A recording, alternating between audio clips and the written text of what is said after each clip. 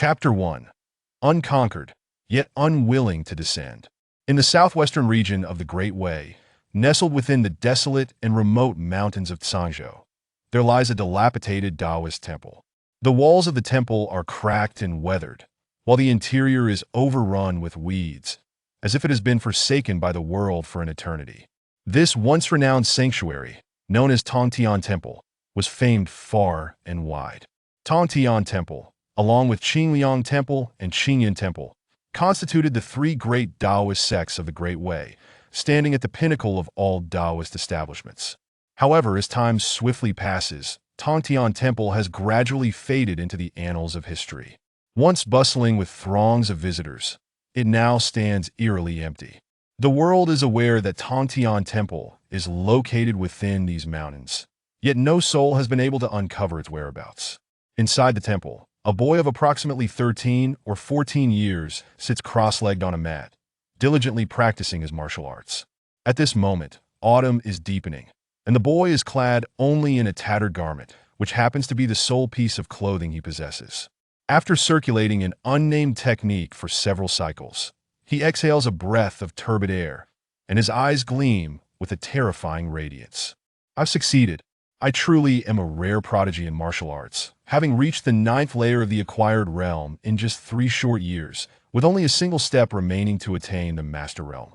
The boy, named Xiao Wui, had crossed over to this place 3 years prior. Due to his exceptional aptitude, he was taken as a disciple by a wandering old Taoist priest and brought to this remote mountain temple. In his previous life, Xiao Wui had been a brick mover who, after 5 years of purchasing lottery tickets, had finally struck it rich just before his crossing, winning 5 million.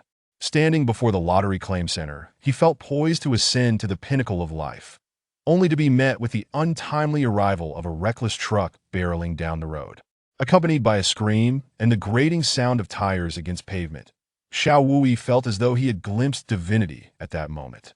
When he next opened his eyes, he found himself confronted by an old Taoist with a lecherous expression, clumsily disrobing himself.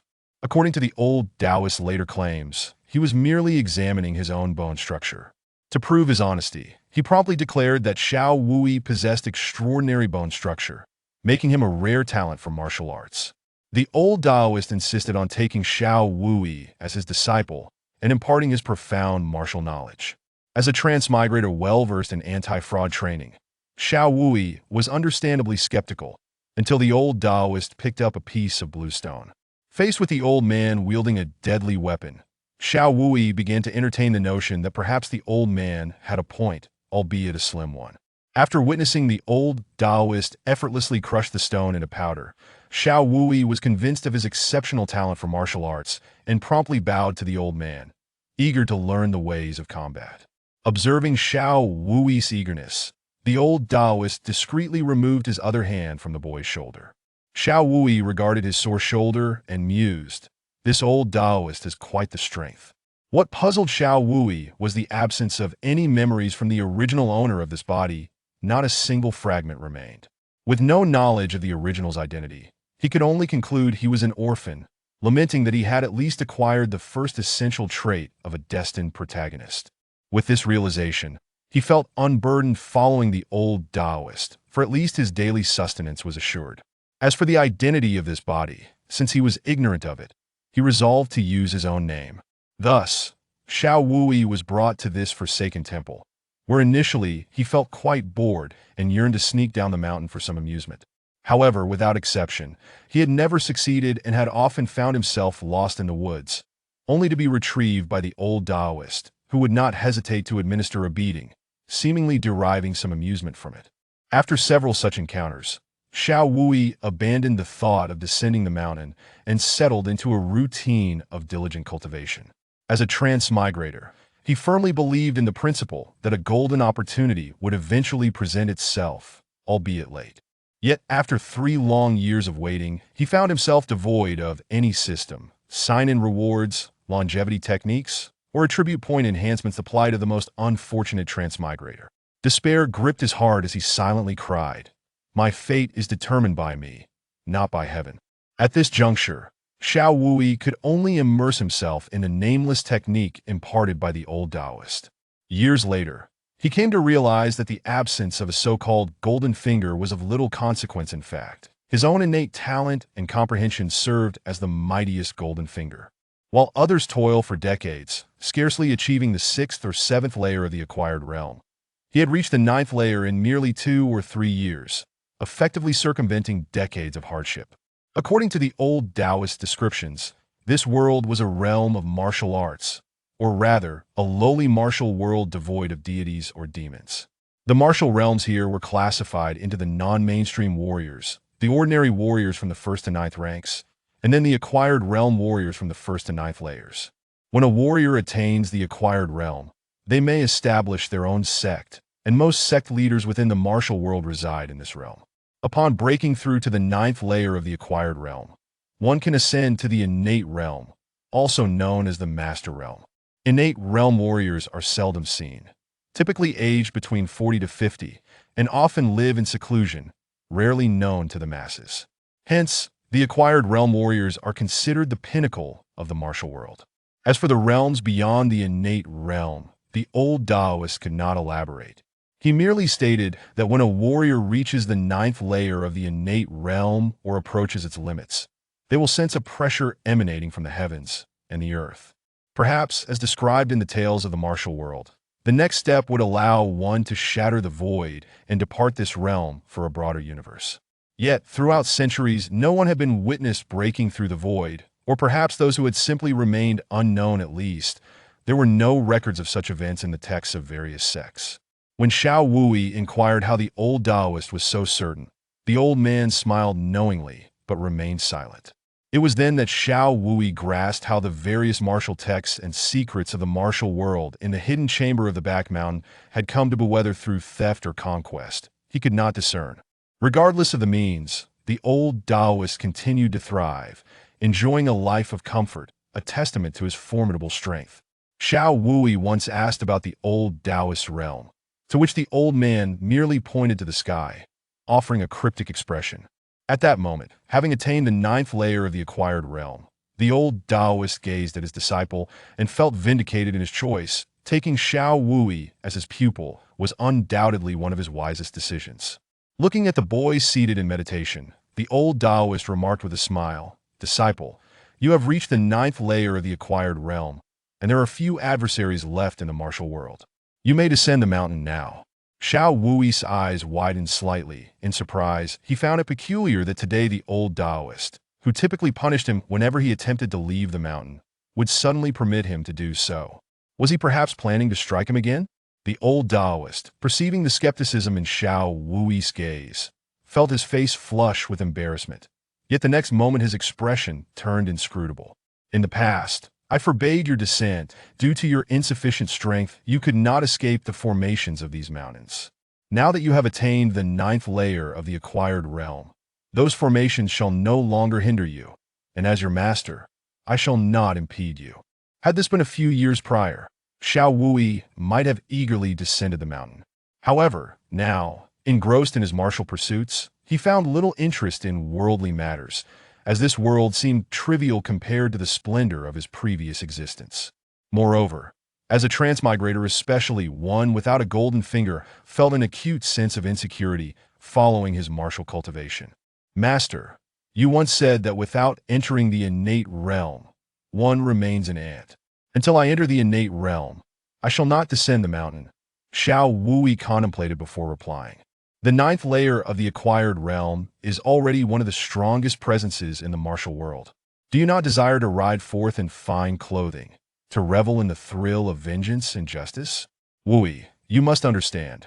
Fame is fleeting. You are already 14 this year, and I, your master, had long been renowned in the martial world at your age. The old Taoist fervently attempted to entice him. Was it infamy that filled the martial world? Xiao Wui could not help but scoff internally. Despite the old Taoist's earnest counsel, Xiao Wui remained unmoved. "Reputation is as fleeting as a cloud to me, of no significance. Moreover, I am still young and naive to the treachery of the martial world. I must remain in the temple to absorb my master's teachings." What nonsense! Though he had made some progress in martial arts, innate realm experts were not absent from the world. If he were to inadvertently offend their disciples, he could easily find himself captured and beaten. Even if innate realm experts refrained from acting, there were still those who employed poison and goo. Not to mention the most formidable, those cunning manipulators of the human heart. A careless misstep could lead to a fate worse than death. Furthermore, based on Xiao Wui's understanding of the old Taoist, the latter's reputation in the martial world was hardly commendable. In fact, it might be infamous. Should he acknowledge his apprenticeship, he would likely be set upon by a mob. Thus, until the day he could stride forth invincibly, Xiao Wui was resolute in his decision not to descend the mountain. Unconsciously comforting himself, he thought, perhaps my golden finger is arriving soon, I must not let my efforts go to waste. Seeing Xiao Wui remain resolute, the old Taoist sighed inwardly before decisively taking action. With a swift strike, he aimed a palm at Xiao Wui. Anticipating the move, Xiao Wui reacted quickly, retreating several paces. Master, you betray the principles of martial ethics. You truly wish to strike me again. Having reached the 9th layer of the acquired realm, Xiao Wui's reflexes and movements had undergone a remarkable transformation, allowing him to easily evade several paces away. However, the old Taoist had never imparted any techniques or martial movements to him. Although Xiao Wei possessed formidable internal energy, he could barely utilize 2 or 3/10 of it. In a fleeting moment, Xiao Wei was caught off guard and was struck several times by the old Taoist, causing him to grimace in pain and dart about chaotically, his speed unconsciously increasing. The old Taoist, increasingly alarmed, realized that Xiao Wei's body had undergone a transformation through the refinement of the nameless technique. Even at this moment, it was difficult for the old Taoist to inflict harm upon Xiao Wei. As he observed the leaping and bounding Xiao Wei, a chilling glint flashed in the depths of the old Taoist's eyes, though his face quickly returned to a dull, awkward expression. The old Taoist slowly withdrew his hand, stating, "Indeed, you have grown stronger than last time." "Naturally, for I am a rare martial genius among millions," Xiao Wei replied. Observing the old Taoist cease his assault, Xiao Wei halted his frantic movements. "You may now study the martial arts within the secret chamber," the old Taoist added. Xiao Wei was taken aback by this statement, recalling the circumstances of his first unintentional entry into the secret chamber. Countless martial arts manuals, such as the Diamond Finger, Indestructible Divine Skill, Mountain Opening Fist, and Primordial Palm, were scattered across the shelves. Just as he was about to peruse them, the old Taoist had timely discovered him. After dealing him a beating, the old Taoist had cautioned him that those martial arts were mere trivial branches, not worth mentioning. The nameless technique was the true foundation of martial arts, the path to transcendence. "Did you not say otherwise, master?" Xiao Wei began to voice his confusion, but the old Taoist interjected, "To step into the innate realm requires opportunity. Each person's fortune is different. Perhaps your fortune lies within those martial arts manuals. However, do not forget your foundation." "Yes, master," Xiao Wei replied, bowing respectfully. Chapter 2. Ambitious Aspirations. Time flows like water, fleeting and elusive. A year later, Xiao Wei slowly closed the manual of the Indestructible Divine Skill in his hands. The true energy generated by the nameless technique coursed through his body, following the operational route of the Indestructible Divine Skill. A golden radiance gradually emanated from his flesh, growing ever more resplendent. The entire Taoist temple was enveloped in this golden glow as Xiao Wei took a deep breath, gradually retracting the golden light into himself. Gently tapping his chest with his fingers, he produced a sound akin to the resonant clang of metal, reverberating like the rumble of thunder or the deep tones of a Buddhist chant. Xiao Wei mused to himself that indeed, compared to other techniques like the Mountain Opening Fist and Primordial Palm, the Indestructible Divine Skill surpassed the descriptions in the manual by more than tenfold. Perhaps this was the true strength of the nameless technique. Over the past year, Xiao Wei had practiced all the martial arts in the secret chamber. For any martial skill, he merely needed to activate the nameless technique to effortlessly master it, and the resulting power was even more formidable. Even the notoriously difficult Indestructible Divine Skill fell under this rule. At this moment, A myriad of insights surged within Xiao Wai's mind, and a wondrous sensation blossomed in his consciousness. Suddenly, Xiao Wai noticed that the world around him had grown quiet. Even the passage of time seemed to slow. He could hear the whisper of the wind, see the distant cicadas singing, and observe the fish swimming in the stream outside the temple. Xiao Wai realized that he was not merely seeing with his eyes, but was perceiving them with heightened awareness. He understood now this was the innate realm. Throughout the past year, Xiao Wai had not intentionally cultivated his skills, but had gradually evolved the martial arts within the secret chamber, probing their hidden mysteries. Yet, as fate would have it, upon mastering the final martial art, Xiao Wai naturally entered the innate realm. This was his opportunity. The old Taoist had long sensed the stirrings of Xiao Wai, but refrained from intervening, merely observing coldly from several dozen paces away. It was not until Xiao Wai could freely manipulate his power, concentrate his mind, and take that pivotal step that the old Taoist extended a finger from several paces away, unleashing the formidable and domineering technique known as the sky-blocking finger from the library. However, at this moment, Xiao Wai had transformed. Whether in martial arts realm or expertise, he was no longer the same. With keen eyes, he met the old Taoist's gaze. The old Taoist was undoubtedly in the innate realm, but it was unclear which layer he had attained.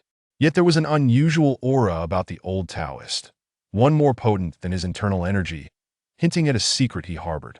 After several exchanges, the old Taoist was forced back several paces by Xiao Wai's overwhelming true energy. A brilliant radiance emanated from the old Taoist, and a powerful aura surged forth from him. Xiao Wai thought to himself that it seemed the old Taoist was about to employ that peculiar power. Yet ultimately, the old Taoist hesitated, suppressing that strange force within him, refraining from making a move. The old Taoist's expression changed swiftly just moments ago. He had seemed intent on defeating Xiao Wai, and now he bore a look of reassurance. However, Xiao Wai had long since grown accustomed to the old Taoist's unpredictable demeanor. My disciple, today you step into the innate realm, which is truly a cause for celebration. In the entire world, it has never been heard of anyone reaching the innate realm by the age of 15. You may rightly call yourself the youngest grandmaster on earth. Moreover, I see your foundation is solid and devoid of any superficiality. You have surpassed the sages of old. You may descend the mountain today. In response to the old Taoist praiser, perhaps manipulation, Xiao Wai remained calm, unaffected. He understood that the old Taoist was far from the simple figure he appeared to be. Yet I am still not invincible. I have heard that the innate realm consists of 9 layers, and I have only just entered the first layer. Though you are merely at the first layer of the innate realm, you are no longer beneath me. Moreover, the innate realm allows for brief aerial flight. Even when facing formidable opponents, you can always retreat. With the lightness technique I have imparted to you, you can traverse freely, even through the royal palace or amidst a sea of soldiers. Upon hearing this, Xiao Wai's expression turned contemplative. Indeed, as long as he did not act rashly and took a step back in difficult situations, how could he entertain such bold thoughts? It seemed he was still too young, full of youthful impetuosity, nearly swayed by the old Taoist's words. Ultimately, he was not truly invincible. Moreover, the old Taoist was concealing many matters from him, urging him to descend the mountain, repeatedly, surely indicated some unspeakable secret. Feigning a sigh, Xiao Wai said, "Master, you know me well. I am reckless by nature, prone to meddling in others' affairs. When I encounter injustice, I tend to stand up for others, which inevitably leads me to offend people. This ensures my life will never be smooth sailing. Furthermore, if I were to flee, it would tarnish your reputation, so I might as well hone my temperament within the temple for a few more years." Reckless by nature, prone to meddling, the old Taoist scoffed. For 4 years since ascending the mountain, this lad had never encountered a third person. How could he meddle in affairs that were not his? Reckless, If you were truly reckless, the watchdog De Huang would not have survived a month. De Huang was a large yellow dog, the third occupant of the temple, who completely disregarded both the old Taoist and Xiao Wai. As for eating from Xiao Wai's bowl or urinating on the old Taoist's bed, such behavior was commonplace. Just as the old Taoist had stated, in the face of De Huang, Xiao Waya maintained his composure. Unwavering, how could he be one to lose his temper so easily? Xiao Waya felt a sense of helplessness towards the Huang when he first arrived at the temple. He truly could not defeat it. Later, as his cultivation progressed, Xiao Waya reflected, why bother quarreling with a dog? After all, it was just a doga single dog at that. There was no need for a single dog to trouble another single dog besides. Companionship in these deep mountains and forests was not easy to come by. The old Taoist's eyes twinkled as if he had thought of something. I have heard that a recent beauty ranking has emerged in the martial world, with each person on the list possessing ethereal beauty, capable of mesmerizing fish and birds. Some are spirited and valiant, others cold and aloof, while some are breathtakingly exquisite. At this moment, Xiao Waya's mind was already stable. He would not be swayed by the old Taoist's words. Furthermore, in his past life, Xiao Waya had encountered countless beauties, whether 10, 100, or even 1,000 would not matter. They were but a fraction of what resided in his computer's hard drive. Women merely a distraction to one's cultivation speed. Regardless of how divine a beauty may be, 100 years hence, they are but a handful of dust. The allure of a delicate skull is most captivating, master. You are being superficial. Upon hearing Xiao Waya's unflappable demeanor, the old Taoist realized that no matter what he said today, he could not sway Xiao Waya. His plans would have to be postponed. Fortunately, there was still ample time. In the end, the old Taoist could not help but ask, disciple, to what stage do you intend to cultivate before descending the mountain? You must understand that no one in this world can truly be invincible. Even the mightiest cannot conquer 1,000 troops. Many in the innate realm have fallen victim to schemes and plots, and the legendary ability to transcend the void is merely a delusion. Xiao Waya fell into a moment of silence, raising his gaze towards the heavens, and with an air of arrogance declared, "Then I shall ascend to the 9th layer of the innate realm. Though I may not shatter the void, this world shall find it increasingly arduous to hinder my steps, and the heavens and earth shall no longer obscure my vision. I shall come and go as I please, free to roam in this vast expanse." Such ambition, the old Taoist couldn't help but exclaim, giving a thumbs up in admiration. 3 years later, Xiao Waya looked upon the ailing old Taoist lying on the bed, his face etched with worry. "Alas, master, did you not say that one in the innate realm could live for over 100 years? You are barely in your 60s or 70s. How can it be that you are suddenly at death's door? Is this not a case of a black-haired person sending off a white-haired one?"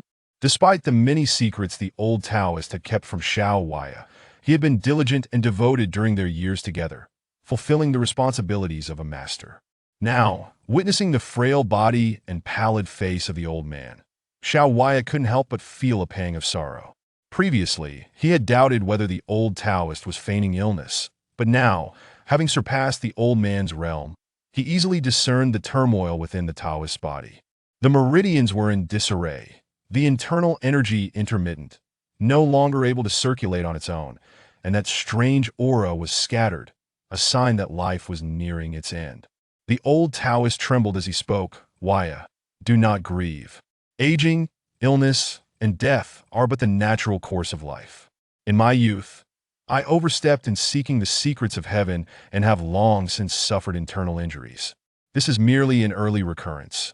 To have encountered a disciple such as you in these additional years is no small fortune. Yet, I regret that I could not endure until you descend the mountain and witness your invincibility. But you must believe that you are invincible, regardless of what others say. Do not waver, hold steadfast to your heart, and only then can you perceive the essence of this world." At this moment, Xiao Waya was engulfed in inexplicable sorrow. Although the old Taoist often acted irrationally, he had treated Xiao Waya as his own son during their years in the mountains, providing the warmth that Xiao Waya had scarcely experienced since his arrival in this world. At present, he did not fully grasp the meaning behind the old man's words, interpreting them merely as the ramblings of a dying man. He promptly responded, "Yes, master. In truth, I have already sensed the oppressive aura of this world. I had intended to descend the mountain next month, but I never anticipated that you would fall gravely ill before I could discuss it with you." "What?" The old Taoist abruptly sat up from the bed.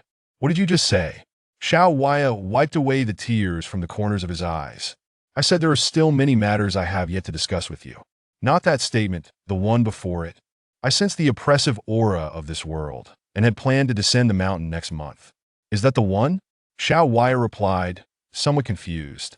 The old Taoist expression shifted, revealing signs of fear. Why did you not mention your intention to descend the mountain sooner? Wait, you said you sensed the world's oppressive aura. Have you reached the ninth layer of the innate realm? Indeed, master. Is there a problem? The old Taoist muttered to himself. So it is true that one can sense the oppressive aura of the world upon reaching the ninth layer of the innate realm. It seems that person did not deceive me. This path is indeed correct. Upon realizing this, the old Taoist appeared to age several decades in an instant. Such a waste of time. It feels as if it has all been a dream. The old man looked at Xiao Waya with an expression that was hard to decipher. It contained surprise, fear, unease, and melancholy. Xiao Waya felt an even greater ache in his heart as he observed the old Taoist's ramblings. Perhaps had he descended the mountain sooner and achieved great renown, the old man might have been able to endure a few more years. Suddenly, the old Taoist reached out and grasped Xiao Waya's pulse, sensing the flow of true energy within him. If it were anyone else grasping his pulse, it would be exceedingly dangerous. However, as the only family Xiao Waya had in this world, he trusted the old Taoist completely and did not resist. After a long while of attentively sensing the changes in Xiao Waya's true energy, the old Taoist slowly released his hold on the young man's arm. He murmured, "True essence is abundant, the pulse steady, dynamic as thunder, tranquil as the dark river. All in accordance with the records and books indeed. It is the pinnacle of the innate realm." Yet, the next question remained. Should he reveal the truth? According to what that person had said, the cultivation methods of the world were rife with flaws, and one should be cautious in their practice. However, the path of martial arts prematurely exhausts human potential and depletes lifespan, making it difficult to sustain unless an anomaly occurs. Perhaps Xiao Waya is that anomaly after all. He had reached the zenith of martial arts in merely 7 years, his potential seemingly limitless, identical to that which was described by that person. Contemplating Xiao Waya's origins, the old Taoist found himself at a loss. Years ago, that person had bestowed upon the old Taoist a grand opportunity, not without ulterior motives. However, after years of cultivation, the old Taoist had failed to reach the realm that person sought. 12 years prior, they had even become adversaries, clashing violently. Though that person ultimately retreated, it was likely that he would return once more. Now, with Xiao Waya suddenly revealing that he had reached the ninth layer of the innate realm and could sense the oppressive aura of the world, he had indeed fulfilled that person's criteria. Yet, what that person could accomplish with his strength and background was likely not a simple matter. Reflecting on the moment spent with Xiao Waya, the old Taoist's heart softened. With a sigh of resignation, the old Taoist finally declared, "Very well, it seems I, the old Taoist, must bear all." Yet, with Xiao Waya's strength and disposition, he would likely shine brightly upon descending the mountain, undoubtedly drawing that person's attention. Preparations must be made in advance. Waya, once you descend the mountain, you must not disclose your lineage, lest you invite catastrophe. Xiao Waya, taken aback, replied, "Master, you have never mentioned where our lineage originates from. As of now, I do not even know your name or title." It was not that Xiao Waya had not inquired. The old Taoist had repeatedly deflected with excuses, and eventually, Xiao Waya ceased to press the matter, assuming it was the old man's secret. Feigning surprise, the old Taoist exclaimed, "I never mentioned it? Ah, that is fortuitous. Ah, no, that is not important. Though you have stepped into the innate realm, you must not act recklessly. Once you descend the mountain, visit the Qingqi Academy and present this half of a jade pendant to the dean. He will understand everything and arrange matters for you accordingly. Whether to accept his arrangements is entirely up to your own intent." With that, the old Taoist handed over the fish-shaped jade pendant that he had always worn at his waist to Xiao Waya. Looking at the pendant, the old Taoist felt a twinge of reluctance, but ultimately let go. The heavens are about to change. The old Taoist slowly closed his eyes and collapsed back onto the bed. Xiao Waya clutched the jade pendant tightly, tears welling in his eyes, unable to hold back any longer. "Master, oh master, What shall I do without you? The old Taoist suddenly opened his eyes. Stop your wailing, I am not dead yet. Merely tired from speaking and wishing to rest for a moment. Oh, very well, master, Xiao Huiya replied softly. Chapter 3. The Wayfarer. 3 days later, the old Taoist finally succumbed, departing this world in serene tranquility. The weather that day was splendid, with not a whisper of wind in deference to the old Taoist's fervent wish at his deathbed. Xiao Huiya ultimately chose not to cremate him. Instead, he interred the old Taoist beneath the grand locust tree that had been his favorite during his lifetime. Da Huang sat solemnly before the old Taoist's grave, staring intently at the mound, refusing to leave for an extended period. Xiao Huiya sighed, reflecting on the many years the old Taoist had devoted to caring for the dog. Death cannot be reversed.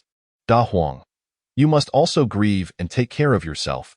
Compared to a few years prior, Da Huang had aged considerably, and his once imposing gait had diminished. The dog merely howled at the grave, as if communicating the depth of his sorrow to the old Taoist. Truly, he was a loyal and affectionate companion. Xiao Huiya couldn't help but feel a wave of emotion. After attending to the old Taoist's affairs, Xiao Huiya prepared to descend the mountain. Ultimately, Da Huang did not follow him. Instead, the dog remained quietly at the entrance, silently guarding the Taoist temple, the place he had called home for many years. I shall return for you, Da Huang. Keep watch over our home, Xiao Huiya thought, his heart inevitably stirred. 7 years of cultivation had passed in the blink of an eye, and now he was invincible in the mortal realm. With his presence, it seemed that life would not be so mundane. With a light chuckle, Xiao Huiya floated down the mountain. On the 10th day after his departure, a figure clad in black arrived at the temple. The individual appeared to be in his 30s or 40s, radiating a fierce aura, akin to an unsheathed blade, exuding formidable spiritual power with every movement.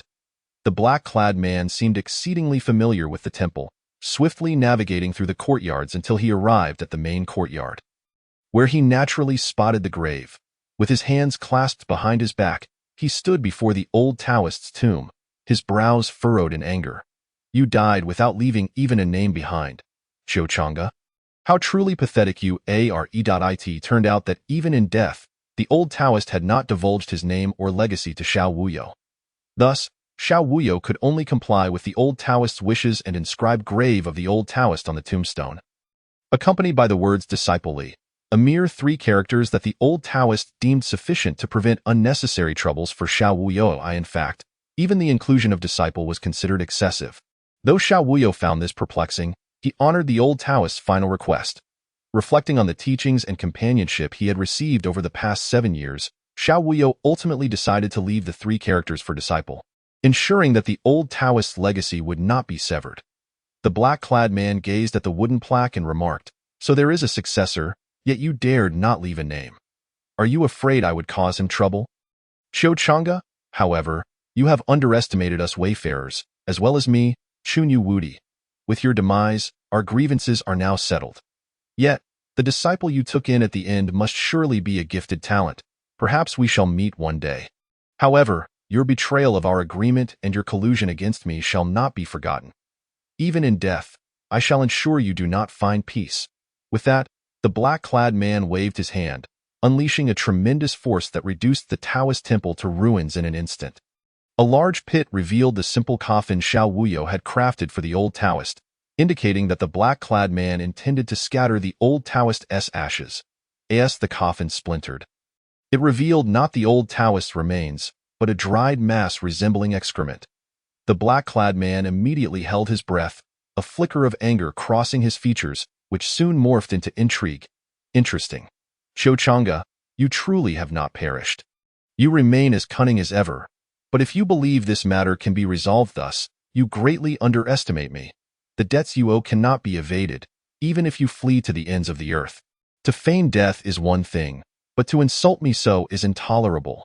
With a single wave of his hand, an overwhelming force erupted from within him, and the entire temple was obliterated in an instant. Should Xiao Huiya witness such devastation, he would undoubtedly be incensed, for no one would take kindly to having their home destroyed. At that moment, Qiu Chang'e was traversing the official road to the Shiliang kingdom when he suddenly felt a chill run down his spine. Looking up at the stars, he quietly mused, "Is it the wayfarers? It seems they have discovered what Da Huang left in the coffin. This troublesome dog only brings me trouble, but it matters not. My conflict with the wayfarers has reached a point of no return. With that thought, the old Taoist quickened his pace towards the Shiliang Kingdom in the autumn of the 10th year of the Great Way's peace, amidst a gentle, persistent rain, after 2 days of stumbling through the wilderness. Xiao Wuyo finally emerged from the depths of the mountains, as a traveler from another world. He was quite certain he was not directionally challenged. He had simply followed the sun, ensuring he was on the right path. It was likely that the desolate mountains were indeed the problem, possibly the very formation the old Taoist spoke of. Xiao Wuyo couldn't help but feel a sense of pride. After all, his innate talent was remarkable. How could a mere formation hinder him? He had managed to escape in just 2 days. The old Taoist had originally designed this formation to confound the wayfarers, never anticipating that Xiao Wuyo would become ensnared, nor that he would forget to inform him how to exit before his feigned death. Fortunately, the timing of the wayfarers' arrival had coincided with Xiao Wuyo's departure by a few days. Had the wayfarers arrived a moment earlier or Xiao Wuyo departed a moment later, their paths would surely have clashed. As night fell and the rain continued to drizzle, soaking Xiao Wuyo's thin garments and muddying his shoes, he felt no fear of the cold that enveloped his body. Rather, he yearned for a spark of warmth for his soul. In the distance, glimmers of light illuminated his path. With a newfound sense of purpose and anticipation, his spirits lifted. With light steps, he moved forward, embracing the rain with an air of ease. The ever-changing emotions of youth are indeed swift, easily finding fulfillment. Upon reaching the source of the light, Xiao Wuyo surmised that this had once been a temple. Though now it appeared in utter disarray, a far cry from the grandeur of the Taoist temple. Gently knocking on the gate, he waited, but no response came. Pushing the door open, a youthful, vibrant voice rang out from within the hall. "Pray tell, where does the guest hail from?" So there was indeed someone present, Xiao Wuyo thought. Though the voice struck him as peculiar, yet he could not pinpoint. He promptly replied, "I am Xiao Wuyo, a wandering Taoist. I chanced upon this place and seek refuge from the storm. Might I partake in a drink?" At this, Xiao Wuyo realized the peculiarity of the voice. It belonged to someone inebriated. 1 cup is insufficient. "At least 10 cups, the voice responded. With a smile, Xiao Wuyo replied, "Indeed, I have yet to taste wine since coming to this world, nor have I ever seen the old Taoist indulge." Once, he had asked the old Taoist why he abstained from alcohol, to which a rare expression of sadness crossed the old man's face. "I have 3 joys in life: to teach, to drink, and to admire peonies. I have taught countless students, yet none have ever truly resonated with my heart. There were a few who showed promise, yet my fondness for drink cost me their companionship. However, I harbor no regrets. Only the peonies leave me with eternal longing. Since then, I have sworn off alcohol." Xiao Wuyo refrained from further inquiries about the peonies or their connection to the old Taoist's vow, for it was evident that whatever had caused such sorrow was likely a painful memory. Why should he pry into another's wounds? In the days that followed, he never again broached the subjects of wine or peonies in the old Taoist's presence. Chapter 4. I, Xiao Wuyo, am indeed a gentleman. Pushing open the hall door, he was greeted by a young scholar in white, holding a cup in invitation, clearly having indulged quite a bit. Xiao Wuyo, not one to be polite, accepted the cup and downed 3 glasses in quick succession. Though the wine lacked the intensity and richness of his former life, it possessed a unique charm that compelled him to exclaim his delight thrice. "Xiao, you are indeed a man of spirit. I am Ning Baiyu from the northern plains." The scholar, noticing Xiao Wuyo's carefree demeanor, introduced himself. The scholar was strikingly handsome, and the sight of him holding a wine cup accentuated his charisma, prompting Xiao Wuyo to admire him as a true figure of charm. Xiao Wuyo discerned that the scholar was a practitioner of the 2nd tier, explaining his presence in these remote mountains. However, there was an enigmatic aura about him that made Xiao Wuyo furrow his brow. After keen observation, Xiao Wuyo suspected that the scholar had encountered something unsavory, causing a flicker of doubt to arise within him. Yet, as the scholar continued to urge him to drink, Xiao Wuyo resolved to push his concerns aside. With a few more cups consumed, the two quickly became familiar. Upon learning that Xiao Wuyo had recently emerged from the mountains, Ning Baiyu offered a brief overview of the current state of affairs in the realm. At this moment, it was the 10th year of peace in the Great Way, a time of stability where the people lived contentedly. Surrounding nations coexisted harmoniously, having enjoyed many years without war. As their conversation flowed, the wine continued to dwindle, yet Xiao Wuyo felt increasingly alert. Is this truly wine? Xiao Wui felt a tinge of skepticism. Although he considered himself to possess a commendable tolerance for alcohol in his previous life, he found it hard to believe that he could consume dozens of cups without feeling the slightest intoxication. Perhaps it had something to do with his cultivation. Just as Xiao Wui was about to inquire with Ning Baiyu about matters concerning the martial world, Ning Baiyu unexpectedly collapsed onto the ground, quickly descending into a deep slumber, his snores soon echoing through the air. He had initially assumed Ning Baiyu to be a man of rugged and bold temperament, only to discover that he was, in fact, a lightweight drinker. Truly, one should not judge a book by its cover, and Xiao Wui felt somewhat speechless. After downing several more cups, boredom began to creep in, prompting Xiao Wui to hoist Ning Baiyu onto his shoulders and carry him to a side chamber on the eastern side of the grand hall, where he laid him upon the bed. He then retreated to the western side's chamber. As he reclined on the hard bed, sleep eluded him. Instead, he contemplated the news he had gleaned from Ning Baiyu earlier that day, sensing something amiss yet unable to articulate it. He resolved to wait until tomorrow when Ning Baiyu would be sober enough to provide further clarification. In the dead of night, Xiao Wui was roused by the faint sound of a door creaking open. As if something had entered the grand hall, a gentle breeze wafted through the air, carrying with it a peculiar fragrance reminiscent of the essence that clung to the scholar. A silhouette draped in white cautiously entered the western chamber where Xiao Wui lay. Groping her way toward his bed, silent and watchful, he observed her movements without uttering a word. Strangely, she emitted no discernible presence, as if void of any human essence. Once the white figure stepped into the chamber, Xiao Wui sensed her existence, yet she remained utterly silent. Theo possessed such an ability suggested that she was at least a formidable practitioner capable of concealing her aura. However, it was evident that she was not. And perhaps not even human. Could she be a ghost? A knowing smile crept upon Xiao Wui's lips. On a rainy night, in a desolate wilderness, within a dilapidated temple, a scholar. This scene felt oddly familiar. With this thought, his curiosity heightened, and he resolved to glean more from Ning Baiyu come morning. That moment, the white figure had reached the foot of Xiao Wui's bed, her disheveled hair obscuring her features. Though the darkness concealed her visage, he could sense she was a woman, or perhaps a ghost. Her hand slowly brushed against his arm, and despite the fabric that separated them, he felt a chill coursing through him. Devoid of any pulse or breath, it was confirmed. A ghost, with an ethereal fragrance and icy touch. As she leaned closer, their faces nearly touching, Xiao Wui suddenly opened his eyes wide. The white figure appeared startled by his abrupt gaze. Collapsing to the floor, her hands instinctively clutching her racing heart, "My lord, you weren't asleep," she gasped, clearly frightened. Rising to her feet, she lit a candle on the table, gathering her scattered hair behind her head, revealing a delicate and enchanting face, her chest heaving as if genuinely startled by Xiao Wui's sudden awakening. Radiantly elegant and striking, she was indeed a beauty. Sitting up, Xiao Wui gazed intently at her. And it was unmistakably a ghost, yet a remarkably beautiful one, seemingly fulfilling all the necessary criteria. Recalling Ning Baiyu, Xiao Wui inquired uncertainly, "Might you be called Xiao Qian?" "How rude. I am Xiao Lan. I was here just yesterday. And you have already forgotten?" "Humph. It seems scholars are all heartless wretches." With that, the girl named Xiao Lan took a seat at the table, sulking. Xiao Wui instantly grasped the situation. It seemed she was searching for Ning Baiyu. And perhaps his unintentional mistake of occupying the wrong room had led to this misunderstanding. Feigning an apology, he said, "I must have misjudged, fair maiden. Please do not be upset." He then reached out to take Xiao Lan's hand, at which point she finally realized who he was.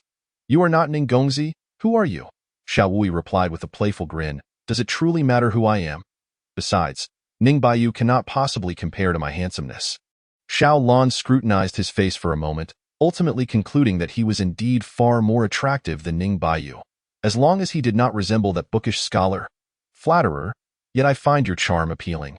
I wonder if you find me equally enticing." Clearly, the charade was over. In this desolate mountain wilderness, with only a lone man and a solitary woman, it was either a monster or a ghost. Yet, this notion seemed absurd. How could ghosts exist in this world, and moreover, this one appeared rather feeble. A frown creased Xiao Wui's brow, but his face soon returned to its mischievous grin. Indeed, I find you utterly enchanting. His hands began to involuntarily caress Xiao Lan's, exploring the peculiarities of her ethereal form. Shall we play a game? What sort of game, my lord? Xiao Lan inched closer to him, her body pressing against his. The game is called You Seduce Me, and I shall see if my heart stirs. If you win, there shall be a reward. The long, tedious night beckoned, and Xiao Wui was keen to discover what sort of being Xiao Lan truly was. Xiao Lan chuckled inwardly. He was quite the player in that case. Soon you shall belong entirely to me. If I find pleasure, I may even spare your life for a few more days, but if not, well, then do not blame me for my cruelty. Very well, my lady, but you must tread carefully. However, should you lose, I shall impose a punishment upon you. Xiao Wui said with an enigmatic smile. Curiosity piqued, Xiao Lan inquired. What punishment? Xiao Wui replied with a mysterious smile. You shall find out soon enough. An hour later, Xiao Lan found herself utterly exhausted, breathing heavily. My lord, are you truly capable? Xiao Wui sat upright, his expression unchanged. Yet internally he was a flurry of emotions. It appeared he held no interest in the ghostly figure before him. Perhaps this was indeed the mark of a true gentleman, remaining unperturbed in the face of temptation. Xiao Wui, it seemed, was truly a paragon of virtue. Xiao Lan, witnessing his demeanor, felt utterly disheartened. He was even less responsive than Ning Baiyu, who at least had shown some vigor.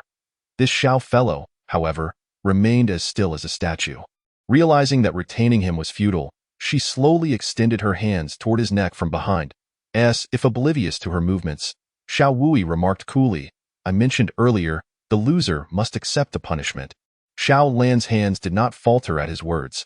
She chuckled softly. What punishment? Death. Upon hearing the word death, Xiao Lan felt as though her entire being had frozen, her body paralyzed with an icy dread. The hands that had nearly reached Xiao Wui's neck were now suspended in midair, creating a scene that was utterly surreal. Xiao Wui turned his head slowly, smiling as he faced her. So, have you decided how you shall meet your end? Fair Xiao Lan? Chapter 5. Ning Lang. Save me. This must have been Xiao Lan's first encounter with such a predicament. As a ghost, she experienced a bone-chilling coldness in the presence of this seemingly harmless youth. A profound sense of helplessness washing over her. Faced with the impending specter of death, Xiao Lan resolved to fight with all her might. Ning Lang, save me! A piercing wail shattered the tranquility of the night. Xiao Wui had anticipated various forms of resistance from Xiao Lan, even preparing himself for combat. Yet he never imagined her method would be so straightforward, simple, and effective. As the ancients wisely stated, simplicity is the ultimate sophistication. Though Ning Baiyu was but a scholar, he possessed commendable martial prowess. At that moment, even in the depths of slumber, he remained somewhat alert. At the sound of her cry, Ning Baiyu awoke, hastily rising to rush toward the western chamber without even bothering to adjust his attire. He burst through the door, only to be stunned by the sight before him. There stood Xiao Wui, bare-chested, nearly entwined with Xiao Lan, who had her arms raised as if embracing him tightly. For a moment, Ning Baiyu stood frozen at the entrance, uncertain whether to advance or retreat.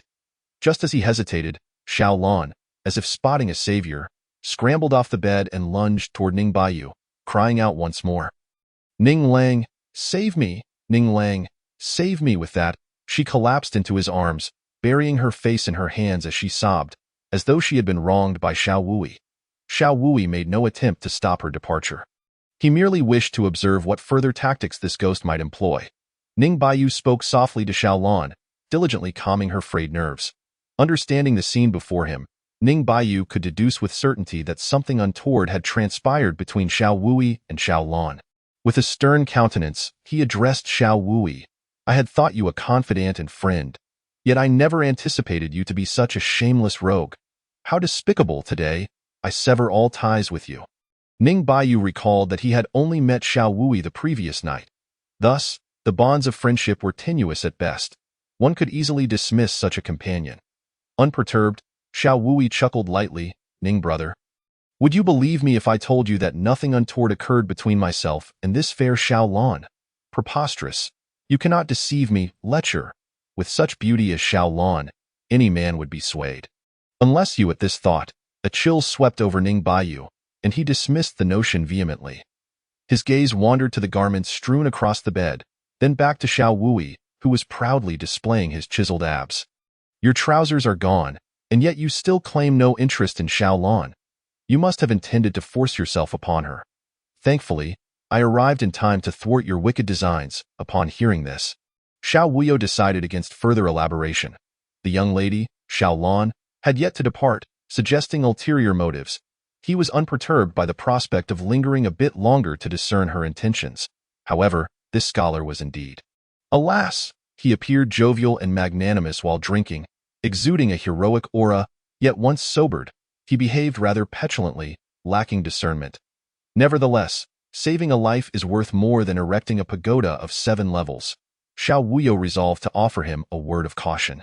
Brother Ning, have you recently felt lethargic, your mind clouded, and your strength waning? Ning Baiyu indeed felt somewhat fatigued, likely due to prolonged nocturnal study sessions, yet he quickly grasped the deeper meaning behind Xiao Wuyo's words. His face flushed crimson with indignation as he retorted, I understand your insinuation. Are you suggesting that love leads one to peril? My affection for Xiao Lan is sincere, marked by tenderness, not the sordid affairs you presume. Ah, this scholar had clearly misconstrued the matter. Xiao Wuyo resolved to be forthright. Have you not discerned that she is not human? You, a martial artist of the 3rd rank, have inexplicably descended to the 2nd. Have your indulgences in drink caused you to forget your own standing? While wine and lust may harm the body, they cannot cause one's rank to plummet so swiftly. Only malevolent entities that siphon the essence of martial artists could achieve such a feat. Xiao Lan exudes no vitality. Have you not perceived anything amiss? Awaken, Ning Baiyu.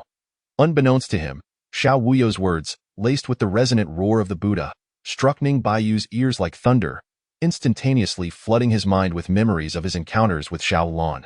Originally hailing from the northern plains, he had come to partake in the triennial entrance examination of the Qingqi Academy. Arriving at this temple mere days ago, a fateful night had led to a clandestine vow with Xiao Lan, and he had become ensnared, unwilling to depart, utterly forgetting his original intent. Realizing this, Ning Baiyu broke into a cold sweat. How could he, a paragon of virtue, have become so enmeshed in carnal desire? No, his dedication to scholarship had always been unwavering, and he had never sought the company of women. How could he have succumbed to such folly? At this moment, he felt the weight of his discomfort, and all seemed to coalesce into clarity.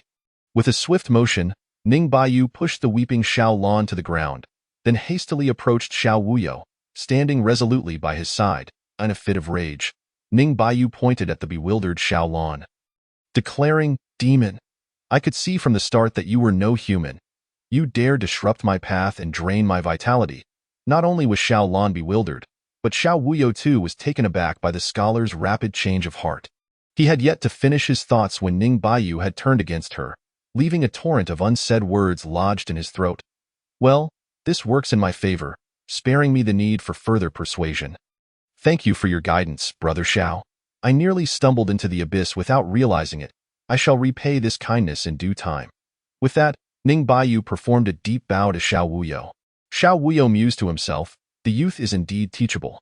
His efforts have not been in vain. Xiao Lan, gazing at the unfeeling Ning Baiyu, lamented, It is often said that scholars are callous and ungrateful. And this rings true in your case. Ning Baiyu retorted sternly, humans and spirits are ultimately on divergent paths. It is impossible for you and I to coexist. Soon, I shall have Brother Xiao perform a proper rite for you. May you find a better existence in your next life. Xiao Lan's visage turned desolate, tears glistening like pear blossoms in the rain. Just yesterday, you called me your darling. Today, you wish to send me off to the afterlife. How cruel you are, scholar. Ning Baiyu, as if he did not recognize her, replied earnestly, in life, a day of marriage warrants 100 days of gratitude. I shall erect a proper grave for you, so you may depart in peace. Xiao Wuyo regarded the two as if they were fools. Brother, she is a ghost. She has already perished. What need is there for a grave? Moreover, Xiao Lan was still putting on an act. Did she not intend to buy time for her accomplices? Suddenly, Xiao Wuyo sensed commotion outside the temple, suspecting her allies had arrived. Indeed, Xiao Lan appeared to have heard the stirrings as well, abruptly rising and pointing an accusatory finger at the two, exclaiming, "Since you are heartless, do not blame me for being ungrateful. The Lord Serpent has arrived. You shall both meet your demise." "Are you referring to that little snake outside?" Xiao Wuyo remained within the chamber, well aware of the scene unfolding beyond the temple walls. It indeed possessed some degree of power, yet alas, you shall not lay eyes upon it. Xiao Lan was taken aback. "Little snake? Why can I not see it?" In that instant, a dreadful realization struck her, and she unleashed her full strength, dashing towards the temple's exit with all her might. But alas, it was too late. "I told you I would send you to your death." A radiant beam of light, akin to the sun, shot forth from Xiao Wuyo's fingertips, enveloping Xiao Lan entirely, while simultaneously piercing through the grandeur of the temple and slicing through the night sky. Even those several dozen miles away could witness the spectacle, as if a meteor had graced the heavens, brilliant and fleeting. Chapter 6. The Speaking Serpent. As Xiao Lan vanished from existence, Xiao Wuyo reflected, "It seems this pure yang energy indeed possesses extraordinary lethality against malevolent entities. The nameless technique imparted by the old priest is truly remarkable, allowing me to transform my innate energy into various forms and wield diverse martial arts with utmost ease, its potency surpassing tenfold." Regrettably, the old priest never disclosed the name or origin of this technique to me. Despite the series of bizarre encounters, they posed no threat to me. Perhaps it is because I am indeed formidable. "Brother Xiao, what shall we do now? Are Xiao Lan's allies still outside?" Ning Baiyu inquired anxiously. "They remain. We shall go confront that serpent." With that, Xiao Wuyo stepped out of the chamber, with Ning Baiyu closely following. Upon exiting the grand hall, Ning Baiyu's complexion turned pale at the sight of the serpent Xiao Wuyo had mentioned, nearly fainting. Xiao Wuyo swiftly supported him. "Brother Ning, why are your legs trembling?" "I am merely a tad overwhelmed." "Brother Xiao, please tell me, is this creature you call a little snake?" Outside the temple, a colossal white-scaled serpent, towering several yards and surpassing the temple's entrance, fixated its gaze upon the two men, occasionally flicking its tongue, which resembled a crimson arm, as though it had recently dined. Once Ning Baiyu regained his composure, Xiao Wuyo gradually released his hold, and my eyes, size is merely relative to strength. The strong are great, while the weak are small. It appears weak, so am I wrong to call it a little snake? Is it wrong? Of course, it is wrong. I have never seen such a large snake in my life. Not just snakes, no creature could rival its size. Ning Baiyu could not help but scoff at his misfortune, first encountering a female ghost, and now facing a giant serpent. What madness possessed me to leave the northern plains for this academy examination? Should I not have lived a peaceful life, savoring simple fare? Though Ning Baiyu felt terror in his heart, he did not yield outwardly. "Indeed, it is not that large. What do you plan to do about it?" Xiao Wuyo raised his fist towards Ning Baiyu. Inwardly, Ning Baiyu thought, "I hope your fist is as sturdy as your words." Yet, Xiao Wuyo's gesture did provide him some comfort.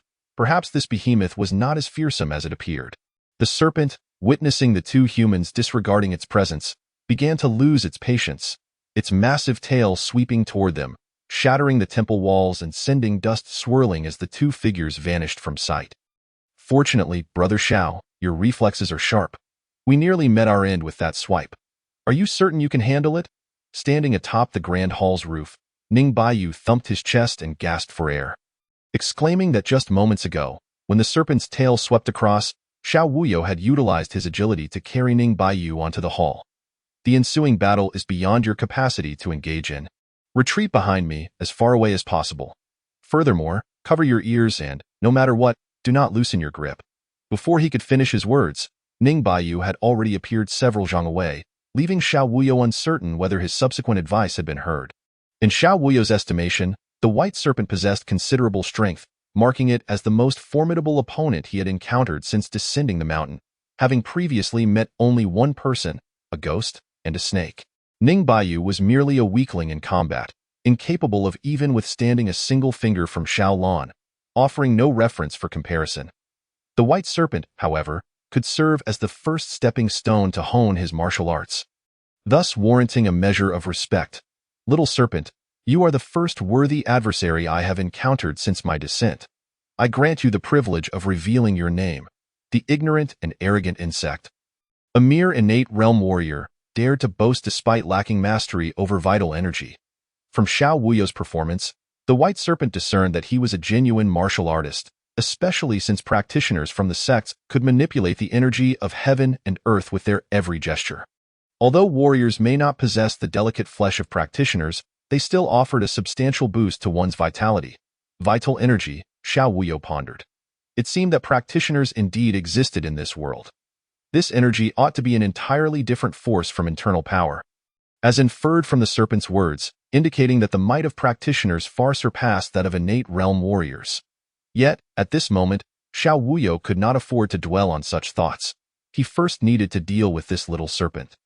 Since stepping into the pinnacle of martial arts and experiencing the oppressive force of this realm, Xiao Wuyo had sought to break through the limits, diligently studying various martial arts to simplify them according to his own state, thereby creating several techniques. Today, he intended to use this little serpent to validate his martial path.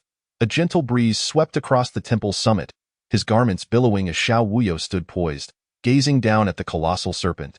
Since I, Xiao Wuyo, embarked on the path of martial arts at the age of 17, I have never tasted defeat.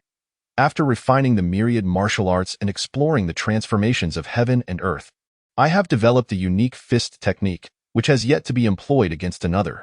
Today, I shall use this fist to establish my invincible name. As he beheld the insect rising slowly into the air, a flicker of fear crept into the white serpent's heart. Though it could not pinpoint what felt amiss, the sensation of dread intensified. The white serpent realized that if it did not find a way to conquer its fear, its resolve would be tarnished and future cultivation would become increasingly difficult. Thus, the white serpent was compelled to strike first, its massive head lunging towards the airborne Xiao Wuyo with blinding speed.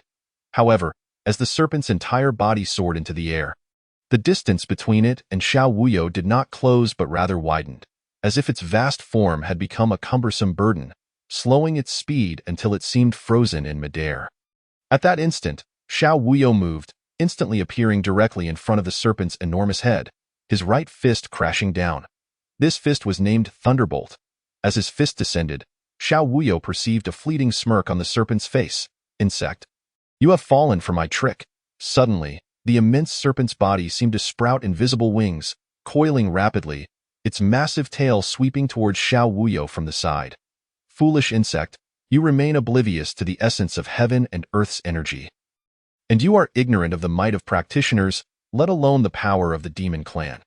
You shall never have the chance to learn. Yet when Xiao Wuyo's fist struck the serpent's colossal tail, the white serpent beheld the most terrifying sight in existence. With a resounding thunderclap echoing through the night sky, the massive tail was shattered into fragments, the air thick with the scent of charred flesh. Indeed, when dealing with demonkind, the thunder of heaven proved most lethal, though a considerable gap remained before shattering the very heavens. Observing the might of his punch, Xiao Wuyo felt a pang of emotion. The thunderbolt fist, after all, was conceived from his observations of the thunder of heaven, its initial creation having stirred the clouds high above. The white serpent seemed momentarily stunned by the thunderous roar, only to feel a piercing pain when witnessing its tail disintegrate into countless shards. A cry of anguish reverberated through the heavens and earth. Xiao Wuyo, unwilling to grant the white serpent excessive time to endure pain, shifted his form and soared once more, raising his right fist to strike the serpent's head. Chapter 7. Spare me, Senior. Spare me, Senior. At this moment, the white serpent disregarded its pride as a demon and bowed before the insect. Pleading for mercy, it understood one thing. It could not withstand a second punch from its opponent and could only concede defeat. But was it not too late to surrender?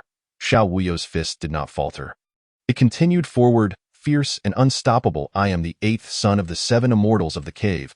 Chan Bazai. Senior, please show mercy. The white serpent, fearing that this formidable entity would ruthlessly obliterate it, hastily invoked its father's name.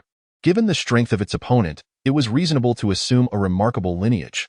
Surely, he had heard of the 7 immortals of the cave. After all, no practitioner would wish to provoke the 7 immortals without cause, especially since its father, Chan Jun, ranked 3rd among them, a notorious protector of his kin, known throughout the world. Citing its father's name was enough to instill fear in the opponent. Xiao Wuyo paused, pondering the 7 immortals of the cave. Were they truly celestial beings? Chan Bazai. That name is quite amusing. Do you perchance have 7 elder brothers named Chan Izai, Chan Erzai, Chan Sanzai, Chan Sazai, Chan Wuzai, Chan Liuzai, and Chan Chizai? Has senior heard of my brothers' names? My elder brother is not called Chan Izai. His name is Chan Dazai, and my 4th sister is not called Chan Sazai but Chan Sishi. Upon hearing that the other party was familiar with his brothers' names, the white serpent felt a flicker of hope for its life. Xiao Wuyo seemed to find the situation rather humorous.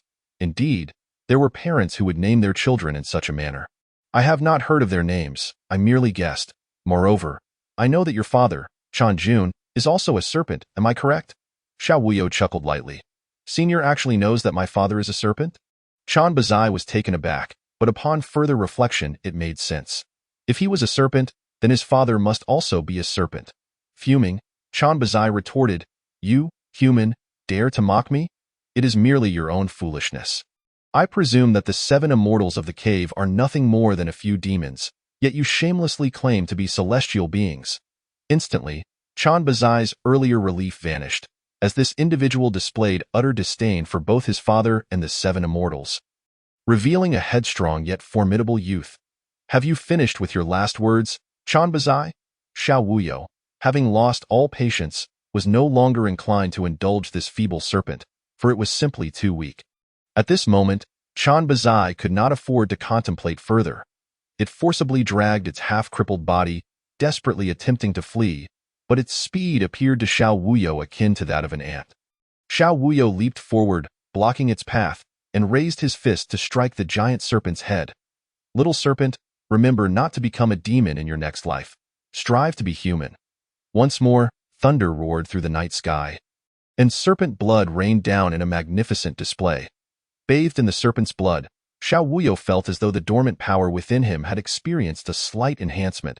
I have grown stronger. Indeed, only through incessant combat can one progress swiftly. The path to invincibility is paved with the challenges of bloodshed. Yet this little serpent was simply too weak. After merely 2 punches, it had been reduced to nothingness. Xiao Wuyo sensed the vitality within him surging, a restless heat as if it might explode. Seizing the opportunity, he resolved to test the limits of his strength. With this thought, Xiao Wuyo no longer hesitated. He soared into the sky, eager to discover if he could shatter the void with a single punch. Thunderous roars echoed as Xiao Wuyo sensed the oppressive force of heaven and earth, gathering all his strength to confront it. His bones creaked as if they were being crushed under immense pressure. With the weight of the world upon him, Xiao Wuyo unleashed 3 punches towards the sky. Resembling thunder striking parched earth, the sound resonating throughout the cosmos, as though the very heavens could scarcely endure the might of his blows. The pressure upon Xiao Wuyo's body intensified, gathering his vital energy. He bellowed, "Break for me!" The surrounding space seemed to shatter, as if a certain chain binding Xiao Wuyi had been released, leaving him feeling an unprecedented lightness. However, in the next instant, the space swiftly restored itself, bringing forth an even greater pressure upon him. He felt as if a heavy hammer struck his chest, sending him flying. Xiao Wuyi spat out a mouthful of blood, seemingly unfazed by the situation, relaxing his entire body and offering no resistance as the immense pressure dissipated. He gently landed on the ground, and indeed, unlike before, this time he had momentarily breached the confines of this realm. Though it lasted but a fleeting moment, it filled Xiao Wuyi with immense excitement. At this rate, it would not be long before, with his strength, he could utterly shatter this oppressive force, free from the constraints of this world. Even if there were cultivators in this realm, as long as they had not ascended to a higher plane or shattered the void, Xiao Wuyi would undoubtedly be invincible. The old Taoist had not deceived him. He pondered that perhaps his cultivation technique was simply too powerful and unique. The moment Xiao Wuyi broke through the heavens, the star observation platform in the capital, the Taoist Academy, and the 3 ancestral grounds of the Tao sect, as well as the formidable practitioners throughout the world, seemed to sense the anomaly in the heavens and earth in the endless starry sky. It felt as if a pair of eyes gazed through the boundless expanse of time and space towards this place, only to vanish into thin air. The figure cloaked in black, who had leveled the old Taoist's grave, also stared at the night sky, standing in silence for a long while before breaking into a chuckle. I wonder which celestial traveler's whetstone this is. To have truly reached this point, it seems, as the sect leader said, the era of great strife is upon us. Even celestial travelers are no longer as invincible as before. Such a world is indeed intriguing. Wouldn't you agree, old friend? With that, he gently caressed the long knife at his waist. After decades of solitude, your moment of use is approaching swiftly. I hope it won't be as dull as before. As he stroked the knife, it emitted a resonant hum, as if eager to be drawn, oh not rush. The battle 12 years ago prevented you from taking action because they were unworthy. I hope this time. The one the sect leader spoke of as the harbinger of revelation will not disappoint me. Even if they are merely pawns selected by other celestial travelers, I shall still give it a try. In the northern Daliang mountains of Shiliang Kingdom, the meditative Dugaming slightly opened his eyes and murmured, "So that's how it is, and no wonder you prevented me from entering the realm of destiny back then. Yet, even without stepping into that realm, I remain invincible in this world. Even if you are a celestial traveler, it matters not. I am increasingly looking forward to the 10-year appointment ahead.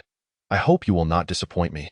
The old Taoist traversing the official roads between Dawei and Shiliang gazed at the dazzling starry sky, chuckling bitterly. So it is, but I, Xiao Chang'e, have no regrets. I only lament that I entered the realm of destiny too late, wasting too much time. However, if you wish to kill me, I shall not sit idly by. I have not been unprepared in these 12 years. The old Taoist quickened his pace, knowing well that the celestial traveler would soon find him again. The current Taoist master, Yu Wanzhou, silently calculated the coordinates of the celestial anomaly, sighing inwardly that he had grown old. Henceforth, let the younger generation handle their own matters. Mingxian, how many days has your senior brother been gone? The young Taoist boy named Mingxian replied, Master, have you forgotten? Senior brother left for the Eastern Sea on the 4th day of the month. Today is the 10th, so he has only been gone for 6 days. By my calculations, he should have arrived at the Eastern Sea. Yu Wanzhou merely gazed silently at the night sky, no longer speaking. The star observation platform in the capital of Dawei is the tallest structure in the city, serving as the dojo of the Zhao clan's patriarch. The patriarch gazed at the starry sky, his fingers playing with a chess piece, unable to make a move. He glanced back toward the palace, ultimately letting out a sigh. Chapter 8. The 7 fairies in the cave Ningxiong, do not run. After defeating the insect-like creature, Xiao Wui had pursued for quite some time before finally catching up with Ning Baiyu. Watching the latter sprinting in the distance, Xiao Wui felt somewhat helpless. He had not anticipated that although Ning Baiyu was merely a 3rd-tier martial artist, oh no, now he was a 2nd-tier. He could cover such a distance in such a short time. Xiao Wui couldn't help but marvel. Indeed, the potential of humanity is boundless in the face of life and death. Yet, Ning Baiyu seemed oblivious to Xiao Wui's call, continuing his reckless dash forward. Xiao Wui had no choice but to sidestep and appear before Ning Baiyu. Blocking his path with outstretched arms, did I say, Ning Shtong, do not run. Upon seeing Xiao Wui before him, Ning Baiyu halted. Ah, it is Xiao Xiong. What did you say? I cannot hear. Ning Baiyu shouted loudly, placing his right hand over his ear as if forming a trumpet. Wearing a bewildered expression, Xiao Wui had to raise his voice. I say, Ning Xiong, we are safe now. There is no need to you and at this moment. Ning Baiyu seemed to comprehend Xiao Wui's intent. Replying loudly, Xiao Xiong, the thunder was too loud just now. My ears are still buzzing, and I cannot hear clearly. What about the little snake? Xiao Wui smiled wryly. It turned out that when he urged Ning Baiyu to flee, he had not heard the latter part due to blocking his ears, in a wonder. He then mimicked a throat-cutting gesture with his finger, tilting his head and sticking out half his tongue. Ning Baiyu finally sighed in relief, exclaiming, I knew that little snake could not stand up to Xiao Xiong. You truly are formidable. Xiao Wui was speechless. It was clear that just moments ago, Ning Baiyu had been the fastest to flee. On second thought, it seemed it was he who had urged Ning Baiyu to run, so he could not blame him. If it were him, he would undoubtedly have run faster. Ning Xiong, you need not speak so loudly. I can hear you just fine. Ning Baiyu appeared to realize that their communication was indeed somewhat laborious at this moment, and they exchanged glances, deciding to remain silent as they continued on their way. Fortunately, the awkwardness did not last long. As dawn broke, Ning Baiyu's hearing had returned to normal. Ning Baiyu transformed back into his free-spirited and confident self, engaging in lively conversation with Xiao Wui as they admired the landscapes of Dawei. As if the person who had been so frightened just the day before was none other than Xiao Wui. Seeing Ning Baiyu's radiant and triumphant demeanor, Xiao Wui couldn't help but marvel at the latter's audacity. In simpler terms, he had a thick skin. Ning Xiong, have you heard of the 7 fairies in the cave? Ning Baiyu queried, puzzled. Why does Xiao Xiong ask about this? I have indeed heard of the 7 fairies in the cave in tales. They are said to be 7 monsters who dominate the mountains. It is likely just a rumor. Where could there be monsters in this world? As he spoke, Ning Baiyu involuntarily recalled the white snake from the previous day. No? The little snake. Perhaps there truly are monsters in this world. Could the 7 fairies in the cave from the tales actually exist? Contemplating this, Ning Baiyu turned back to look at Xiao Wui.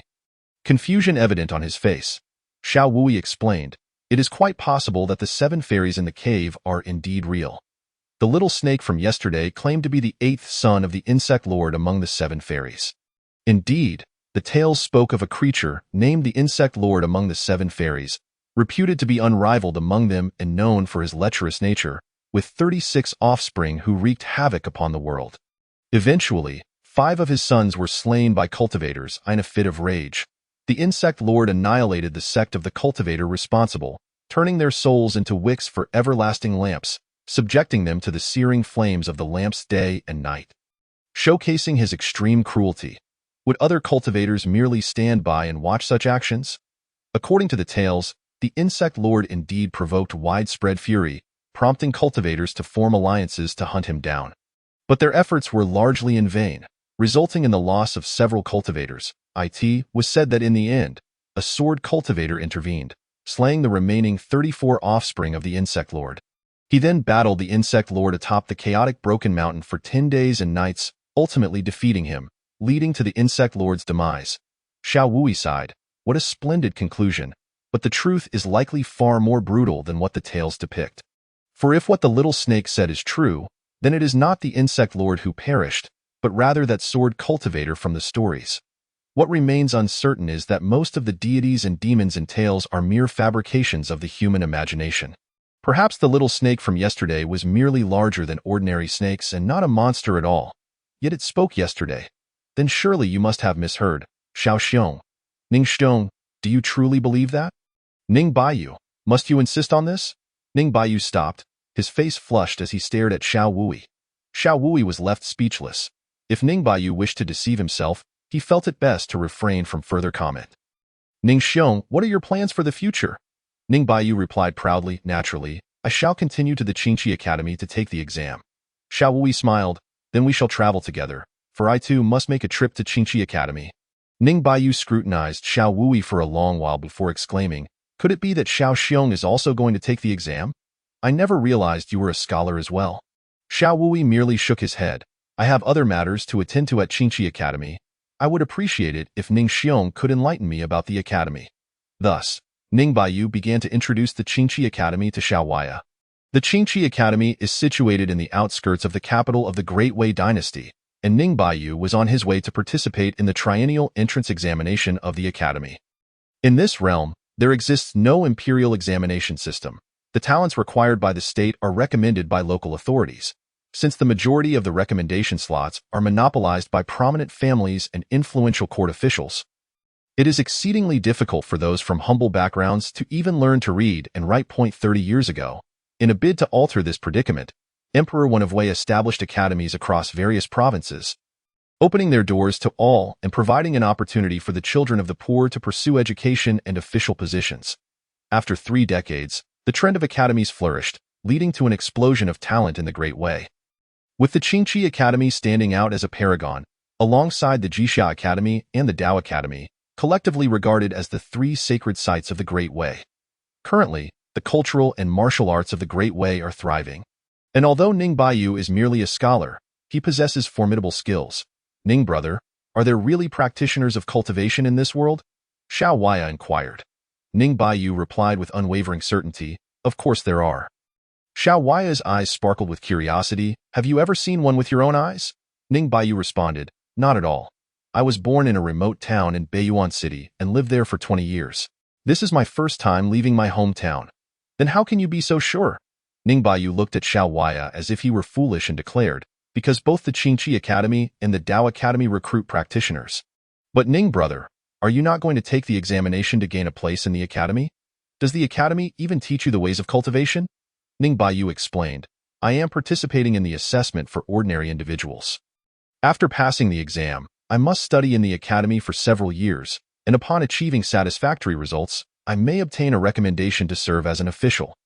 The examination for practitioners is a special test, only accessible to those with innate talent for cultivation, and the slots are exceedingly limited. I am not well versed in the specifics. I have only heard others speak of it during my journey. I see, Xiao Waya pondered. So the old Taoist's intention was to deceive himself into entering the academy for cultivation. Perhaps he was aware of the existence of practitioners, but felt his own power was too meager to teach himself, thus leading him to trick himself into going to the Qingqi Academy. That makes sense, he this thought. Xiao Waya couldn't help but curse. That old Taoist has led me astray. My 7 years of youth have been wasted. Seeing Xiao Waya's expression of indignation, Ning Baiyu assumed he was lamenting his lack of examination eligibility. Brother Xiao, there is no need to be distressed. Although I am unaware of your strength, it seems to me that you could easily dispatch that little snake. So I imagine practitioners would be no match for you. Gold glitters wherever it is found. Ning Baiyu's words were not entirely misguided, but Xiao Waya remained perplexed. Then you could simply forego the academy's examination and return to Beiyuan now. I believe you would also achieve success there. That will not do. My dream is to become an official, a high-ranking official, to bring glory to my ancestors. As he spoke, Ning Baiyu's mood fell somewhat. Beiyuan is merely a small town, and the recommendation slots are predominantly held by local gentry. The Beiyuan Academy is not held in high regard and has limited resources.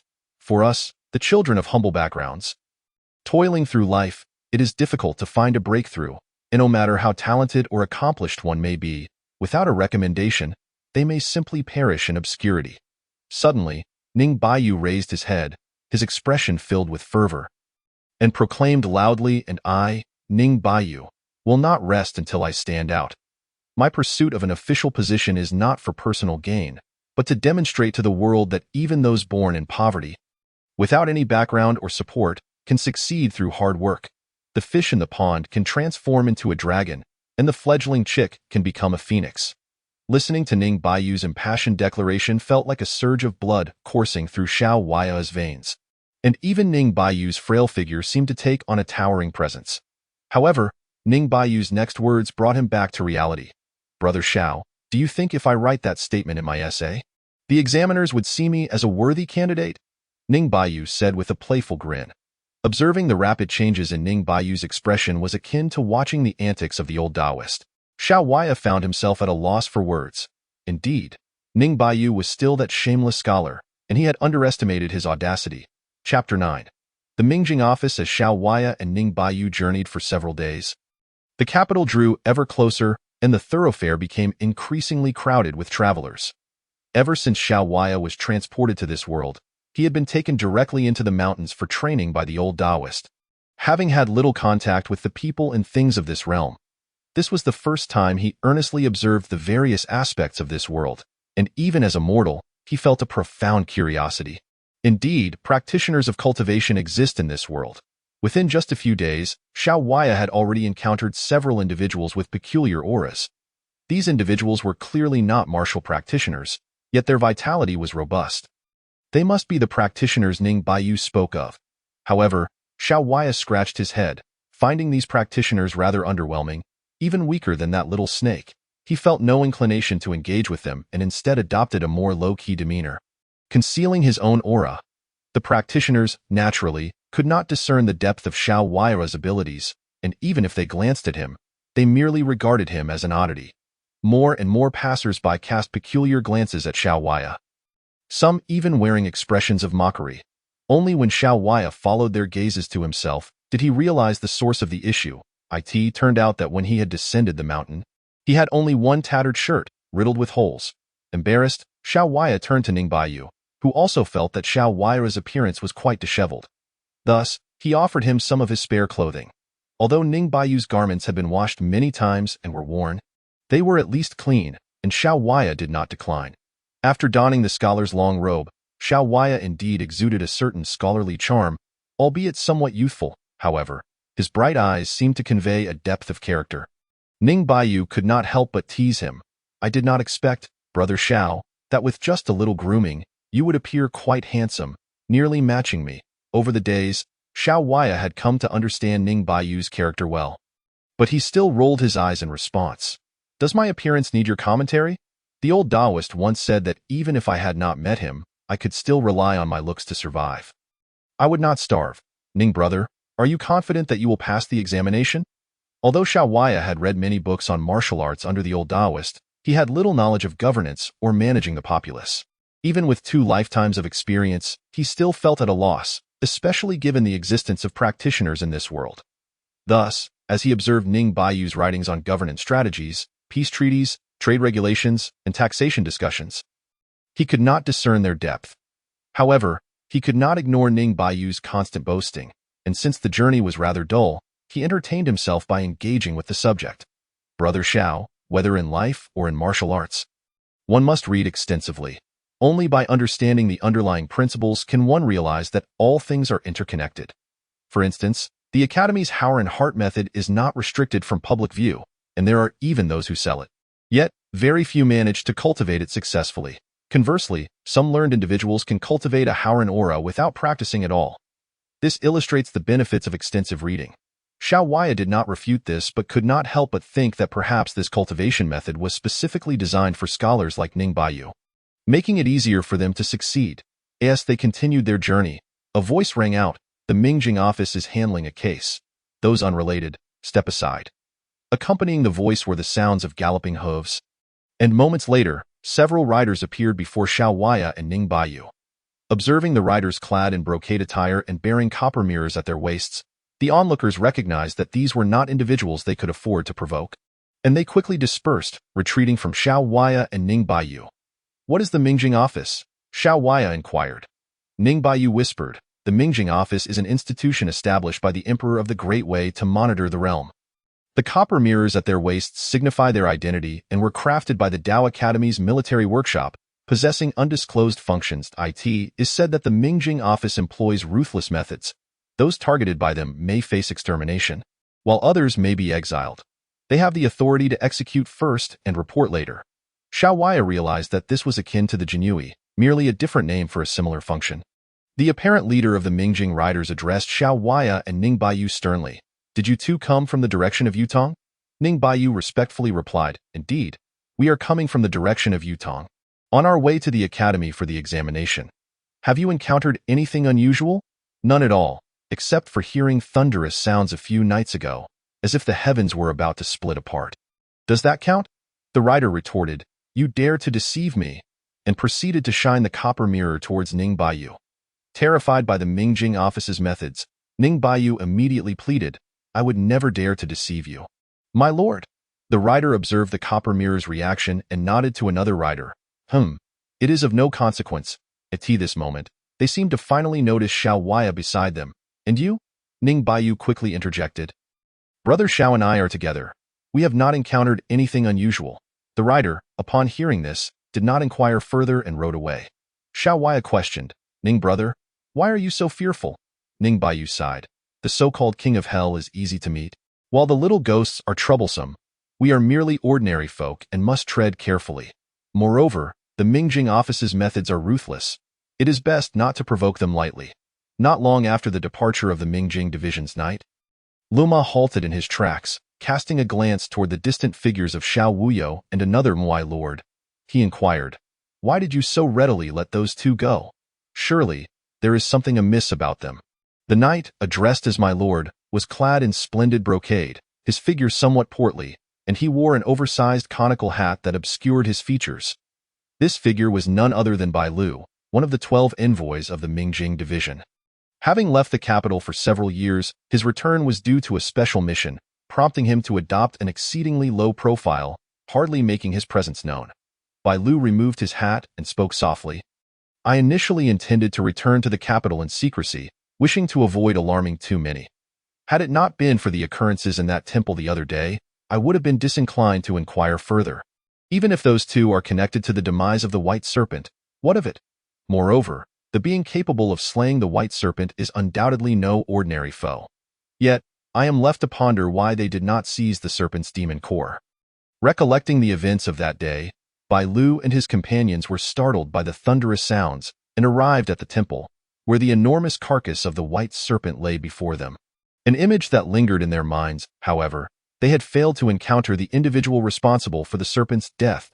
To Bai Lu's astonishment, the demon core of the white serpent remained, untouched, leaving him uncertain whether the individual had deliberately left it or simply forgotten. The demon race often absorbed essence to enhance their physical forms, but upon reaching a certain realm, they could not comprehend the principles of the world as humans do. Instead, they formed demon cores within themselves to store more essence and transform their bodies. Once a spiritual soul emerged from the core, they could assume human form and enter the fleeting realm. Hence, the demon core was of paramount importance to the demon race, and it served as an exceptional resource for humans as well, allowing for the absorption of essence, alchemy, and even aiding in the cultivation of spiritual souls. Thus, it was unheard of for anyone to forsake a demon core after vanquishing a demon.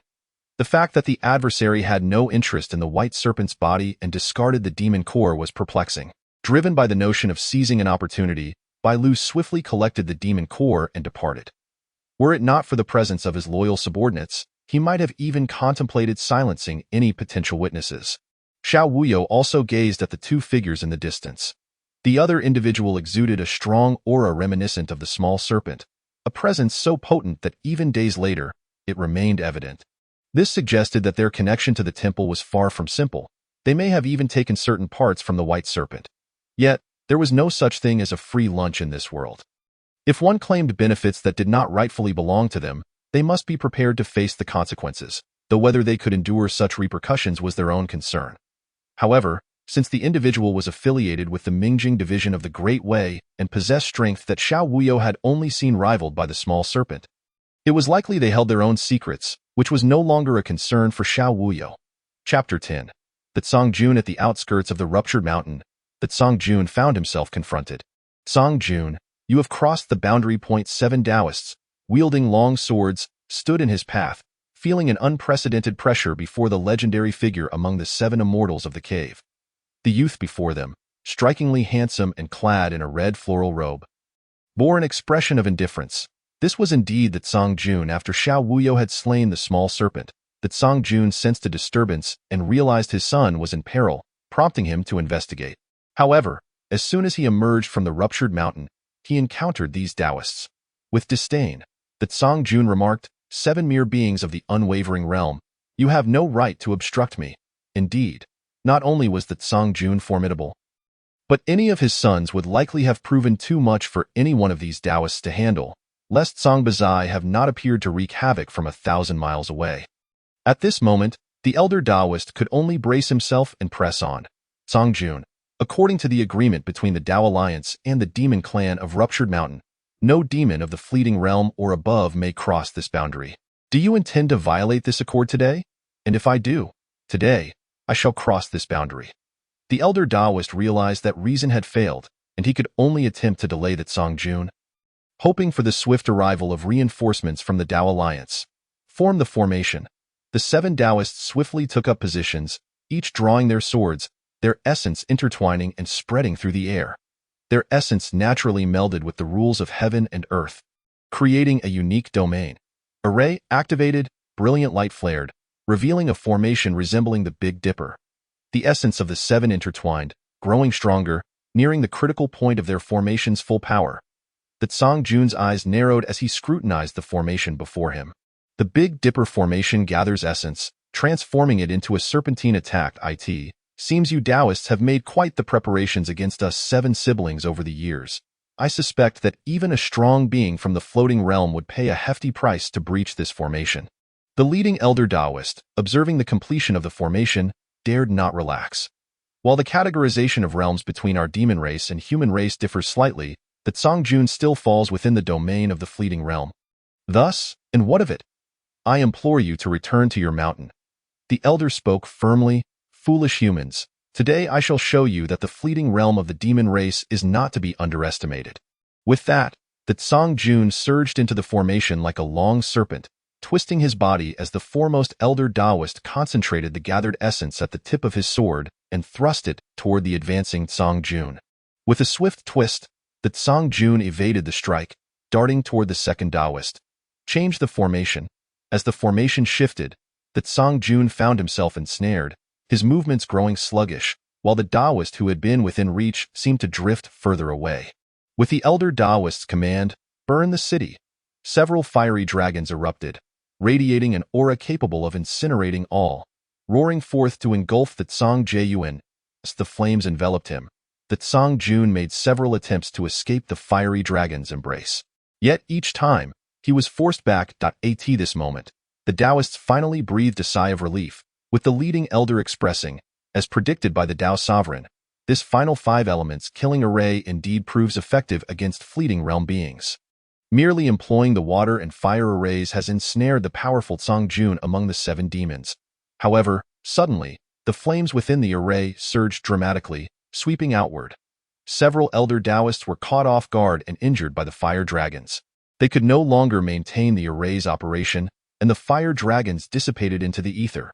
To their astonishment, the Tsang Jun emerged from the flames unscathed, his floral robe singed in several places, and his expression grew increasingly sinister and menacing. How dare these humans? How can this be? The elder Taoist gazed in disbelief at the unfolding scene. How could their modified formation fail? This formation had been initially devised by the previous Tao sovereign, and the current Tao sovereign had poured immense effort into refining it over the years, creating a formation composed of unwavering realm experts, specifically designed to counter the fleeting realm beings of the demon race. While demon beings were inherently more powerful than humans, the combination of this formation's transformations and the integration of the 5 elements rules of heaven and earth was designed to trap the fleeting realm demons, ultimately exhausting them to death. It is no wonder your Tao alliance only sent you few to guard this place. While our agreement may be one reason, your confidence likely stems from this formation. It is evident that this is a restraining formation specifically crafted to counter the techniques of us 7 immortals of the cave. Indeed, the Great Way had previously launched several campaigns against the Ruptured Mountain, where the 7 immortals wielded unparalleled strength. Although most were in the fleeting realm, the natural barriers of the Ruptured Mountain's formation rendered them impervious to the experts of the Tao Alliance, who were often occupied in the remote mountains and rarely engaged in mundane affairs. Seeing the lack of significant victories, many returned to their mountains, leaving only fleeting realm experts to guard this area. Afterward, the Tao Alliance and the demon race of the Ruptured Mountain reached an agreement to delineate boundaries, forbidding any powerful beings above the fleeting realm from crossing. Subsequently, the Tao Alliance dispatched only 7 unwavering realm experts to maintain their post here. Following the agreement, the previous Tao sovereign began formulating strategies to counter the techniques of the Ruptured Mountain demons, with this formation being one such measure. Yet, you remain unaware that even among the fleeting realm, distinctions exist. This formation may have succeeded against other fleeting realm demons, but, suddenly, at that moment, the Tsang Jun radiated a brilliant light, his spiritual soul projection unfurling, boundless and enveloping the area. How can this be? The spiritual power of the fleeting realm cannot be this formidable, the elder Taoist exclaimed in astonishment. Though the elder was no stranger to the prowess of fleeting realm beings, such a vast and overwhelming projection like the Tsang Jun's was exceedingly rare. Perhaps only the Tao sovereign could achieve such a feat during their time in the fleeting realm. With an icy demeanor, the Tsang Jun replied, 5 years ago, I sensed the presence of the fateful star. Though I remain in the fleeting realm, as long as I imprint my spiritual soul upon the fateful star, I can enter the binding realm at will. Why spiritual strength has long surpassed the limitations of the fleeting realm. Now it becomes clear. The old Taoist revealed a smile of resignation upon his face. The physique of the demon clan was inherently formidable, and with the Lord of the Crickets harnessing the power of the stars to temper his body, he had already set one foot into the realm of life and death. It was no wonder that the 5 elements cage array proved ineffective against him. Although the array could sever the connection to the essence of heaven and earth, it was utterly powerless against such a mighty physique and divine soul, only serving to become a source of mockery. Yet, amidst such commotion, why had the Taoist alliance's powerful figure stationed here not made an appearance? The old Taoist rose to his feet, tightening his grip on his sword, and one by one, the other Taoists stood up, positioning themselves several paces before the Lord of the Crickets, raising their swords high and calling out, "Please, Lord of the Crickets, return to your mountain." Seeing the 7 persist in their stance, the Lord of the Crickets was thoroughly incensed. "Since you insist on courting death, I shall escort you on your journey." With that, he unleashed his divine soul manifestation upon the 7, and amidst the ensuing dust and smoke, they were left as mere bones, obliterated on the spot. This exemplified the disparity between the realms of the Mayfly and the Unfettered. Even though the Unfettered could manipulate the laws of heaven and earth, they were still no match for a single blow. Sensing the direction from which the aura of Crickets 8 had vanished, the Lord of the Crickets soared into the air, swiftly heading towards the location of Xiao Waya and his companion. Chapter 11. The matter of borrowing money in the midst of a bustling market. Xiao Waya occasionally picked up clay figurines from the stalls or played with windmills for the amusement of children. The joys of youth were thus simple, easily satisfied. Ning Baiyu regarded Xiao Waya's naive demeanor with a sense of resignation, reflecting that he truly was a wildling emerging from the mountains. No matter how high his cultivation, he could not hide his rustic essence. As Xiao Waya surveyed his surroundings, the world gradually began to take on a tangible quality in his eyes. At times, he had felt as though he were trapped in a dream. Now, witnessing the vibrant life around him, the blooming flowers and lush willows, his perception of existence transformed as if he were finally a living being. His sense of belonging and acceptance in this world grew increasingly authentic from that moment onward.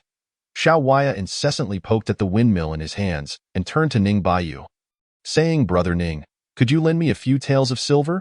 Ning Baiyu, glancing at his shriveled purse, replied with a wry smile, "Brother Ning, my silver is nearly exhausted as well. It seems we may have to sleep on the streets tonight." "Have we not been sleeping on the streets all along?" Xiao Waya retorted. "But one must have money to eat, no?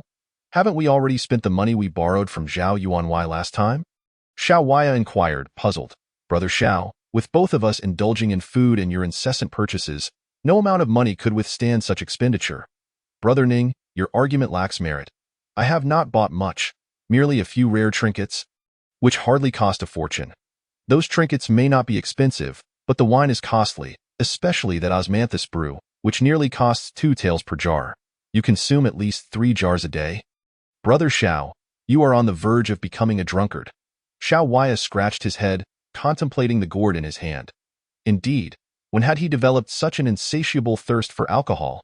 Perhaps it was due to the inferior quality of food in this world compared to his previous life, leaving him uninterested in the local fare.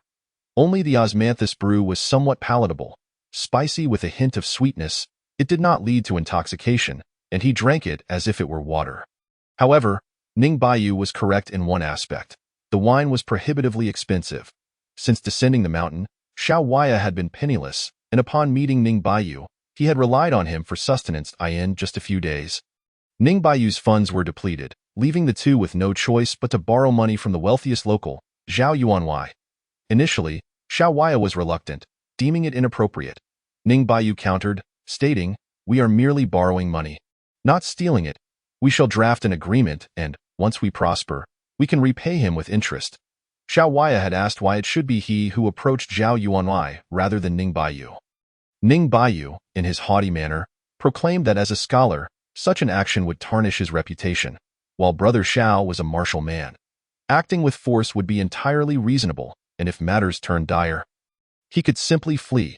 Xiao Waya cursed inwardly at the so-called scholar, acknowledging that they were indeed the most unscrupulous of individuals, leaving him to handle the dirty work while they enjoyed the fruits of his labor.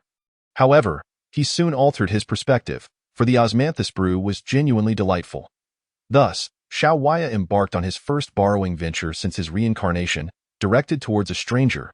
As anticipated, Zhao Yuanwei was initially unwilling to lend, even deeming Xiao Waya to be deranged for audaciously requesting 100 taels, exclaiming, "Do you think my money comes from the wind? Pa! It indeed does, swifter than the wind." Yet, money could not simply be handed out carelessly. Just as Zhao Yuanwei prepared to chase them away, he suddenly changed his mind upon noticing Xiao Waya smiling at him. Yet, that was not the crux of the matter. The pivotal point lay in Xiao Waya's antics with the stone lion at the entrance, one hand supporting it while the other roamed over its surface, seemingly searching for something. The stone lion weighed no less than 400 or 500 pounds, and Zhao Yuanwei recognized he had encountered a formidable individual. At least within 100 miles, no one could achieve such a feat. In that moment, he felt a surge of admiration. When the offered salary of 500 taels was still met with rejection from Xiao Waya, Zhao Yuanwei could not help but exclaim in awe, "What a true gentleman, unperturbed by wealth." Consequently, he presented Xiao Waya with 200 taels, declaring it a gift, merely wishing to befriend him. Xiao Waya secretly marveled at how exceptional individuals always attracted others.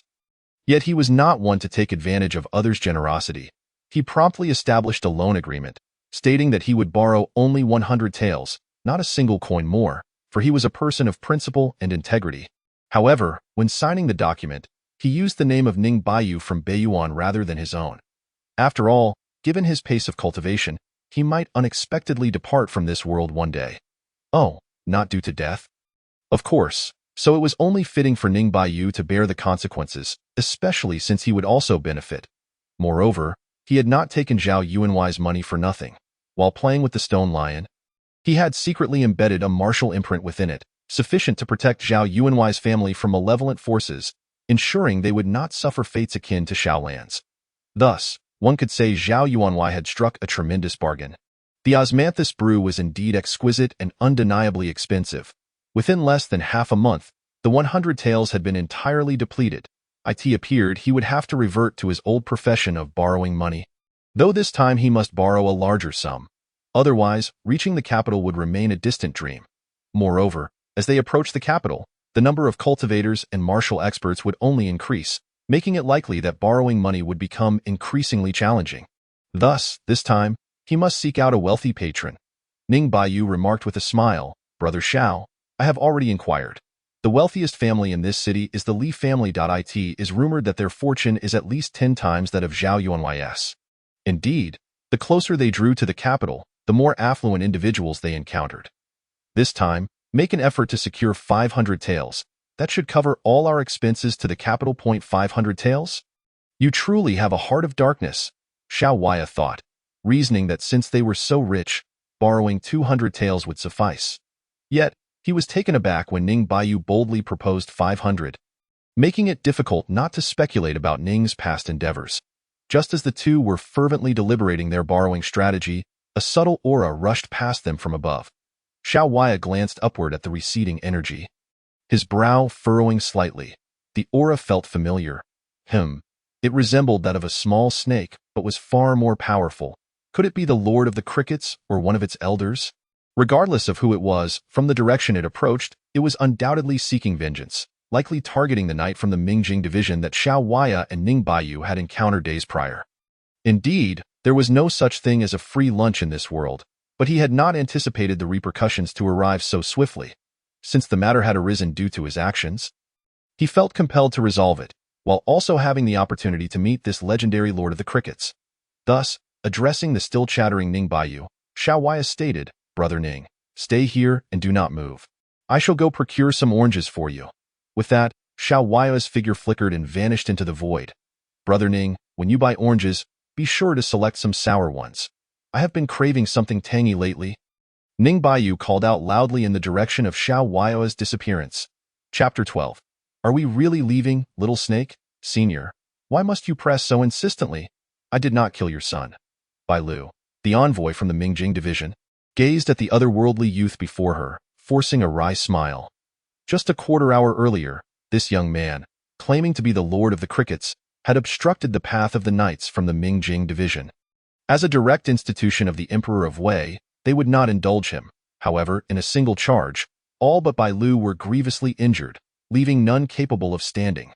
Bai Lu understood that the opponent's cultivation surpassed her own by a considerable margin, and thus refrained from futile resistance, attempting to reason with him. The Lord of the Crickets, aflame with rage, declared, "Do not dare to deceive me. I can sense my son's aura upon you, even from 100 miles away. I can't perceive it. Do you dare claim that you bear none of my son's belongings? Or shall I slay you and claim them for myself?" As Bai Lu pondered, it became evident that the colossal serpent residing in that dilapidated temple was indeed the offspring of the esteemed Chanjun. Having taken the serpent's demon core, She never anticipated such a formidable adversary would arise. Before the illustrious great demon, Bai Lu, despite being a formidable force herself, found no courage to engage in battle. The only reason Chanjun was so restrained was likely due to her identity as a messenger of the Mingjing division.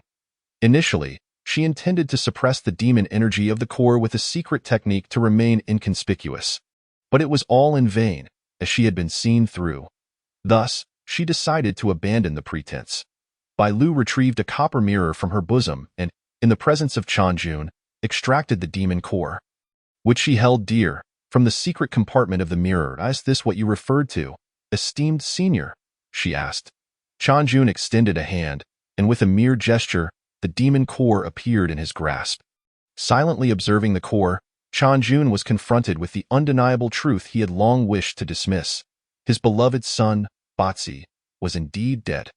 While Chanjun had many offspring, he doted on each one, making him fiercely protective. "Esteemed senior, I found this demon core in a crumbling temple over a fortnight ago. Unaware that it belonged to your son, I implore you to exercise your discernment," Bai Lu stated. Chanjun's expression darkened ominously. "Teetering on the brink of eruption. With your strength, it is implausible that you could have slain Batsi. Even with the assistance of those worthless beings on the ground, Batsi possessed the capability to fight. Even if he were to lose, he would certainly not perish." Upon hearing Chanjun's scornful remark about her companions, Bai Lu dared not retort, feeling relieved that she was considered insignificant in Chanjun's eyes. This perception alleviated their suspicion, and coupled with the long-standing agreement between Dewey and the Luan Mountain Demon Clan, her life seemed to be spared, allowing her to breathe a sigh of relief. "Esteemed senior, your insight is indeed profound. Dewey has coexisted peacefully with the Luan Mountain Demon Clan for many years and would not arbitrarily instigate conflict. There must be someone orchestrating this behind the scenes, attempting to frame us. The individual who did not take your son's demon core is likely using it for ulterior motives. The Mingjing division shall certainly assist you in uncovering the perpetrator and avenging your son."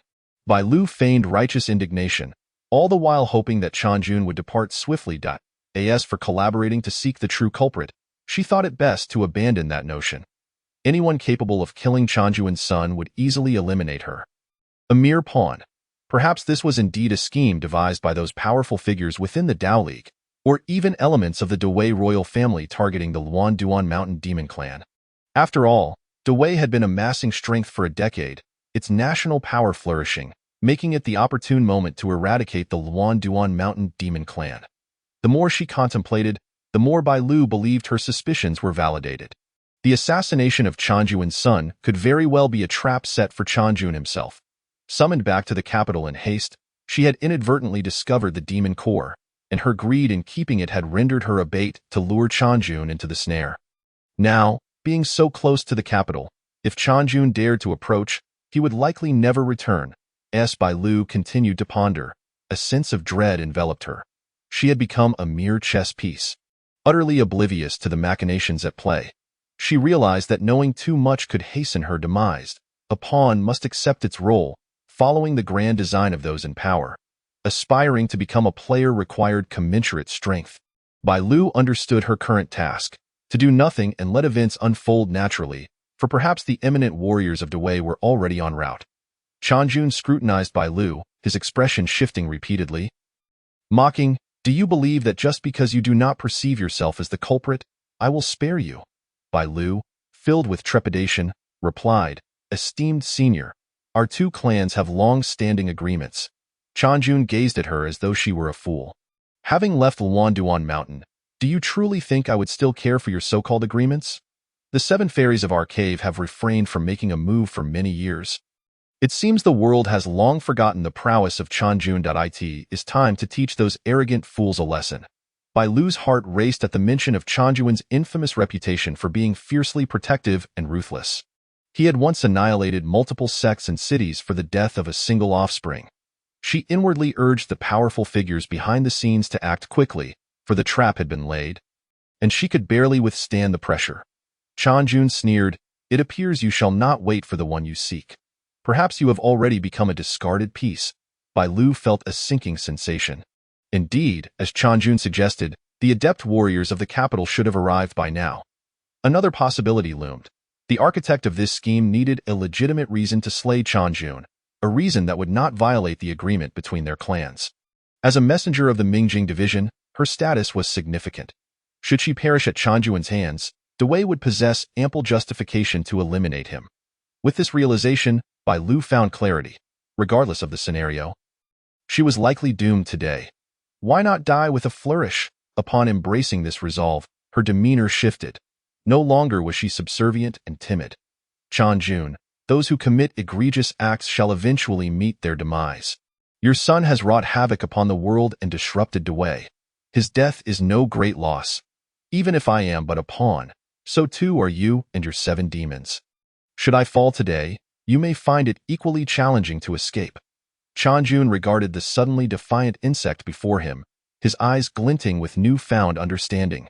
Since you seek death with such fervor, I shall oblige you. Let us see if Dewey can retain me. With a slight elevation of his arm, Chanjun pointed his right index finger at Bai Lu. Naturally, Bai Lu would not remain passive. She gathered her entire essence, bracing herself for the impending fatal strike, resolute that even in death, she would not tarnish Dewey's honor. Chanjun regarded the foolhardy human with disdain, declaring, "Die!" A beam of light shot forth from Chanjun's fingertip, instantly piercing towards Bai Lu. With a resounding explosion, Bai Lu's location was engulfed, smoke billowing forth. Chanjun did not glance back at the destruction, preparing to depart. Is this how you intend to leave, little serpent? A voice thundered within Chanjun's heart, instilling a sense of unease. He abruptly turned to face the source of the sound. Chapter 13. Ning Baiyu. As the smoke cleared, 2 figures emerged in the haze.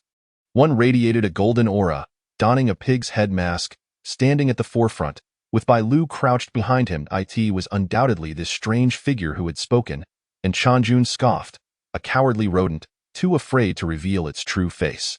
The newcomer was none other than Xiao Wuyo, who had arrived earlier but chose to observe Chanjun's strength from the shadows.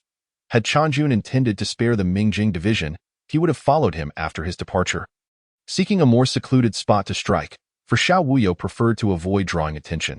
Unbeknownst to him, this messenger of the Mingjing division seemed to have developed a death wish, compelling Xiao Wuyo to reluctantly intervene. For they were all of the human race. To Xiao Wuyo's eyes, the youth known as Chanjun was indeed powerful, surpassing that little serpent significantly. However, when compared to himself, there remained a gap. Since descending the mountain, no one had warranted his full strength. As Chanjun was a demon, Xiao Wuyo felt no qualms in engaging him. Thus, he taunted, "Ignorant little serpent, you dare speak boldly when you cannot even penetrate my protective golden light? Just days ago, I dispatched a small serpent, equally weak and ignorant. Its aura bore a resemblance to yours. Could it have been your child?" Though Chanjun had set aside his disdain, Xiao Wuyo's words quickly reignited his fury. "So it was you who killed Batsi. How fortuitous that I have stumbled upon you." Bai Lu, now sensing a wave of relief at the sight of this peculiar figure, realized that the Dewey nation had not forsaken her. Dewey was indeed the most compassionate of nations, unwavering in its support, vowing to remain steadfast in the next life. Yet, Bai Lu felt a pang of confusion. "Esteemed senior, are you alone? Where are the others?" Xiao Wuyo too was perplexed. "Others? Who do you refer to? I see no one else. This Chanjun is a formidable foe, esteemed senior. Can you truly contain him alone?" Bai Lu expressed her concern, but upon recalling that Chanjun could not discern the true strength of this senior, she wondered if perhaps he was of the Jimming realm. Chanjun's response seemed to affirm Bai Lu's suspicions, filling her heart with joy. She had secured her life, at the very least. "You obscure your identity and dare not reveal your true self. Even that strike earlier was devoid of any techniques. You must be an old acquaintance, though I cannot discern whether you are a Taoist master or a great sect leader, or perhaps a patriarch from one of the 3 great paths." At that moment, the masked Xiao Wuyo felt a jolt of astonishment.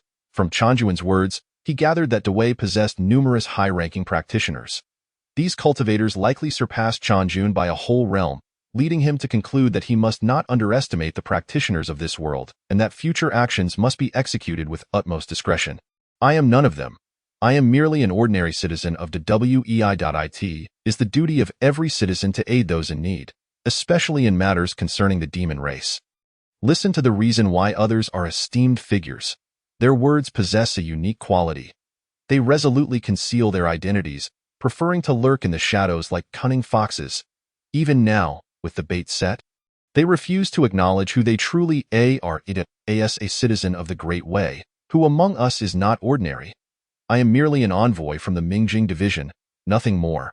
Have I claimed any pride? Bai Lu can only dare to mutter a few words of disdain in her heart. I care not who you are. How dare you underestimate me? Roared the Jinkuin. And what if I do? Little serpent, do not say I did not give you a chance. You may now utter your last words, though I shall not heed them. Such is the confidence of a great figure, Bai Lu could not help but exclaim again. The realm of life and death is not invincible. Once, Du Guming was able to slay 3 formidable beings in the realm of life and death while in the ephemeral realm. I too am capable of such feats. Today, I shall demonstrate to the world that what Du Guming can achieve, I can achieve as well. Jinkuin suddenly launched a surprise attack, a surge of immense energy coalescing in his hand. Previously, Xiao Wuyo had effortlessly withstood Jinkuin's strike, prompting Jinkuin to amplify his power this time, incorporating secret techniques capable of shattering souls, a surprise attack. Although Xiao Wuyo's reaction was slightly delayed, as golden light surged around him, he remained as immovable as a mountain. Bracing himself against Jinkuin's assault once more, the violent collision echoed for miles. To everyone's astonishment, Xiao Wuyo had withstood the blow, leaving Bai Lu dumbfounded, and even Jinkuin momentarily forgot to follow up. How can this be? How can a human endure such might? Even among our demon clan's most talented practitioners of body cultivation, none could withstand such a strike without employing magic. Jinkuin felt a disturbance in his understanding, while Xiao Wuyo felt a faint pain in his chest. Indeed, all cunning foxes resort to underhanded tactics. A surprise attack? Thankfully, his refined and improved indestructible technique had only caused him to retreat a mere step. Little serpent, you are quite impressive, managing to force me back a step. Xiao? No, Ning Baiyu, would gladly name you the strongest opponent I have encountered. Almost revealing too much, he decided to let it serve as a name for Ning, who had longed for recognition. The name Ning Baiyu flashed through the minds of both Jinkuin and Bai Lu, but there was no such figure among the formidable beings of the Great Way. Could it be an extraordinary old demon from the Taoist sect, or a newly emerged powerhouse from the realm of life and death? Little serpent, having received your strike, do you dare to take one of mine? Xiao Wuyo bellowed, rumbling thunder. The shadow of his fist flashed and instantly struck Jinkuin, who let out a piercing scream as he was sent flying several dozen feet. Before Jinkuin could regain his composure, Xiao Wuyo's fist followed suit, causing Jinkuin to scream once more and be propelled away. Xiao Wuyo couldn't help but think that Jinkuin was much more resilient than that little serpent. The serpent had cracked under a single blow. Yet Jinkuin had endured 2 punches. Though he cried out in agony, there was not a single visible mark on him. Jinkuin cursed inwardly. I am suffering internal injuries, indeed. Although Jinkuin had withstood 2 punches, his insides were already in turmoil, making it impossible for him to continue fighting in this form. He was at a disadvantage. I am a demon. My strongest form is naturally my true form. As Xiao Wuyo's 3rd punch approached, Jinkuin immediately shed his human guise, revealing a colossal python several dozen feet long before Xiao Wuyo's eyes. This heavy punch struck the great serpent's body, causing only a slight tremor before it regained its stability. What tough scales! Xiao Wuyo marveled at the unharmed giant serpent before him. But how many punches can you truly withstand? Jinkuin, now in his true form, began to turn the tide, relentlessly attacking Xiao Wuyo. As thunder roared in the sky, Xiao Wuyo unleashed 13 punches, yet these were not his full strength, as he lacked experience in combat, especially against demons. Thus, Xiao Wuyo cherished this opportunity, unwilling to dispatch Jinkuin too swiftly. Such exhilaration! It has been far too long since I felt this way, Xiao Wuyo exclaimed.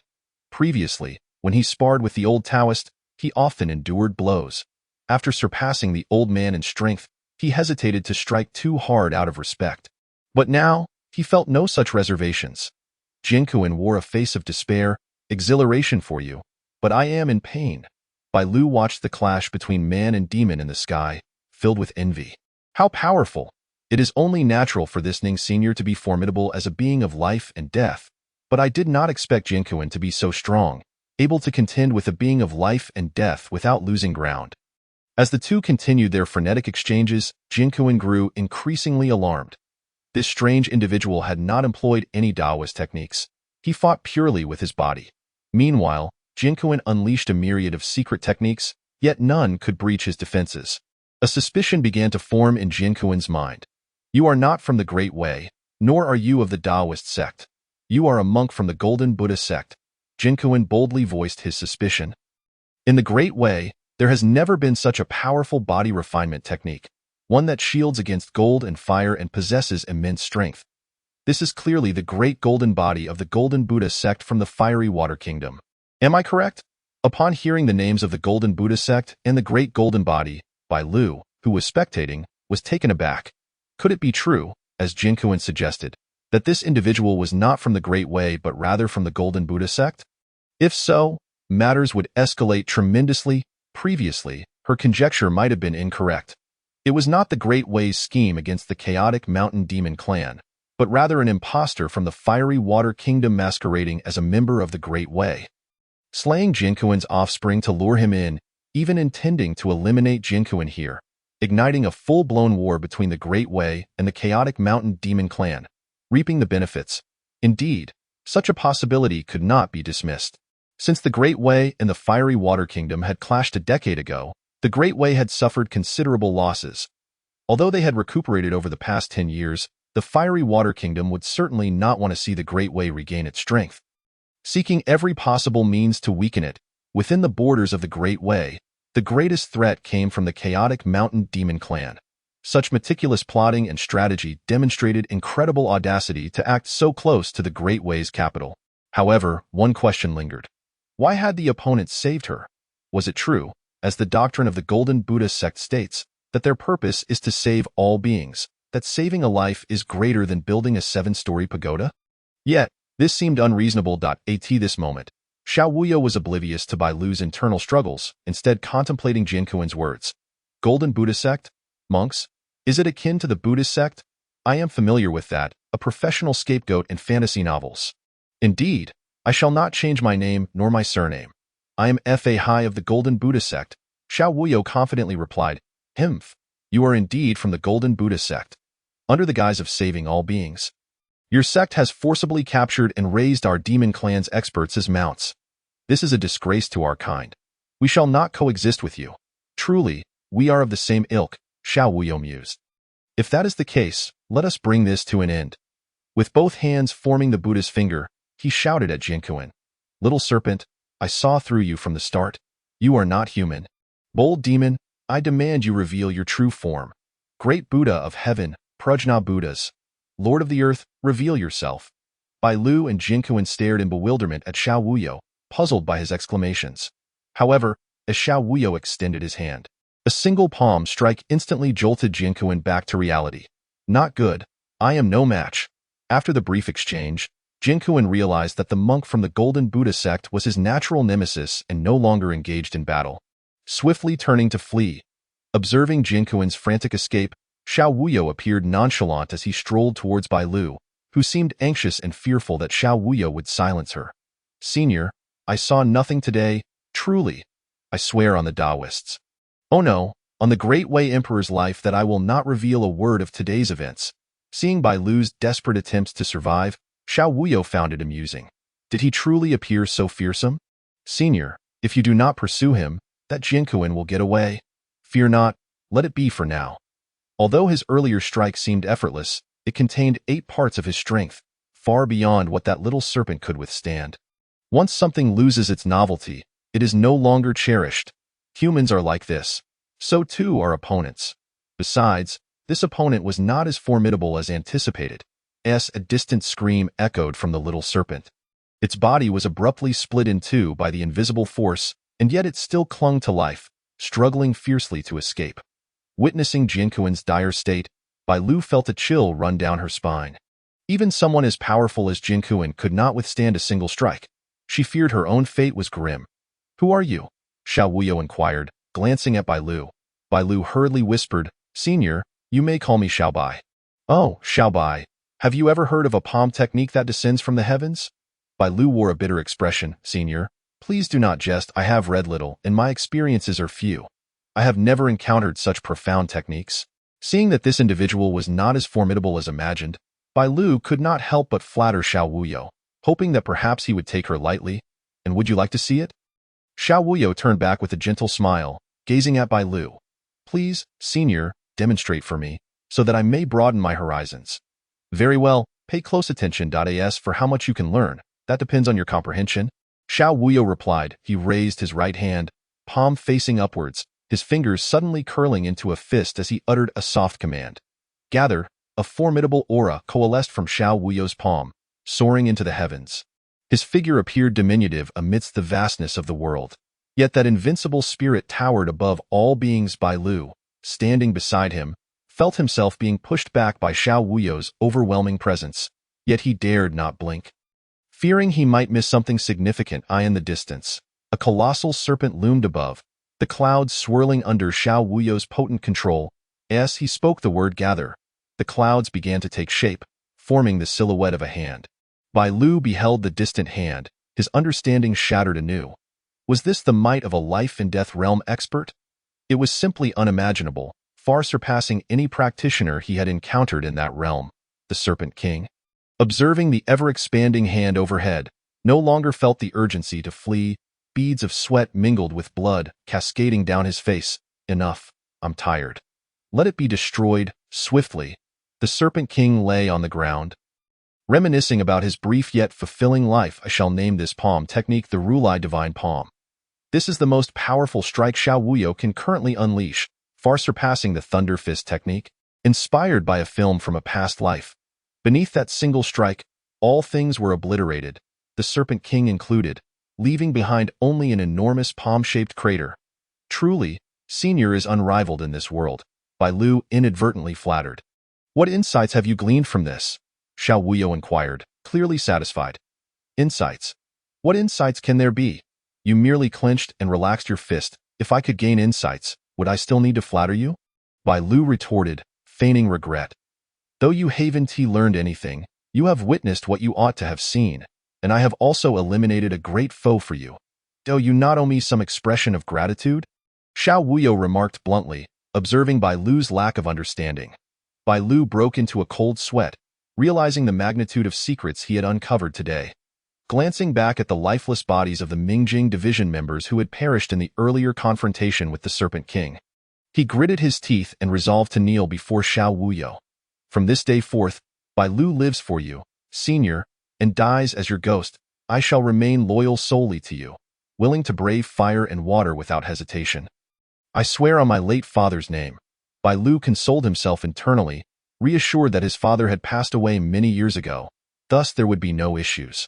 What on earth is this? Xiao Wuyo mused. Somewhat speechless, he had merely sought some benefits, never anticipating such an outcome. Well, this may prove advantageous. Seeing Bai Lu's significant standing in the Mingjing division, he might be useful in the future. You seem quite astute. I will notify you should any matters arise. With that, he patted Bai Lu on the shoulder a few times. Do not entertain thoughts of betrayal. I have placed a restriction upon you. Do not attempt to find someone to break it. For I shall activate the restriction and take your life if you do. Do you understand?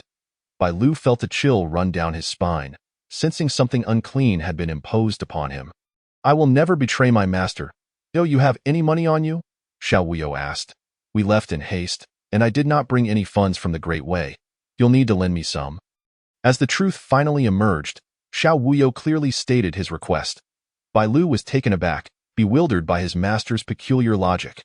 One moment, he was being threatened, and the next, he was being asked for money.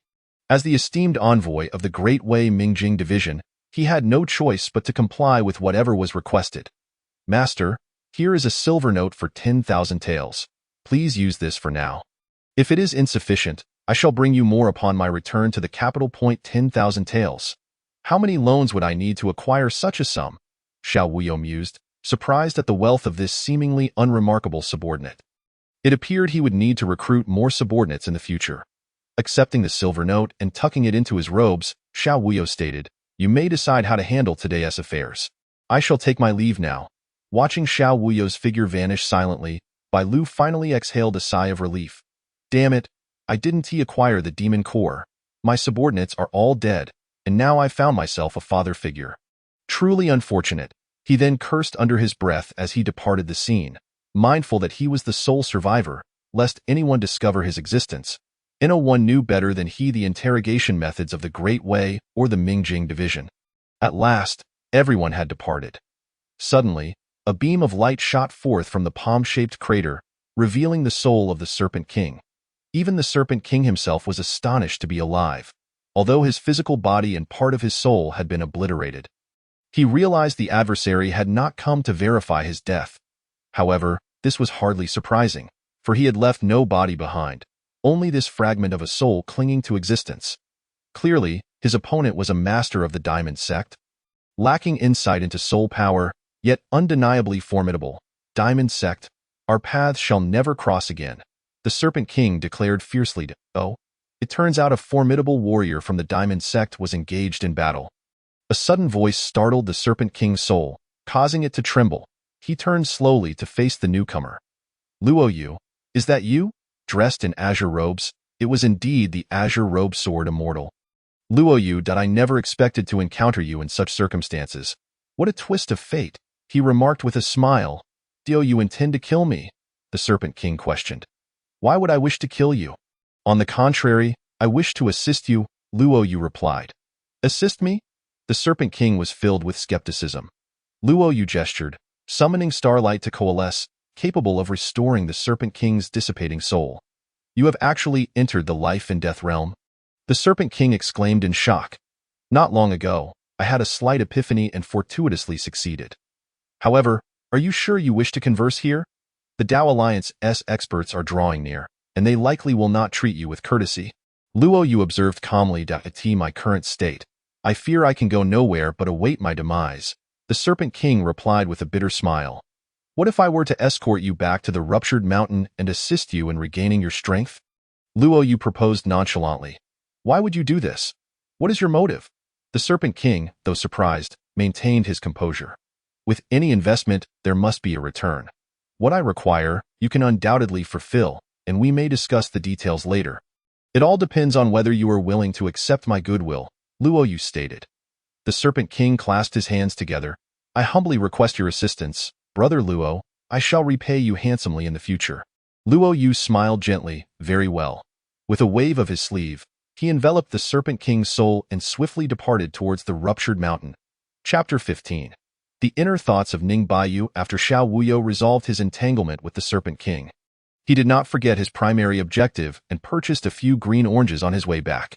When he noticed Ning Baiyu still standing silently in place, patiently awaiting him, a kind smile spread across Xiao Wuyo's face.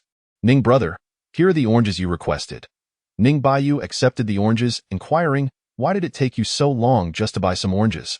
I took a detour to borrow some money, Xiao Wuyo replied. Ning Baiyu regarded him with skepticism, but I haven't told you where the Li family is yet. Any family will do, as long as I have borrowed the money, Xiao Wuyo smiled. Ning Baiyu, curious, asked, why are you so agreeable this time? How much did you borrow? Guess, Xiao Wuyo said, wearing a proud expression. 500, too little. 800. Xiao Wuyo shook his head slightly, and Ning Baiyu pondered, realizing 800 taels was still insufficient. Could it be 1,000 taels? Are you playing such a grand game, Xiao brother? Ning Baiyu gasped. Xiao Wuyo remained unfazed. Still too little, Ning brother. Too little? What do you mean? Ning Baiyu was perplexed. Your perspective is too narrow, Ning brother. I initially believed you to be a person of great vision. Yet it appears I was mistaken. Xiao Wuyo lamented. I in this world, truly, I am the only hero. Life is so lonely. Ning Baiyu became animated, tugging at Xiao Wuyo's sleeve. Enough of the pretense. How much did you actually borrow? 2,000 or 3,000? Xiao Wuyo feigned annoyance, continuing his act. You must multiply by 10, Ning brother. Ning Baiyu was utterly baffled. I have always been honest. Deciding to drop the jest, Xiao Wuyo held up 2 fingers to illustrate a cross. 10 times 1,000 taels, do you understand? Could it be? Xiao Wuyo nodded. Yes, it is 10,000 taels. Ning Baiyu was utterly astonished. Not to mention 10,000 taels, he had never even laid eyes on 1,000 or 500 taels. At that moment, it felt as though he were lost in a dream. It was only when Xiao Wuyi tossed 10 1,000 taels silver notes onto Ning Baiyu's face that he realized this was no mere dream. He was about to become prosperous. After a brief moment of calm, Ning Baiyu anxiously inquired, "Brother Xiao, such a substantial sum of silver notes is not something an ordinary person can easily procure. You haven't robbed a money house or pilfered from the government treasury, have you? That would be illegal." Xiao Wui's expression suddenly darkened. "How can you tarnish my reputation without cause? Do you truly believe me to be such a person in your eyes, Brother Ning?" Upon reflection, Ning Baiyu conceded. Although Xiao Wui possessed extraordinary strength, he never bullied the weak or the innocent. Even when borrowing money, he would always clarify the terms beforehand and write a promissory note, proving himself to be a man of principles. Indeed incapable of such wrongdoing. Brother Xiao, do not take offense. I harbor no doubt regarding your integrity. It is merely that this sum is exceedingly large and quite overwhelming. Ning Baiyu gripped the silver notes even tighter, feeling the weight of their significance. Rest assured, Brother Ning, this money is entirely clean. I chanced upon a nobleman just now and helped him with a small task. In gratitude, he presented me with 10,000 taels as a reward. Initially, I declined, but his insistence was difficult to refuse. If I had not accepted, it would have been a slight against him. You know how much those nobles value their reputation, as Xiao Wui spoke. Ning Baiyu was unsure whether to believe him, but Xiao Wui seemed convinced of his own words. Internally, Ning Baiyu scoffed, "I believe you indeed." Externally, he replied, "That is good to hear. If you had refused, he might have suspected you of harboring ill intentions." "You are right, Brother Ning. I should have considered that. I will certainly accept more next time," Xiao Wui vowed earnestly.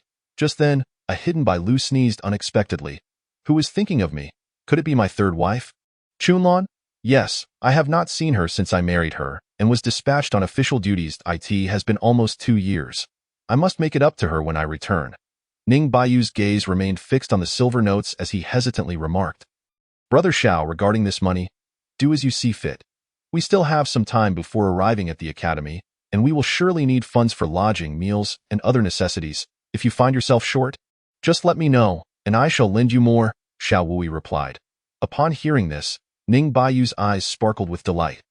Brother Xiao truly is an open-hearted person, to so casually give away 10,000 taels without batting an eye.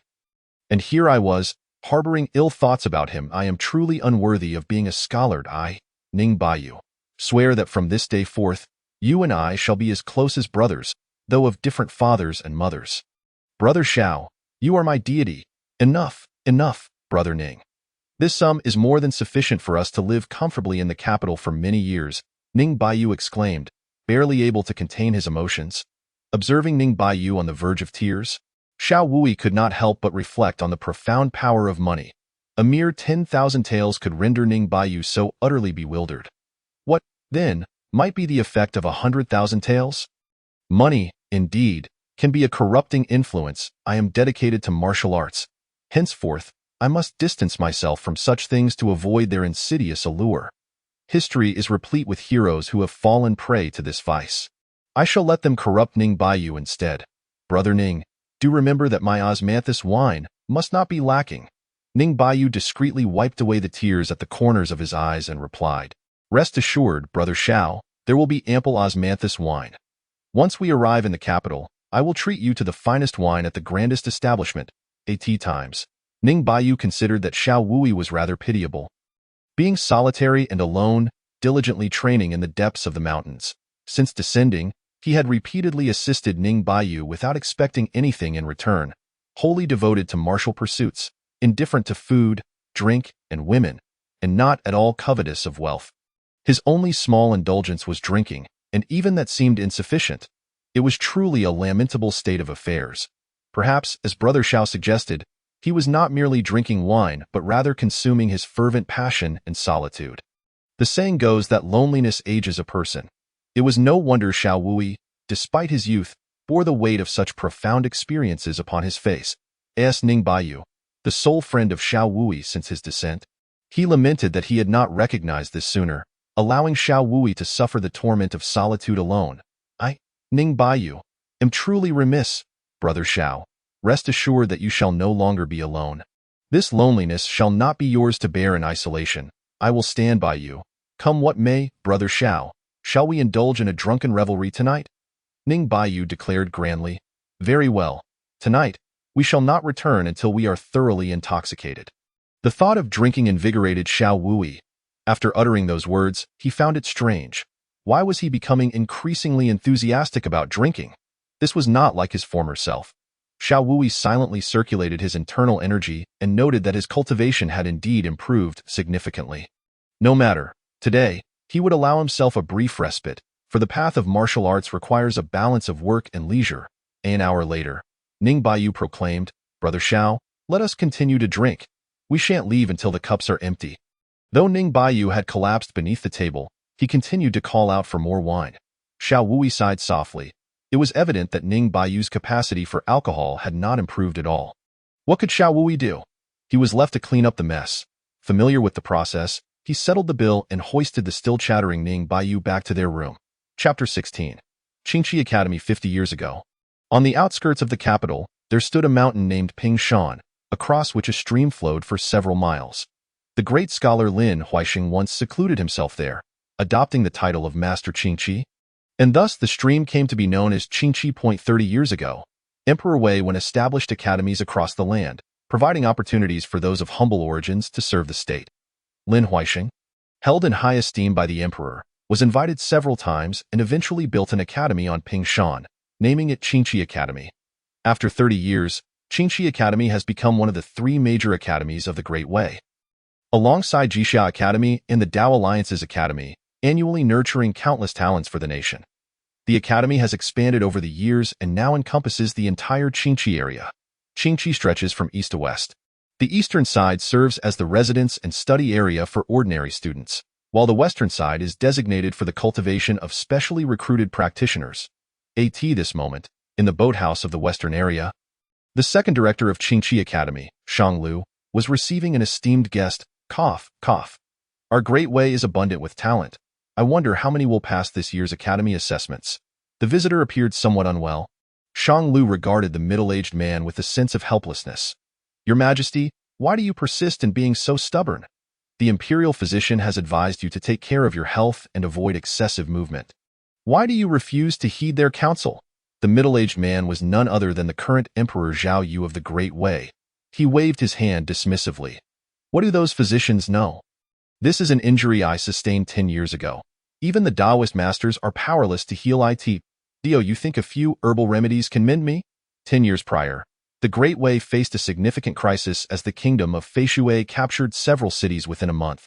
The previous emperor personally led the troops but mysteriously vanished during the campaign, leaving the army leaderless and resulting in the loss of half the forces in an instant.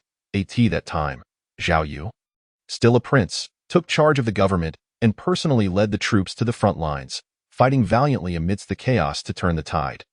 After both nations signed the Weishui Treaty, the borders remained stable for a decade.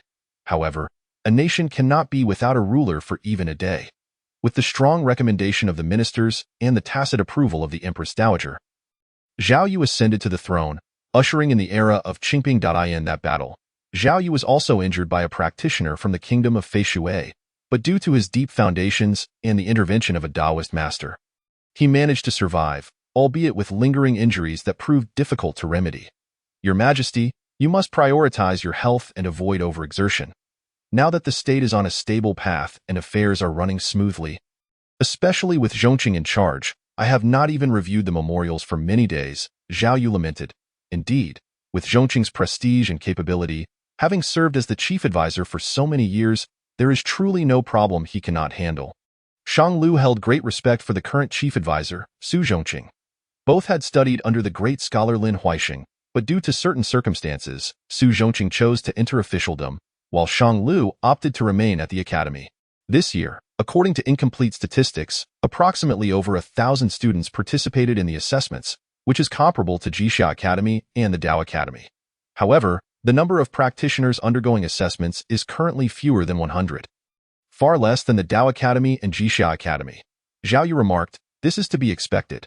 The Tao Academy has the backing of the Tao Alliance and numerous sects, while Jixia Academy is located 1,000 miles away by the Eastern Sea, supported by many sacred cultivation sites.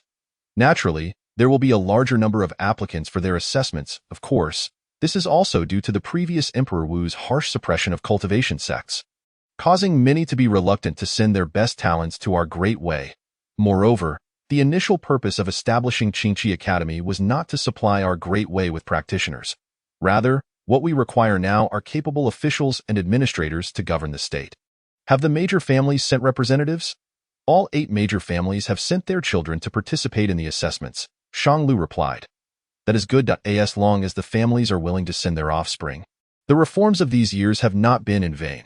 How many young men from the military have come? Not many, as most soldiers lack the aptitude for cultivation and can only practice martial arts within the military. Thus, there are not many who qualify for special recruitment, though this year there are indeed a few promising candidates. Zhao Yu was taken aback. It is indeed rare for one to be deemed a promising talent by Shanglu. I am curious to see just how extraordinary they are to earn your commendation, Director Shang. Outside the gates of the academy, is this indeed the Qingqi Academy?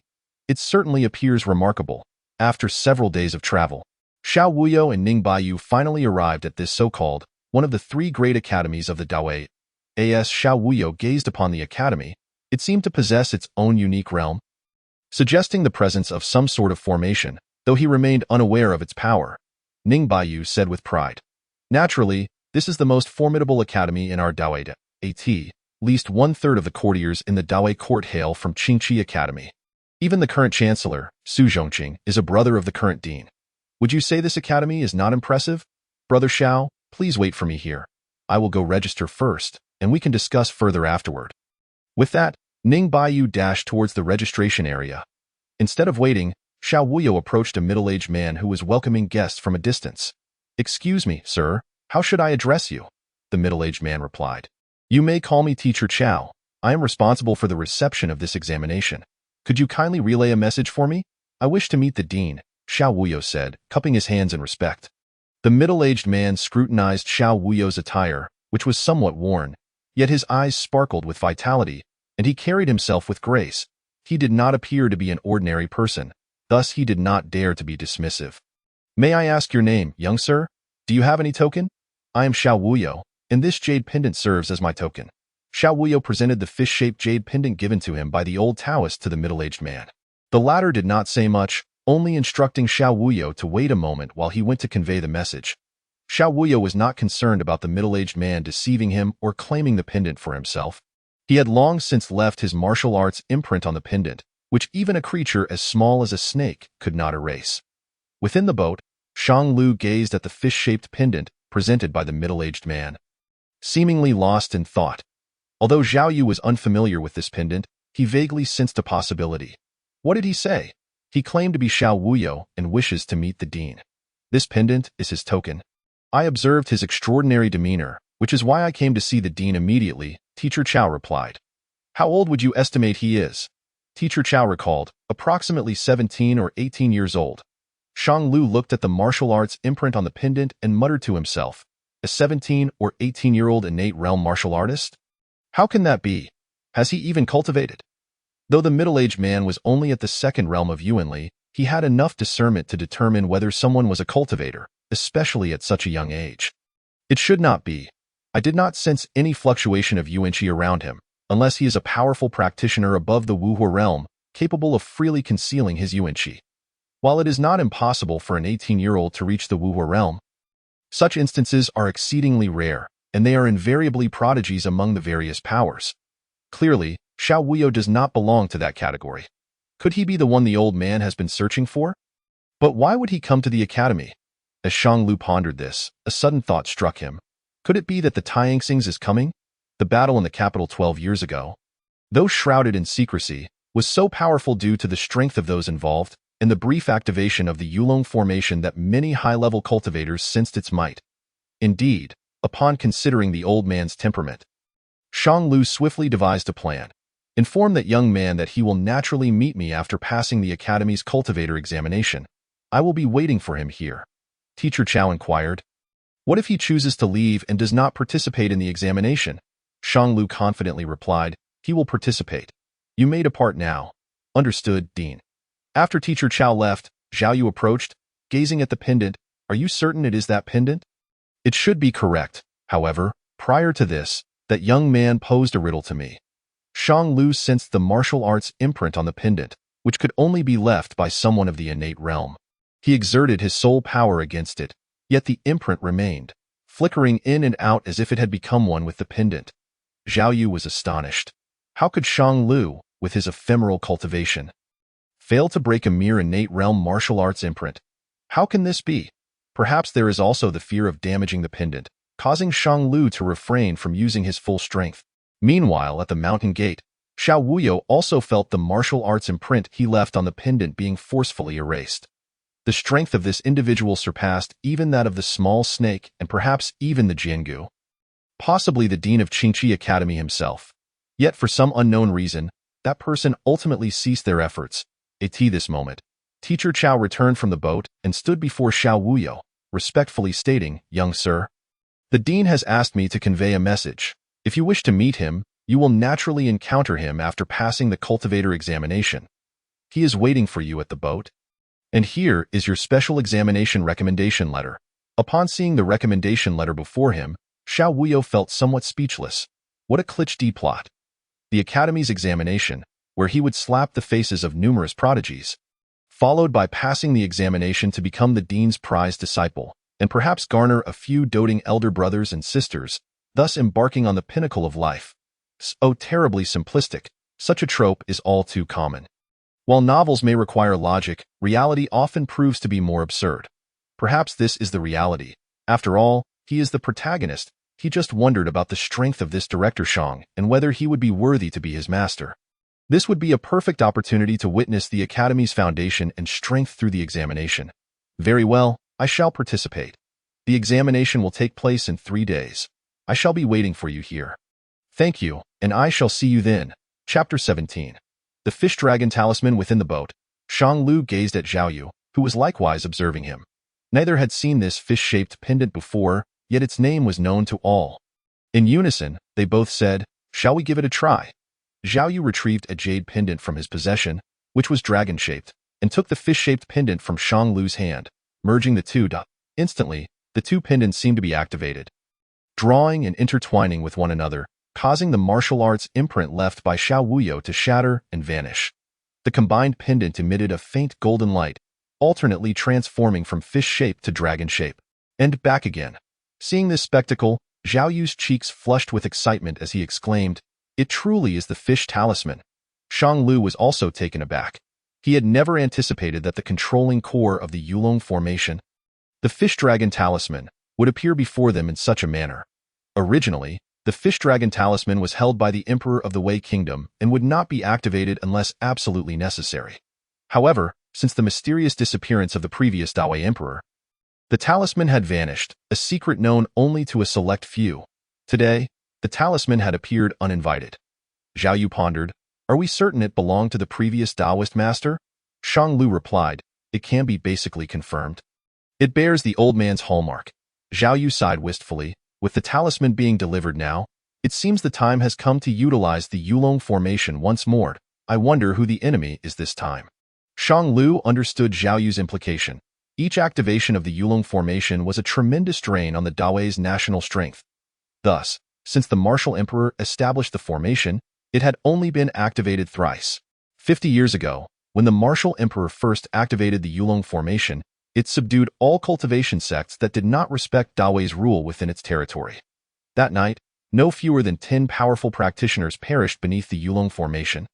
And from that night onward, the formation became a symbol of Dawei's imperial authority, forcing cultivators to bow to the secular throne for the first time. 30 years ago, the civil emperor initiated reforms, remeasured land, and altered the recommendation system, sparking numerous noble families' rebellions within Dawei. That time, the Yulong formation was only activated for the duration of a cup of tea, and the 3 major noble families in the capital were razed to the ground. Ultimately, various noble families reached an agreement with the court to quell the rebellion. Though it was only activated for a brief moment, it consumed nearly 5 years' worth of national revenue, nearly causing national upheaval.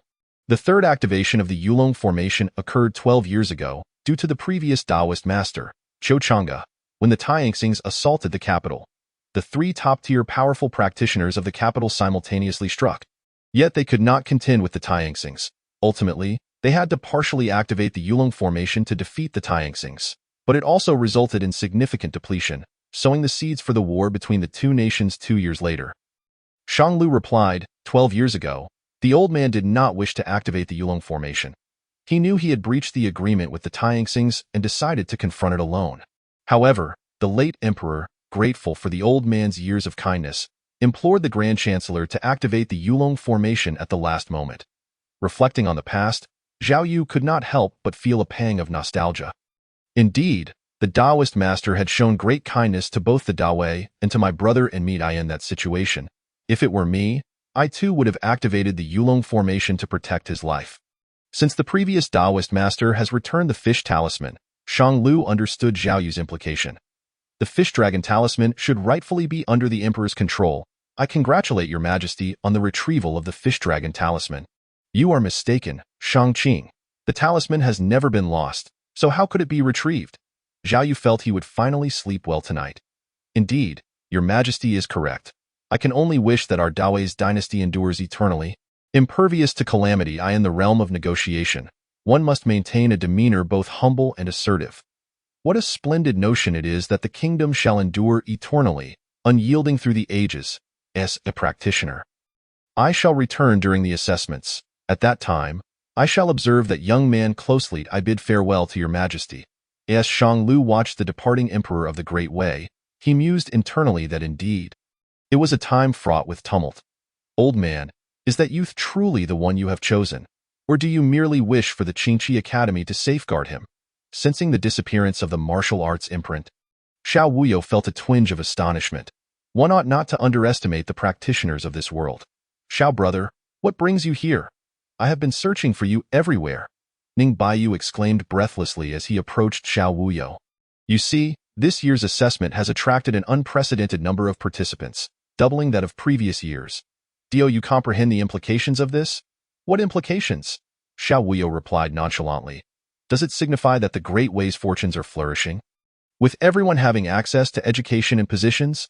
Nay, Xiao brother, Ning Baiyu countered. In my estimation, it heralds impending conflict, either with Annam or Nanyue. I suspect it is Nanyue. Consider this. Annam has long been affiliated with our Great Way, consistently paying tribute, hence the court would not dare to act against them. Conversely, Nanyue has oscillated between submission and rebellion. The court has refrained from action due to the grievous toll of the war a decade prior. However, after a period of recuperation, with citizens settled and the treasury brimming, it is time to address the fickle Nanyue. Such words compelled Xiao Wuyo to regard Ning Baiyu with newfound admiration. I did not realize, Ning brother, that you possess such insight. Ning Baiyu blushed slightly. Truth be told, it is not solely conjecture. Are you aware of this year's examination topics at the academy? Xiao Wuyo, puzzled, replied, the examination has yet to commence. How could I possibly know the topics? Are you privy to them in advance, Ning brother? Ah, Xiao brother, you are unaware. The academy informs candidates of the examination topics several days prior, allowing them ample time to prepare. For the assessment lasts but a day, Ning Baiyu elucidated. So it is an open book examination, Xiao Wuyo realized. Yet, in his experience, open book exams often posed even greater challenges, with questions that could elude even the most diligent searches. He surmised this examination would be no exception. The first question requires a detailed exposition on managing the relations between the Great Way, Annam, and Nanyue. The first approach is conflict, articulating how to wage war. The second is peace, outlining how to negotiate. The second question concerns the allocation of troops along the border during the assault on Annam and Nanyue, while the third pertains to governance strategies for both regions. If the questions indeed reflect Ning Baiyu's assertions, it is clear that the Great Way is preparing to engage in warfare with Nanyue, even boldly declaring, I shall conquer Nanyue. Surely, this news would send the king of Annam into a state of unrest.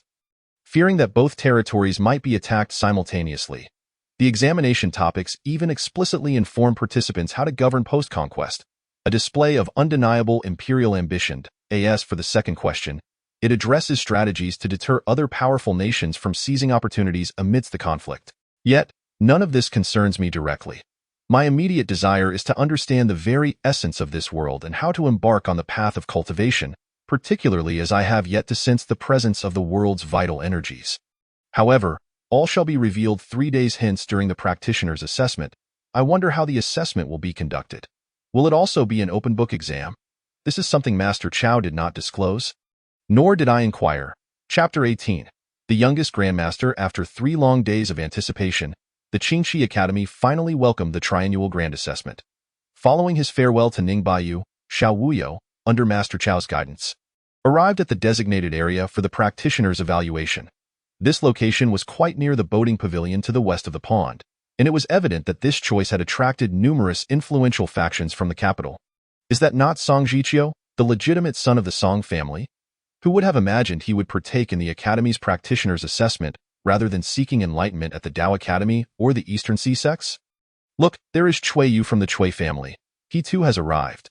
And there is Shang Sun from the Shang family, and Du Lianyan from the Du family. It seems this year's assessment will be far more thrilling than in previous years. It is no wonder that the multitude of candidates found this perplexing. In years past, the prominent families would only send their illegitimate sons to participate, seldom dispatching their legitimate heirs, let alone Song Jiqiu, Cui Yu, and Shang Sun, all of whom are already renowned as prodigies in the realm of cultivation. It appears that the major families have invested heavily this time around. Within the boating pavilion, Zhao Yu and Shang Lu stood before a bronze mirror, observing the offspring of the prominent families. Zhao Yu remarked, "I had anticipated this year to be like the previous ones, with the major families sending only a handful of illegitimate or lesser branch descendants to the assessment. I never expected even the second-level practitioners like Song Jiqiu, Cui Yu, and Shang Sun to participate. It is well known that each major family possesses its own cultivation methods, particularly for the foundational levels of Qi Si and Yuan power, which rival those of the esteemed cultivation sections. Only at the third level, the unconfused realm, does one require enlightenment of the celestial principles, wherein the scriptures of the cultivation sects vastly surpass those of the prominent families and even the Great Wei dynasty. This is why most families send their promising offspring to the sects for training. This situation persisted until the reign of the martial emperor, who, 50 years ago, forcefully suppressed the cultivation sects and families, uniting the 3 great sacred sites into an alliance with the Great Wei to seize various cultivation texts. During the reign of the one emperor, due to reforms, relations with the prominent families soured, resulting in the families rarely sending their gifted descendants to participate in the Great Wei's assessments, often limiting them to the Dao Academy's evaluations. This reflects their stance towards the emperor. This time, only 3 of the 8 major families have sent representatives. It is rumored that the remaining families have dispatched their legitimate heirs to this year's Dao Academy and Jixia Academy assessments. Indeed, our Great Wei is flourishing, and the families find it increasingly difficult to rise again. It seems only fitting for them to bow their heads at this juncture. I have heard that Shang Sun is your nephew? Indeed, he is the son of my second brother, Shang Qing. He wrote to me a few days ago. Shang Lu replied. Ever since I severed ties with the Shang family, I have not returned. It has been 10 long years. At this moment, Shang Lu could not help but reminisce about the sorrowful events of a decade past. Zhao Yu scoffed. Were it not for the actions of Shang Qing, the Shang family would have long since ceased to exist. They have behaved relatively well over the past decade. I hope they do not repeat their previous mistakes, for no one would be able to save them. Yet it was you who liberated me from the Shang family. I hope you do not harbor resentment towards me. Shang Lu bowed deeply, saying, How could I ever harbor hatred for your majesty? It was your majesty's intervention that saved my life. For the remainder of my days, I wish only to teach and nurture within this academy, contributing in whatever small way I can to the Great Wei and to your majesty. Observing Shang Lu, who once stood alongside Su Zhongqing as the twin prodigies of the Qingqi Academy, now confined to this modest sphere, Zhao Yu could not help but feel a pang of nostalgia. Shang Qing, return to the court and assist me. The campaign against Nanyue is imminent. It is a time when the court requires capable individuals. Zhongqing has mentioned you to me several times. With your talents, you should not remain hidden away here. As for the position of headmaster, your eldest disciple Fong Ling possesses both temperament and skill. Reminiscent of your former self, he would be well suited for the role. Shang Lu offered a wry smile. Your Majesty, I implore you to grant me a little more time. Zhao Yu stood with his hands clasped behind him, gazing into the bronze mirror, rendered speechless. As time progressed, the candidates participating in the cultivator examination gradually gathered. Xiao Wuyo discreetly observed the attendees, noting that those adorned in splendid attire were predominantly scions of several prominent families. As spoken of by other candidates, it was said that they were exceptionally gifted cultivators, with their apparent ages ranging from 17 to 20. As for their prowess, it was rather mediocre, considering Xiao Wuyo was of a similar age. He could not help but inwardly scoff at the notion of calling them geniuses, for they possessed not even a fraction of the strength of the small snake. It was little wonder that Xiao Wuyo harbored such thoughts, as he was unaware of the contemporary classifications of cultivation realms. The first realm of cultivation, the Qi realm, involves sensing the primordial energies of the heavens and earth. The energy flows through one's techniques, creating a Qi within the body, thereby allowing it to harbor more of the world's energy, which is then continuously used to impact the body's acupoints, enabling better control and accumulation of this energy. In contrast, the martial path involves operating internal energy to generate what is termed inner strength within the body, which then strikes the internal meridians, forming a circuit of energy. This constitutes the realm of martial artists. Once all the meridians are opened, one may enter the postnatal realm, which holds power comparable to the Qi realm. However, this process varies significantly based on innate talent and comprehension. A cultivator may require anywhere from 1 to 5 years, while those on the martial path may need 10 to 30 years, with some struggling their entire lives to reach the postnatal realm. When a cultivator's energy accumulates to a certain degree, it materializes into a tangible force known as Yuanli, allowing entry into the second realm of cultivation, the Yuanli realm. Practitioners of the Yuanli realm can split gold and shatter jade with a mere gesture. Their energy capable of killing invisibly, akin to the innate vigor of those in the innate realm. Thus, innate realm warriors can contend with those from the first 2 realms of cultivation, yet the innate realm is merely the zenith of martial arts. While cultivators have 3 further grand realms to ascend, as the saying goes, while others practice martial arts, I cultivate immortality. The chasm between these paths is ineffable. Xiao Wuyo, however, was an anomaly. Having never engaged in cultivation, he was perceived merely as an innate realm warrior even in the eyes of highly adept cultivators. Yet, the strength he unleashed could easily overpower even a small snake at the 3rd realm. And even the formidable crawler king at the 4th realm would find it challenging to withstand 8/10 of his power. Upon descending the mountain, Xiao Wuyo believed himself invincible. However, upon discovering the existence of demons and cultivators in this world, he found himself perplexed and disoriented. Yet, the so-called demons and cultivators appeared so easily vanquished that he felt a resurgence of confidence, albeit accompanied by further questions. Thus, he came to the academy, both to fulfill his master's last wishes and to gain a comprehensive understanding of the world in its entirety. He resolved to participate in the examination to gauge the academy's rigor. As Xiao Wuyo's gaze shifted to the rear of the crowd, he seemed to discern something intriguing. There were indeed innate realm warriors present for the examination. Observing their menacing aura, as if emblazoned with no entry across their faces, he boldly approached the trio. "Greetings, esteemed brothers, I am Xiao Wuyo. May I inquire if you hail from the military?" The 3 turned their attention to Xiao Wuyo.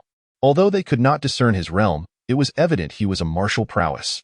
Their icy expressions softened one by one. They replied, "Commander of the Eastern Mountain Infantry, Liang Zheng. Captain of the Yin Prefecture Goose Feather Cavalry, Minglu. Commander of the Imperial Guard, Yutong." Those nearby, upon hearing the introductions, were equally astonished that even the commander of the Imperial Guard had come to participate. The 3 appeared to be around 20 to 26 years of age, and achieving the postnatal realm at this age marked them as extraordinary martial talents within the martial world.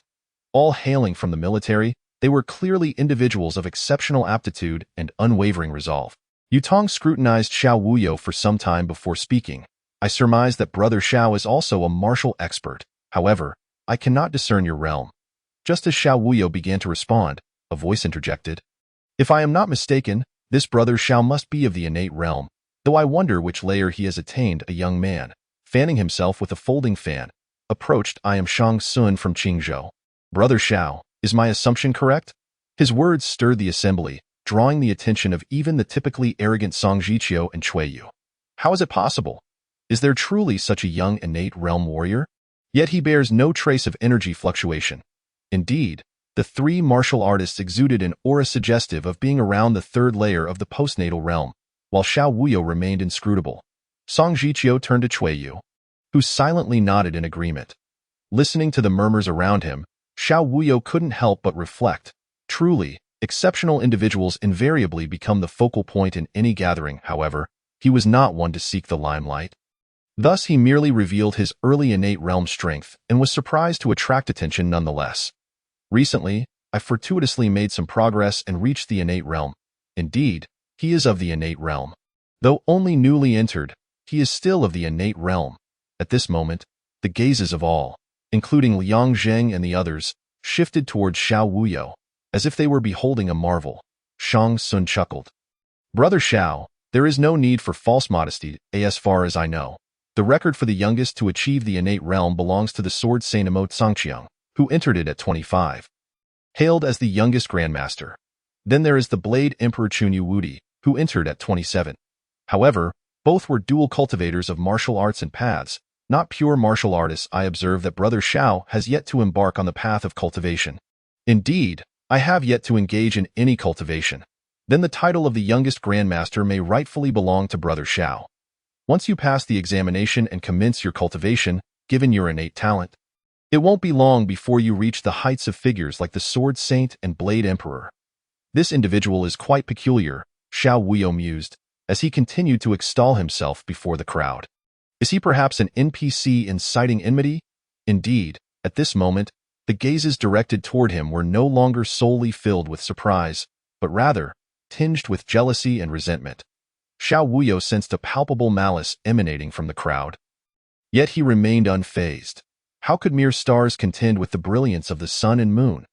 In Xiao Wuyo's eyes, even the likes of Crawler King held little significance, let alone the strength of those before him. Which was hardly worthy of mention. Chapter 19. Inquiry of the Heart. What a remarkable young grandmaster. How fortunate is our great way to have such a prodigy. Zhao Yu gazed at the reflection of Xiao Wuyo in the mirror. Her spirits lifted, as if her own old wounds had eased considerably. Indeed, Shang Sun remarked, but I wonder how his aptitude for cultivation fares. Many martial experts lack the talent for cultivation, unable to sense the primordial energies of heaven and earth, and thus remain confined to the innate realm their entire lives, ultimately fading into obscurity. Indeed, such individuals are not uncommon. Throughout the Great Way, there are many experts of the innate realm, yet regrettably, only a scant few can cultivate. Perhaps it is precisely because they cannot cultivate that they dedicate all their efforts to martial arts, thereby reaching the innate realm. However, to underestimate those at the innate realm would indeed be a grave error. Those who achieve this realm are invariably resolute, decisive in battle, and most often attain this level after the age of 40, boasting extensive combat experience. There have been statistics compiled on encounters between innate realm and Yuanli realm experts, revealing a surprisingly even split, with victories hovering around a 64% ratio, and even reaching 73% at times. The 6 and 7 refer to the innate realm, highlighting the formidable nature of those who have attained it. At this moment, the general stationed on the northern border, Tuoba Han Hai, stands as a paragon among them, having even managed to retreat unscathed from 3 experts of the uncertain realm. Yet, it is a pity that Tuoba Han Hai lacks the talent for cultivation. Zhao Yu's eyes sparkled with excitement. I hope this young man brings us even more surprises.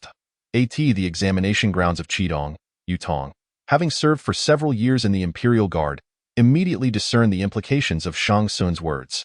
What do you mean by that, Shang? When has Brother Xiao ever offended you, that you would go so far as to make an enemy of him? Shang Sun appeared to realize his faux pas and hurriedly apologized. My apologies, Brother Xiao. I truly meant no offense. I merely wished to befriend you. Beside them, Minglu added, Brother Xiao, should the opportunity arise, do consider training in the military. Liang Zheng concurred. While I perceive Brother Xiao possesses profound strength, he lacks the corresponding aura of a killer, suggesting a lack of extensive battle experience. The military provides an excellent environment for honing martial skills. Thus, I believe Ming's suggestion merits your consideration. Xiao Wuyo observed that the 3 genuinely had his best interests at heart, and he felt a surge of gratitude. I appreciate your kindness, esteemed brothers. Should the day come, I shall surely venture into the military. As for your earlier remarks, Shang, there is no need for self-reproach. I understand it was an unintentional slip. As a grandmaster, Xiao Wuyo could perceive the subtle shifts in Shang Sun's demeanor, recognizing that there was no ill intent behind his words, and thus he chose not to hold a grudge. Brother Xiao not only possesses formidable skills but also a magnanimous heart. I am truly in awe, Shang Sun remarked once more. Zhao Yu regarded Shang Sun's reflection in the mirror and mused. This individual acknowledges his mistakes and exhibits none of the arrogance typical of those from noble families. He is indeed a talent worth nurturing. It seems the Shang family has produced several commendable prospects in this generation. Shang Lu sighed, lamenting the folly of youth, wishing that he would soon mature and speak with more thought. Zhao Yu, unperturbed, replied, "It is precisely the spirited nature of youth that is commendable. Who among us has not experienced their own youthful days? If he were to act with an air of age and wisdom, I would be less inclined to respect him." The examination consisted of 3 segments, the first being the inquiry of the heart. As the time approached, Instructor Chow announced the commencement of the assessment. Whether in study or cultivation, one must possess a steadfast resolve. The inquiry of the heart serves to determine whether your aspiration towards the path is resolute. The founder of the academy once comprehended the Tao by the azure pond before you, thus establishing the Qingqi Academy. Subsequently, he set up a formation known as the Inquiry Array by this very pond. Regardless of the methods you employ, as long as you cross this azure pond within 2 hours and reach the other shore, you shall pass. Should you fall into the pond, it shall be deemed a failure, and each individual has but one opportunity. What, then, is the purpose of the second examination after passing the first? Xiao Wuyo inquired. Puzzled, Shang Sun elucidated, passing the first examination merely qualifies one as an ordinary disciple of the academy. Only by succeeding in the second examination does one earn the chance to become a direct disciple of the academy's head. Ah, I see, Xiao Wuyo replied, enlightenment dawning upon him. Beside them, Yutong remarked, however, since President Shang assumed his position 15 years ago, he has only admitted 7 direct disciples across 5 examinations. Xiao Wuyo expressed his astonishment. That averages less than 2 direct disciples per year. Indeed, President Shang's criteria for accepting direct disciples are exceedingly stringent. In 1 year, not a single individual passed the examination. One can only imagine the difficulty of the subsequent assessments. It is already a notable achievement for us to pass the first examination. Menglu felt somewhat disheartened, a sentiment echoed by Liang Zheng. Yet, Shang Sun declared proudly, "You all lack ambition. I, Shang Sun, came to the academy with the sole aim of securing a spot as a direct disciple." Yutong, intrigued, remarked, "Speaking of which, President Shang hails from the Shang family in Qingzhou. I wonder what the connection is between you and him." All eyes turned to Shang Sun, who, feeling a bit awkward, replied, "In terms of kinship, I must call President Shang uncle, by blood." Expressions of understanding spread across their faces. Shang Sun quickly added, "Though he is indeed my uncle, I have seen him only a handful of times since my birth. I have heard he has long severed ties with our family, so, well, you understand." Yutong concluded, "So you mean to say that you are, in essence, in the same position as us?" Shang Sun hurriedly affirmed. "Precisely. President Shang is known for his impartiality and fairness. It is likely that Brother Shang experiences the same treatment as the rest of us." Menglu affirmed, "Though he resides far in Yenzhou, I have heard many tales of President Shang." Shang Sun directed his attention to Xiao Wuyo. "Look, someone has begun crossing the river." Xiao Wuyo gazed at the azure pond before him. Though this section of the pond was not the widest, it still spanned approximately 100 zhang. Given the strength of Yutong and the others, it was improbable they could simply fly across. However, utilizing trees or other objects would make the crossing feasible. Indeed, those eager to cross the river each cut down a bamboo stalk from the nearby grove, standing upon the bamboo and propelling themselves across the water with their QA as they neared the opposite shore. Xiao Wuyo found it puzzling that the examination appeared so simple. Sensing the confusion in Xiao Wuyo's eyes, Shang Sun explained, "Do you find it easy, Brother Xiao? Is it truly so?" "Isn't it?" Xiao Wuyo countered. "While reaching the other side may seem straightforward, the examination is called Inquiry of the Heart. Upon reaching the center of the azure pond, they will trigger the Inquiry Illusion Array. This illusion array acts as a heart demon, disrupting those who attempt to cross. Once the heart is in disarray, one finds it increasingly difficult to control their qi or internal energy, leading to a loss of balance and a plunge into the waters." "Ah, I understand now." Indeed, among the 4 nearing the opposite shore, 2 suddenly lost control and fell into the pond. This scene did not seem to frighten the other candidates. Rather, an increasing number began attempting to cross the river. Just as Shang Sun was about to ask Xiao Wuyo when he intended to cross, a cry of a crane resonated from the sky. All candidates halted their actions, gazing upward in an instant. A magnificent white crane descended before them, upon which stood a strikingly handsome youth, Zhao Rui from Jingzhou has arrived to participate in the examination. I wonder if it has commenced? Instructor Chao replied. It has just begun. You still have an hour and a half. The youth beamed brightly. That is ample time. Xiaobai, let us proceed. With that, he leapt onto the crane. An onlooker inquired, My friend, what are you about to do? The youth, seated on the crane, responded, Cross the river. With a resounding crane call, the white crane soared into the clouds, vanishing in an instant. Shang Sun turned to Instructor Chao, asking, Sir, is that not cheating?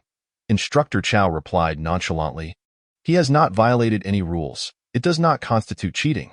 Such a method is permissible.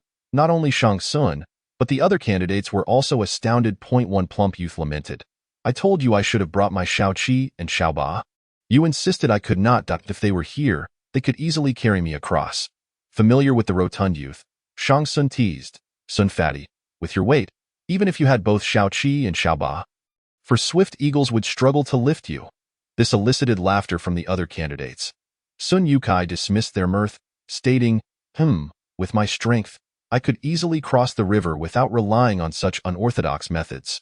Shang Sun did not refute this. Though Sun Yukai was a branch member of the Sun family, his cultivation talent had already surpassed many of his peers, which was why the Sun family valued him enough to send him to participate in the academy's examination. As Meng Lu and the others bid farewell and prepared to cross, Shang Sun inquired, Brother Xiao, when do you plan to cross? Xiao Wuyo replied, I will wait a bit longer. Suddenly, Shang Sun seemed to grasp something. Oh, I almost forgot. A practitioner at the innate stage can briefly hover in the air, but with the azure pond being nearly 100 zhang wide, can Brother Xiao truly fly to the other side? Moreover, there is the inquiry array in the river. It is no wonder Shang Sun was concerned.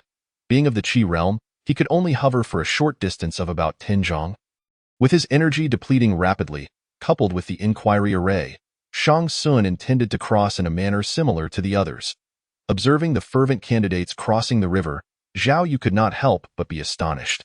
There were indeed no fewer than a dozen practitioners at the Qi realm participating in the examination. How could this be? Indeed, practitioners at the Qi realm are regarded as the backbone of noble families. In previous years, it was already commendable to have one or two such practitioners participate in the examination. This year, an astonishing number had already emerged in such a short time. Though the inquiry was not particularly challenging, out of 100 participants, dozens had already passed within a brief period, with only a handful failing. This was enough to astonish Shang Lu, Song Jiqiu, Cui Yu, and even Shang Sun had all passed, proving that these scions of noble families were truly exceptional. Zhao Yu observed the scene before him, lost in thought. However, Shang Lu, having accompanied Zhao Yu for many years, instinctively understood what the current emperor of Dawei was contemplating. They were originally practitioners at the Qi realm, with their hearts stable, making their success unsurprising. Yet, it was the three martial arts experts from the military who passed with such ease that was truly remarkable. Though Zhao Yu was unfamiliar with Meng Lu and Liang Zheng, he was well aware of Yu Tong's capabilities as the commander of the Imperial Guards. At such a young age, their accomplishments in martial arts cultivation had already surpassed the majority of their peers. At this moment, Shang Lu's gaze shifted to Xiao Wuyo, for he was about to begin crossing the river. Chapter 20. Crossing the river. Xiao Wuyo's gaze was fixed upon the distant boatman's dwelling. Aware that Shang Lu was observing him from afar, instead of cutting down bamboo, he had no intention of flying over. He resolved to traverse the distance step by step. This was not an act of seeking glory before others, but rather a desire to discern the intricacies of the inquiry array and experience its uniqueness. Xiao Wuyo gently placed his feet upon the surface of the water, causing ripples to form. With each step he took, he advanced steadily. Regardless of the size of the waves in the pond, Xiao Wuyo remained as steadfast as a mountain. Zhao Yu, watching the scene unfold, could not help but gasp in astonishment. Shang Qing, while innate practitioners can indeed momentarily hover in the air, can one walk upon water as Xiao Wuyo does? Shang Lu pondered for a moment before responding. Innate practitioners can naturally walk upon water. But given his pace, he can only walk a distance of 10 zhang before his internal energy is depleted. Perhaps a peak innate practitioner could go a bit further, but regardless, no one has ever reached the opposite shore in such a manner throughout history. As Xiao Wuyo continued his advance, he soon approached the center of the azure pond. At this moment, The others on the opposite shore appeared to have noticed Xiao Wuyo's peculiar approach. Shang Sun exclaimed in astonishment. "What is Brother Xiao doing?" Yu Tong muttered. "He walks upon the waves.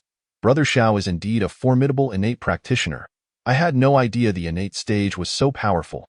Shang Sun mused. "It is not the innate stage that is formidable. It is Brother Xiao's strength that is remarkable. With my Qi realm cultivation, I could not accomplish what he is doing. I doubt even General Tuoba could manage it." Ming once followed Tuoba Hanhai to battle on the battlefield and witnessed his prowess firsthand. As he spoke, he turned his gaze towards the distance, where Cui Yu and Song Jiqiu stood. In Song Jiqiu's eyes, an insatiable fighting spirit seemed to ignite. Despite his formidable abilities, it was indeed a challenge for him. Yet this did not imply that he would be defeated in combat. Cui Yu appeared to grasp Song Jiqiu's sentiments. He was indeed strong, a worthy opponent. It was said that those who cultivated in the innate realm surpassed those in the Yuanli realm. But that was contingent upon the opponent possessing ample combat experience. Observing Xiao Wuyo, who seemed barely 17 or 18 years of age, he surmised that his battle experience would not be extensive. Moreover, although his manner of treading the waves could attract attention, it was exceedingly taxing on his true energy. Whether he could reach the opposite shore was uncertain, yet his temperament alone rendered him no cause for concern. At some point, the crane-riding youth Zhao Rui had also arrived beside the two. Cui Yu remarked, "Indeed, even if he passes the first trial, the excessive expenditure of true energy would render him no match for us in the second trial. Wouldn't you agree, Zhao brother?"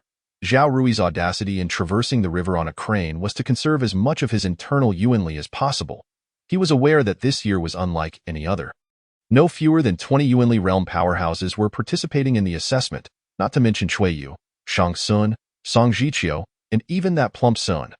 This understanding was not exclusive to Zhao Rui and his companions. All who had passed the assessment comprehended it. Yet, why did Xiao Wuyo still choose to act thus? At that moment, having reached the center of the pond, Xiao Wuyo seemed to sense a peculiar aura approaching and halted his steps. This was the so-called heart inquiry array. Various strange thoughts sought to infiltrate Xiao Wuyo's mind, disturbing his judgment, yet his mental fortitude was remarkably strong, and these thoughts could not sway him. Xiao Wuyo furrowed his brow slightly. Finding the heart inquiry array rather feeble, incapable of influencing his Dao heart. At this juncture, should Xiao Wuyo wish to depart, he could easily navigate through the heart inquiry array. However, he deemed that leaving at this point would be rather dull. Xiao Wuyo closed his eyes, relaxing his mind, allowing those peculiar thoughts to permeate his consciousness. What is Brother Xiao doing? Observing Xiao Wuyo standing at the pond's heart, pausing in contemplation and now closing his eyes, Yu Tong and the others could not help but feel a tinge of curiosity. Shang Sun pondered for a moment and said, "He is experiencing the heart inquiry array." Experiencing the heart inquiry array? Ming Lu inquired. Indeed, when we traverse the heart inquiry array, we strive to maintain our mental focus, dismissing those chaotic thoughts, which is already a formidable task. If I am not mistaken, Brother Xiao is intentionally allowing those thoughts to enter his mind, utilizing them to interrogate his Dao heart and seek out its vulnerabilities. He using the heart inquiry array to temper his Dao heart. Zhao Yu asked, "Indeed, the primary purpose of the heart inquiry array is to refine one's Dao heart. However, in recent years, it has been employed as the first trial for cultivators. The vast majority of candidates endeavor to reach the opposite shore before those illusions invade their minds to complete the assessment, with only a select few deliberately inviting their inner demons to forge their Dao hearts. Those few are likely the direct disciples of Shangqing." Zhao Yu remarked, "Indeed, even if Xiao Wuyo does not participate in the second trial, he is more than capable of becoming my direct disciple. However, he will surely partake in the second trial." Shang Sun mused, feeling gratified at the prospect of gaining a direct disciple. "Why is that?" Zhao Yu queried. "Because all my direct disciples are participating," Shang Sun replied with a smile. At this moment, Xiao Wuyo gazed into the depths of his heart, feeling somewhat speechless at the myriad thoughts swirling within. What were these notions? One thought envisioned unifying this realm and becoming an emperor with a harem of 3,000 beauties, indulging in drunken revelry. Another thought imagined himself invincible, breaking through the myriad realms, unmatched throughout eternity. There were also notions of shattering the void and returning to his original world as a returning war deity. A plethora of thoughts erupted without cease. Xiao Wuyo felt somewhat bemused. It turned out that he harbored such numerous and unspeakable ideas deep within, which, if exposed to others, could easily lead to social demise. It had been a long time since he encountered such an abundance of amusing thoughts. Suddenly, an ancient voice appeared in Xiao Wuyo's mind, yet he remained undisturbed. "Who are you?" he silently inquired. "I am merely a remnant soul imprint lingering within this heart inquiry array. I shall soon vanish completely. Yet it is no regret to witness such an intriguing youth as you before my departure." The voice echoed around Xiao Wuyo, who concentrated his mental energy and abruptly opened his eyes. A golden light sparkling within them, revealing an elderly scholar before him. "Master Qingqi?" Xiao Wuyo asked. The elder appeared astonished. "You can see me. It seems the techniques of the celestial traveler are indeed wondrous, enabling one who has never practiced to cultivate a soul. However, you seem yet to understand how to utilize this soul power." Xiao Wuyo thought to himself that he was merely a martial arts practitioner. How could he wield the soul power known only to cultivators? He had always assumed it was a secret technique inherent to the nameless art, only to realize now that it was indeed soul power. "Master, you can recognize the technique I practice. Who is this celestial traveler?" Master Qingqi smiled. "Not only do I know the technique you cultivate, but I also know that your master is Taoist Zun Chang'e. However, he is probably no longer a Taoist Zun now, is he?" Xiao Wuyo pondered, realizing that the old Taoist was none other than the previous Taoist Zun of the Great Way, Chang'e, yet he wondered why the old Taoist had never mentioned it. "As for how I know the technique you cultivate, it is because that technique was imparted by the celestial traveler to your master. I once contemplated it alongside your master for a few years, but we found it exceedingly difficult to master completely. We even suspected it was a ruse. It was only upon seeing you today that we realized the celestial traveler had not deceived your master." "Is your master still alive?" Master Qingqi inquired. Xiao Wuyo replied, "My master passed away a month ago due to old injuries." Master Qingqi sighed. "It is fortunate that he did not perish at the hands of the celestial traveler." "Who exactly is the celestial traveler?" Xiao Wuyo pressed. Master Qingqi replied, "I do not know either. The term celestial traveler was told to me by your master, since your master did not reveal it to you. There must be his reasons, however. Since you have come to the academy, I believe Shang Lu will arrange things well for you. Your master was truly a good person. I miss him dearly. Your time is limited. You should return to participate in the assessment." Xiao Wuyo wished to say more, but he saw Master Qingqi lightly wave his sleeve, and his soul returned to his body. Xiao Wuyo awoke with a start, opening his eyes as the strange phenomena vanished. At that moment, the shouts of Shang Sun and the others echoed from the opposite shore. "Brother Xiao, wake up quickly. The assessment time is almost over." Xiao Wuyo was unaware of how long he had lingered within the heart inquiry array. He gazed into the distance and noticed the long incense used for timing by the azure pond was nearly burnt out. Time was indeed of the essence. With that thought, Xiao Wuyo hesitated no longer. He promptly stepped onto the water's surface, propelling himself into the air, soaring towards the opposite shore. Chapter 21. A certain battle with Brother Xiao in merely 3 breaths. He had crossed from the pond to the opposite shore. How could this be possible? Cui Yu gazed at Xiao Wuyo, who had just landed on the shore, with an expression of disbelief. Beside him, Song Jiqiu gripped his long sword tightly, alternating between holding it and releasing it, yet could not mask the fighting spirit in his eyes. Zhao Rui watched Xiao Wuyo soaring across the river and could not help but clench his fists. Then exhaled deeply, a confident smile returning to his face. "Now this is interesting. Such an assessment is indeed engaging, and such an opponent is truly worthy. Wouldn't you agree, Brother Cui and Brother Song?" Cui Yu's expression shifted several times before he finally set aside his earlier misgivings and laughed heartily. "Indeed. However, he is no longer my opponent, and I am unworthy to be his adversary, at least until I attain this state of clarity." Beside them, Sun Yukai looked at Cui Yu in astonishment. "Brother Cui, I always thought you were a pretentious gentleman. I never expected you to be a true villain, but I like it." Although Sun Yotsai's words were harsh, they were sincere, and Cui Yu did not take offense. Rather, he felt delighted. Even Song Jiqiu found Cui Yu somewhat incomprehensible, as if he were no longer the Cui Yu he had known before. Approaching, Shang Sun smiled. "Brother Cui, this is called knowing when to advance and retreat, understanding gains and losses. It is only today that I realize I have underestimated you all along." Zhao Yu gazed at the reflection in the mirror with a hint of melancholy. The Chui family has stood firm in Yingzhou for a millennium for good reason, knowing when to advance and retreat, understanding gains and losses, a principle that even a junior can comprehend. Naturally, the old fogies of the Chui family understand it even better. Chui Yu felt a bit awkward but remarked, "Though I will not be his enemy, I still intend to vie for the spot of direct disciple. After all, there are no fewer than 20 Yuanli realm practitioners present. Who knows who will ultimately prevail?" Since Xiao Wuyo had landed, he had been pondering the celestial traveler mentioned by Master Qingqi.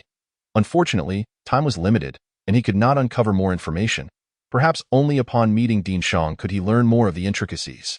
"Brother Xiao," Yu Tong said cautiously. Xiao Wuyo finally noticed the distinctions among the martial practitioners beside him. They seemed to harbor a certain trepidation towards him. Xiao Wuyo felt a twinge of distress. Pondering, such is the downside of being overly exceptional. Once your abilities veer into the realm of the extraordinary, no, it is your prowess that becomes somewhat grotesque. You find yourself at odds with others. I initially intended to engage with you all as a normal individual would. Alas, my strength does not permit such casualness.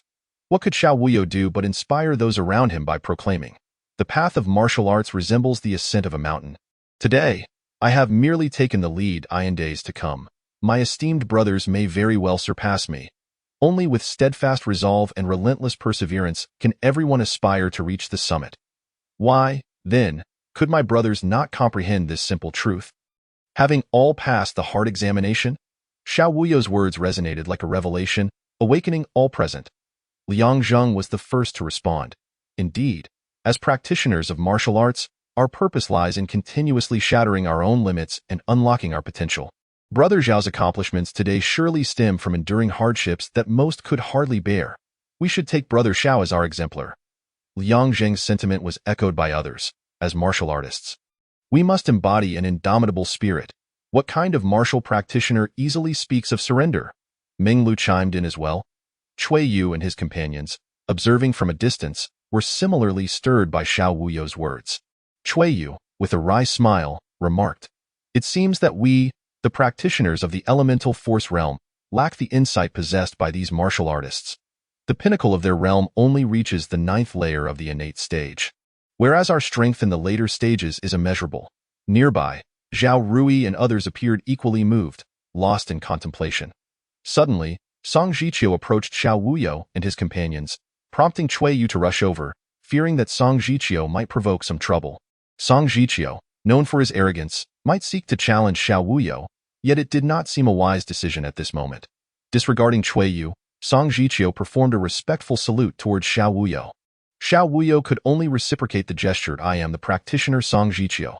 One day at the pinnacle of the elemental force realm, I shall duel with you, Brother Xiao." His voice rang clear, his resolve unwavering. This was Song Jiqiu, who dared to issue a challenge to an opponent he deemed invincible. After making his declaration, he turned and departed, signifying that he identified himself as the practitioner Song Jiqiu, not merely as a member of the Song family, underscoring the purity of his dedication to the path. Even at the apex of the elemental force realm, Song Jiqiu regarded Xiao Wuyo as a sharpening stone on his journey of cultivation. Shang Sun could not help but admire Song Jiqiu, recognizing that despite his pride, his resolve towards the path was remarkably steadfast, daring to challenge the currently invincible Brother Xiao. Chui Yu remarked, "Indeed, Brother Song has always been my role model. One day, I too shall challenge Brother Song with dignity." Shang Sun seemed to grasp something profound, saying, "I see now why you always seek to align yourself with his aloof demeanor.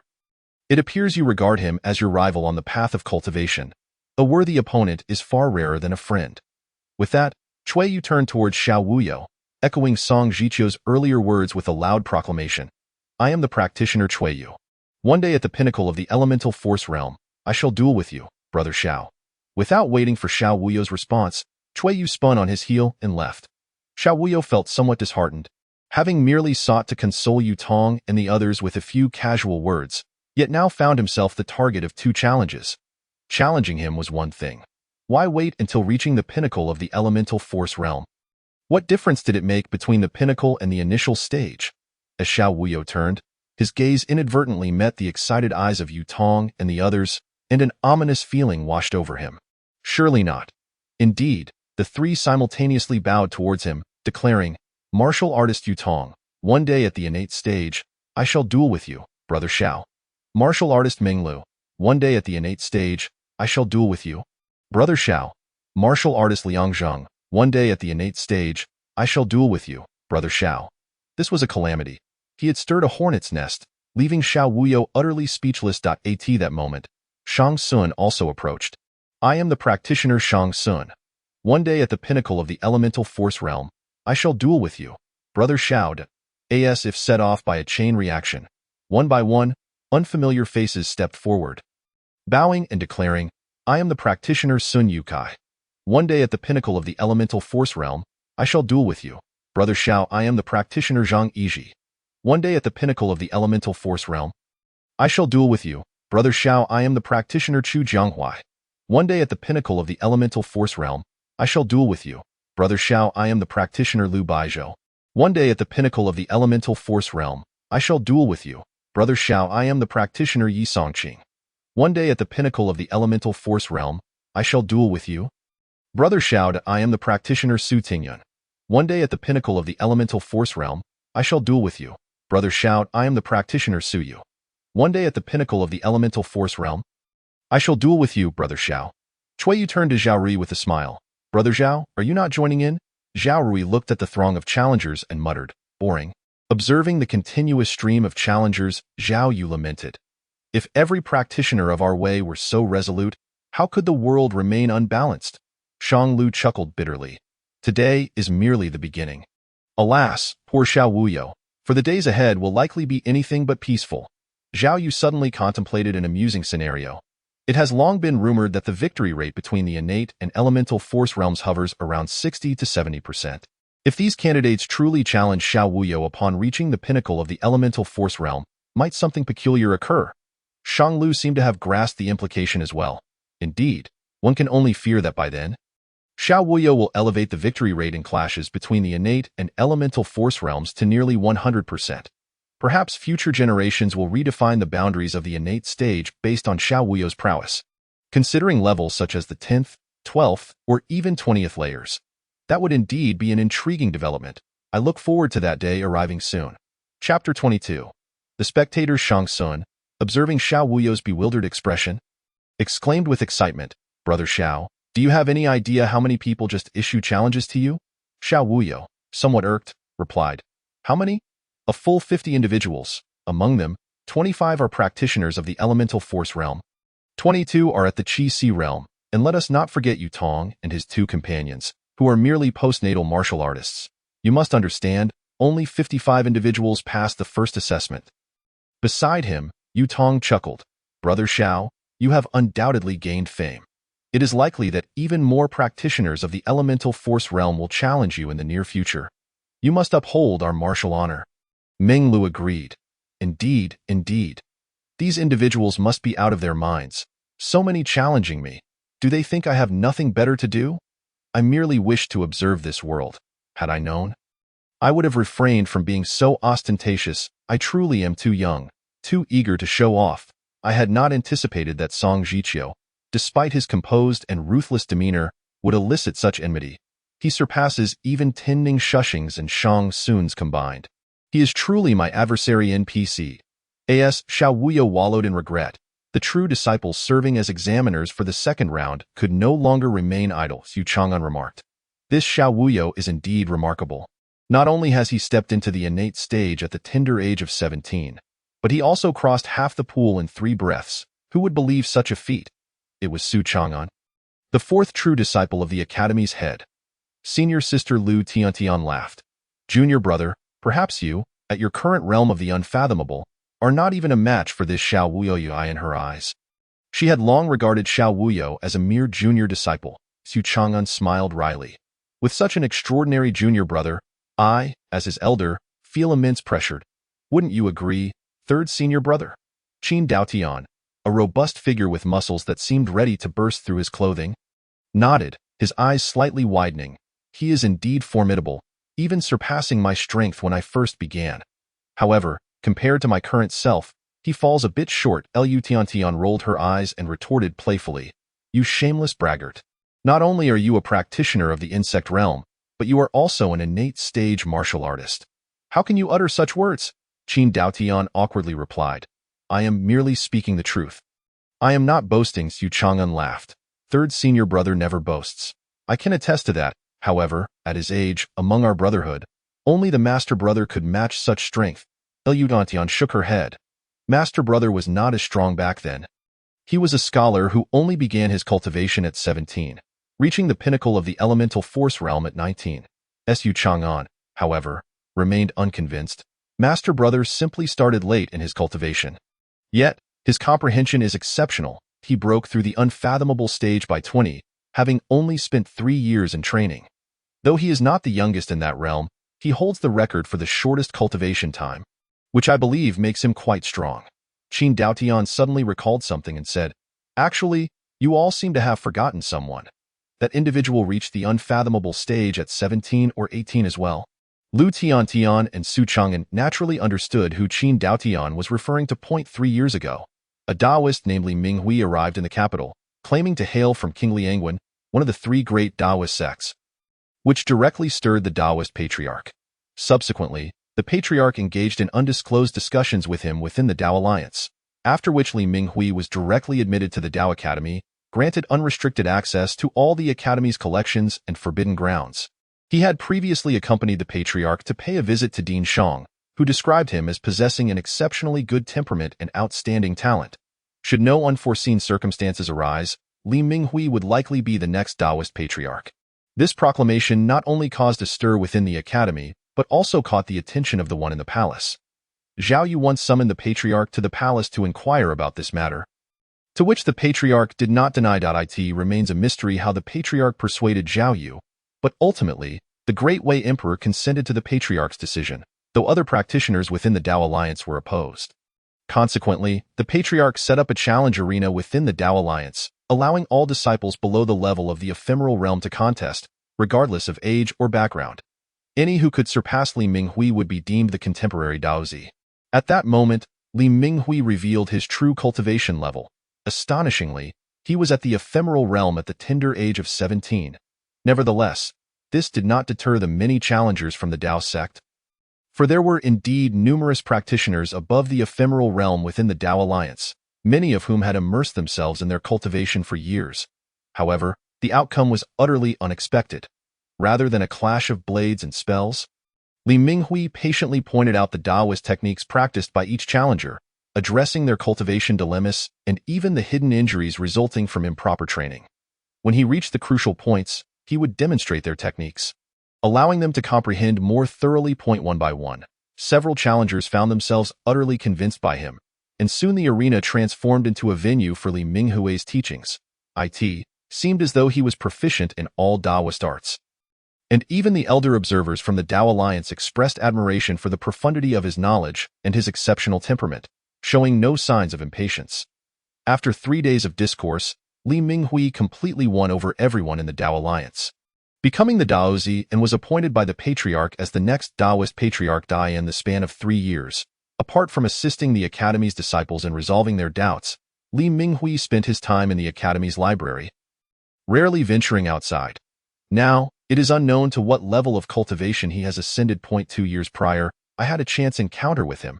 At that time, he was still at the ephemeral realm, so I felt it inappropriate to make a move.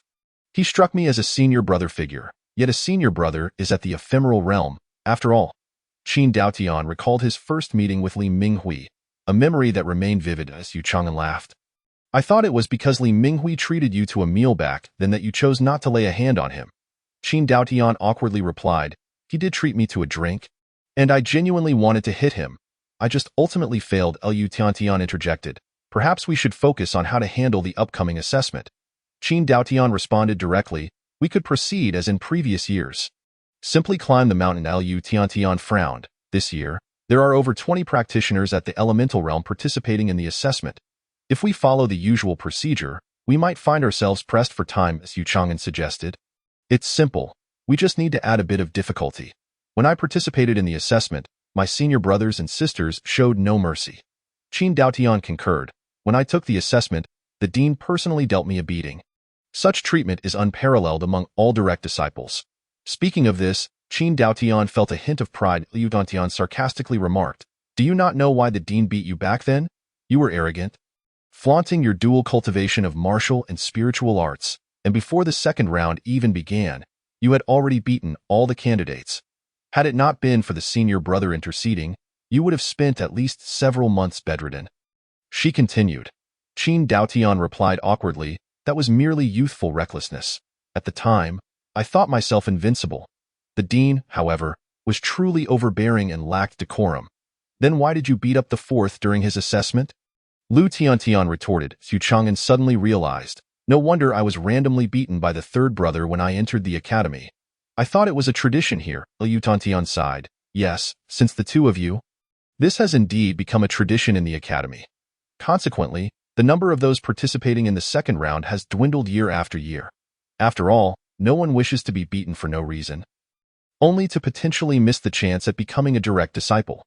Qin Daotian countered, "We have always exercised restraint in our actions. Moreover, the dean and the senior brother did not object, indicating their approval of our methods. It is essential for these young individuals to recognize the harshness of reality. Only through experiencing the trials of society can they truly grow. Is this not a form of cultivation as well? If one does not contemplate deeply, there is indeed some truth in Qin Daotian's words." Su Chang'an cheerfully remarked, "This is precisely why I hold the third brother in such high regard.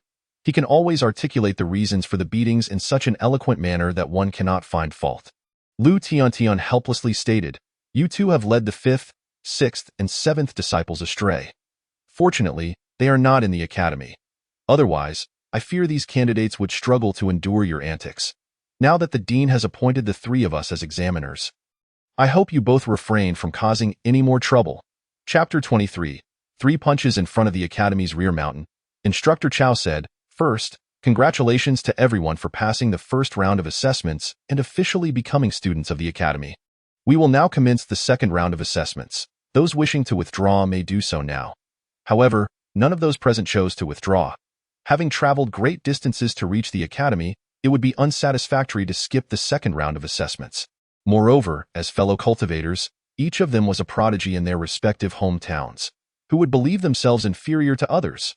Seeing no one leaving, Instructor Chao pointed to the mountain before them, saying, "This is the venue for the second round of assessments. The second round is called climbing the mountain. Those who reach the summit will be deemed to have passed this round. As for whether you can pass the third round, which will be personally assessed by the dean, that depends on your luck. The third round is personally assessed by the dean. However, it remains uncertain what the assessment entails." Liang Zheng, having come from the military, was not as well versed in the intricacies of the academy's assessments as those from prominent families. The middle-aged man explained, "The first 2 rounds merely test your determination and cultivation. As for the third round, it varies each year, primarily depending on fate and luck. Thus, whether one becomes a direct disciple still hinges on their fortune."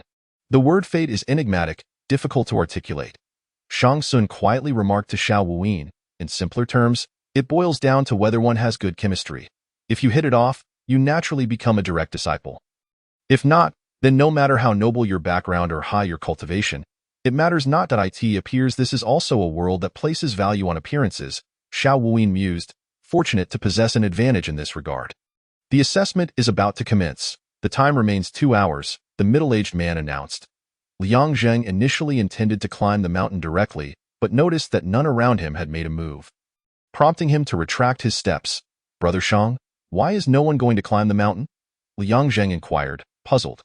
Shang Sun replied, "This mountain is typically unremarkable, but during assessments, it activates hidden formations, preventing practitioners below the ephemeral realm from absorbing the elemental energy of the heavens and earth while on the mountain. Therefore, everyone accumulates their energy before attempting the climb to ensure their state is optimal." Liang Zheng sighed with relief, "I see. However, as a martial artist, I do not require energy absorption. Although I expended considerable internal force crossing the river, it does not impede my ascent, and my internal force recovery is not that rapid. Yet time is limited to 2 hours." With that, he prepared to ascend the mountain first. Shang Sun hurriedly stopped him.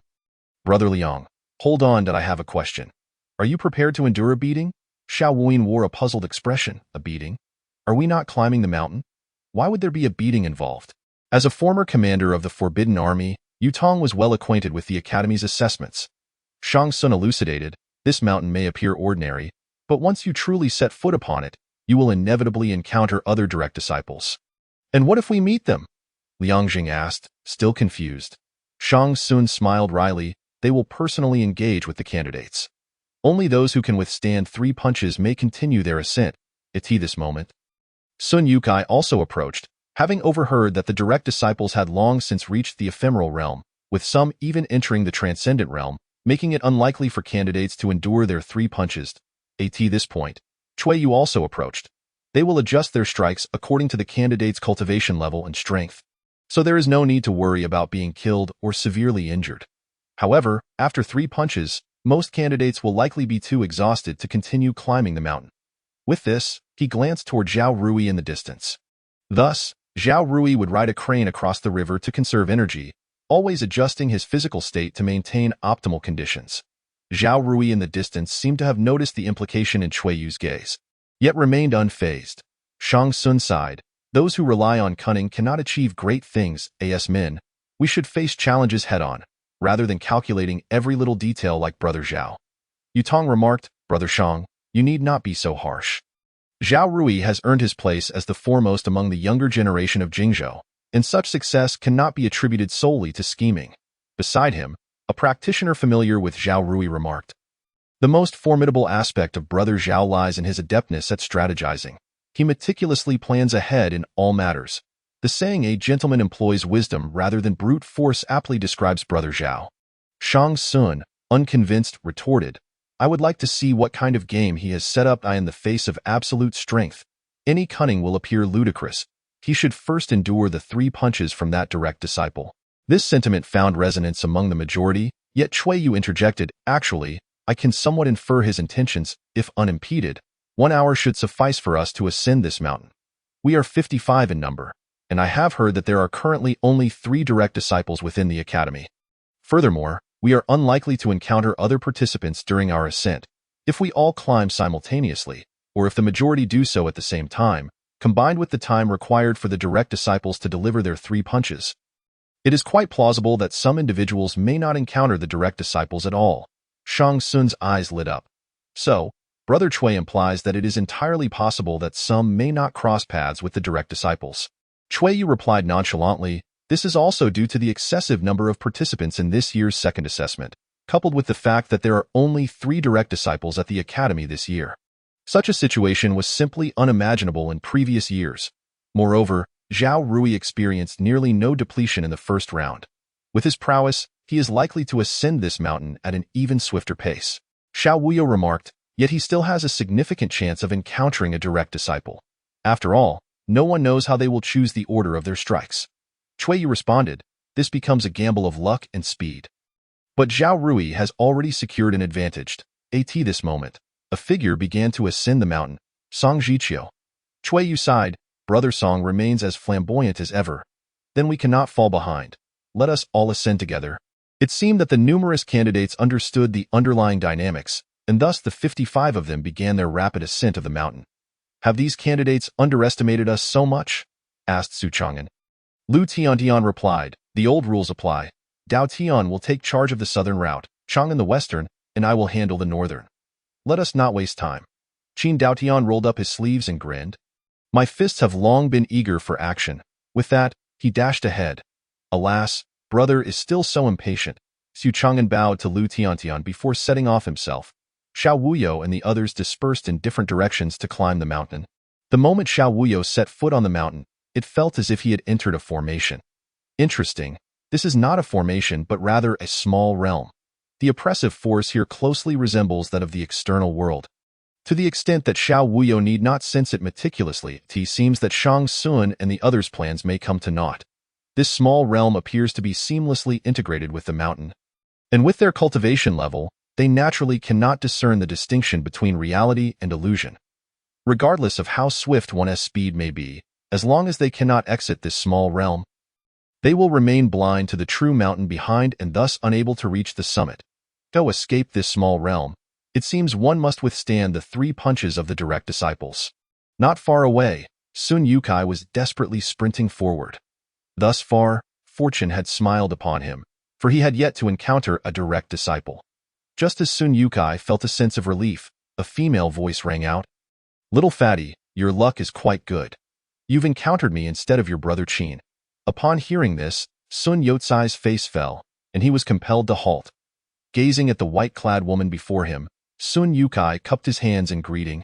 Greetings, sister. I, the junior disciple Sun Yukai, wish you eternal youth and perpetual 18.Elyudun chuckled. You certainly know how to flatter, but I'm not easily swayed. If you were to meet your brother Su, perhaps he would go easy on you. Sun Yukai, maintaining a stoic expression, replied, I speak nothing but heartfelt words. Were it not for the concern of soiling my sister's hands, I would willingly endure not just 3 punches, but even 10 or 100. Lu Tian, intrigued, asked, You know of me? Sun Yukai responded proudly, Who hasn't heard of the reputation of Sister Lu from the academy? You are beautiful and kind-hearted, always caring for us junior disciples. Moreover, your mastery of music is unparalleled. In particular, your hands have been compared by the previous Tao master to those of the sword demon Dugaming, as the 2 most enchanting pairs of hands in the world. Yet, while the sword demon's hands are meant for slaying, your hands are meant for playing the zither. How could I dare to offend such a fair maiden and dirty your hands? Upon hearing the name Dugaming, Lu Tiantian's expression dimmed slightly. The sword demon is unrivaled in swordplay. How could I possibly compare? Soon, her demeanor returned to normal as she smiled sweetly. However, you little fatty are rather amusing. It has been quite a while since a new junior disciple graced the Academy's back mountain. I hope you can pass the assessment and bring some vitality to our back mountain. Sun Yotsai's heart soared at her words, though he maintained a composed exterior. Thank you, sister, for your kindness. I will strive to do my best. A mysterious smile graced Lu Tiantian's face. Little fatty, you are too early in your gratitude. I have not yet said I wouldn't strike. Sun Yukai abruptly looked up as a delicate fist flew toward his face, and he was sent sprawling. He felt his entire face swell as Lu Tiantian's voice echoed in the air. Sister has only delivered 1 punch. That should suffice, right, little fatty? As Sun Yukai rose and looked in Lu Tiantian's direction, she had already vanished. He couldn't help but curse inwardly. What a fierce woman. She didn't even give a warning before striking, and to the face no less. How am I to face others now? Fortunately, she only threw 1 punch. At least she has some principles, making my earlier flattery worthwhile. Glancing at the sky, which was still early, Sun Yukai, now free of worries, leisurely made his way toward the mountain peak. Chapter 24. I let you ride a crane across the river as the sounds of anguished cries echoed from every corner. Shang Sun realized that several individuals had already encountered direct disciples, with some even eliminated. He could only hope that fortune would not abandon him. However, fate was unkind. Upon seeing a silhouette high above, turned away from him, Shang Sun could only sigh and brace himself for the ascent. Junior disciple Shang Sun pays respects to senior brother. May I ask which direct disciple you are? Su Chang'an stood with his hands clasped behind his back, his white garments fluttering in the wind, exuding an unparalleled elegance and ease. I am the 4th direct disciple, Su Chang'an. You are fortunate. Among the 3 direct disciples remaining at the academy, I alone am in the unperturbed realm. So it is Brother Su, truly, a figure of great stature and remarkable poise. Shang Sun, having inquired extensively about Su Chang'an's deeds and character, felt a wave of relief wash over him. Yet Su Chang'an couldn't help but sigh. If other candidates were to praise me thus, I might find it quite gratifying, perhaps even tempering my strikes a little. However, Shang Sun was taken aback. However, what?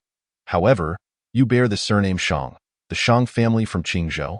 Thus, you would do well to prepare for the worst. I will show no mercy. Su Chang'an spoke slowly, his eyes filled with indifference and an unmistakable killing intent. Shang Sun hurriedly explained, if I were to say that I have no connection to the Qingzhou Shang family, would Brother Su believe me? Su Chang'an laughed mockingly. Do you take me for a fool? The moment you stood here, you became an open book in my eyes. Recognizing that he could not deceive Su Chang'an, Shang Sun steeled himself. Please guide me, senior brother. Rest assured, I will suppress my realm to the elemental force realm. If you cannot withstand my 3 punches, then you need not proceed further up the mountain. Su Chang'an stated, and as he spoke, his aura rapidly diminished until Shang Sun felt that Su Chang'an's realm had indeed reached the elemental force realm, comparable to his own. Unlike Lu Tiantian, who refrained from suppressing her realm and instead struck according to the opponent's strength. This indicated that Shang Tsung might not only withstand Su Chang'an's 3 punches, but could potentially defeat him, for Shang Tsung remained confident in his own abilities. Noticing the change in Shang Tsung's expression, Su Chang'an seemed to perceive his thoughts. "It appears you have underestimated me. I will demonstrate that my elemental force realm is not the same as yours. However, I am not adept in fist techniques, so I shall only use one sword. If you can withstand it, then consider yourself successful." With a flick of his hand, the ambient elemental energy converged at his fingertips, forming a sword of elemental force. The sheer pressure emanating from it causing Shang Tsung, standing several feet away, to feel a pang of trepidation. Shang Tsung marveled inwardly, is the elemental force realm truly capable of reaching such heights? I could never achieve this, nor could Song Jiqiu, Cui Yu, or any of the other elemental force realm practitioners participating in the assessment. Only perhaps Brother Xiao's innate realm might stand a chance against this. Perhaps this is the true strength that an elemental force realm practitioner ought to possess. With this thought, Shang Tsung felt a surge of excitement, as if glimpsing the path for his future cultivation. Yet he did not dare to be reckless. He slowly retrieved a folding fan from his waist, a weapon specially crafted for him by his father. The fan was inscribed with a talisman, which, when activated by the user's elemental force, would unleash extraordinary power. However, ever since Shang Tsung began his cultivation, he had not encountered any worthy opponents, rendering this folding fan merely ornamental. At this moment, Shang Tsung hesitated no longer. He unleashed his elemental force, channeling it into the folding fan. The talisman activated instantly, surrounding him with a surge of elemental energy that felt boundless and continuous. Is this the foundation of a prestigious family? To casually wield a magical artifact? Su Chang'an murmured, "Please, Brother Su, grant me your guidance." Shang Tsung felt a newfound confidence surge within him. Excellent! A beam of sword light descended from the mountains, dazzling as a shooting star and radiant like the sun and moon, striking upon the folding fan and instantly illuminating the surroundings. Although the small world was shrouded by a rays, those ascending the mountain could still feel a stirring in their hearts, turning their gazes in unison towards the source. What a ruckus! This fourth one is truly something, sighed Shang Lu as he gazed at the brilliant light from afar. Zhao Yu chuckled, your disciple, though often appearing carefree, has evidently kept you in his heart all along. Shang Lu frowned, but to strike with such severity is uncalled for. After the sword light faded, Shang Tsung lay on the grass, disheveled and in tatters, his breath chaotic, the folding fan lost somewhere unknown. Noticing Su Chang'an approaching, Shang Tsung, disregarding his injuries, called out urgently, "Brother Su, you promised to strike but once. You cannot go back on your word." The icy demeanor and murderous intent on Su Chang'an's face melted away, revealing a benevolent smile as he replied, "You can still speak. It seems you are not in dire straits. I said I would only strike once, and I shall not strike again. However, whether you reach the mountaintop depends on your own fortune." As Su Chang'an's aura dissipated completely, Shang Tsung slowly rose from the ground. He glanced at the battered armor beneath his tattered clothing and felt a wave of trepidation. Fortunately, he had heeded his father's advice and donned an extra layer of inner armor beneath his outer garments. Otherwise, he might have faced grave consequences. Even if he survived, he would certainly be unable to continue the assessment. As for the lost folding fan, it was of little consequence. The Shang family was not lacking in talismans. Meanwhile, Zhao Rui sensed the commotion from another mountain path and hastened towards the summit, disregarding the expenditure of his energy, aware that his strength might not withstand such a tremendous impact. He could not help but internally criticize how the Academy's assessment differed from rumors. Such an intensity of attack could easily prove fatal. Yet, as time passed, Zhao Rui felt something amiss. Logically, with so much time elapsed, even if he had not yet reached the summit, he should have been nearing it. However, he had yet to catch sight of the peak. Someone offered an explanation. There were simply too many practitioners participating in the second assessment, all possessing greater strength than in previous years, while the Academy had too few true disciples. The senior sister feared time would be insufficient, thus adding some intensity to the assessment.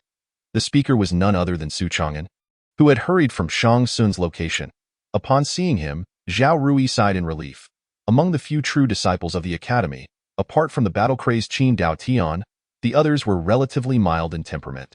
Su Chang'an, with his carefree and unrestrained nature, was unmistakable in appearance and manner of speech. I am Zhao Ruyi from Jingzhou.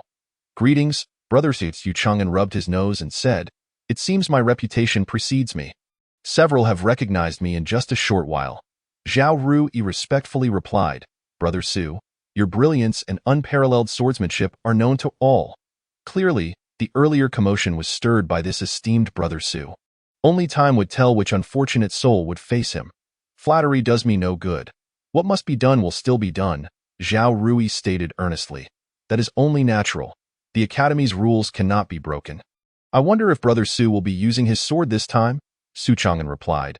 I nearly struck that fellow Shang to death with my sword just now, so this time I shall use my fists. It turned out that the unfortunate individual was Shang Sun, and Zhao Ruyi could not help but feel a twinge of delight at the prospect of one fewer rival. Please, Brother Su, unleash your fists.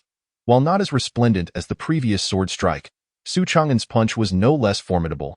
Feeling the overwhelming intent behind it, Zhao Ruyi's own fighting spirit ignited. Both standing at the same realm of energy. If Shang Sun could withstand a sword strike, then Zhao Ruyi could certainly endure a punch. Moreover, he resolved to strike first. Thus, Zhao Ruyi also threw a punch at Su Chang'an, who seemed incensed by his action and added extra force to his own strike. Roaring, I told you to strike back. As their fists collided, a sharp crack echoed, and Zhao Ruyi was sent flying. Feeling the intense pain radiating from his arm, he couldn't help but curse, I really overestimated myself. Yet Su Chang'an did not relent. His second punch was already upon him. I let you ride the crane across the river. Zhao Ruyi could only barely raise his still functional left arm to shield his chest. But with another resounding crack, he completely surrendered to the blows. Internally he cursed, whoever said Su Chang'an was gentle and kind like a gentleman, step forward so I can finish him off at that moment. Su Chang'an continued undeterred, delivering a third punch directly towards Zhao Ruyi's chest. I will let you. Just as Su Chang'an's fist made contact with Zhao Ruyi's chest, he felt an unexpected softness, prompting him to transform his punch into a push, sending Zhao Ruyi sprawling. You?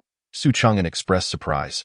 Zhao Ruyi, landing gracefully and disregarding his severe injuries, called out to Su Chang'an, thank you for sparing me. Brother Su, enough, Su Chang'an replied. After 3 exchanges, he felt it was inappropriate to continue, and turned to leave, pondering that this assessment was becoming increasingly intriguing. Chapter 25. The rules of heaven and earth unperturbed by the ongoing skirmishes echoing around him. Xiao Wuyo leisurely wandered through this small realm, savoring the distinctions between this space and the outside world.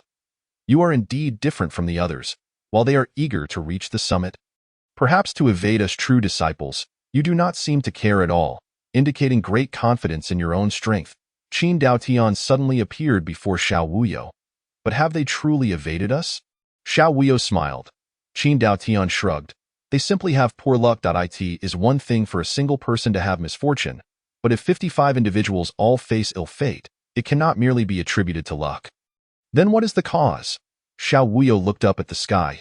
If I am not mistaken, this is not merely an array. It appears to be a small realm unto itself. Only those who wield the authority over this small realm can allow entry or exit. And if I am correct, that power lies with your group of true disciples. Thus, Qin Daotian continued, if they do not accept our assessment, they will never escape this small realm and naturally cannot pass the test. Hearing the silence that followed, Xiao Wuyo remarked, it seems I am the last to undertake the assessment. One must always save the best for last, right, third brother? As Su Chang'an's voice resonated, Lu Tiantian's laughter followed suit. Do not frighten our future little junior brother? Seeing the two approach, Xiao Wuyo asked, little junior brother? Lu Tiantian explained, given your temperament and strength, even without accepting our assessment, you would be more than qualified to become a true disciple. Our presence today is merely a formality. Xiao Wuyo couldn't help but reflect. Ah, so it seems that exceptional individuals receive preferential treatment wherever they go. Qin Daotian inquired, Sister, Chang'an, have you finished your assessments? Any promising candidates? The only one I find noteworthy is that lad from the Song family. He can take 3 punches and still stand. The rest are rather mediocre, Yu Chang'an replied with a smile. There are indeed a few who can withstand 3 punches, but whether they can reach the summit in the allotted time remains uncertain, Lu Tiantian added. My side is similar. This year's candidates are undeniably stronger than in previous years. Little junior brother, allow me to introduce myself. I am your second senior sister, Lu Tian. This beside me is your fourth senior brother, Su Chang'an, and the one before you is your third senior brother, Qin Dao Tian. He, like you, is a practitioner in the innate realm but also cultivates in the ephemeral realm. Xiao Wuyo's eyes brightened at once. He had previously wondered why senior brother Qin, as a practitioner, possessed such an overwhelming aura. It turned out he was dual cultivating both martial and spiritual paths, making him the second innate practitioner he had encountered besides the old Taoist. I pay my respects to my senior sister and two senior brothers.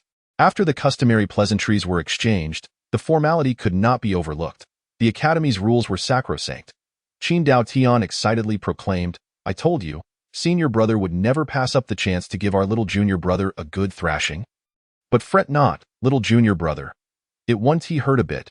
Just bear it, and it will be over soon, Yu Chang'an teased.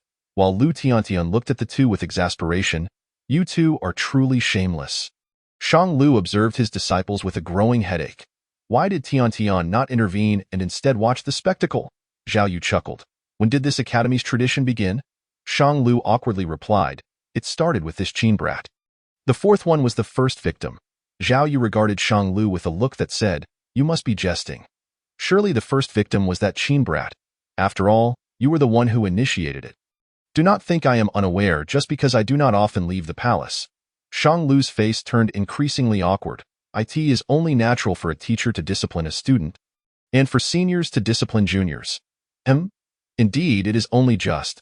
This will aid the junior brother's swift growth. Is this correct? I find the traditions of this academy quite commendable, where the old guide the new. It is essential to uphold this in the future. Zhao Yu decisively draws a conclusion. Xiao Wuyo gazes at the three individuals, pondering which senior brother or sister has intervened. Lu Tantian lowers her head to examine her fair hands, while Su Chang'an looks up at the sky, as if everything were unrelated to him. Observing the demeanor of the two, Qin Daotian speaks. Since this area falls under my jurisdiction, it is only natural for me to take action. However, given that your strength surpasses the Yuanli realm, we shall not limit ourselves to merely 3 strikes. After all, a fight should be exhilarating. Xiao Wuyo regards Qin Daotian before him, though unaware of the latter's precise strength. He can discern that the aura emanating from Qin is indeed far superior to that of the small serpent, and even exceeds that of the crab sovereign, an impressive adversary, without a doubt. Naturally, we martial practitioners must continuously face life and death trials to grow stronger. Qin Shixiang is precisely the opponent I have long awaited. Su Chang'an casts a sympathetic glance at Xiao Wuyo, secretly hoping that after a few punches, he will still be able to utter such words. Though unaware of Xiao Wuyo's limits, Qin Daotian remains resolute in suppressing his realm to that of the Yuanli realm. Coupled with his innate physique from the martial Dao's innate realm, he believes it more than sufficient to teach Xiao Wuyo a lesson.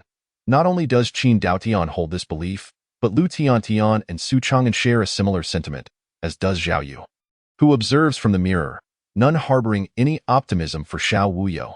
Yet, after a single punch, the outcome is remarkably different.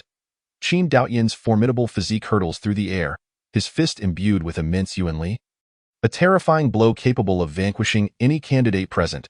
However, in Xiao Wuyo's eyes, this astonishing strike appears quite ordinary, perhaps even feeble. He steadies himself, exerting no energy, and likewise delivers a punch aimed at Qin Daotian. The two fists clash like a thunderclap, reverberating throughout the entire back mountain, causing the few who could still ascend to halt in their tracks. What is this? Sun Yukai inquires, puzzled. So powerful, Cui Yu exclaims in awe. Song Jiqiu glances toward the source of the sound, clenching his fists, while Zhao Rui's expression shifts dramatically, as if sensing something. Is it you, Brother Xiao? The limping Shang Sun murmurs. It must be Brother Xiao. Liang Zheng, lying on the ground, asserts. After the punch, Xiao Wuyo remains utterly unmoved, even his garments untouched by the powerful wind generated. In stark contrast, Qin Daotian is sent staggering back several paces. Su Chang'an observes the scene before him. Rubbing his eyes vigorously, sister, I must not be mistaken. Third brother has indeed been forced back. Lu Tiantian is equally astonished, realizing that the previous punch was an advantage for the junior brother, who seemingly had yet to exert his full strength. Qin Daotian bellows, what a thrill! It has been so long since I felt this way, junior brother. I have underestimated you. Next, I shall elevate my realm to the unperturbed realm, so be cautious. TSK, TSK, TSK, third brother is indeed quite vain. Su Chang'an cannot help but remark. Liu Tiantian retorts. What vanity! It is merely thick skin. Since ancient times, innate realm practitioners encountering those of the unperturbed realm could only flee. There has never been a record of an innate realm defeating one of the unperturbed realm. Moreover, Qin Mengzi is still an innate realm warrior. Before him, the junior brother bears no advantage, not even the possibility of escape. Xiao Wuyo never entertained thoughts of retreating. Observing the aura emanating from Qin Daotian, he realizes it has risen to an entirely different level, incomparable to earlier. It appears this is what the small serpent referred to as the unperturbed realm. However, he cannot articulate how it differs from the serpent's version. Lu Tiantian, knowing that Xiao Wuyo has never practiced, interjects with a warning. Junior brother, the distinction between the unperturbed realm and the Yuanli realm lies in the comprehension of the laws of heaven and earth. One can utilize these rules for movement, attacks, and evasion. You must be cautious. Sister, your warnings are futile.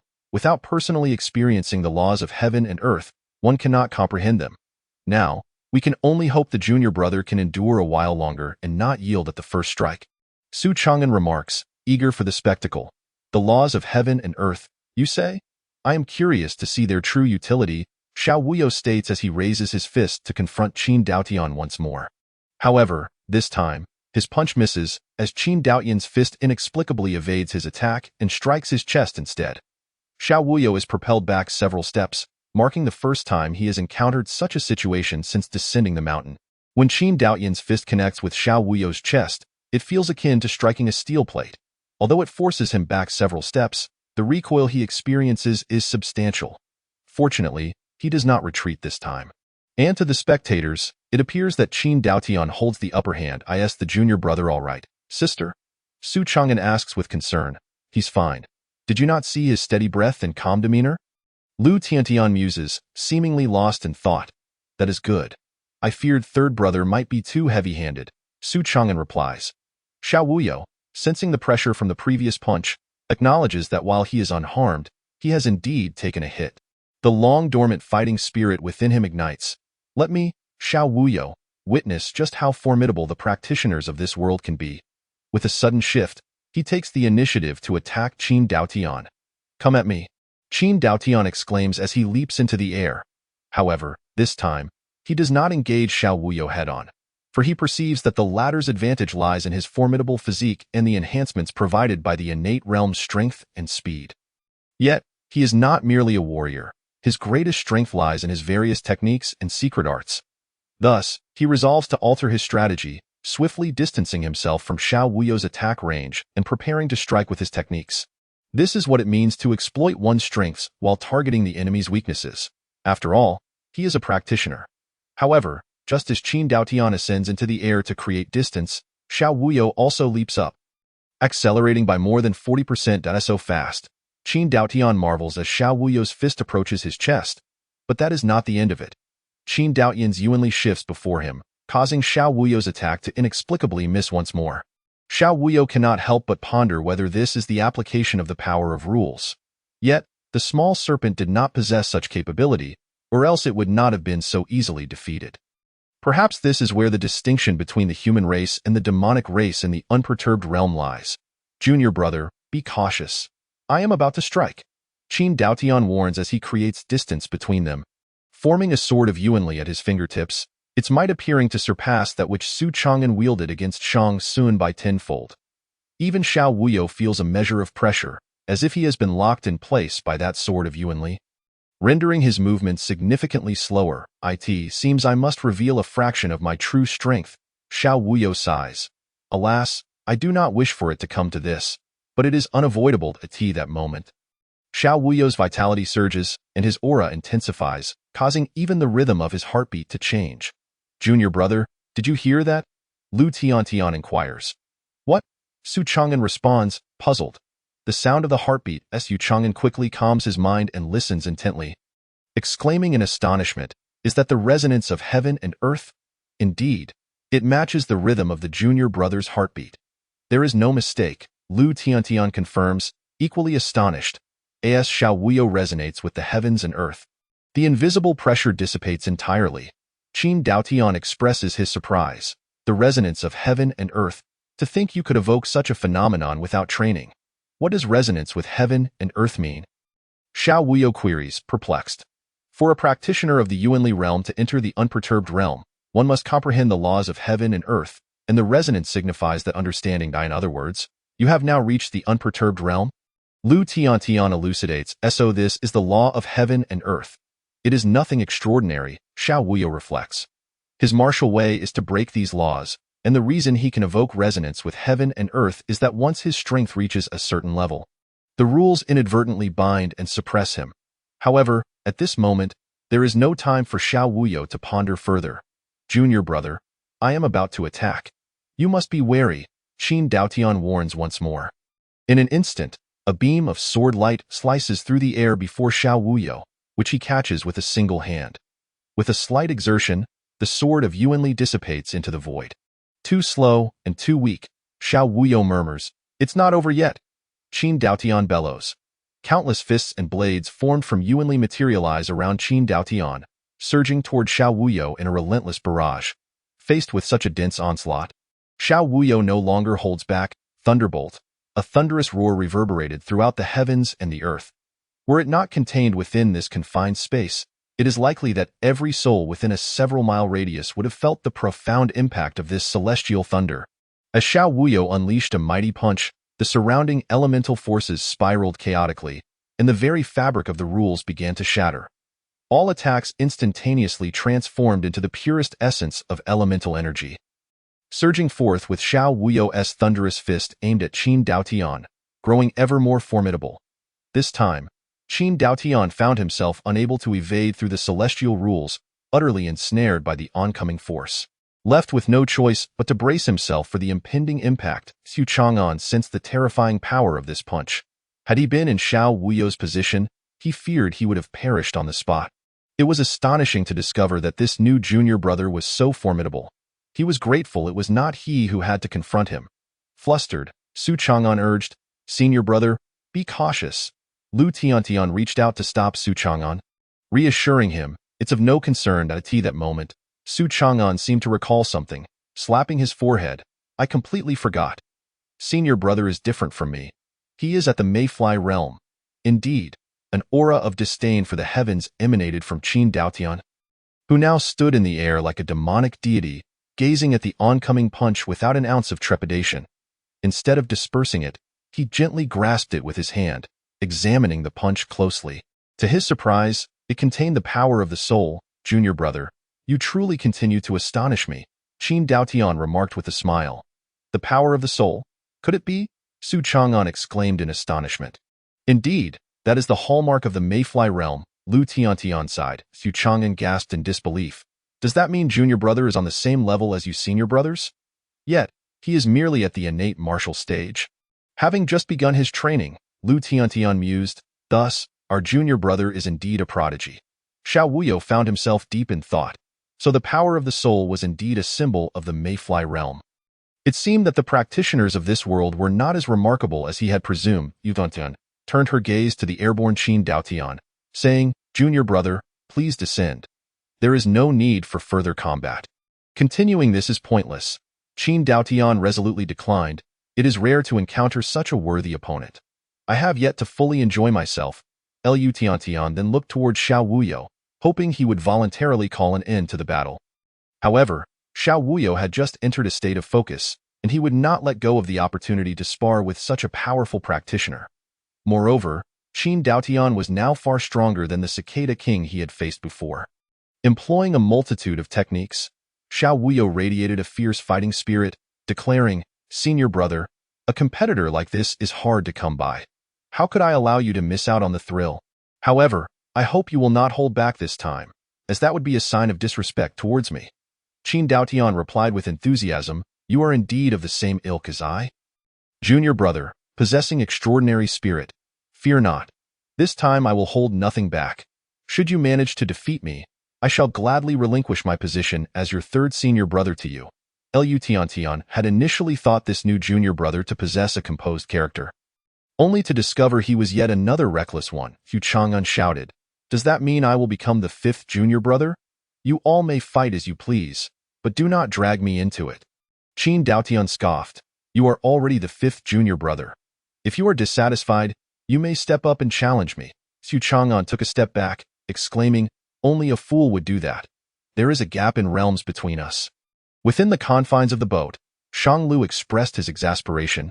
"I initially thought Xiao Wuyo would be the next Feng Ling, but it appears he is yet another Qin, a reckless one at that. That old man is indeed unreliable." Zhao Yu chuckled, "I find it quite admirable. This young man is ambitious and unafraid of challenges.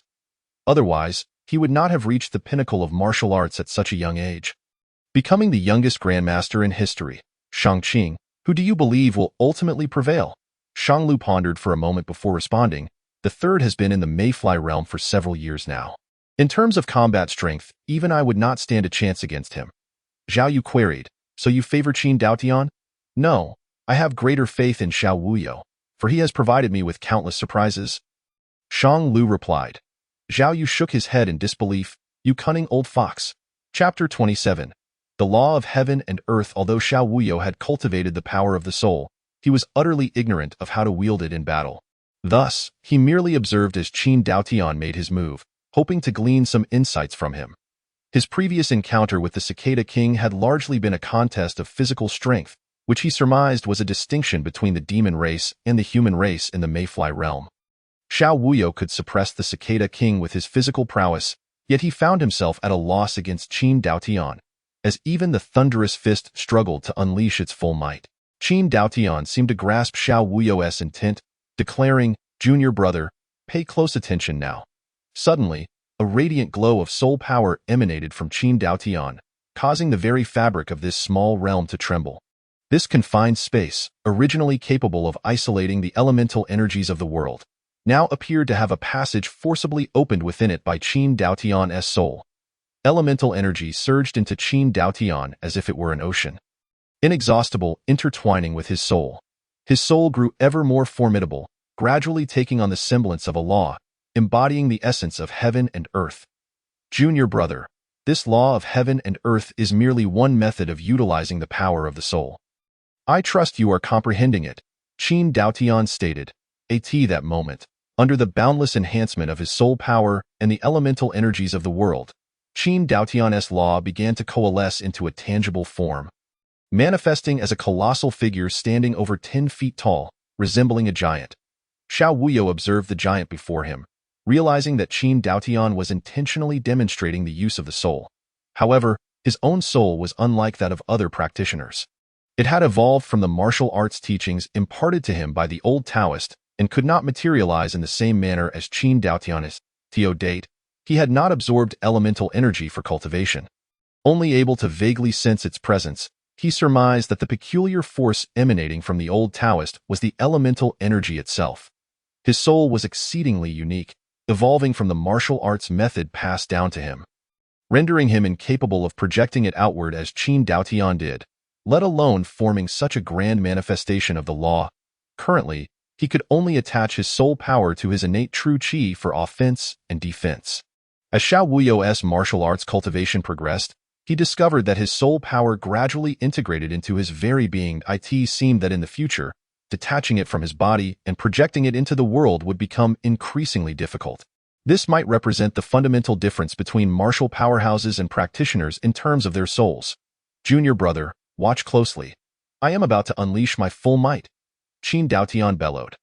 This time, Qin Daotian did not resort to long-range techniques as he had previously, but instead merged his body with the law, commanding the giant to traverse the vast expanse of time and space, appearing directly before Xiao Wuyo, and launched a punch, questioning the essence of life.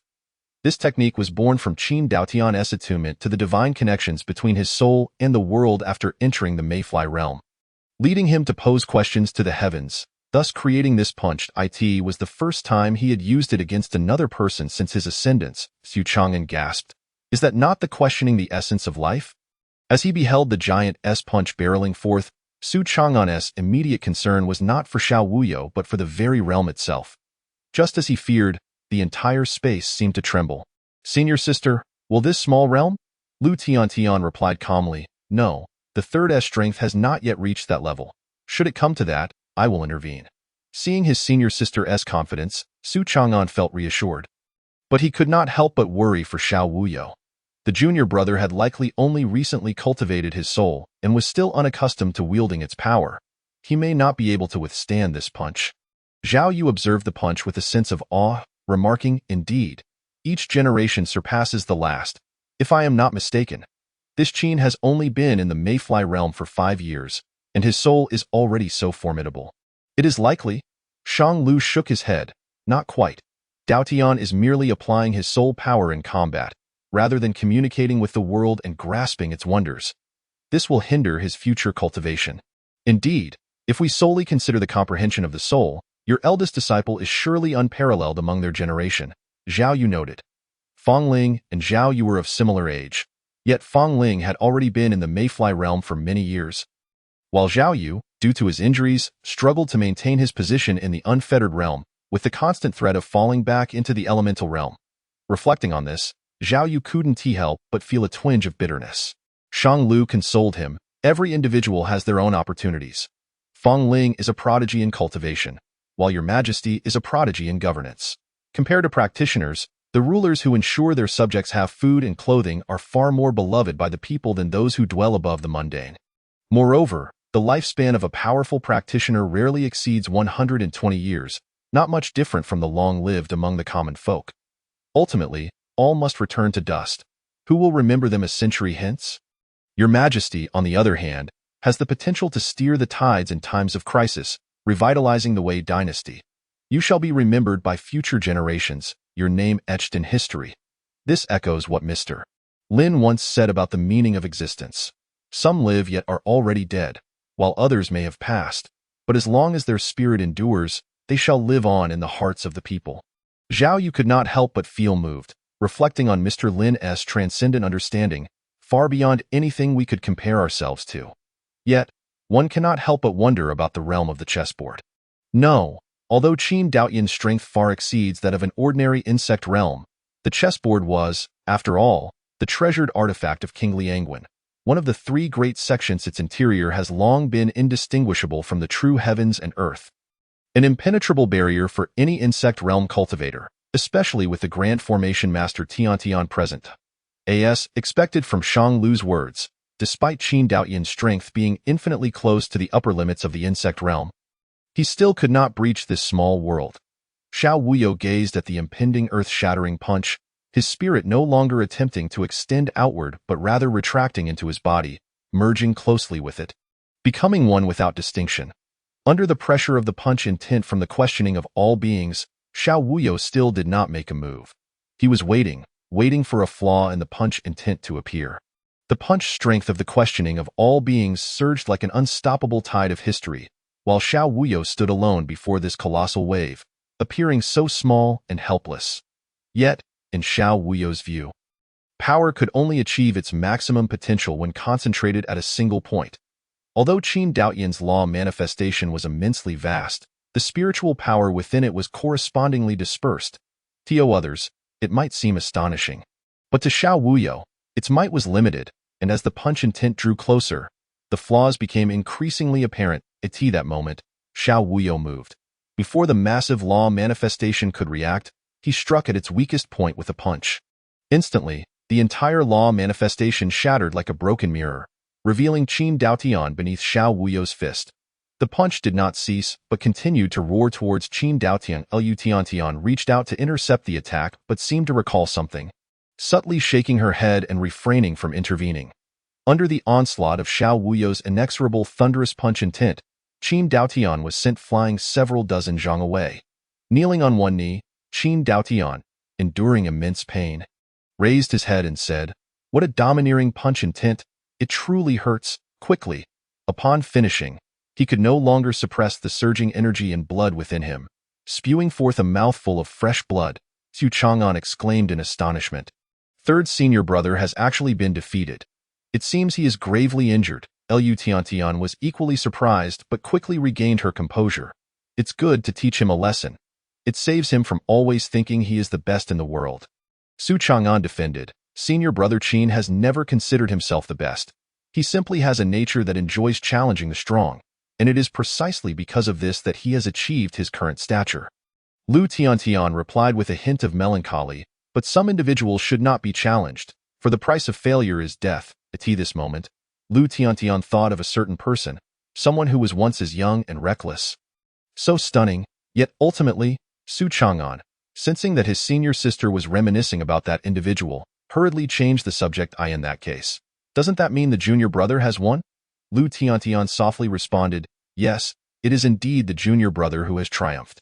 Su Chang'an, with a mournful expression, said, to senior sister, he is still a junior brother, but from now on, I must call him senior brother. Yuan asked in surprise, are you truly taking this seriously?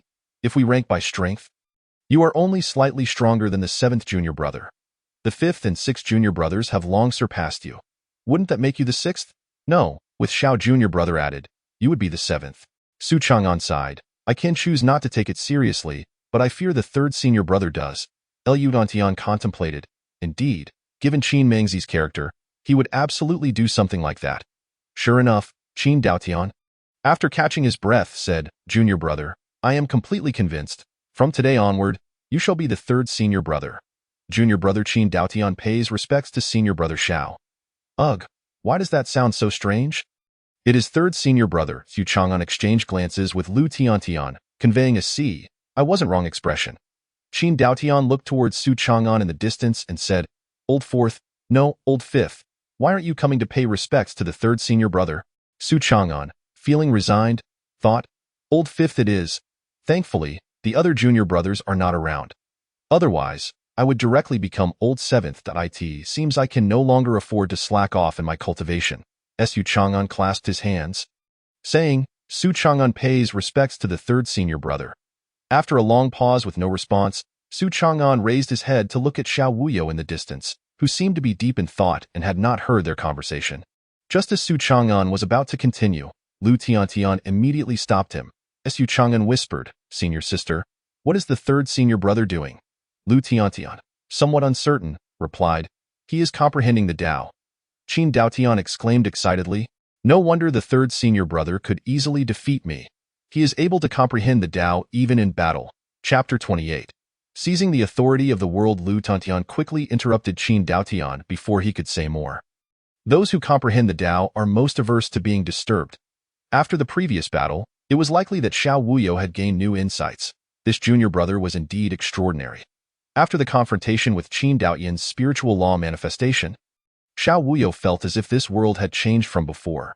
Unconsciously, he activated his spiritual power, opening his eyes to observe. Indeed, this realm appeared to be filled with invisible threads. Could these be the rules of this small world? Following these threads, he found they spread throughout the entire small realm, albeit somewhat sparse, not particularly dense.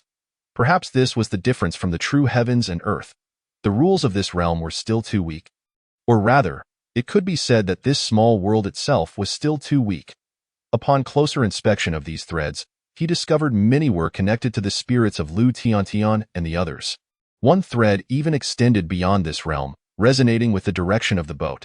It seemed to correspond to the location of Director Shang. This likely related to their grasp over the authority of this realm. In other words, they were the focal points of this small world.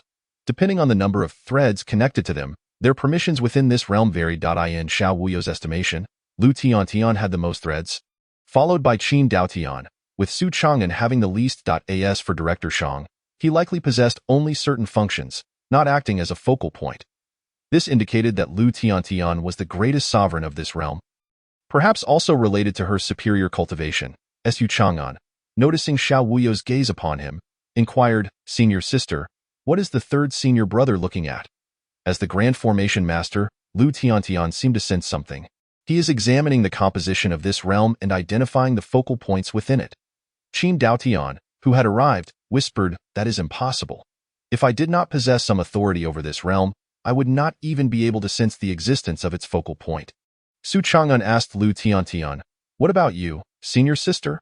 Lu Tiantian replied, equally puzzled. What is referred to as a small world is merely a sophisticated formation. As the Grand Formation Master, I can naturally sense it.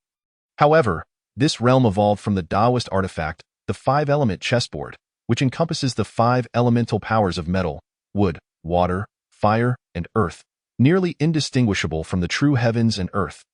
Logically, that shouldn't be the case. Qin Daotian could not help but exclaim, truly worthy of being the third senior brother.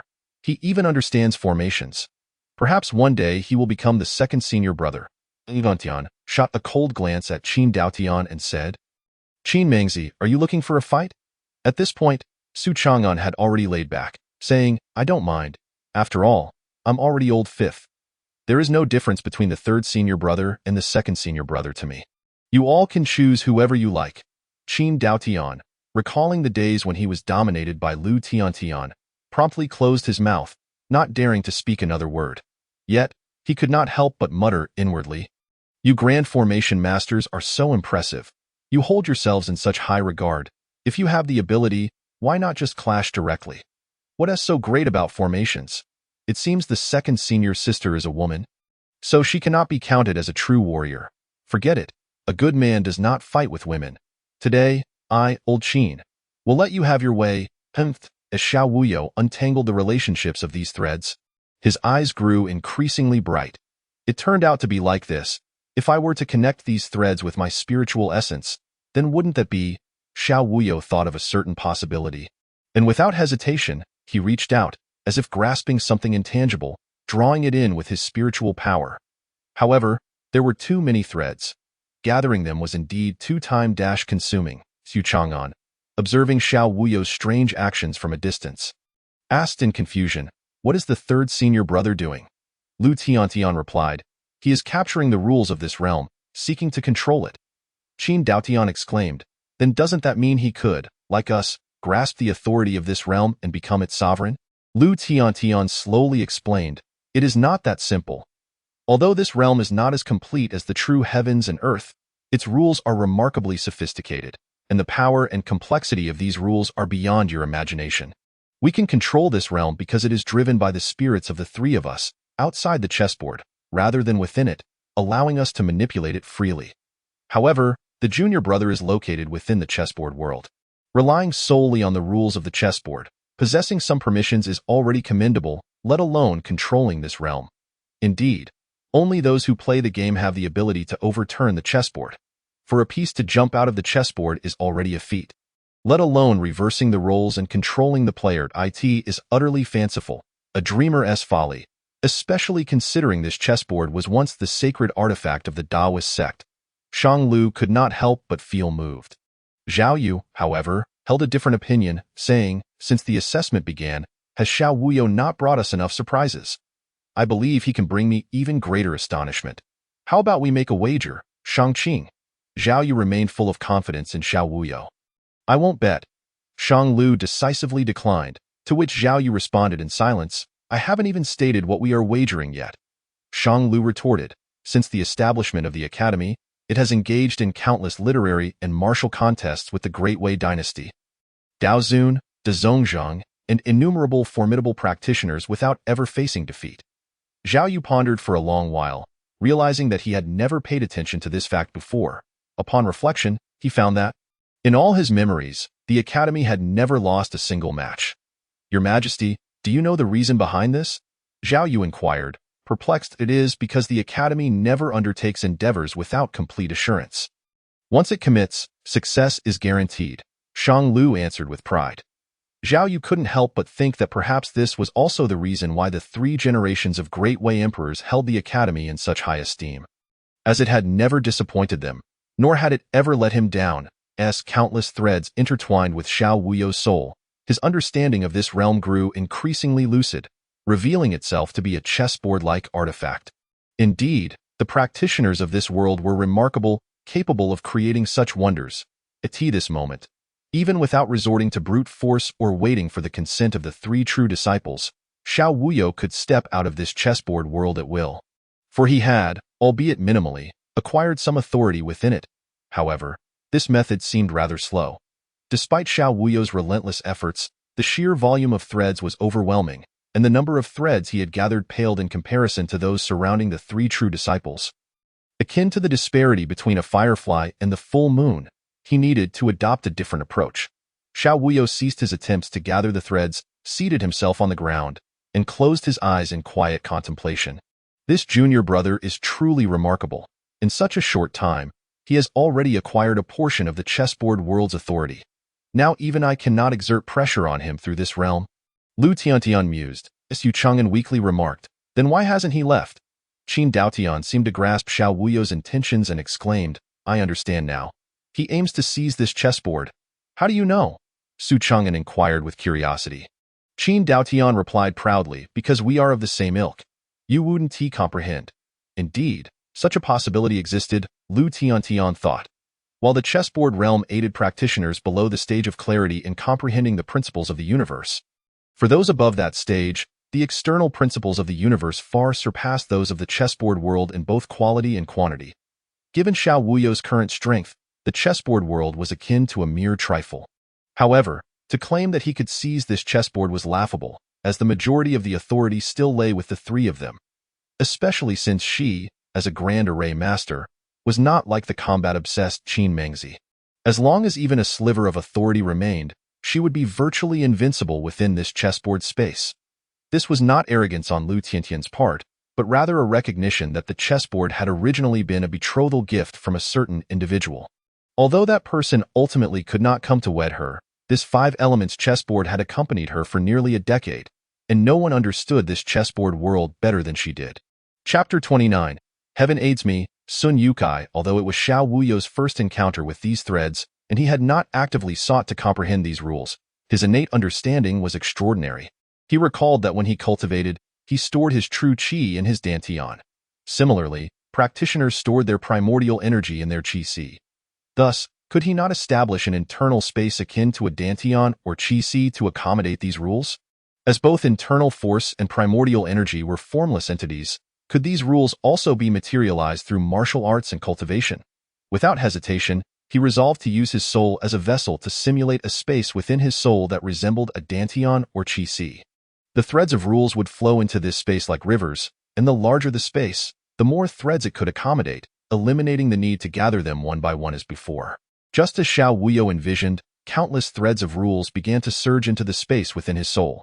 The unnamed technique he had mastered evidently wielded formidable power, capable of containing such a multitude of rule threads. And it appeared that he had yet to reach its limits. It seemed the celestial travelers who had imparted the technique to the old Taoist were far from ordinary. As Xiao Wuyo's soul continuously absorbed the rule threads, Lu Tiantian's expression grew increasingly grim. How is this possible? In just a few dozen breaths, my junior brother's speed in mastering the authority of heaven and earth has increased by dozens, if not hundreds.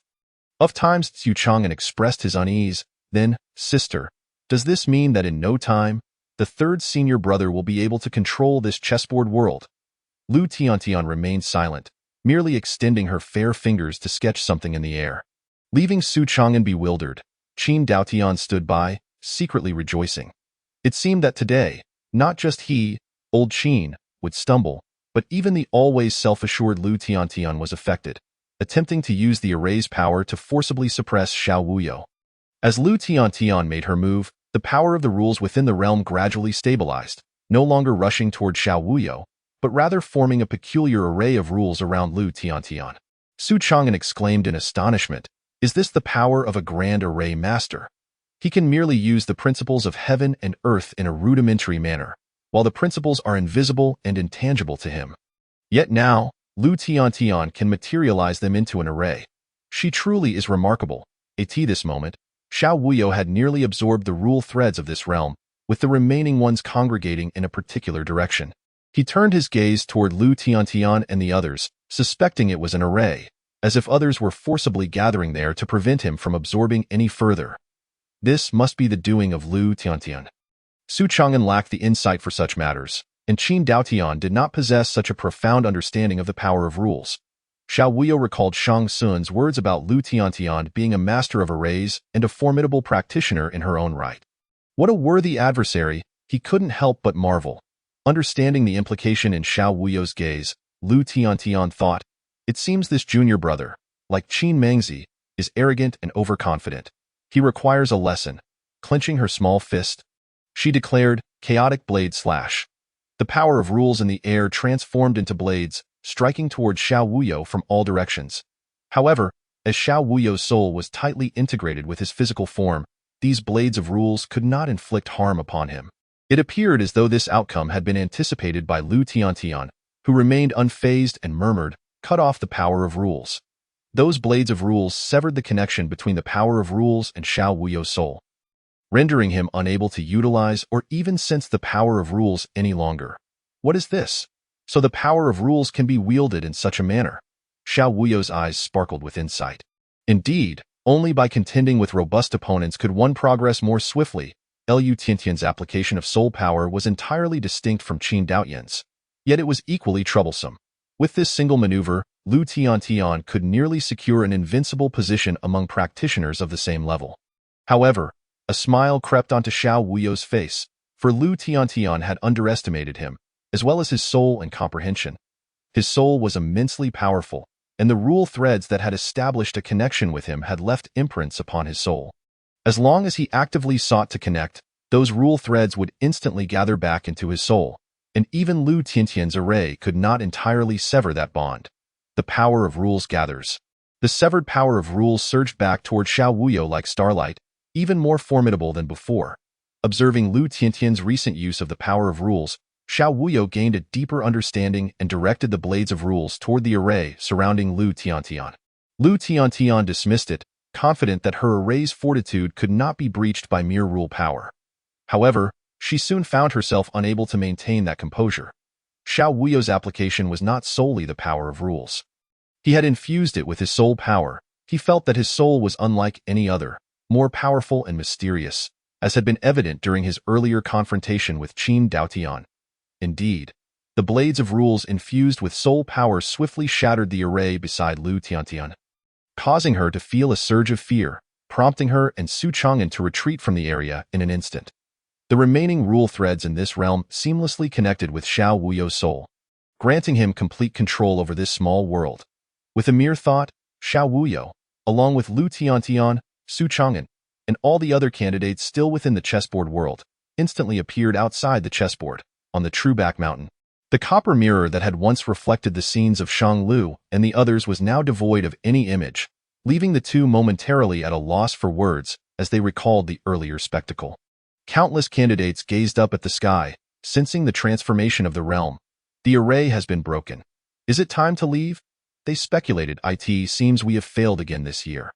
Uncertain of who might have become the true disciple, Su Chang'an asked, "Sister, does this mean we were forcibly expelled by the third senior brother?" Qin Daotian exclaimed, "The third senior brother is truly formidable. He has indeed mastered the chessboard realm. I feel the authority upon me has completely vanished. What about you, sister and junior brother?" Lu Tiantian remained silent, staring blankly at the floating five elements chessboard. "What do you see up there?" The candidate below also noticed the changes in the sky. Was that Brother Xiao? And what about that chessboard? Could it be that Brother Xiao has succeeded? Still halfway up the mountain, Shang Sun halted his steps, gazing at the sky, while Song Jiqiu and Cui Yu stared blankly above, lost in their thoughts. Others may not recognize the Wufang chessboard, but Zhao Rui remembered it vividly, having encountered it in his youth, leaving a profound impression on him. His face flushed with indignation, Zhao Rui gritted his teeth, exclaiming, "How could it be the Wufang chessboard? The true disciples of the academy are utterly shameless, resorting even to the artifacts of the Taoist sect. What kind of assessment is this?" Fat Su also wore a look of disbelief. It was indeed an artifact of the Taoist sect. Now that everyone had emerged, it seemed the small world had been lifted, and what remained was to rely on their own abilities. Fortunately, he had only received a punch to the face, though it looked unsightly. His strength remained intact, far better off than others. Especially when he saw Shang Sun limping, Liang Zhang still lying on the ground, and even Song Jiqiu struggling to climb with his sword, not to mention Zhao Rui. Cui Yu and other nameless candidates appeared that the heavens were aiding Su Yukai, and Fat Su could not help but feel a surge of joy in his heart. It seemed that this year, he would undoubtedly secure a place among the true disciples. Indeed, at this moment, besides Xiao Wuyo, Fat Su had already outpaced the others considerably, presenting him with the greatest opportunity. Chapter 30. Junior disciple Xiao Wuyo gazed at the floating Wufang chessboard ahead. Understanding that it was an artifact containing a small realm, with a thought, the chessboard began to drift toward him. Su Chang'an exclaimed anxiously, "Sister, what is this?" Lu Tiantian replied indifferently, "It's nothing to worry about. This chessboard has accompanied me for over a decade, having been buried for just as long. Now that it is in the hands of our junior disciple, it signifies that he is its fated one. But, sister, that was the last gift from that person to you. How can?" At this moment, even Qin Daotian grew anxious. "Third senior brother, that is the most precious possession of our sister." Xiao Wuyo observed the expressions of the three and realized how invaluable this chessboard was to Lu Tiantian. Though it was indeed a remarkable artifact, once he comprehended its structure and rules, it would merely be an ordinary chessboard to him. Moreover, if he wished to remain in the academy in the future, these individuals would be his seniors. A gentleman ought not to seize another's treasures. I, Xiao Wuyo, a paragon of virtue, would never stoop to such behavior. You have misunderstood, senior brother. I merely found the chessboard intriguing and was curious. Thus I shall return it to you, sister. Xiao Wuyo smiled as he casually sent the chessboard toward Lu Tiantian's direction. Qin Daotian laughed heartily. "I told you, third senior brother is not that kind of person." Su Chang'an looked speechless. "You've said every good and bad thing.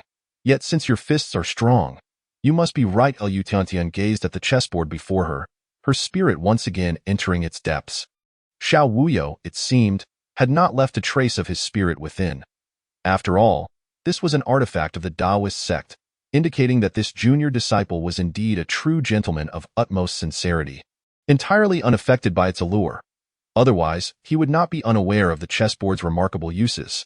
Yet this possibility was entirely improbable, as Xiao Wuyo had once fully mastered the Wufang chessboard, and to him, it held no secrets. Lu Tiantian smiled. "Congratulations, junior disciple, on becoming a true disciple.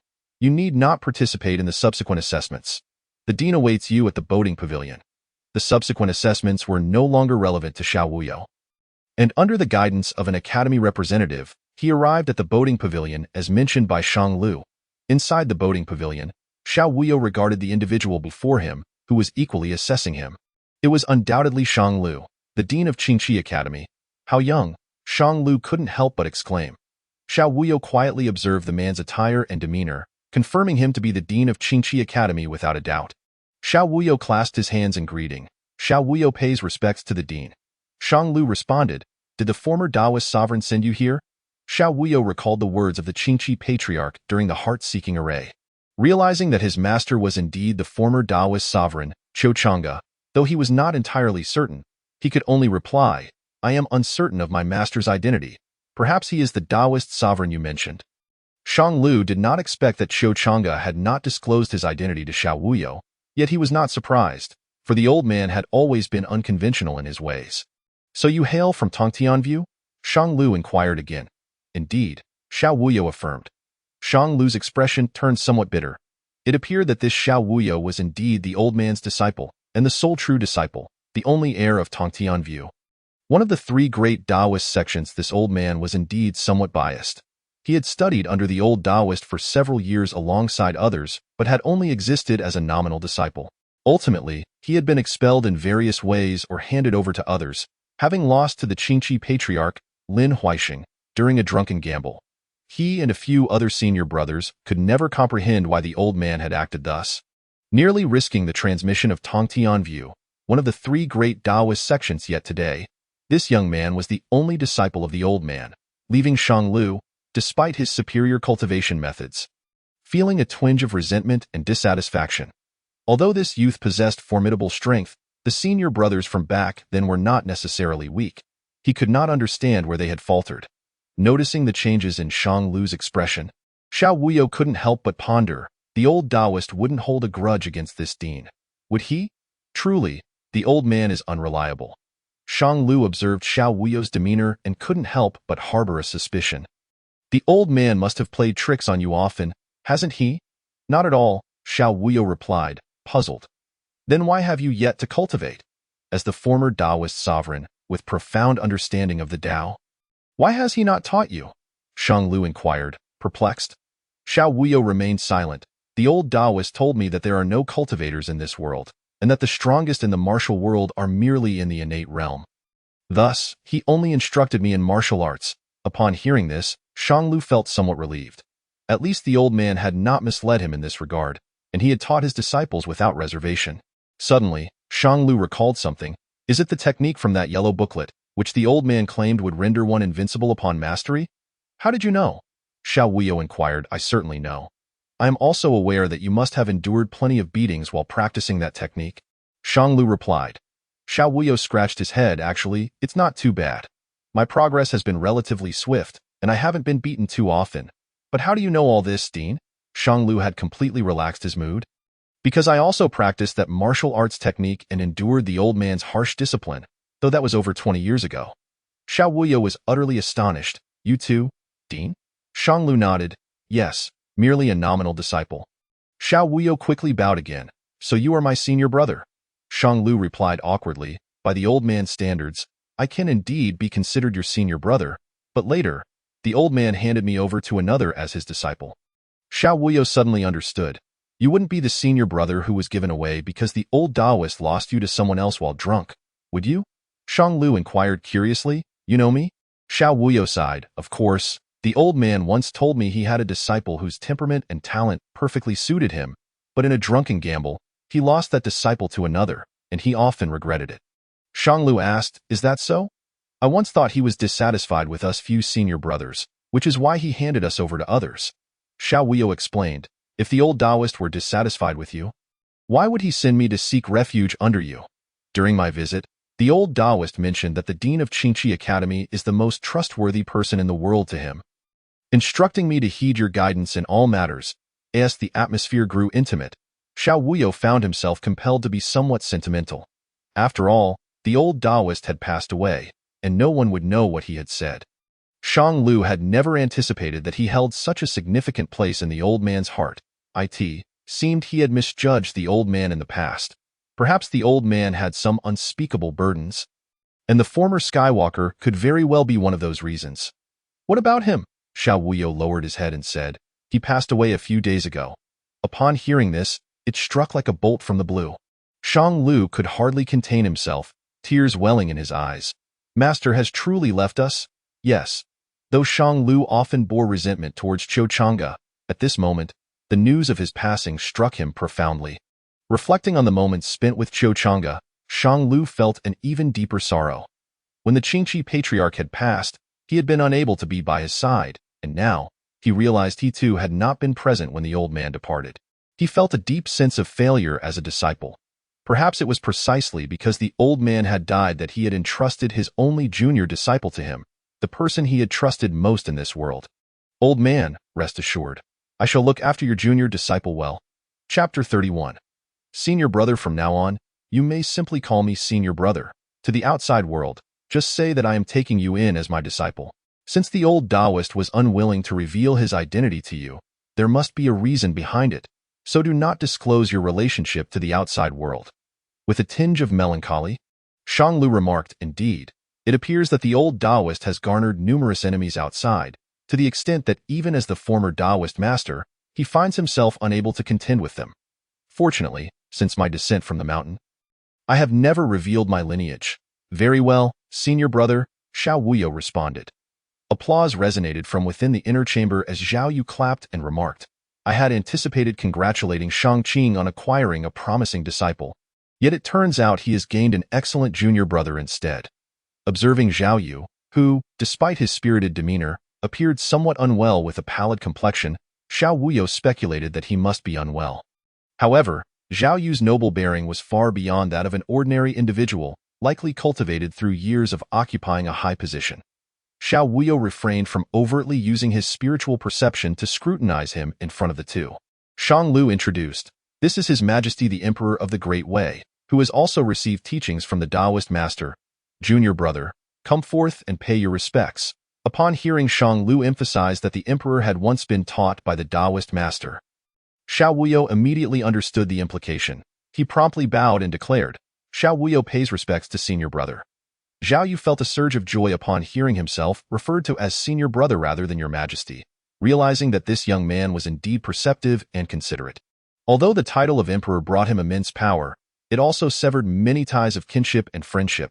He had no peers with whom to converse, save for Shanglu and Su Zhongqing. But now the relationship among the three leaned more towards the formalities of ruler and subjects. Though Xiao Wuyo was young, he was not a courtier of the Great Way and bore the distinction of being a direct disciple of the previous Taoist master, making him a potential confidant. Zhao Yu beamed. Excellent, excellent. Your calling me senior brother truly warms my heart. However, as Shang Qing rightly pointed out, your identity must remain a secret. Since the Taoist master has sent you to the academy, it seems the celestial traveler is about to emerge once more. You must exercise utmost caution. Senior brother is aware of the celestial traveler's existence, Xiao Wuyo remarked, astonished upon hearing the term again. Zhao Yu chuckled. For outsiders, the existence of the celestial traveler may seem shrouded in mystery, but for a select few, it is not a secret, particularly for the royal family of the Great Way, who have had intense confrontations with the celestial traveler. Shanglu elaborated. In truth, our knowledge of the celestial traveler is scant. We only know they hail from a region even more distant than the Crimson Water Kingdom.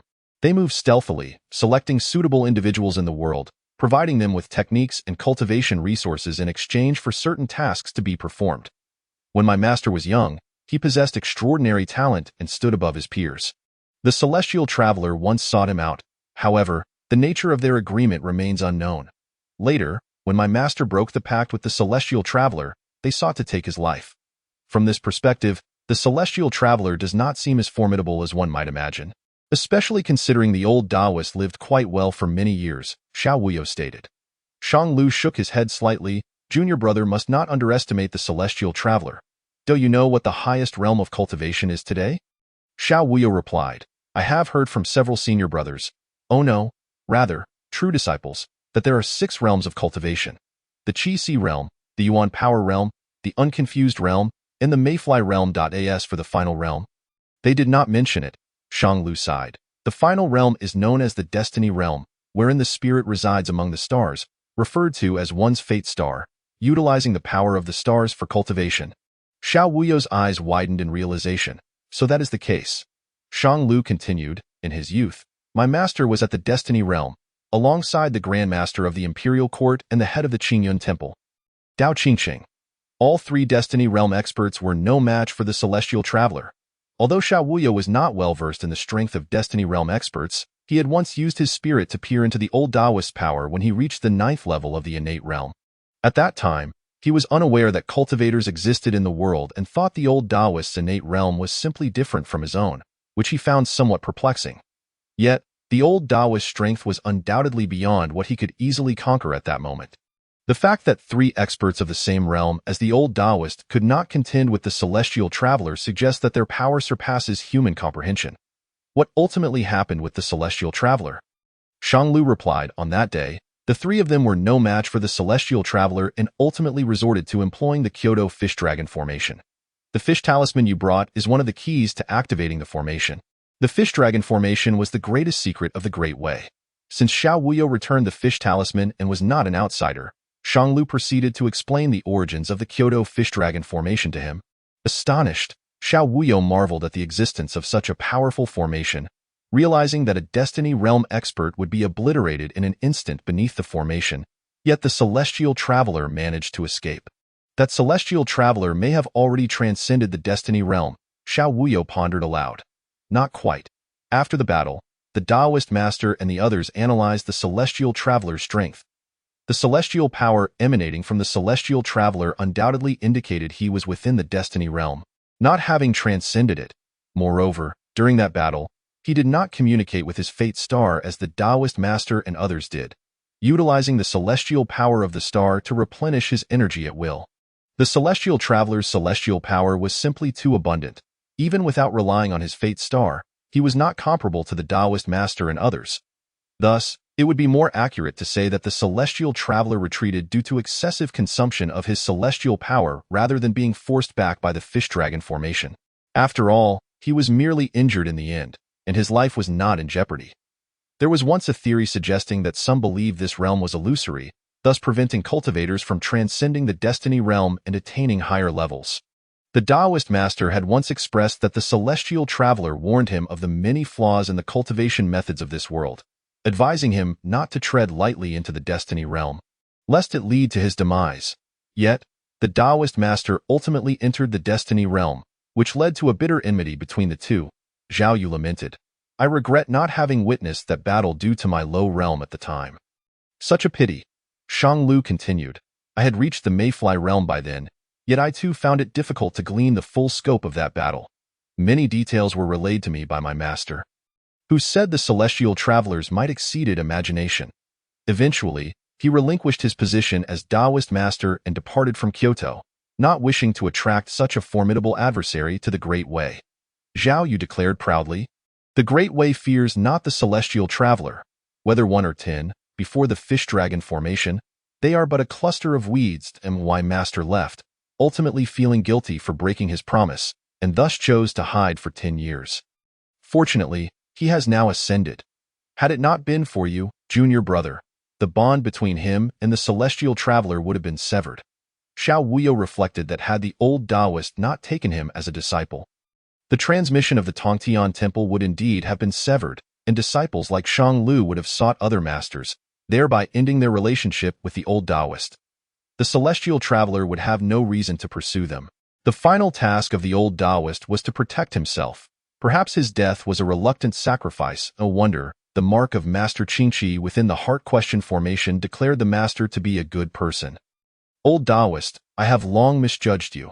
You bore the weight of everything alone. Rest assured, should I encounter the celestial traveler in the future, I shall fulfill the promise you made long ago. Chapter 32. The final victor on the peak of the back mountain. Sun Yukai, after relentless effort, finally became the first to reach the summit, albeit utterly exhausted. He plopped down on the ground, panting, and exclaimed, I'm utterly spent. Nevertheless, I am the first. A true disciple should be secure now. As the assessment was nearing its conclusion, so far, only Sun Yukai had reached the peak. Qin Daotian, observing the exhausted Sun Yukai, remarked, Oh, what do we have here? A pig's head. Su Chang'an retorted, Senior brother, that is clearly a person. However, Sun Yukai's head did indeed resemble a swollen pig's head at this moment. He struggled to rise and saluted. Sun Yukai pays respects to the two senior brothers. Qin Daotian commented, You lad managed to reach the peak first. It seems you have some merit, or perhaps? Su Chang'an quickly intervened, Senior brother, please don't. Look, this junior brother Sun can barely stand. Do you really wish to hit him? Qin Daotian chuckled, It's mainly because his pig's head makes one's hands itch. Sun Yukai was speechless, wondering if this pig's head was what he desired. It was not his fault but rather that of that wretched woman. No, he ought to call her senior sister now. Well, senior sister treats me kindly. Although she turned me into a pig's head, the impact on my strength is minimal. Otherwise, I wouldn't have been the first to reach the peak. Noticing Lu Tiantian silently observing him from afar, Sun Yukai promptly expressed, Thank you, senior sister, for your mercy just now. Lu Tiantian replied indifferently, No need to rush with your gratitude. If the director does not recognize you, it would be in vain. Suddenly, Su Chang'an adopted a serious demeanor, stating, Indeed, the director places great importance on appearance and demeanor in your current state. I fear. Qin Daotian laughed, Pig's head, don't pay heed to their nonsense. They are merely trying to frighten you. Since you have passed our assessment and are currently the only one to reach the peak, you are practically assured of success. Sun Yukai thought to himself that it was over. It seemed he would no longer be known solely as the fatty, but would be forever accompanied by the moniker of Pig's Head. In fact, upon reflection, Fatty was not such a bad title after all. Who says he is the only one to succeed? Song Jiqiu also painstakingly arrived at the peak, step by step. Song Jiqiu pays respects to the senior brothers and sisters. Qin Daotian chuckled, I knew you had it in you. To withstand my 3 punches head-on is quite to my liking. Unlike this oaf. Were it not for my senior sister showing mercy, he would scarcely have reached the summit. Lu Tiantian clarified, I certainly showed no mercy. Oh, not be fooled by this hefty fellow's seemingly honest demeanor. He is quite the trickster. I merely brought him up here in hopes that the back mountain would not be as dull as it once was. Su Chang'an added, Indeed, just look at the haughty expression on Song Jiqiu's face. Another old fifth, no, now an old sixth. He is clearly a rather tedious individual. However, there is another person who is quite intriguing. By now, he should be arriving at this moment. There were scarcely 10 individuals left capable of continuing their ascent. Shang Sun gazed at the summit, still far out of reach, limping yet refusing to give up. Fully aware that hope was all but extinguished, Liang Zhang too crawled on the ground, nearing the peak, unwilling to abandon his efforts. Cui Yu similarly looked towards the mountaintop, shook his head, and chose to sit down. Beginning to recuperate his strength and vitality, a gentleman ought to act within his means.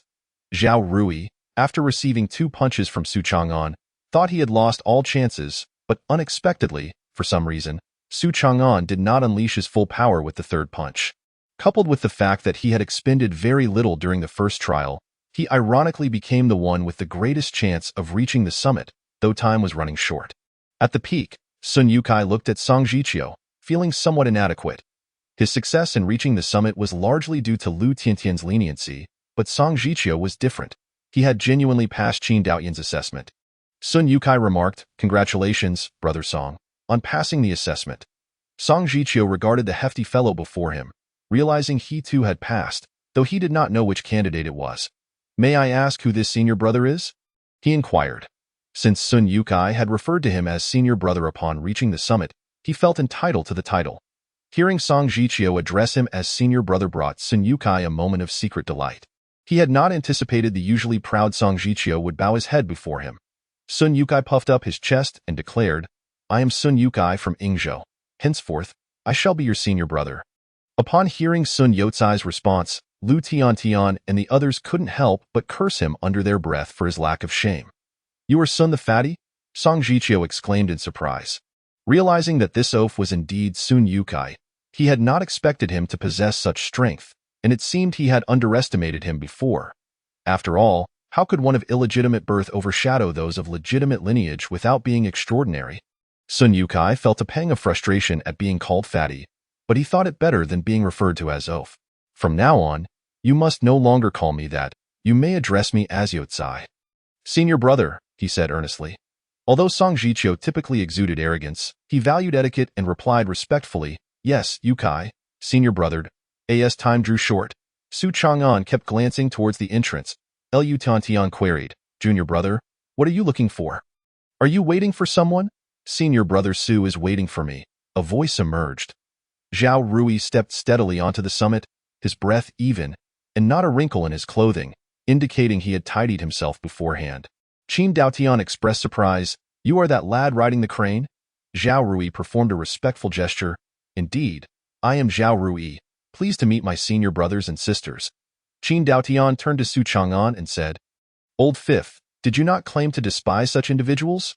You even boasted about teaching him a lesson." Su Chang'an's expression faltered, unsure of how to explain. After observing for a while, Lu Tiantian remarked, "No wonder, junior brother. You changed your mind." Zhao Rui quickly added, "Indeed, it was truly senior brother Su who showed mercy earlier, and I wish to express my gratitude once more." Clearly, Zhao Rui did not want Su Chang'an and Lu Tiantian to say anything further. Qin Daotian fumed. "So you all decided to go easy on him while I was left in the dark? I truly feel for Brother Song." Lu Tiantian and the others glanced at the bewildered Song Jiqiu, and they too felt it was unfair, as he was the only one among them who had genuinely passed the assessment. Zhao Rui looked around, puzzled. "Why haven't we seen Xiao Wuyo?" Su Chang'an sighed. "From now on, we shall refer to Xiao Wuyo as the 3rd senior brother." "What?" Sun Yukai and the others were simultaneously bewildered.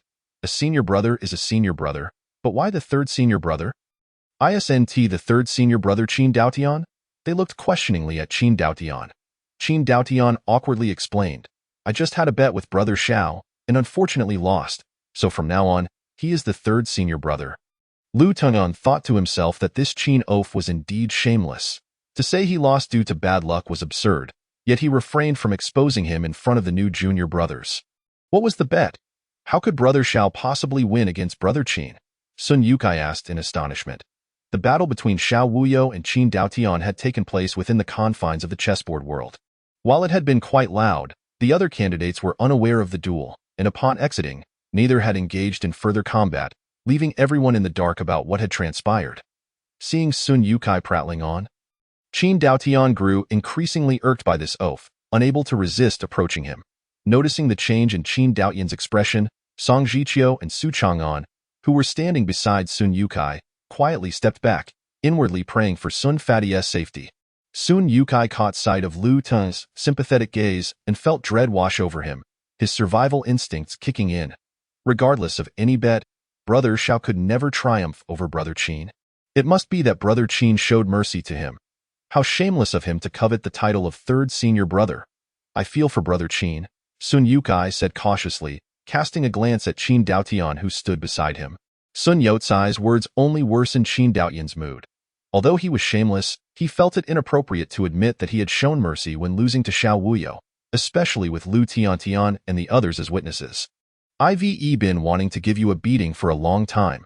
Qin Daotian's massive fist struck Sun Youcai's face, seemingly venting the frustration of his earlier loss to Xiao Wuyo. No, senior brother, senior sister, save me, Sun Yukai cried out in desperation. These true disciples seemed to have no regard for the feelings of the one being beaten. Yet, Lu Tiantian turned her face away, feigning ignorance. Song Jiqiu glanced at Su Chang'an, concerned. Senior brother, is it all right for this to continue? Su Chang'an chuckled. It's fine. Brother Qin knows his limits. Remember, in the academy, you must avoid provoking this Qin oaf. In fact, even if you don't provoke him, you might still get beaten. Su Chang'an recalled his early days in the academy when Qin Daotian would beat him daily under the pretext of helping him train. He scoffed, realizing it was merely a desire to beat someone up. Had he not later sought help from the elder brother, he wondered when that phase would have ended. Yet, reflecting on those days of being beaten, he acknowledged that his cultivation had indeed advanced rapidly. Once Qin Daotian ceased to beat him, he had become complacent in his training, allowing several junior brothers to gradually surpass him. It seemed there was a price to pay for everything. Perhaps he had missed something important. However, as he thought back to those days of being beaten, Su Chang'an snapped back to reality. What had he truly missed? That bit of cultivation was worth little compared to his image. Chapter 33. Little Uncle, it appeared the results of the assessment on the other side were already out. Zhao Yu observed the scene reconnected to the back mountain assessment site through the bronze mirror. It was none other than Song Jiqiu, Sun Yukai, and Zhao Rui. While Song Jiqiu was to be expected, given his outstanding talent and strength, Sun Youcai's performance was also within the realm of reason. However, Zhao Rui's performance was entirely inconsistent with the rumors. Zhao Yu expressed his intrigue. Shang Lu remarked, indeed, Zhao Rui's strength should not be like this. It contradicts the rumors. Xiao Wuyo, who had previously been unfamiliar with Zhao Rui, observed that in his eyes, Zhao Rui's strength was indeed far inferior to Song Jiqiu's, even less than Shang Sun's. He wondered how she had managed to pass the assessment. Perhaps that was the reason. Upon realizing this, Xiao Wuyo suddenly understood. I see now, he stated. Zhao Yu inquired, what have you discovered? You all are observing from here through the mirror, which will inevitably reveal many details, Xiao Wuyo explained. Details? Shang Lu was also curious. Yes, details. If I am not mistaken, Zhao Rui is a woman.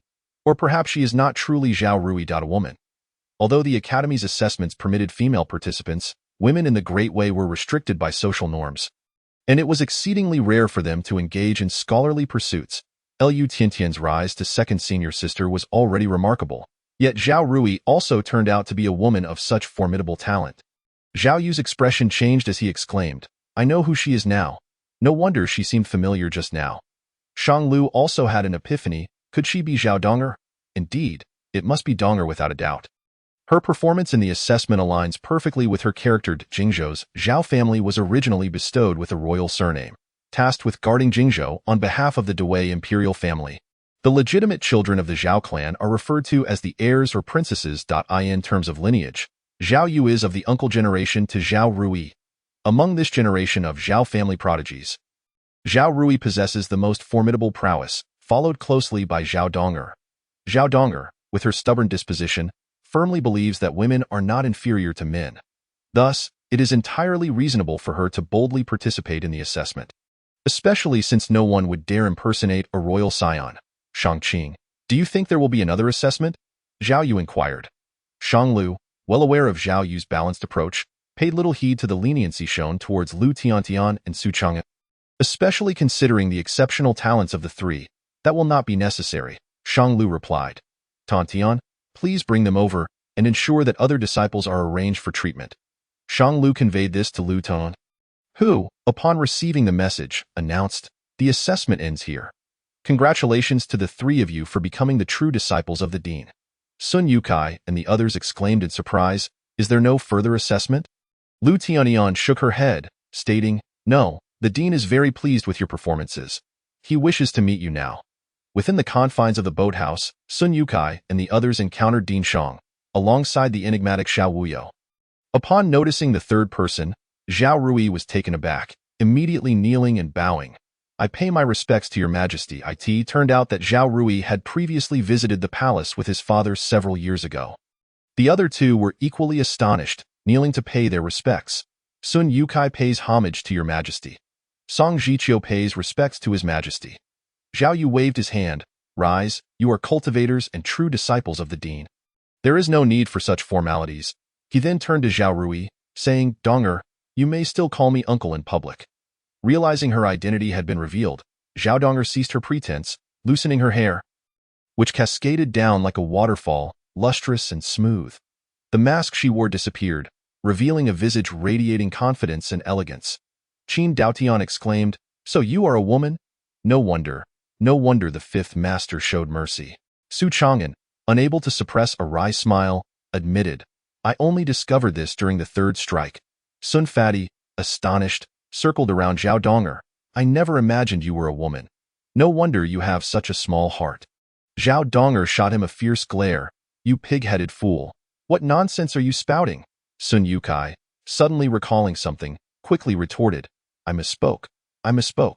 Shang Lu cleared his throat gently, prompting the two to realize that the emperor was still present. Shang Lu continued, This young man, Xiao Wuyo, will henceforth be your junior master. Do not hesitate to greet him. Junior master? This revelation unsettled not only Song Jiqiu and the others, but also Lu Tiantian and her group. What is happening? How did we suddenly acquire a junior master instead of a junior brother? Observing their expressions, Shang Lu felt a tinge of awkwardness. I took him as my disciple on behalf of the late dean. He is my junior brother, thus naturally your junior master. The true disciples each had their own thoughts. Song Jiqiu pondered whether, due to their ranks, he could still challenge Xiao Wuyo. It seemed hopeless now. But he had never stood a chance anyway. Sun Yukai was astonished that this seemingly ordinary youth had become the academy's junior master. Truly, one should not judge by appearances. Zhao Donger felt discomfort at the thought of Xiao Wuyo becoming her elder, but could not voice her feelings. Qin Daotian reflected on the fact that Xiao Wuyo, the third master, had been recognized by the dean for his talent and strength. Losing to him was not a disgrace.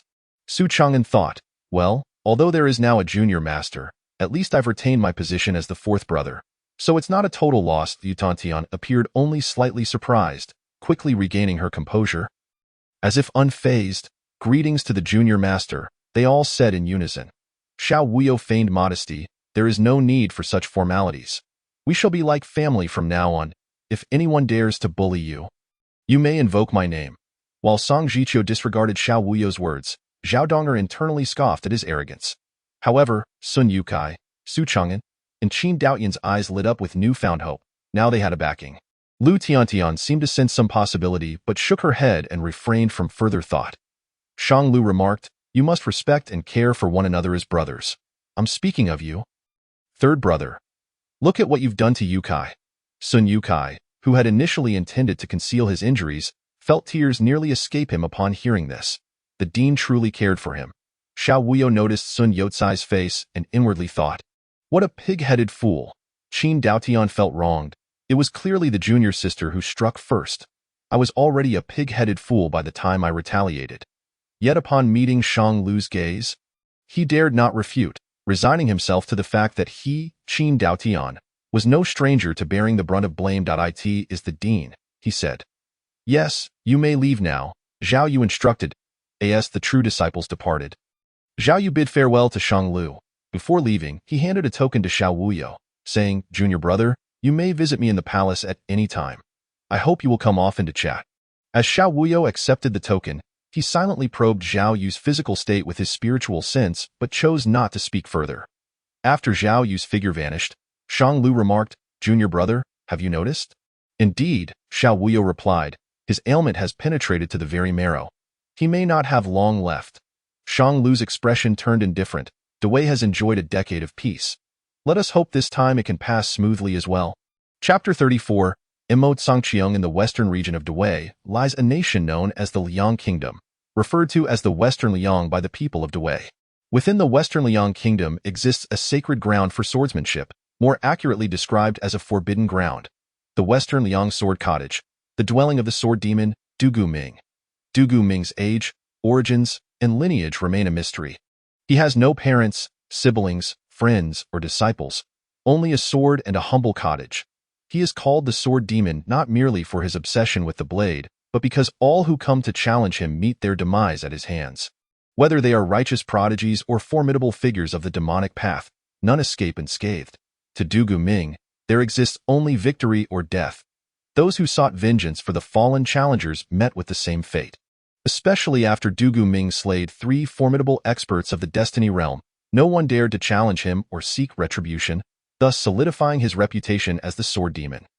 Yet, Dugu Ming's cultivation level is merely that of the Mayfly realm, not the Destiny realm, leaving others puzzled as to how he achieved such feats.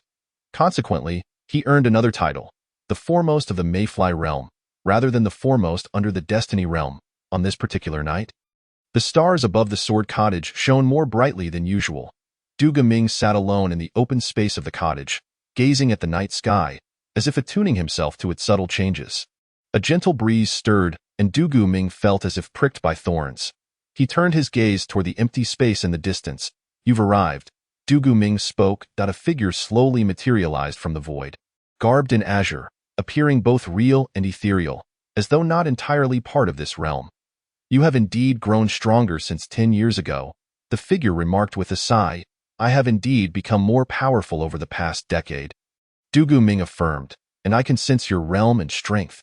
Compared to 10 years ago, you have made little progress." "Oh? Do you believe you can defeat me now?" the azure-clad figure retorted. "If I were of the Destiny realm, I could slay you, but as it stands, I can only guarantee my survival," Dugu Ming replied confidently. "It is rare for one of the Mayfly realm to evade death against a Destiny realm expert. I have heard you have slain 3 experts of the Destiny realm in the past 10 years. They were simply too weak. Compared to you, they do not even deserve the title of the Destiny realm." Dugu Ming reflected, puzzled as to why he had become so formidable. Because they have never truly seen the starry sky. Their cultivation is akin to a building constructed in midair, lacking a solid foundation. A single strike shatters it, truly a starry sky. Indeed, it is no secret. This starry sky is a fade. The stars are false. This is also why I did not allow you to step into the Destiny realm 10 years ago. To place one's soul within the stars is to lose the path ahead, forever unable to reach the true Destiny realm. Why strength is derived from the fact that I embody the true Destiny realm. The azure figure explained while gazing at the stars.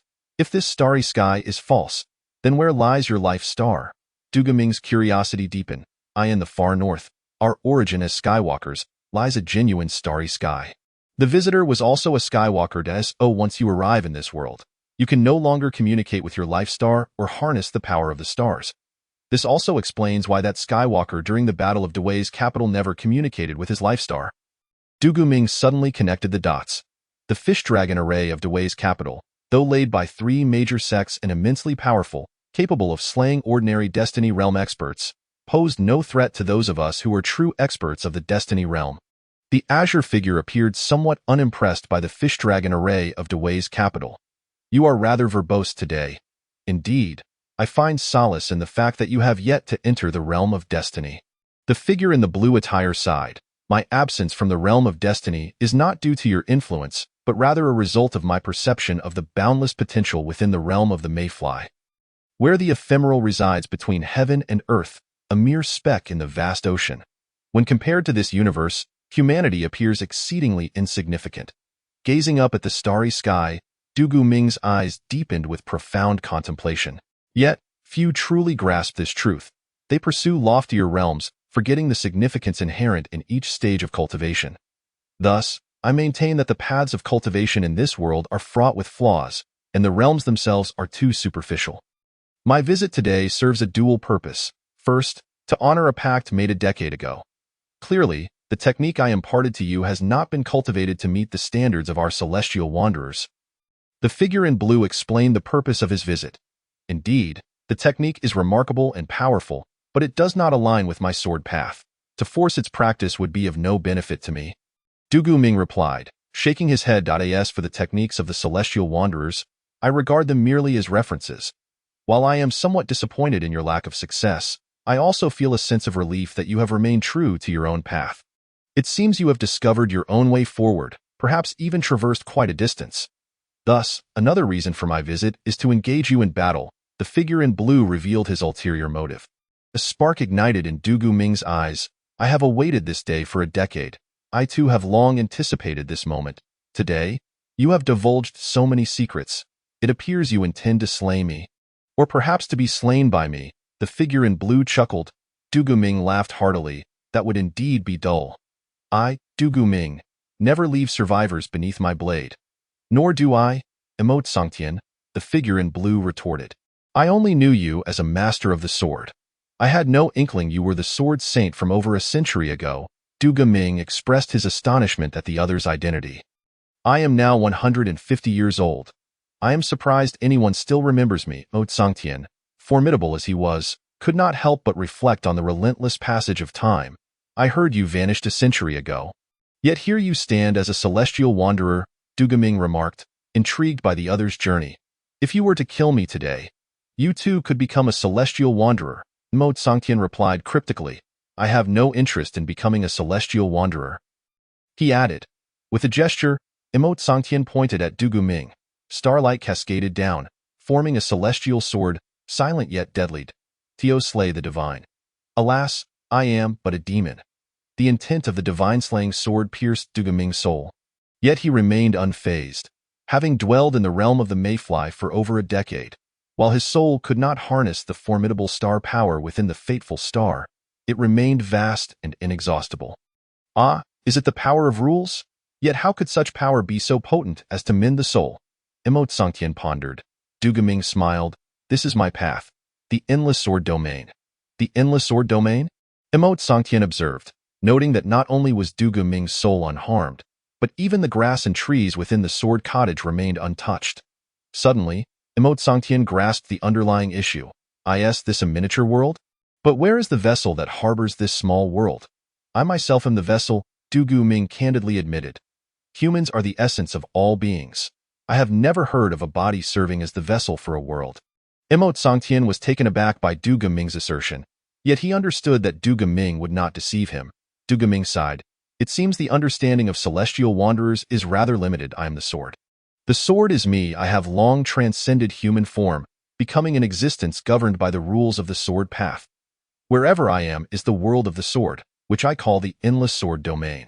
The endless sword domain, perhaps not entirely, Songtian countered, unleashing a flurry of sword energy not directed at Du Ming but rather towards the starry sky surrounding the cottage. Here, a ripple traversed the starry expanse as Songtian released further sword energy towards that very spot. The fissure widening, he easily escaped the confines of the sword cottage. Observing Songtian break free from his endless sword domain, Du Ming remained indifferent. He never intended to keep his opponent confined. He did not expect to defeat him outright. If that were the case, then Songtian would not be worthy of the title of Celestial Wanderer, much less Sword Saint. No wonder you can slay those of the Destiny realm. The area surrounding this sword cottage has indeed been cultivated into a small dimension, the figure in blue remarked, surveying the fluctuating rules of the sword. Yet this small dimension is still too limited and too weak to contain a powerhouse such as yourself. Du Ming expressed regret over his insufficient time spent in cultivation. Given a few more years, not even I, nor the combined might of several celestial wanderers, would likely be able to contend with you. But for now, you are not yet strong enough. Songtian offered an elevated appraisal of Du Ming's strength. Standing outside the sword cottage, Songtian decided to hold nothing back, a long sword materializing from the starry sky. I have not wielded this sword in a century. It is called Lungyan. Songtian gently caressed the Lungyan sword. This was my weapon in my prime. Since the age of 50, no one has been worthy of facing my blade. I never anticipated I would have the opportunity to wield it again, and I owe you my gratitude for that. Thus, I have resolved to use this sword to slay you, should you perish. I shall cherish this sword as I do my other treasures. Du Ming remained seated within the sword cottage, gazing at the countless renowned swords embedded in the ground, each with its own story. all belonging to legendary masters of the sword. In that moment, the true owners of those swords had long since passed, leaving these legendary blades to languish like weeds, ignored and forgotten. Chapter 35. The Battle of the Divine Slayer. Breaking the army, Damo Tsangtian swung the Longyan sword towards the cottage, the force of the strike resembling not merely a sword technique, but rather a punch, utterly indomitable. Du Ming understood that Emo Tsangtian had discerned the weakness of his endless sword domain, which encapsulated the sword path rules he had comprehended over many years. Although Emo Tsangtian was hailed as the sword saint, his insights into the rules of the sword were not necessarily superior to Du Ming's. As long as Emo Tsangtian wielded sword intent against him, he would be forcibly assimilated and absorbed by the rules of the sword within the cottage. This was the reason Du Ming felt confident in maintaining his undefeated stance. However, now that Emo Tsangtian had seen through this, he forcibly employed punch intent through his sword, using raw power to shatter the endless sword domain. As a true powerhouse of the destiny realm, Emo Tsangtian's celestial power was boundless, and the strength of his soul was overwhelmingly formidable, qualities that Du Ming of the Mayfly realm could not hope to match. Yet, Du Ming was undeterred. One sword to pierce the heavens. Du Ming had also contemplated how to counter the weaknesses of the endless sword domain. By concentrating force into a single point, he thrust his sword toward the formidable sword intent.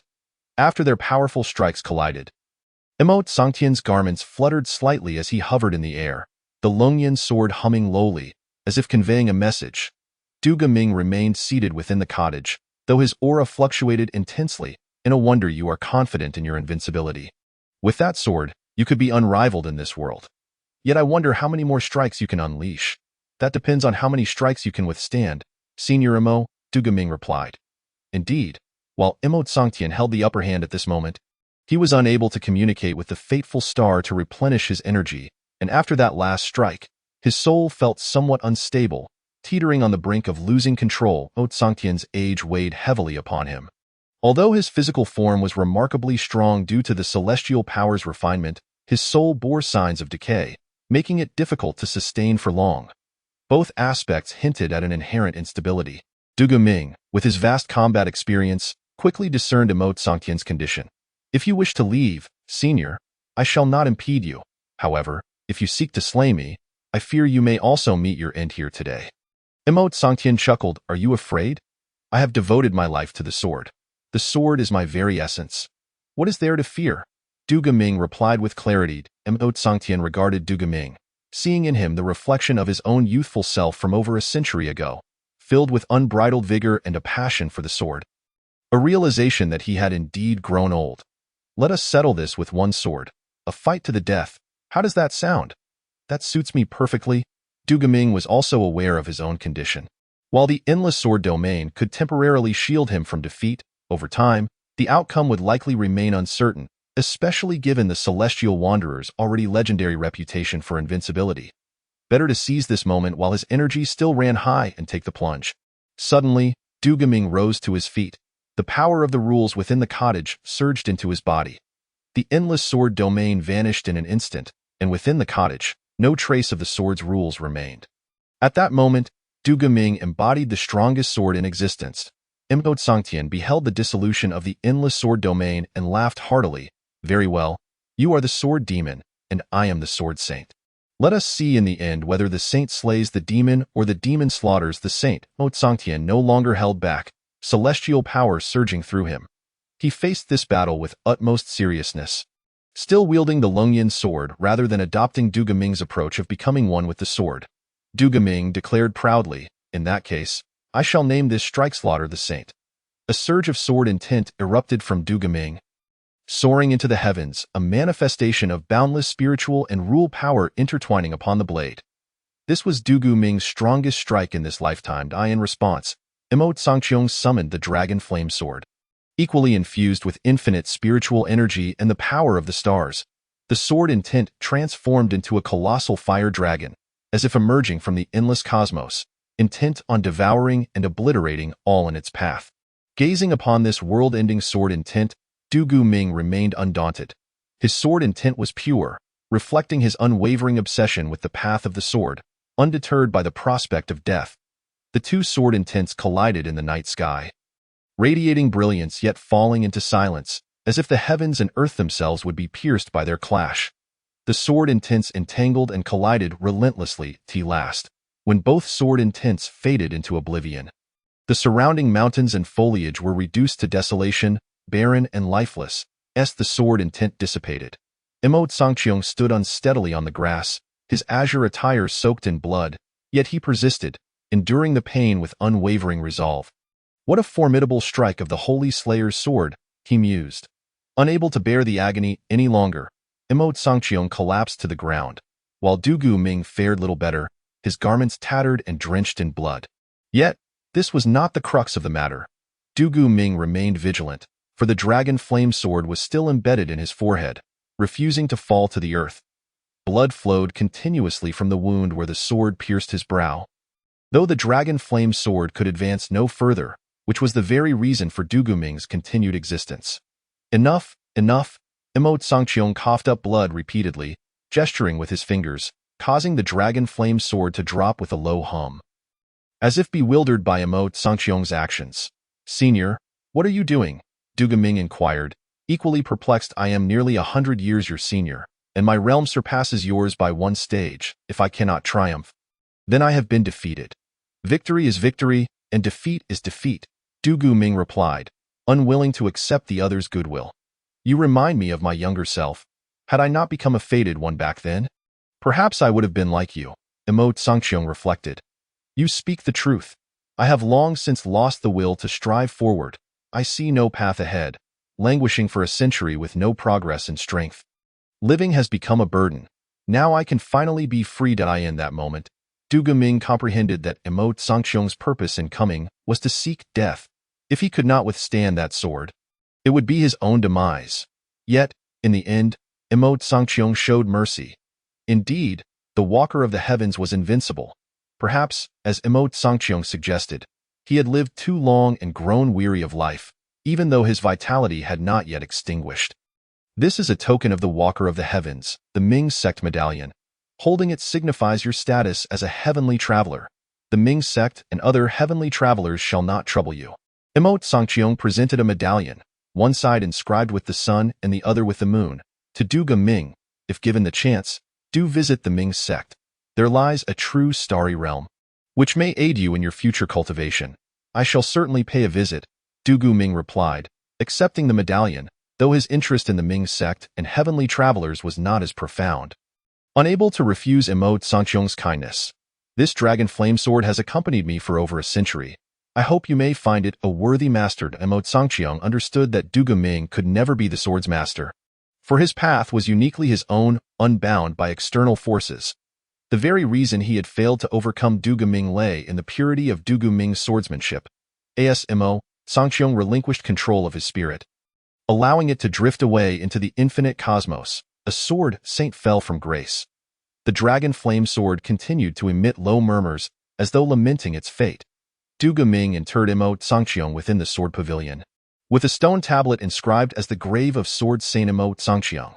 Thus, a legendary heavenly traveler lay to rest, in eternal companionship with myriad swords.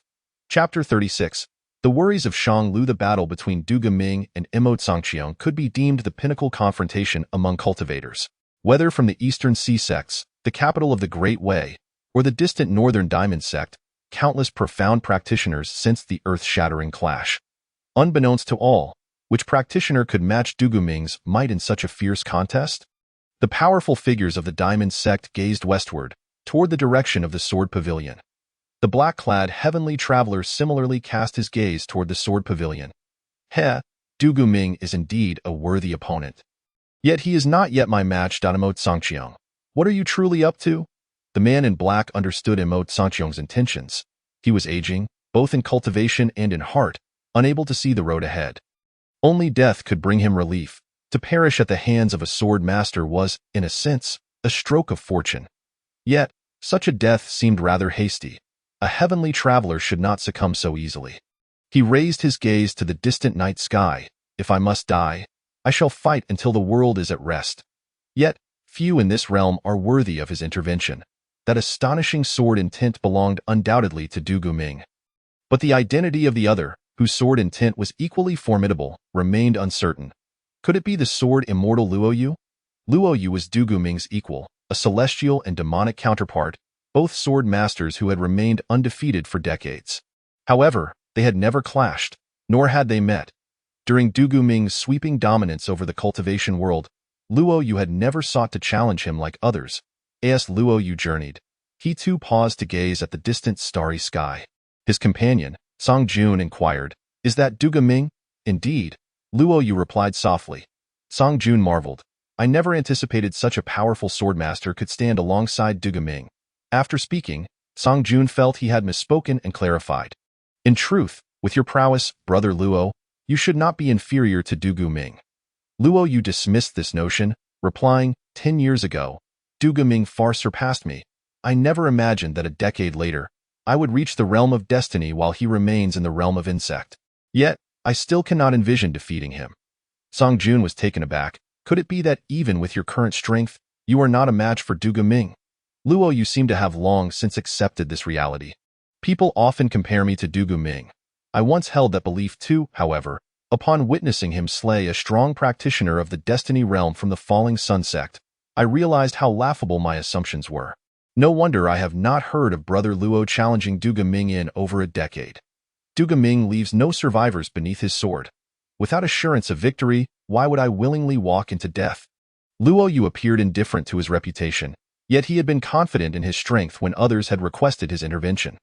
When he arrived at the sword pavilion, he chanced upon Du Guming's decisive sword strike against the practitioner of the Destiny realm and left without a second thought. "What a joke. I too value my life," Luo Yu mused. From that point on, he ceased to mention the prospect of challenging Du Guming. On the back mountain of Qingqi Academy, Lu Tiantian was languidly playing the zither, when suddenly an unsettling feeling arose, halting her melody. Ignoring the pain from the strings cutting her fingers, she retrieved the 5 directions chessboard, allowing her spirit to detach and soar into the night sky. Su Chang'an, puzzled, asked, "Third senior brother, what has happened to senior sister?"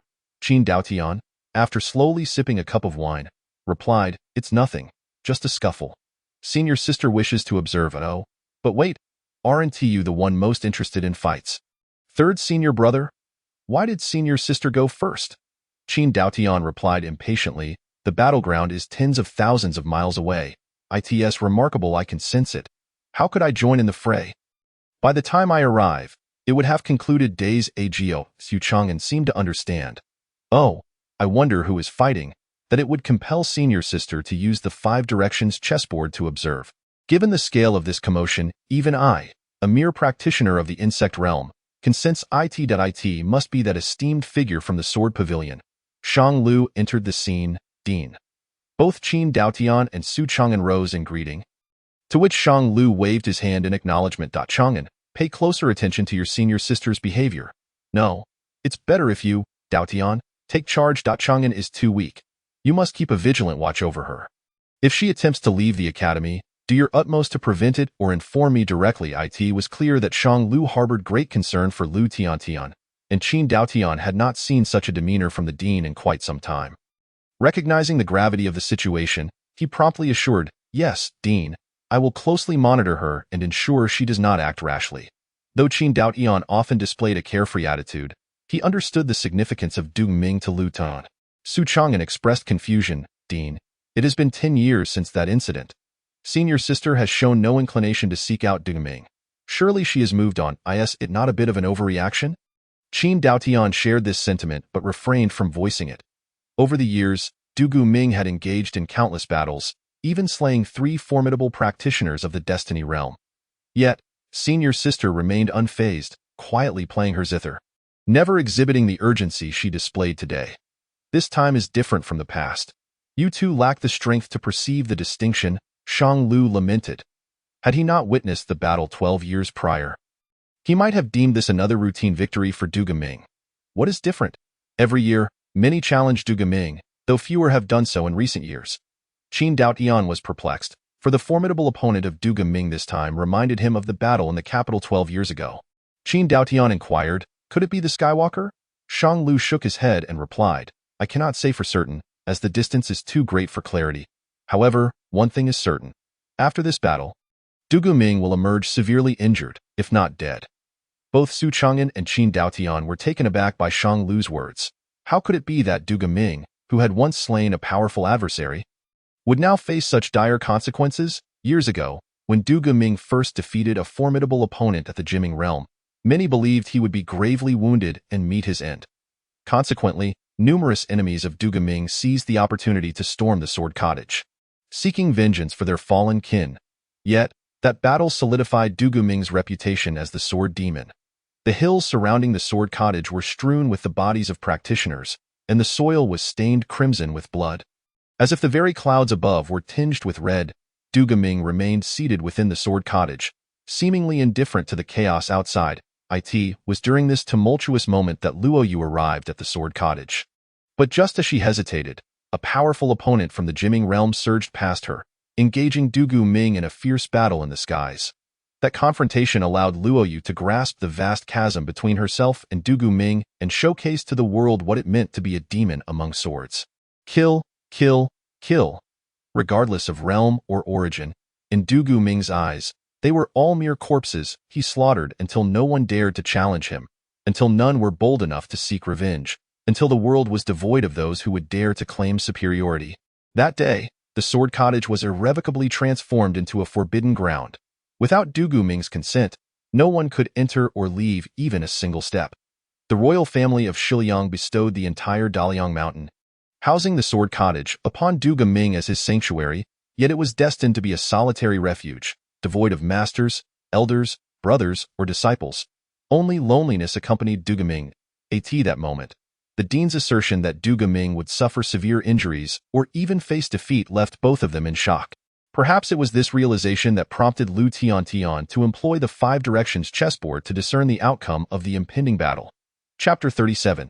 A day and uncertainty. Half an hour later, Lu Tiantian returned to her corporeal form and, noticing Shang Lu's presence in the hall, understood his intentions. "Dean," she greeted. "Ah, you have returned." Shang Lu feigned nonchalance. "I wonder what brings you here so late at night." Lu Tiantian also pretended to be oblivious. Shang Lu concealed his thoughts, saying, "Oh, it's nothing much. Your little junior uncle has just arrived at the academy and isn't quite familiar with it yet. If you have no pressing matters, perhaps you could show him around for a while. If he encounters any cultivation-related questions, you might offer him some guidance, as you know he hasn't begun his training yet." Su Chang'an stood up and interjected, "Actually, I could also take little junior uncle around." However, before he could finish, he caught the murderous glare from Shang Lu and quickly fell silent. "Understood," Lu Tiantian replied coolly. "Good, it's getting late. You both should rest early." Shang Lu chuckled lightly before departing. Su Chang'an turned to Lu Tiantian and whispered, "Senior sister, just now?" Lu Tiantian shot him a fierce glare before leaving. Qin Daotian set down his cup with a sigh. "Old four, you usually seem quite clever. How come today you lack discretion even more than I do?" Su Chang'an forced a smile. "Third brother, I was just concerned for senior sister." "Is that of any use?" "No, not at all. Since it's of no use, why not go to sleep? If the sky were to fall, there are taller folks to hold it up. Why should it concern you? If you're truly not tired, shall we practice instead?" Qin Daotian scoffed. "No need for that. I think I'll just go to sleep." Su Chang'an decisively declined. Indeed, if the sky were to fall, the dean and several senior brothers would hold it up. And with the addition of a little junior uncle, why should he fret over events yet to unfold? He sighed. "Well, I might as well get some rest." Lying on the bed at the academy's back mountain, Xiao Wuyo was wide awake, though not due to the impending battle. With his current grasp of spiritual energy, he sensed that significant events were unfolding nearby, albeit not as clearly as Shang Lu and Lu Tiantian perceived. He reflected on everything he encountered since descending the mountain to the academy, and with each battle, he gradually gained a better understanding of the practitioners in this world, as the dean had mentioned. The highest realm of cultivation among practitioners was indeed the Jiming realm, and the old Taoist was also at that level. Defeating him with his current strength would not be difficult. He could rightfully claim to be invincible in this world. Yet, there also existed the Skywalkers, whose powers surpassed his own. He wondered how they compared to him. Xiao Wuyo was confident that with his rapid progress, even if he were no match for the Skywalkers now, in 3 to 5 years, no, perhaps in just 1 or 2 years, he would leave the Skywalkers far behind. It seemed that this world was indeed somewhat weak. Perhaps there were other powerful entities in this realm. He realized he still knew too little. Fortunately, having become the little junior uncle at the academy, he could freely explore the vast collection of books. Tomorrow would be the day. Yet, unbeknownst to Xiao Wuyo, Shang Lu had already arranged tasks for him. 3 hurried days passed, and under Lu Tiantian's guidance, Xiao Wuyo gained a general understanding of the academy before delving into the library.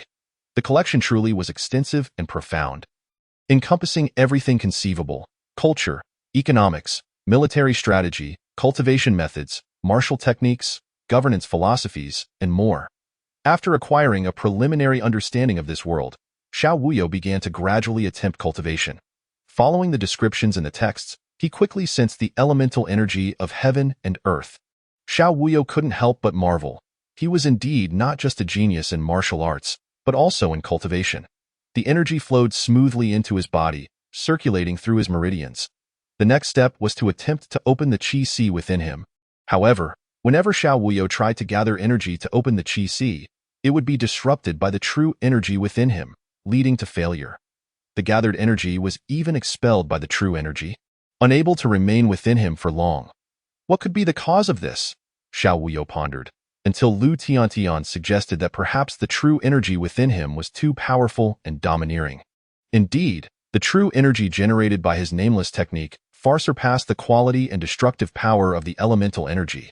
If his true energy could simulate all techniques, could it also emulate the elemental energy?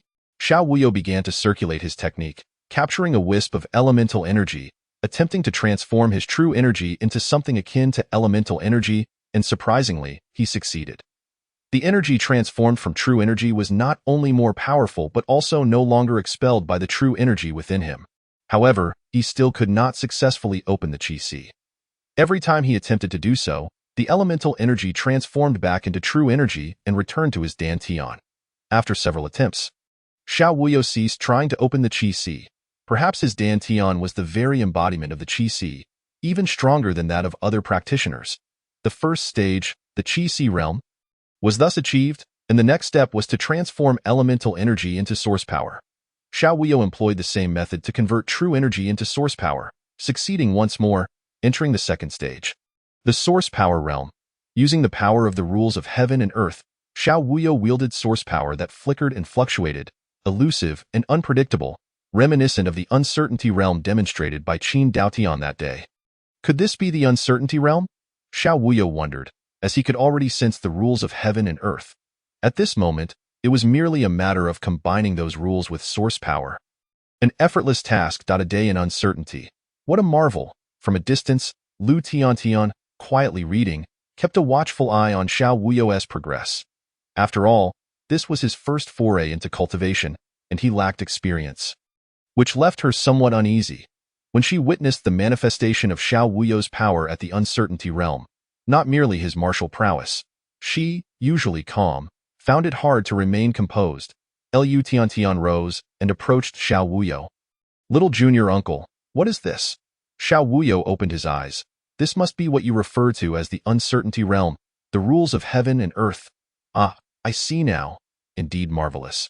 Xiao Wuyo's previous ability to sense the power of rules stemmed from his overwhelming martial strength, strong enough that the world sought to suppress his anomaly. Rather than from a realization of the rules themselves, he felt his strength surge, for this world could no longer suppress him. Rather, he could now utilize the power of rules to unleash even greater strength. "Tiantian, what do you wish to say?" Xiao Wuyo inquired. Gazing at the peculiar individual before her, Lu Tiantian could only shake her head. Nothing much. Years ago, the eldest senior brother took 3 years, while that Daozi, Li Minghui, undoubtedly took even longer. But Xiao Wuyo had achieved this in less than a day. It seemed that no one in the annals of cultivation history had ever achieved such rapid progress. Chapter 38. Past events. Xiao Wuyo sensed that his breakthrough might have startled the young woman before him, so he explained, "The reason I was able to advance to the uncertainty realm so swiftly is that I had already sensed the rules of heaven and earth before I began my cultivation. You witnessed the battle that day. Is there anything strange about it?" Indeed, after Xiao Wuyo's explanation, Lu Tiantian no longer found it odd. Even without training, he would likely be worthy of the title of Uncertainty Realm Powerhouse. No, perhaps even the Ephemeral Realm, For Xiao Wuyo not only comprehended the power of rules, but also cultivated his spiritual energy. Little junior uncle, does this mean the ephemeral realm as well? Lu Tiantian asked in a low voice, while Xiao Waya expressed his sentiments. Although I have cultivated my divine soul, it is not a result of comprehending the power of rules, hence I cannot wield it as freely as you do. Indeed, no one can articulate how the divine soul is formed. It is only known that when one reaches an exceedingly profound understanding of the power of rules, the divine soul will manifest spontaneously. Many are unable to elucidate the reasoning behind it.as for the application of the divine soul. Various major sects of cultivation possess abundant experience and even secret techniques. For instance, Qin Daoyan's method of celestial law and earthly phenomena is one such technique, while Lu Tiantian's manipulation of formations through her divine soul is another. When Du Guming battled Emote Sangqiang, he wielded his divine soul as a sword, which is yet another application. Is there a problem? Lu Tiantian retorted, my divine soul is too closely intertwined with my physical body. It cannot leave, and thus I cannot roam the world as you do, experiencing the mysteries of heaven and earth or employing various secret techniques. Naturally, I am unable to seek out my fate star in the boundless sky, and consequently, I cannot attain the realm of fate. Perhaps I cannot even be considered to have reached the ephemeral realm. I feel as though this world is suppressing my divine soul. Perhaps only by breaking free from this realm can my divine soul truly find freedom, and only then might I genuinely reach the ephemeral realm. Upon hearing Xiao Waio's words, Lu Tiantian seemed to recall a rumor. It was said that the sword demon Du Guming had encountered a similar predicament, yet he appeared to have chosen a different path, one that also made it difficult for him to step into the realm of fate. However, Du Guming's combat prowess, like that of Xiao Waia, transcended mere realms. 8 years ago, Du Guming, at the ephemeral realm, had slain a powerful being of the fate realm. 7 years ago, during the Battle of the Sword Pavilion, he had vanquished countless ephemeral beings, along with 2 beings of the fate realm.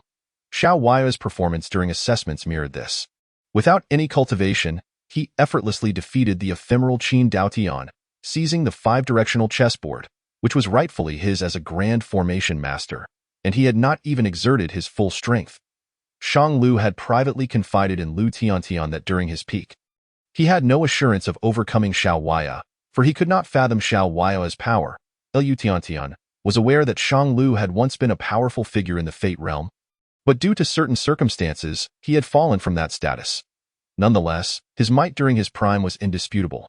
Thus, it could be said that Xiao Waia was a being akin to Du Guming, albeit younger. Xiao Waia had mentioned that he had just turned 18 this year. The 18-year-old Du Guming might have been formidable, but undoubtedly not as formidable as Xiao Wuya. Lu Tiantian contemplated the possibility of seeking Xiao Waia's assistance. Yet she realized that it was ultimately her personal matter, and although Xiao Waia was immensely powerful, he might not necessarily be a match for Du Guming. Lu Tiantian could not help but recall the battle at the Sword Pavilion 7 years prior, when she had just entered the ephemeral realm, simultaneously being a grand formation master. With the support of formations and the 5-directional chessboard, she even believed she had the strength to confront a being of the fate realm. When Lu Tiantian arrived at the Sword Pavilion, Du Guming had already slain countless cultivators from various realms, those of the perplexed, ephemeral, and fate realms. Particularly, after he had slain a powerful being of the fate realm from the renowned sword sect with a single strike. Blood poured from his body, and he seemed to struggle to remain standing. Lu Tiantian understood that it might have been her only opportunity to defeat Du Guming. As the 5-directional chessboard ascended, the locking heaven and earth grand formation was about to unfold when suddenly a pair of long hands intercepted her. She recognized the newcomer and knew he had been following her. Senior brother, why are you stopping me? You know this might be my only chance in this lifetime. I must avenge him, Lu Tiantian exclaimed vehemently. At that time, Fong Ling, the senior brother of the academy, had already entered the ephemeral realm for many years, his strength far surpassing that of Lu Tiantian. Upon blocking Lu Tiantian, Fong Ling merely shook his head and said, "You are not his opponent. If you act, you will undoubtedly perish. I do not care. If he is dead, what meaning is there in my existence?" Lu Tiantian insisted, disregarding Fong Ling's obstruction as she attempted to force her way forward. In the distance, Du Guming had also noticed the 5-directional chessboard in the sky. Casting a glance that fell upon Lu Tiantian and Fong Ling standing atop the mountain, Du Ming's gaze seemed to pierce through time and space. The moment Lu Tiantian's eyes met his, her divine soul felt as though it would be torn apart by the overwhelming sword intent. That was the longest moment of Lu Tiantian's life. An indelible memory, filled with helplessness and anguish, as her divine soul and body seemed to be engulfed by a dark abyss. A gentle voice echoed in her ears, "Junior sister, close your eyes." Fang Ling swiftly pulled Lu Tiantian behind him. "Do not be afraid. I am here," he reassured, unyielding in the face of the formidable sword intent, standing protectively before Lu Tiantian, his gaze transcending endless space to confront Du Ming. In an instant, light erupted, illuminating the world as if Fang Ling's figure became the center of existence, towering and majestic. Lu Tiantian's faltering divine soul was drawn forth from the abyss by this radiance. The sword intent collided with this light, and time seemed to stretch indefinitely. When the world returned to its dimness, the sky remained stained with blood, yet this time, it was Fang Ling who bled. "You are quite impressive," Du Ming remarked with admiration. "Thank you for your praise, senior," Fang Ling replied, his eyes streaming with blood, yet maintaining his composure. The righteous spirit of the academy was indeed extraordinary, noble, upright, and devoid of any murderous intent. Even Du Ming could not help but acknowledge the marvel of that righteous spirit. Upon hearing this, Fang Ling understood Du Ming's implication. "Thank you, senior." Fang Ling summoned the five-directional chessboard back. Grasping Lu Tiantian's hand, he said, "Junior sister, let us return home." It was only then that Lu Tiantian truly beheld Fang Ling's face. "Senior brother, your eyes?" she exclaimed, noticing the blood still dripping from Fang Ling's eyes, unable to contain herself as she collapsed into his embrace, weeping bitterly. "Junior sister, do not cry. I am merely temporarily unable to see." "Not dead," Fang Ling comforted. In that moment, Lu Tiantian no longer thought of revenge. All she wished for was to return to the academy and heal her brother's eyes. Yet, contrary to her wishes, even with the simultaneous intervention of the Taoist master and the principal, it was ultimately futile. Fang Ling's eyes had lost their light forever. Fang Ling consoled Lu Tiantian, saying, "Even if I can no longer see anything, as long as junior sister is safe, that is enough for me. Moreover, perhaps losing my sight is not entirely a misfortune. Henceforth, external matters will no longer disturb my inner peace, and I will be able to better understand this world." After that day, Lu Tiantian seemed to mature, never again mentioning revenge, even referring to that person only as he. Perhaps she had not truly let go, but at least she did not show it. As time passed, with an increasing number of true disciples in the back mountain, Lu Tiantian appeared to have fully emerged from her past, her mischievousness and smiles returning to her face. "Tiantian, what is wrong?" Xiao Waya inquired, observing Lu Tiantian lost in thought. Lu Tiantian snapped back from her memories of 7 years prior.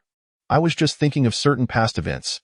Back then, the contest between that person and Du Ming was supposed to be a fair match. After his death, even his sect and family never mentioned revenge. As his fiancé, my insistence on vengeance nearly cost me my life and led to my senior brother losing his sight. How could I possibly harm the young master now? Perhaps I will never be able to avenge him in this lifetime.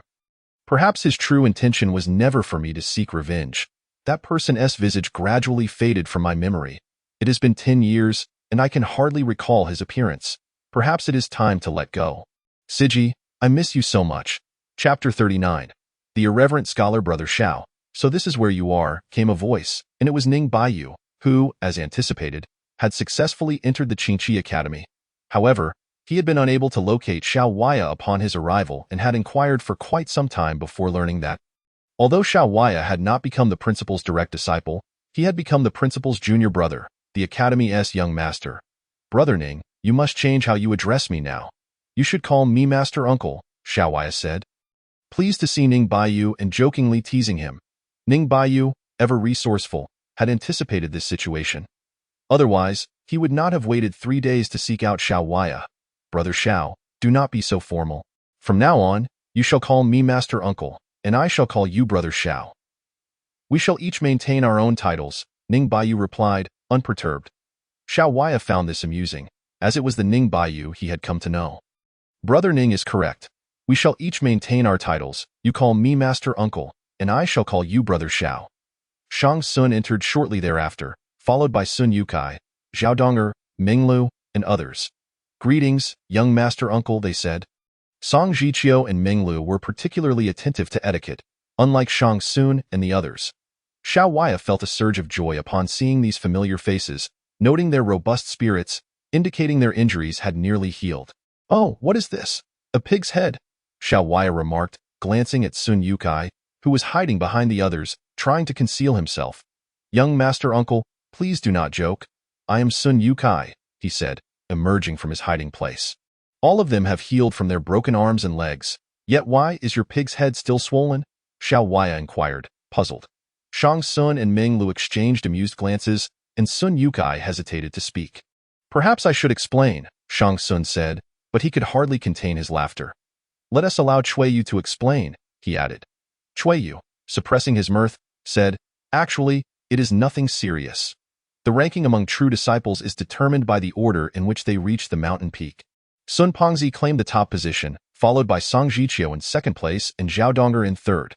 Consequently, Sun Pengzi ranked 8th among the true disciples, while Song Jiqiu placed 9th and Zhao Donger came in 10th.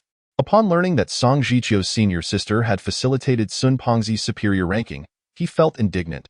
Thus, spurred on by the third and fourth senior brothers, Song Jiqiu challenged Sun Pengzi again after recovering from his injuries. Unbeknownst to Sun Pengzi, he had inexplicably agreed to the rematch, and as you have witnessed, the outcome was evident. "I see now. I admire your courage, Pengzi." Xiao Wui bestowed an encouraging glance upon Sun Yukai.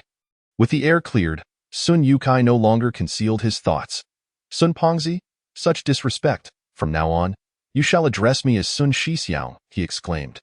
"Moreover, while you all witnessed my defeat, did you not notice that Song Jiqiu, no? I mean Song Shixiang, sustained injuries to his hand due to my face?" Sun Yukai wholly disregarded his own dignity. Indeed, Xiao Wui immediately observed the white bandage wrapped around Song Jiqiu's right hand. "So, you have become the 9th, he remarked. "And he is the 10th, Zhao Donger added with a sense of pride. "The 10th? This is baffling," Xiao Wui replied, perplexed.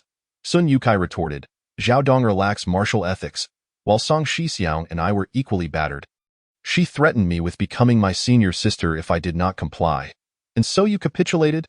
I merely adhere to the wisdom of not incurring immediate losses and avoid brawling with women." Sun Yukai argued defensively, "I suspect you are truly afraid of being beaten," Shang Tsung teased. Xiao Wui gazed at the peculiar assembly before him, feeling a growing headache. What kind of institution is this academy that attracts such an odd assortment of individuals? Qin Daotian, Su Chang'an, and now Sun Yukai. Few seem to possess a serious demeanor. Yet this is one of the 3 prestigious academies of the Great Way. "What brings you here this time?" Xiao Wui inquired. Shang Tsung replied, "Although we are not true disciples, we are students of the academy. The dean has permitted us to visit the library to select suitable martial arts techniques." Liangjing added, "Indeed, the dean also mentioned that if we encounter any difficulties or misunderstandings in our martial arts training, we should seek guidance from our junior and senior brothers and sisters. In truth, no one possesses greater authority in martial matters than oneself, including Qin Daotian. Naturally, Lu Tiantian's realm is higher in cultivation." Lu Tiantian regarded the group before her and realized this was orchestrated by the dean. However, she had long since become indifferent and did not intend to intervene. She led them to the shelves housing the martial arts techniques and introduced, "These are the techniques collected over the years by the academy, as well as those created by the predecessors within the institution. They include their insights and experiences from various realms. You are only allowed to view them within the library and may not take any outside. The library has always been overseen by true disciples, and since Qin Daotian's impatient nature made him restless, it was primarily Lu Tiantian who kept watch. In truth, even without supervision, it would not matter.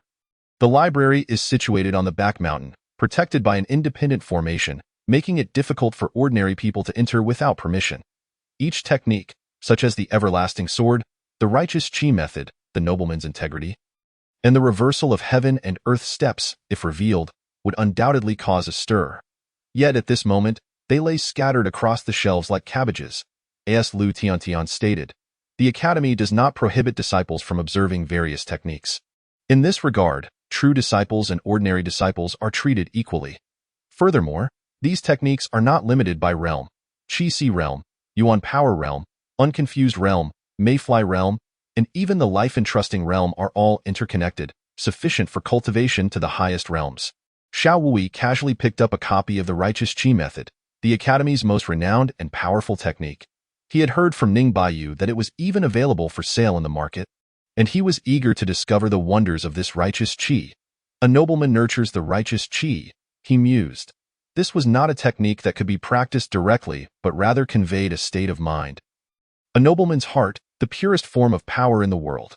Xiao Wui began to understand why the Academy does not prohibit disciples from observing. Those who grasp this state of mind will understand, while those who do not will forever remain ignorant. He considered himself to be a person of unwavering integrity, a true gentleman, and thought that this technique should, perhaps, pose no challenge for him. Sitting cross-legged. An hour passed. Alas, he had underestimated the Righteous Qi. He found himself without a clue. Fortunately, Song Jiqiu and the others displayed no reaction. Otherwise, he would have been greatly embarrassed. Liu Tiantian observed the group sitting cross-legged, and she couldn't help but smirk at their attempts to comprehend the Righteous Qi in such a brief moment. The Righteous Qi is cultivated over time, not merely a technique to be practiced. Though these junior brothers and uncles are all prodigies in cultivation, they are not true scholars. Even if they read, it is likely only about cultivation. When the esteemed Qingqi ancestor created this technique, he was already a renowned scholar of the world. The Righteous Qi took him countless years to comprehend before he could devise this technique. It can be said that the Righteous Qi was specifically created for scholars. Among them, only Ning Baiyu is a true scholar. Logically, he should grasp this state of mind best. Yet, he displayed no response, suggesting that he may not be a genuine scholar after all. Chapter 40. The seed of Righteous Qi. Sun Yukai asked. Senior sister, is there no other method or secret for cultivating the Righteous Qi? His inquiry echoed the thoughts of everyone present. Liu Tiantian replied, naturally, there are other methods specifically designed for practitioners. The revelation of alternative methods sparked excitement among the others. For one of their purposes in coming to the Academy was to engage with the renowned Righteous Qi. The wonders and strength of the Righteous Qi had even garnered praise from Dugu Ming. Liu Tiantian extended her right hand, and a wisp of mist appeared within her palm. This is the seed of the Righteous Qi, left by the senior brother before his departure, specifically prepared for newly recruited disciples. I will now infuse it into your bodies. With a wave of her hand, the mist transformed into multiple portions and entered the bodies of all present, including Xiao Wuyites. Oh, this is the Righteous Qi. The others could not help but feel elated as they sensed the Righteous Qi within them. If you are unable to comprehend the Righteous Qi before this seed dissipates, it signifies that you are unsuitable for cultivating this technique. You may then choose another martial arts practice. Liu Tiantian's words fell upon the group like a bucket of cold water. Then, senior sister, how long can this seed of Righteous Qi last? Sun Yukai inquired. Xiao Wui interjected before Liu Tiantian could respond. At most 10 days. 10 days? That is rather short. Liu Tiantian sighed. It's not short.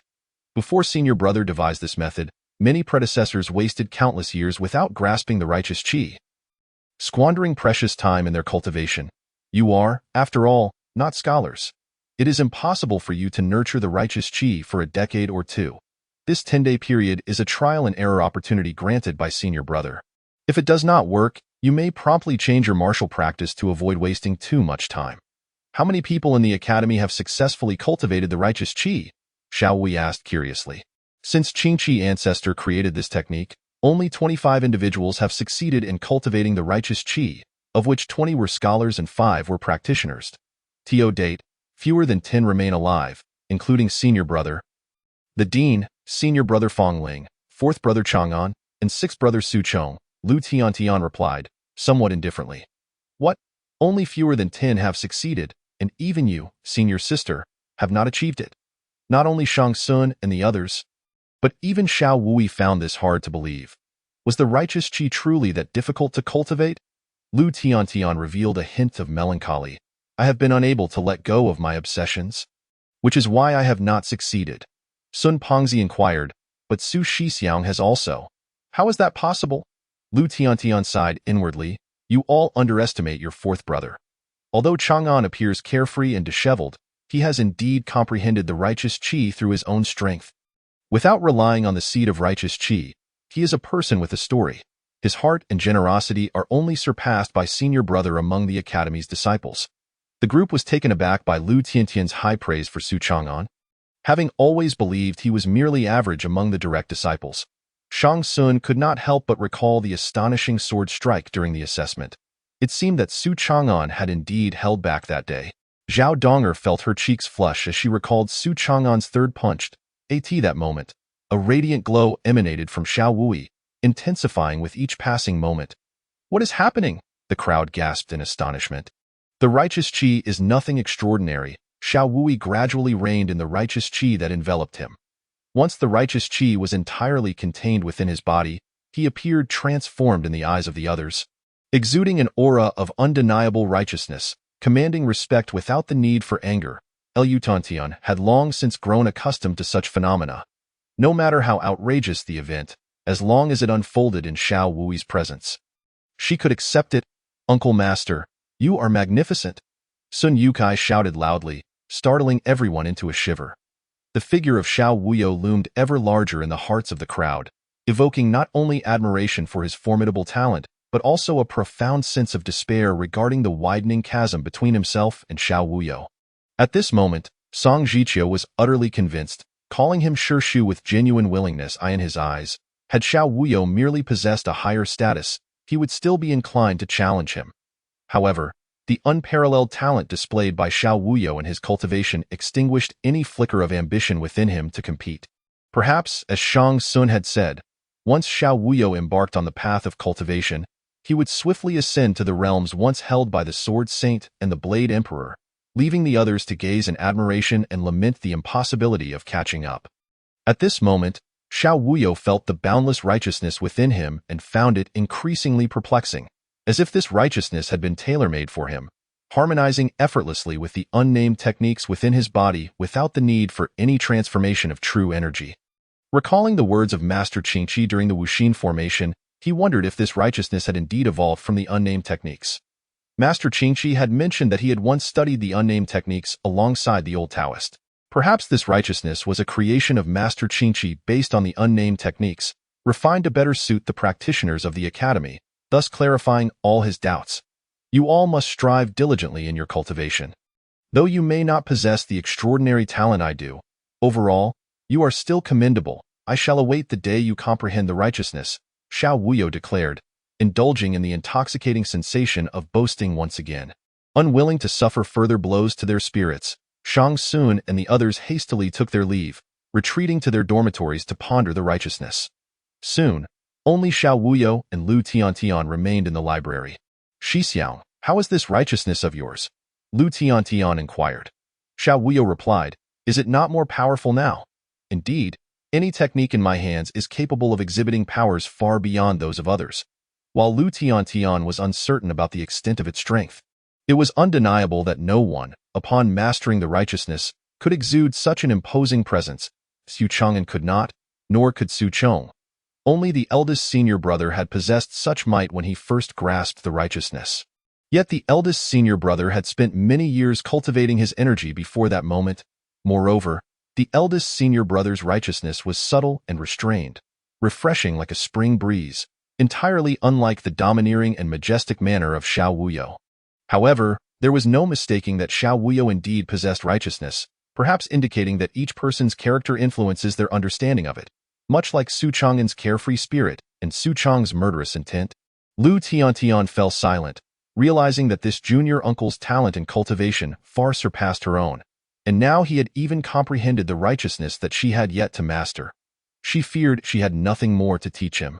As for formations, ever since that day during the assessment when Xiao Wuyo had snatched the five-element chessboard from her grasp, Lu Tiantian understood that in the realm of formations, she was but a jest compared to Xiao Wuyo.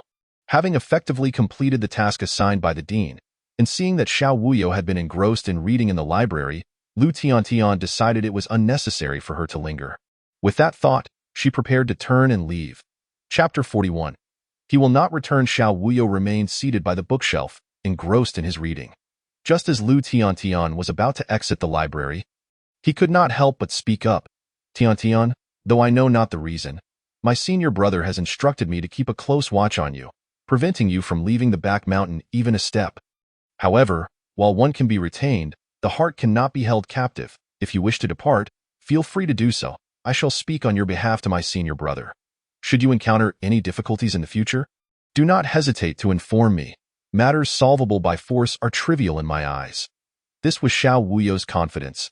Especially after his cultivation, he felt he had recently reached a bottleneck, as if a breakthrough could occur at any moment. Though he was uncertain about what challenges lay ahead post-breakthrough. Thus, he continued to quietly accumulate his strength. Lu Tiantian gazed at this junior uncle, who was more than a decade her junior yet spoke with such earnestness and authority. Normally, she might have laughed it off, but in this moment, she sensed the genuine emotion in his words and was moved. Thank you, junior uncle. Tiantian shall remember your words. Watching Lu Tiantian's departing figure, Xiao Wuyo set down his book. Indeed, the word emotion often leads one astray. Even though Shang Lu had not disclosed the troubles Lu Tiantian faced, how could Xiao Wuyo, with his experience, fail to perceive that she was yet another soul ensnared by the complexities of love? Come out, how much longer will you hide? Xiao Wuyo called out to the distant bookshelf. I knew I couldn't hide from you, junior uncle, Su Chang'an said with a cheeky grin as he emerged from behind the bookshelf.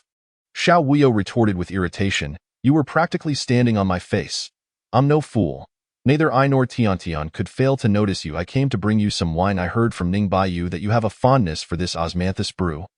And I traveled quite a distance to procure this jar, Su Chang'an explained as he handed the jar of osmanthus wine to Xiao Wuyo, who took a sip and remarked, ah, still the same flavor. I know you came for your senior sister. She has already left. Why do you not pursue her? Xiao Wuyo inquired. Su Chang'an shrugged dismissively. If even you cannot keep her here, my efforts would be in vain. Besides, there is still the third senior brother outside. Xiao Wuyo's curiosity piqued. What is it that has you all so anxious? When I asked my senior brother, he remained tight-lipped. Shang Lu refrained from informing Xiao Wuyo about the situation, fearing that his youthful exuberance might lead him to recklessly challenge Du Guming. While Xiao Wuyo was indeed formidable, Du Guming had a track record of slaying formidable adversaries in the Jiming realm. And that was 8 years ago. No one knew the current extent of Du Guming's power, and as the sole disciple of the old Taoist, Shang Lu could not allow him to take such risks. Su Chang'an hesitated. Since the dean has chosen not to inform you, I shall remain silent as well. Initially, only the dean, the eldest senior brother, and the third senior brother were aware of this matter. I only learned of it when the third senior brother drunkenly let it slip. Because of this, he faced a month of relentless questioning from the dean, the eldest senior brother, and the senior sister. I certainly won't be divulging anything. Xiao Wuyo concluded that the matter must be significant if even the senior brother could not resolve it. He decided to let it go for now and address it when the time came. After leaving the library, Lu Tiantian did not depart the back mountain or the academy as she had imagined. Instead, she returned to her own chamber, picking up an embroidery needle to continue her unfinished work. In the distance, Qin Daotian watched this scene and felt an involuntary sense of relief. After days of travel, Qiu Chang'e finally arrived at the Sword Lodge. Naturally, he sensed the great battle that had taken place that day and, through his calculations, understood that Du Guming had ultimately emerged victorious. As he observed the powerful sword intent lingering around the Sword Lodge from that battle, Qiu Chang'e, being one of the top experts of his time, felt a chill run down his spine.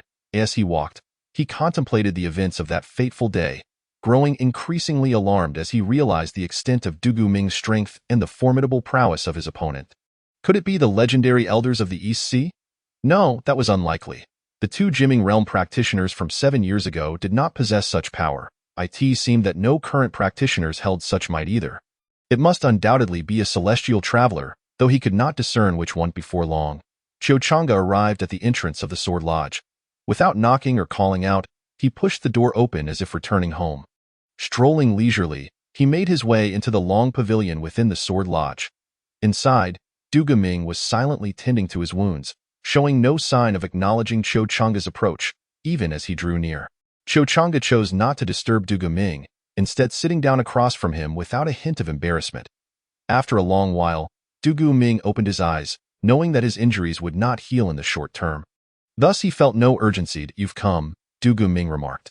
Though it was a simple greeting, it revealed that the relationship between Du Guming and Qiu Chang'e was anything but ordinary. If I don't come, I fear you might perish, Qiu Chang'e replied, exasperated. Du Guming chuckled. Then you should present the good stuff without me having to ask. Qiu Chang'e retorted sarcastically, They say the sword demon is heartless and ungrateful, cold and proud. Who would have thought you still yearn for the possessions of this old Taoist? Reluctantly, Qiu Chang'e retrieved a small gourd from his robes and slid it across to Du Guming. Is this all? You, old Taoist, are becoming increasingly stingy, Du Guming scoffed. Don't push your luck, Qiu Chang'e threatened, reaching to reclaim the gourd, but Du Guming had already snatched it first. Du Guming uncorked the gourd and drank deeply. Good wine, truly refreshing. It's been ages since I've tasted this fleeting life, he exclaimed, a long-lost smile gracing his face. If others were to witness this, they would surely be astonished. In front of others, Du Guming was forever cold, proud, and exuding a murderous aura. Yet, in the presence of Qiu Chang'e, he appeared entirely at ease. Qiu Chang'e seized the gourd back, mocking, "Did you not claim that wine is a great taboo for cultivators? How is it that you cannot restrain yourself upon seeing this fleeting life?" Du Guming laughed heartily. When old friends meet, how can there be no wine? Moreover, this wine was sent from afar by you. A senior, how could I possibly disregard your kindness? Listening to the address of senior, Qiu Chang'e was transported back 40 years to when he first met Du Guming. At that moment, he could only helplessly reply, "You know I am no longer a Taoist master. This fleeting life remains but this much. I hope it proves beneficial for your injuries." Du Guming chuckled. "This is more than sufficient. At least it can save me months of arduous cultivation." Qiu Chang'e retorted, "Had you heeded my advice back in the day and taken refuge for a few years, even if the traveler were to arrive, your injuries wouldn't be as grave as they are now. At worst, we could have united our strengths." Du Guming replied haughtily, "You, esteemed elder, have your own concerns in this world and can afford to retreat. As for me, I am solitary, possessing but a sword. Even if I wished to flee, my sword would not permit it." Qiu Chang'e sighed. "I can only wonder when the traveler will return. Yet, even if he does, you likely will not fear him any longer. He shall not return," Du Guming replied nonchalantly. That day, Qiu Chang'e recalled the fierce battle of that day, and suddenly a thought struck him. Is he truly dead? Qiu Chang'e was astonished by Du Guming's assertion. The traveler had perished just like that. How could this be possible? Chapter 42. Life is but a dream. Following Du Guming's gaze, Qiu Chang'e spotted the Longyan sword embedded in the ground. He rose to examine the weapon wielded by the traveler. Although the Longyan sword appeared dim, a peculiar energy still influenced the surrounding environment. Its intensity rivaled the sun, its subtlety akin to light, shimmering and eternal, embodying an indomitable dragon form. Could this be the sword of the Sword Saint? Emote Sangqiong? Had it not vanished alongside him a century ago? How could it be here? At that moment, Qiu Chang'e noticed a small mound of earth nearby and a simple wooden tombstone, the grave of Sword Saint Emote Sangqiong. Instantly, Qiu Chang'e was taken aback. Could it be that Emote Sangqiong is the traveler? How can this be? Du Guming nodded affirmatively. Indeed, it is he. And your injuries? Qiu Chang'e suddenly thought that since Emote Sangqiong was dead, Du Guming's wounds must be far more severe than he had imagined. Du Guming dismissed it. Compared to 30 years ago, it is nothing. Qiu Chang'e recalled their first encounter 30 years prior when Du Guming, merely 12, was being hunted by the people of Mijin City, teetering on the brink of death, having faced the gates of the underworld. Fortunately, he had met Qiu Chang'e, who was already a Taoist master at that time. Thanks to Qiu Chang'e's medical skills, Du Guming was pulled back from the brink. Now, Du Guming's condition was indeed much improved, able to sit and jest with him. It seems I have arrived too late. You could have arrived earlier, but it would have been of no use. Emote Sangqiong's strength far exceeded our imaginations. Had he not sought death with such fervor, the best outcome would still have been mutual destruction. The strength of the traveler remains formidable. Qiu Chang'e couldn't help but lament. 12 years ago, during the Battle of Kyoto, when I arrived, the fish dragon formation was already activated, and I refrained from intervening. That traveler's power likely rivals that of Emote Sangqiong and may even be more devastating. It is just that I remain unaware of his true nature. Du Guming had never dared to underestimate the traveler. Qiu Chang'e silently reflected on that battle.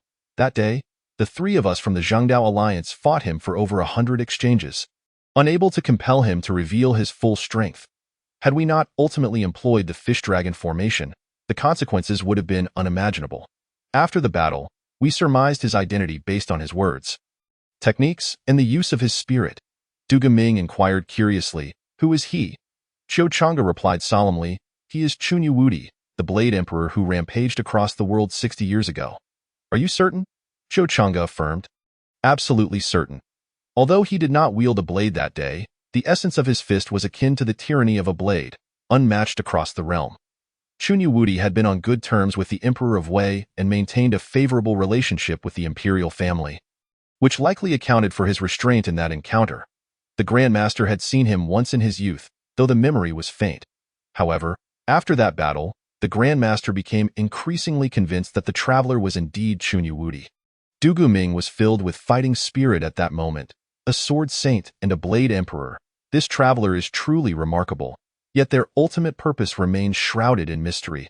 Perhaps they had been invincible for too long?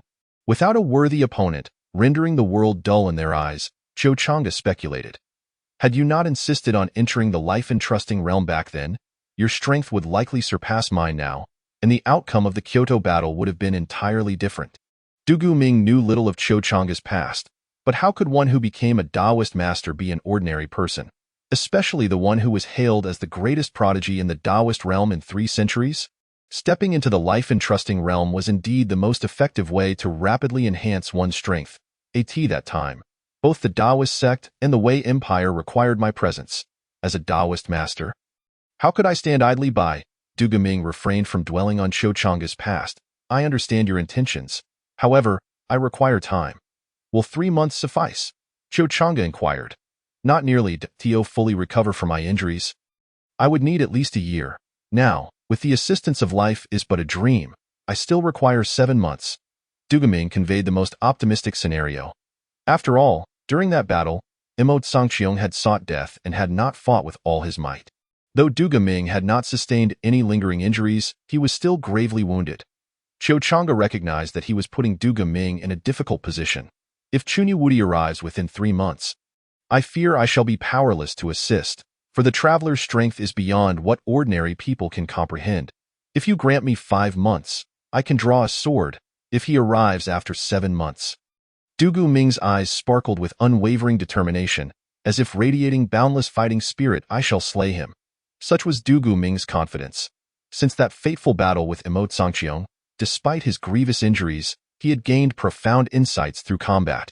Years of arduous cultivation could not compare to the insights acquired from battling a formidable opponent, and in Du Guming's eyes, the only entity worthy of the title of formidable adversary in this world was the mysterious traveler.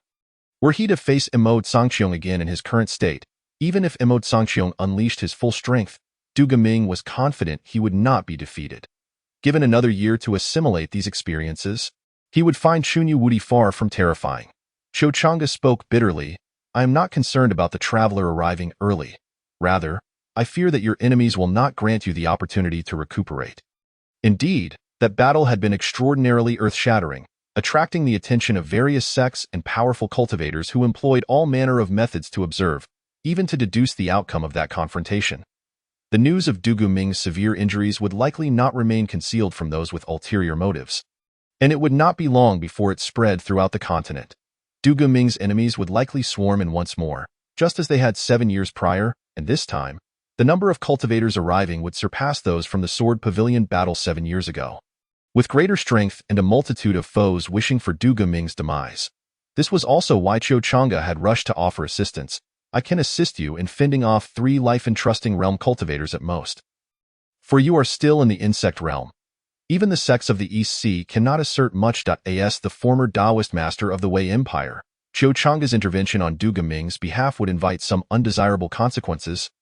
Yet at least it would maintain a semblance of honor. 7 years ago, during the Sword Pavilion battle, there had only been 2 life-entrusting realm cultivators. Most had been from the insect realm. This time would likely be similar, and thus Cho Chang'e felt no concern for Du Guming's safety. However, Du Guming did not share Cho Chang'e's optimism. He sensed that the current situation was far more perilous than 7 years ago. As his sword heart was sending him warnings, a sensation he had never experienced before. The clarity of his sword heart allowed for precise danger perception. The reason he lingered here, awaiting the traveler's arrival, was partly due to his confidence in his own strength and partly due to his ability to sense danger, knowing he was not in mortal peril. Yet this time was entirely different. After that great battle, his sword heart had nearly shattered multiple times. but he ultimately persevered. He understood that greater dangers loomed ahead. Even though Cho Chang'e had brought him the life is but a dream elixir, significantly reducing his recovery time, and as a top-tier life-entrusting realm cultivator, Cho Chang'e could help him fend off 3 life-entrusting realm opponents. The crisis remained unresolved. Time and fate were at play. 30 years ago, he survived. 10 years ago, he survived. 7 years ago, during the Sword Pavilion battle, he survived. This time, he would undoubtedly survive as well. Du Guoming firmly believed that, perhaps as Cho Chang'e suggested, the world would be far too dull without him. Du Guoming, Chapter 43. The Master of the Mingjing Office. The Mingjing Office is the most enigmatic establishment within the Wei Empire and wields the greatest authority, governed solely by the Emperor of Wei. It is led by the Master of the Mingjing Office, 12 envoys, and the Chief Commander.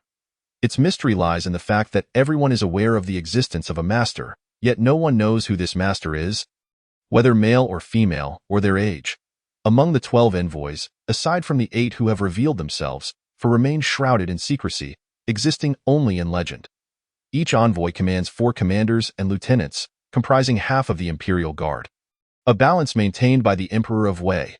The Mingjing Office also appoints worshippers, primarily cultivators from the Taoist Academy, along with a few whose identities are enigmatic. At this moment, Bai Lu stood anxiously in a hidden corner of the Mingjing Office, awaiting the inquiry of the Master of the Mingjing Office. Bai Lu, do you understand the reason for your secret return to the capital?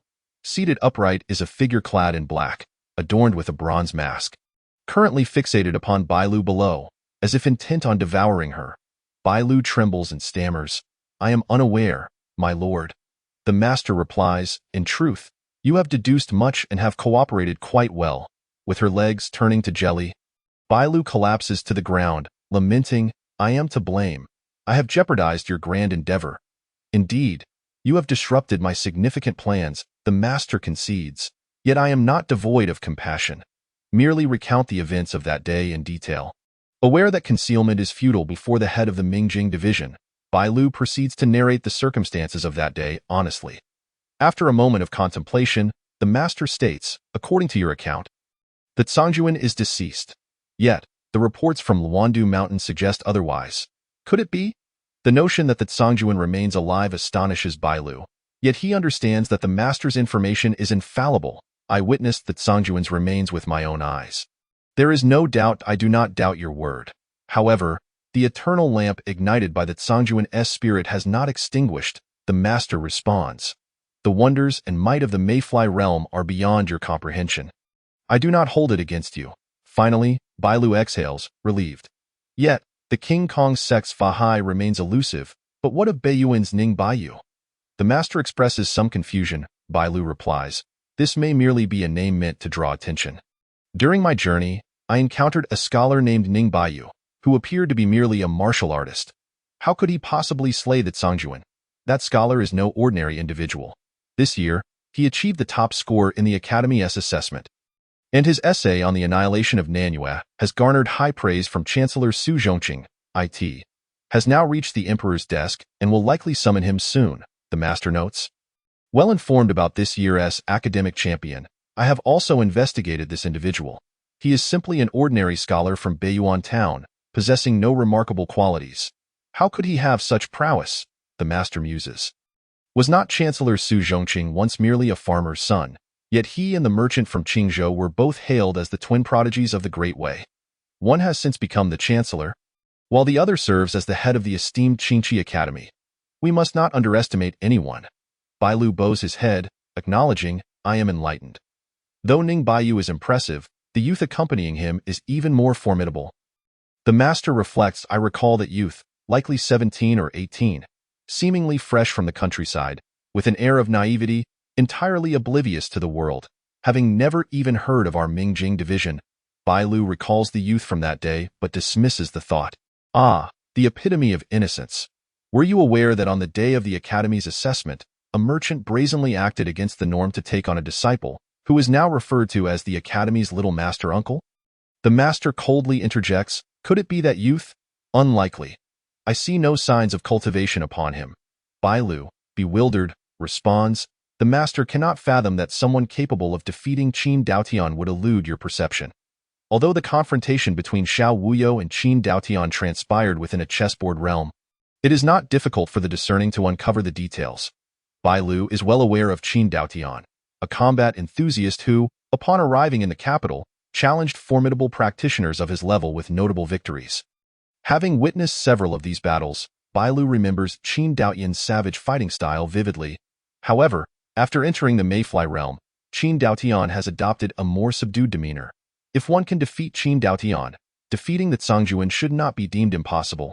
Yet Bai Lu finds it hard to believe that it could be done as effortlessly as that date. In truth, even I find it hard to believe.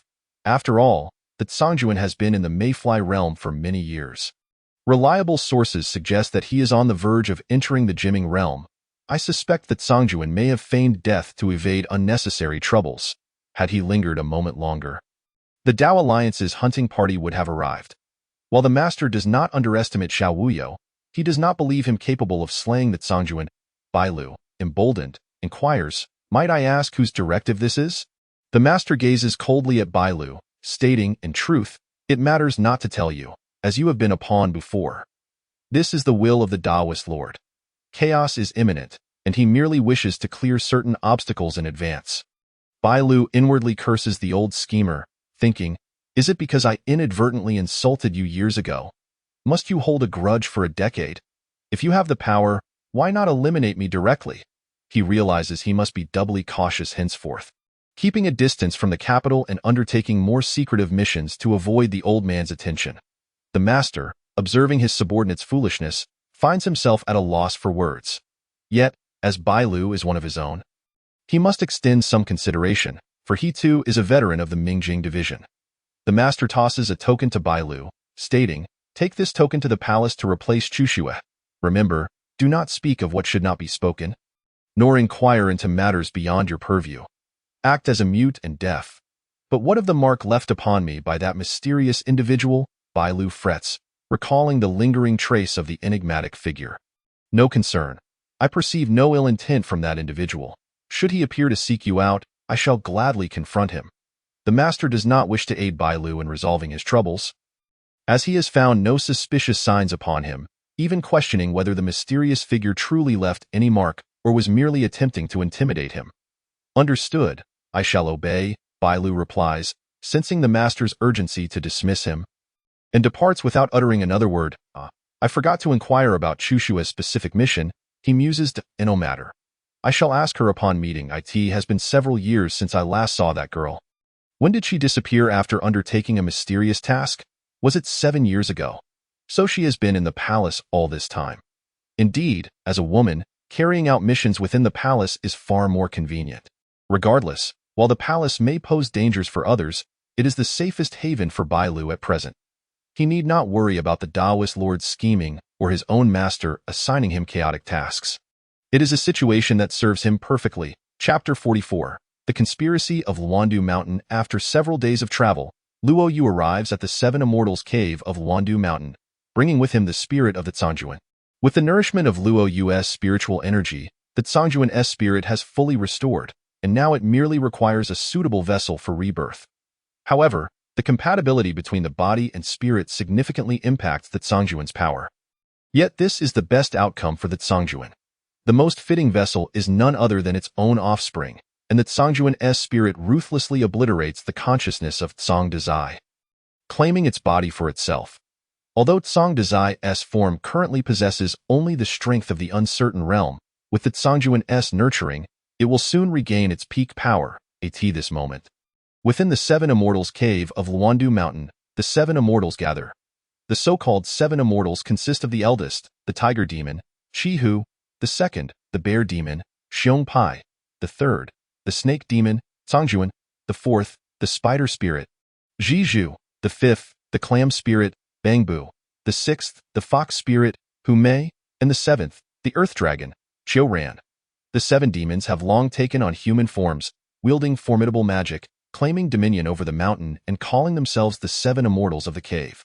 Situated at the juncture of the Great Way and the Feishui Kingdom, Luandu Mountain has faced numerous assaults from both nations. However, the seven demons are not weak, and the mountain boasts natural defensive formations, rendering previous attempts to eradicate them largely ineffective. Moreover, due to the seven demons' preference for secluded cultivation, they seldom descend to wreak havoc upon the human realm, leading to a gradual resolution of the matter. The towering figure of Qi who, seated at the forefront, speaks. I express my gratitude to the sword immortal Luo for saving my younger brother's life and returning his spirit. Luo Yu, unceremoniously, responds, this was merely a prearranged condition between myself and the Zhangjuan. It is hardly commendable. The fifth, Bangbu, speaks first, yet, your abilities are extraordinary. If even you struggle with such matters, what hope do we have? The fourth, Zhizhu, concurs, indeed, and given our peaceful existence with your kind over the years, we refrain from meddling in human affairs. Luo Yu perceives the evasion in Bangbu and Zhizhu's words, but shifts his gaze to the Zhangjuan. The sixth, Hu Mei, interjects anxiously, please, Senior Luo, do not be hasty. If your kind values gratitude, so too do we seven siblings. As the seven immortals of the cave, we share in fortune and adversity, and why brothers merely wish to hear your conditions first. With that, Hu Mei exchanges glances with her brothers. The Zhangjuan, with an air of arrogance, declares, rest assured, Senior, I, the Zhangjuan, shall honor my word. Should your request prove too burdensome, I can manage it myself. I only hope not to involve my brothers. Qi Hu, incensed, retorts, third brother, do you not regard us as brothers? Hu Mei hastily mediates, eldest brother, please, let us first hear how Senior Luo intends to proceed. Luo Yu gazes at the theatrics of the demons before him, internally amused by their antics. How fares the gift from the king of Qi? He inquires lightly. What? The king of Qi? The multitude of demons was taken aback, as they had always maintained a clandestine connection with the Qi Wang. A fact unknown to outsiders, in truth, it mattered little whether others were aware or not, for it held no significant consequence for them. However, the Qi Wang could not bear the stigma of colluding with the demon clan. Hu Mei feigned ignorance, questioning which Qi Wang the esteemed Luo Senior referred to. Did the Great Wei Kingdom possess other Qi Wangs? Luo Yu maintained a serene smile as the demon lord inquired softly. Might I ask who the esteemed senior is? Luo Yu tossed a token to Hu Mei, who, upon examining it, shared it with the other demons. Once confirmed, Hu Mei bowed to Luo Yu, expressing surprise that the esteemed senior was indeed the person the prince had mentioned for them to await. Long absent from conversation, the second elder, a bear demon, scoffed. Who would have thought that the illustrious sword immortal of the East Sea has become a hound for the Great Wei dynasty? It is truly a disservice to the fallen practitioners of the East Sea. Luo Yu remained unfazed by the taunt, asserting that one must pursue something meaningful in life, and whether they understood his aspirations was of no concern to him. He then posed a question. Was the agreement made with the Qi Wang still valid? The demons exchanged glances, ultimately focusing on Hu Mei. With a sigh, Hu Mei replied, setting aside the past agreement with the Qi Wang, we cannot repay the favor of Luo Senior returning my third brother. However, we are uncertain about what is now required of us. Luo Yu smiled. In truth, it is nothing of great magnitude, merely the act of eliminating a few individuals, a task that should be effortless for you siblings. Hu Mei's expression darkened. We require assurance. Luo Yu responded, the Qi Wang's word remains binding, and furthermore, upon completion, I shall lend my hand to you. Upon hearing this, Hu Mei rejoiced. While the Qi Wang's promise was appealing, it paled in comparison to the assistance of a practitioner at the life-binding realm. Hu Mei was not worried about Luo Yu retracting his offer, yet her expression soon turned troubled as she considered the formidable foes involved. I wonder who they might be? Others may be inconsequential, but one individual must perish. Luo Yu replied. Who? Shang Lu, came the response. Instantly, the demon lords in the cave became agitated. The headmaster of Qingqi Academy? Impossible. He is a practitioner at the life-binding realm. Forgive us, but we are utterly incapable of such a feat this time. It was not only Hu Mei who refused. All the demon lords resolutely declined, for even the most powerful among them was merely at the Mayfly realm. Despite a combined effort, even if they succeeded in killing Shang Lu, they would likely suffer great losses, if not complete annihilation. Moreover, Shang Lu resided within Qingqi Academy, a place teeming with experts. Even his direct disciples numbered no less than 3 at the Mayfly realm. Notably, his eldest disciple, Fang Ling, had once survived a strike from Du Gu Ming, showcasing formidable strength. Even if he had not yet entered the life-binding realm, he was likely close. Luo Yu had anticipated such a reaction from them and responded calmly. Indeed, Shang Lu was once a practitioner at the life-binding realm, but he fell to the Mayfly realm a decade ago. Should he forcefully engage, his decline would accelerate, leading to a swift demise. This is precisely why he has rarely acted or left the academy in recent years. As for the other disciples, arrangements will be made to deal with them. Your sole task is to eliminate him. Hu Mei again rejected the proposal, yet even if we succeed, we would likely suffer significant losses. Why not take action yourself, esteemed senior? With your prowess, slaying Shang Lu should be a trivial matter.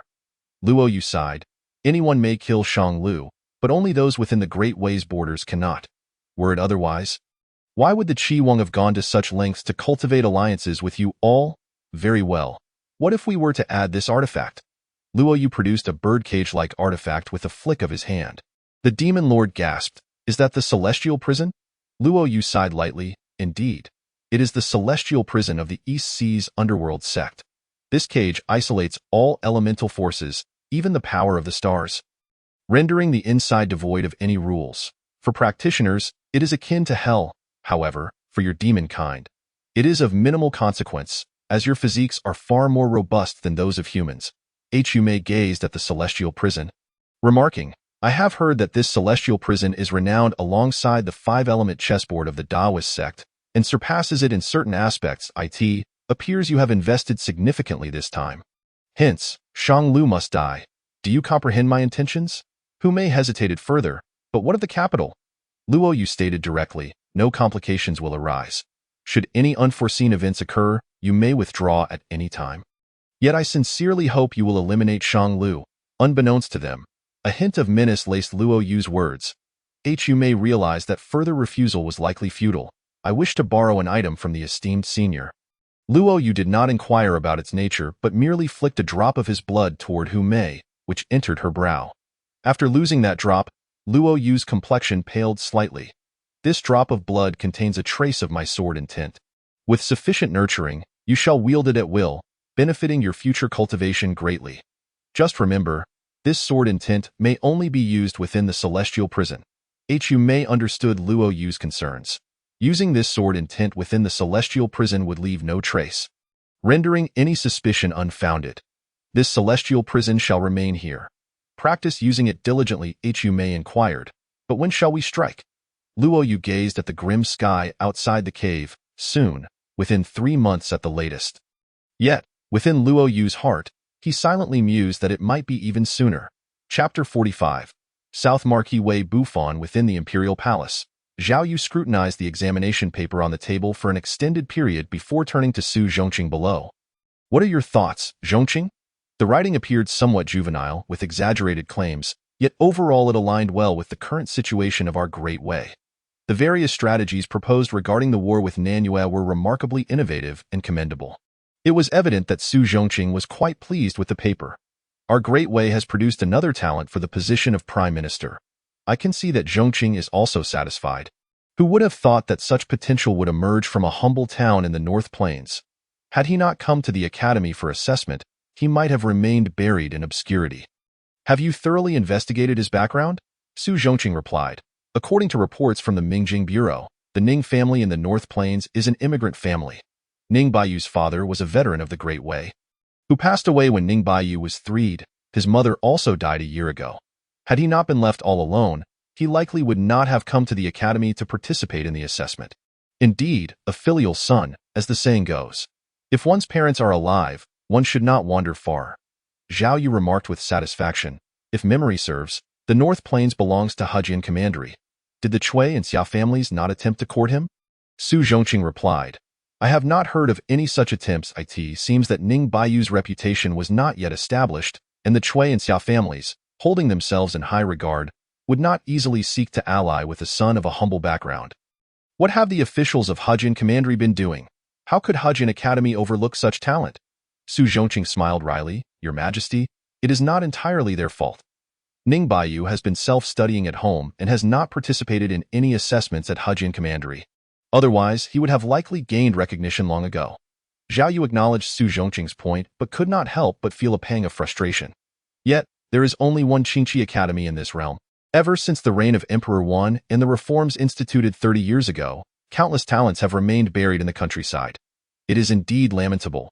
Su Zhongqing also sighed, recognizing that not everyone could be discovered and utilized like himself and Ning Baiyu. Zhongqing, I wish to have Ning Baiyu enter the court ahead of schedule. What are your thoughts? Su Zhongqing's face displayed a hint of bitterness. Your Majesty, that would be against protocol. Ordinarily, he must study at the academy for 3 years before being promoted based on the vacancies created by officials. Zhao Yu sighed, yet our Great Wei is about to wage war on Nanyue. We are in dire need of talent.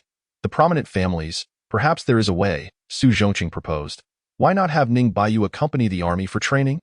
The upcoming war with Nanyue presents a fine opportunity, and others would be hard-pressed to voice any objections. Very well, let it be so. You shall make the arrangements. Zhao Yu inquired, will your Majesty still wish to meet Ning Baiyu? Zhao Yu replied, no need. We shall discuss it after the war with Nanyue concludes.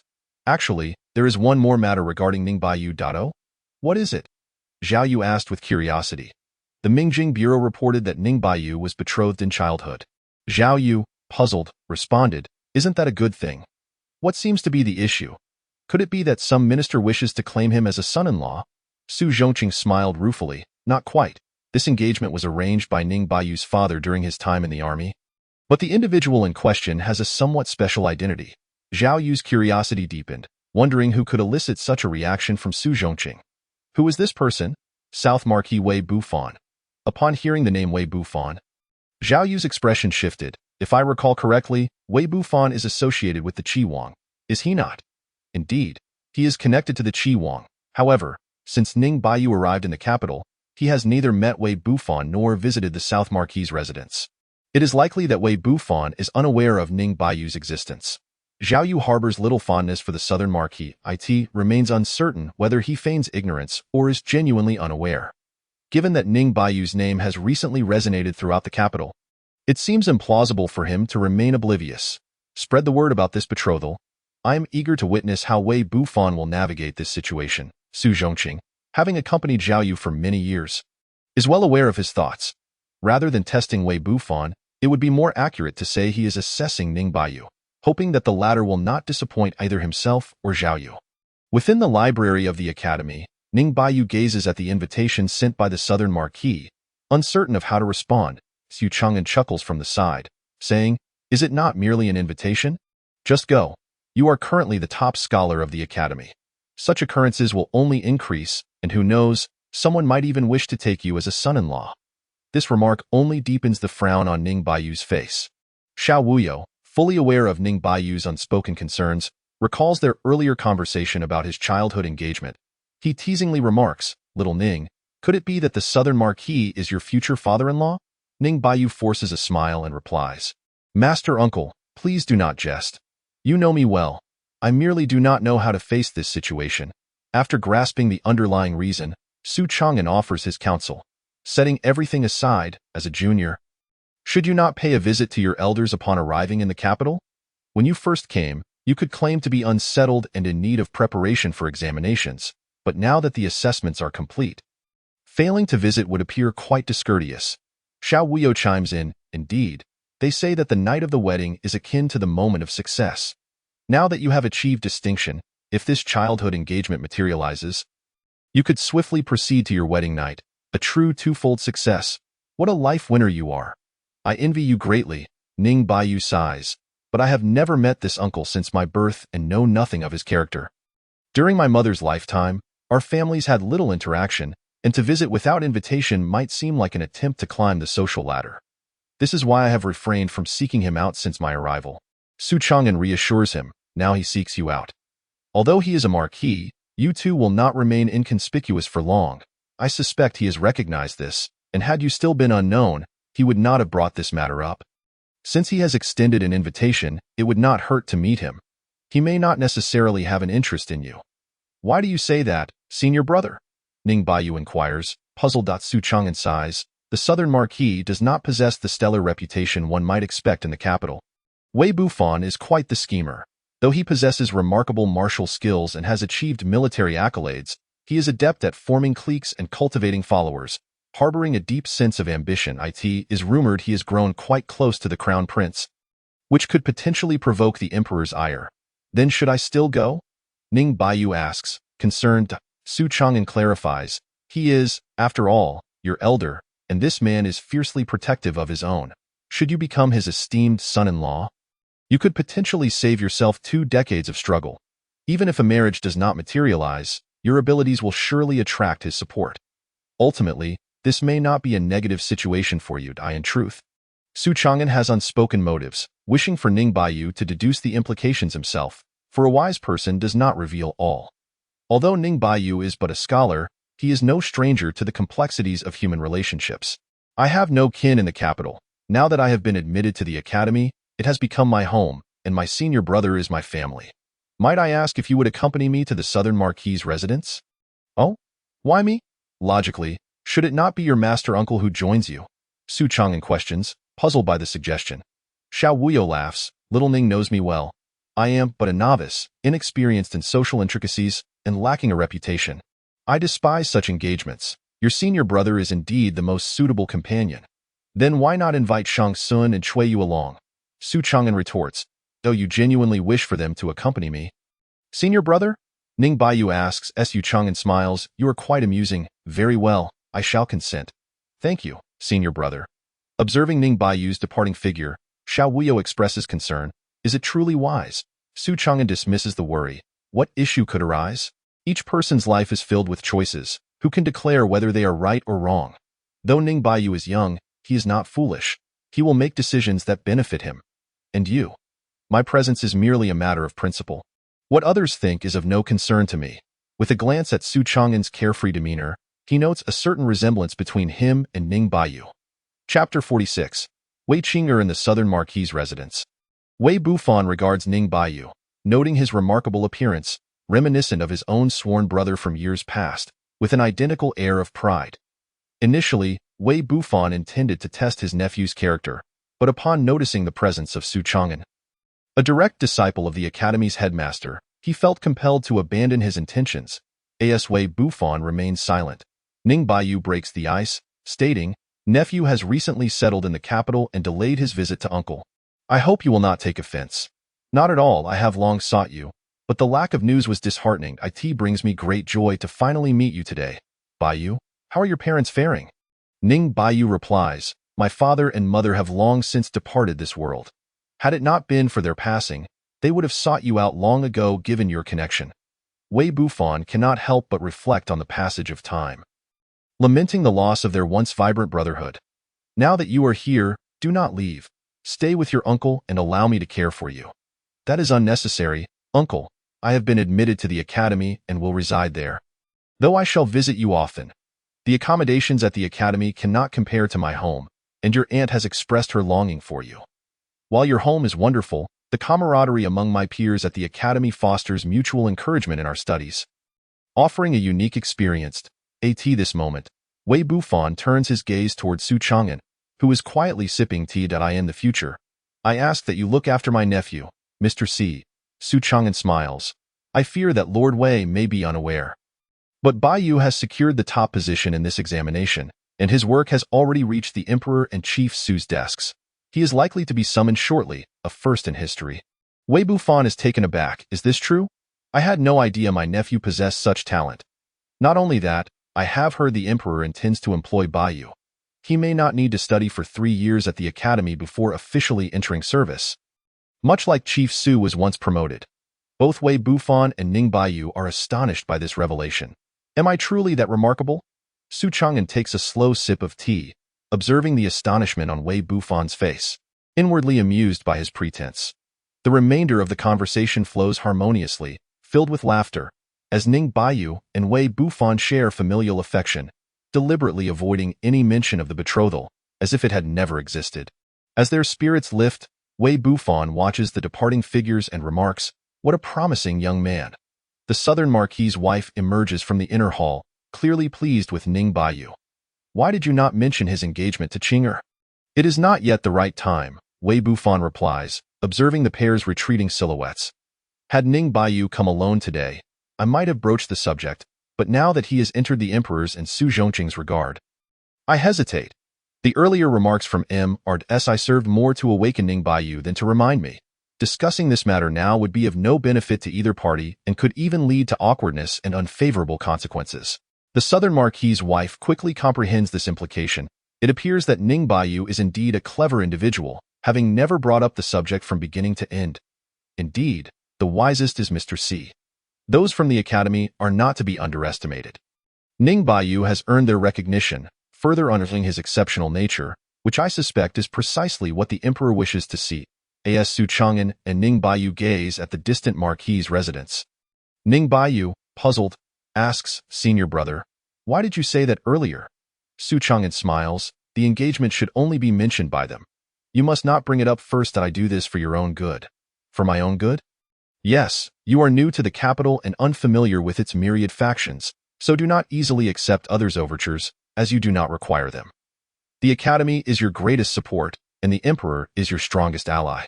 "And what does this have to do with the Southern Marquis?" Ning Baiyu queries. Wei Bufan is aligned with the crown prince, who harbors considerable ambition, which the emperor views with caution.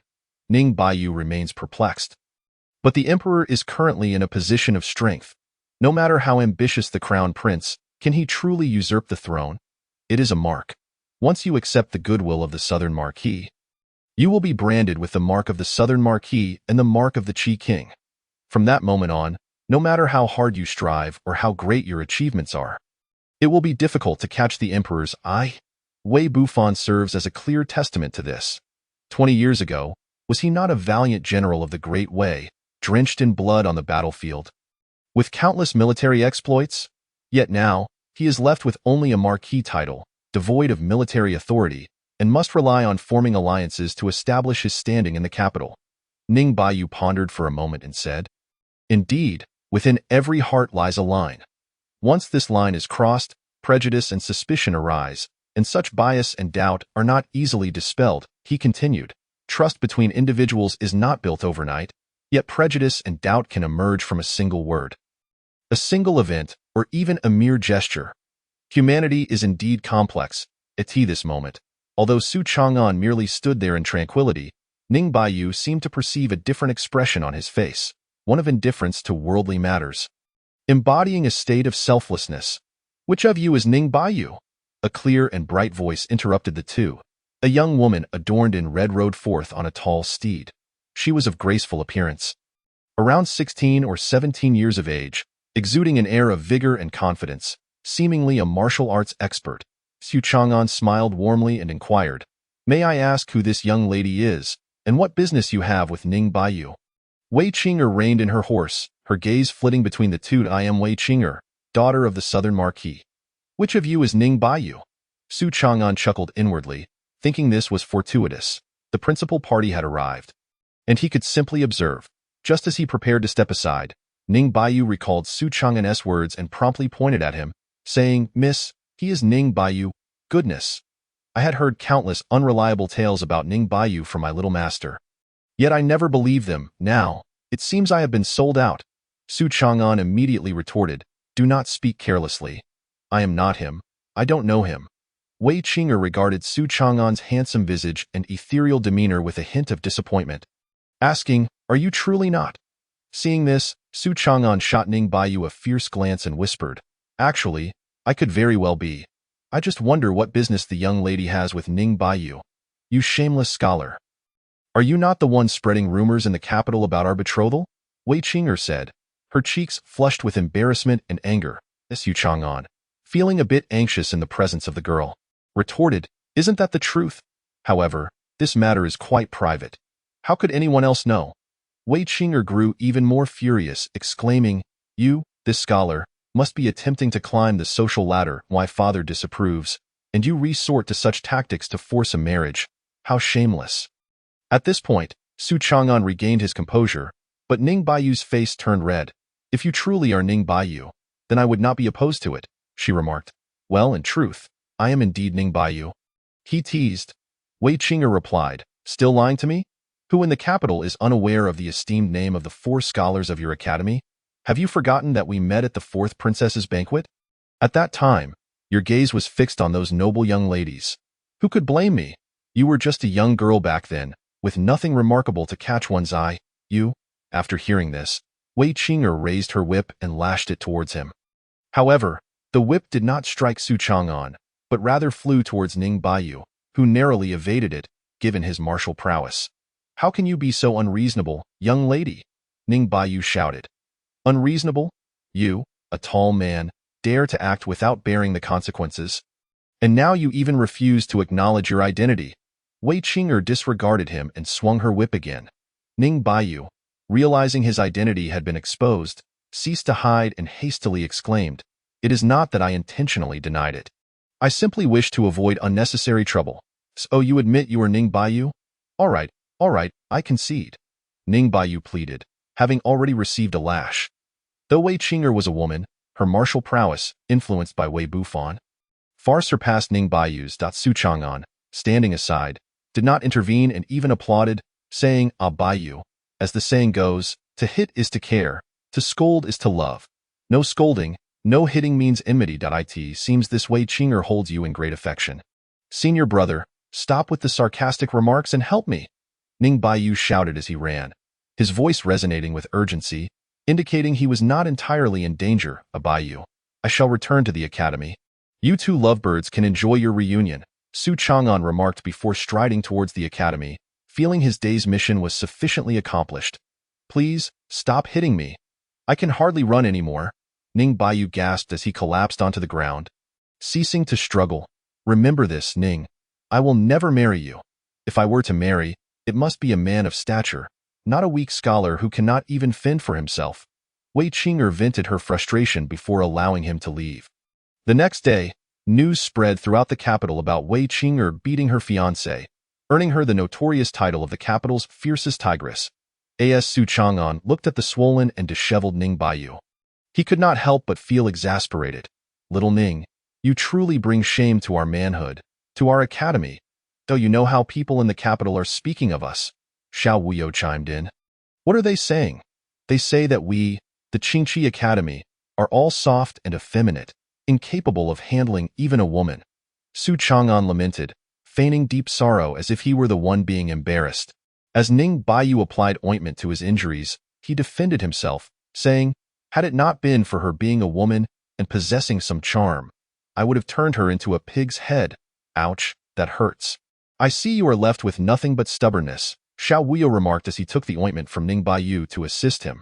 "From now on, you should avoid the academy to prevent running into Wei Qing'er. I have heard she has declared that she will strike you on sight," Su Chang'an continued. "Is she never done? Should I go now to annul the engagement and forever sever ties with the Southern Marquis' estate?" Ning Baiyu grumbled through the pain. "If I were you, I would consider how to retaliate and then marry her, making her serve me for life, bringing me water for washing my feet, bearing me children, and allowing me to scold and hit her whenever I please. Now that would be satisfying," Xiao Wuyo casually suggested. Both Su Chang'an and Ning Baiyu turned to him in astonishment, as if witnessing a bizarre creature. While Xiao Wuyo pondered whether his thoughts were too avant-garde, there's something wrong with that. Su Chang'an shook his head. "Nothing at all, just a bit perverse?" Xiao Wuyo speculated, uncertain. "Not just a bit perverse. It is quite perverse," Ning Baiyu replied seriously. However, what? However, it's somewhat intriguing. I find myself a bit curious. How did I not think of this method?" "Are you serious?" Xiao Wuyo exclaimed in shock. Su Chang'an silently agreed. "I find it rather appealing. I never considered it either." Xiao Wuyo wondered if this was a case of like-minded individuals, pondering if Ning Baiyu's mind had been muddled by the beating. Yet, since Su Chang'an had not been struck, it seemed the academy was indeed filled with peculiar individuals whose thought processes were unlike others. "Why don't you ask your master and senior brother for their counsel?" Ning Baiyu suggested. "Counsel, my foot. You should first defeat her before discussing anything else," Xiao Wuyo retorted, unimpressed. "Indeed, one must be strong to forge iron. You should work on improving your martial skills, lest you be rendered incapable of self-care by Wei Qing'er," Su Chang'an advised from the side. Since that day when Wei Qing'er had beaten him, Ning Baiyu seemed to have developed some inexplicable affection for her. Perhaps this was what they called love at first sight.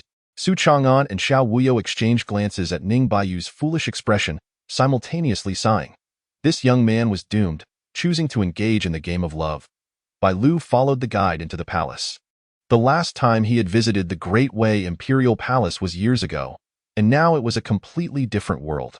Following the shadowy guide, the surroundings grew increasingly desolate, devoid of any presence.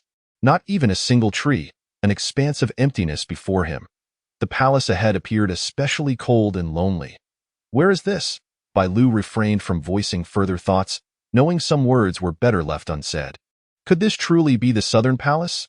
A decade ago, during the war between the two nations, the previous emperor had vanished. The then empress resided here, and back then, the Southern Palace was lively and harmonious. In stark contrast to its current desolation. Since 7 years ago, for reasons unknown, the Southern Palace had been entirely sealed off, inaccessible even to birds and insects. Was it possible the last empress had been confined here? That should not be the case. That is well known. The last empress was the sister-in-law of the current Great Wei Emperor, and her son now lived in the Yuwang residence, which is the palace of the current Great Wei Emperor. Qianlong, who, then, was confined here? Though no guards were visible in the vicinity, Bai Lu possessed the uncanny ability to sense the presence of at least 20 hidden scouts lurking nearby, among whom no fewer than 10 were of the not confused realm. As for whether there were more formidable experts, that remained uncertain. Senior Bai Lu, you have arrived. Xia Chuxue revealed herself, having been introduced to the Mingjing division by Bai Lu. Although her cultivation had long surpassed Bai Lu's, the title of senior was still fitting for Bai Lu. It has been a long time since we last met, Bai Lu remarked with a hint of nostalgia. Indeed, it has been 7 years. Unbeknownst to me, I am now 33 years old. I wonder what the current situation is. Everyone is still alive, though some old friends have retreated from the front lines. The Great Wei has not let us down. Time may be merciless, but Bai Lu felt grateful to have been born in this land. Has he passed away? Xia Chuxue inquired casually.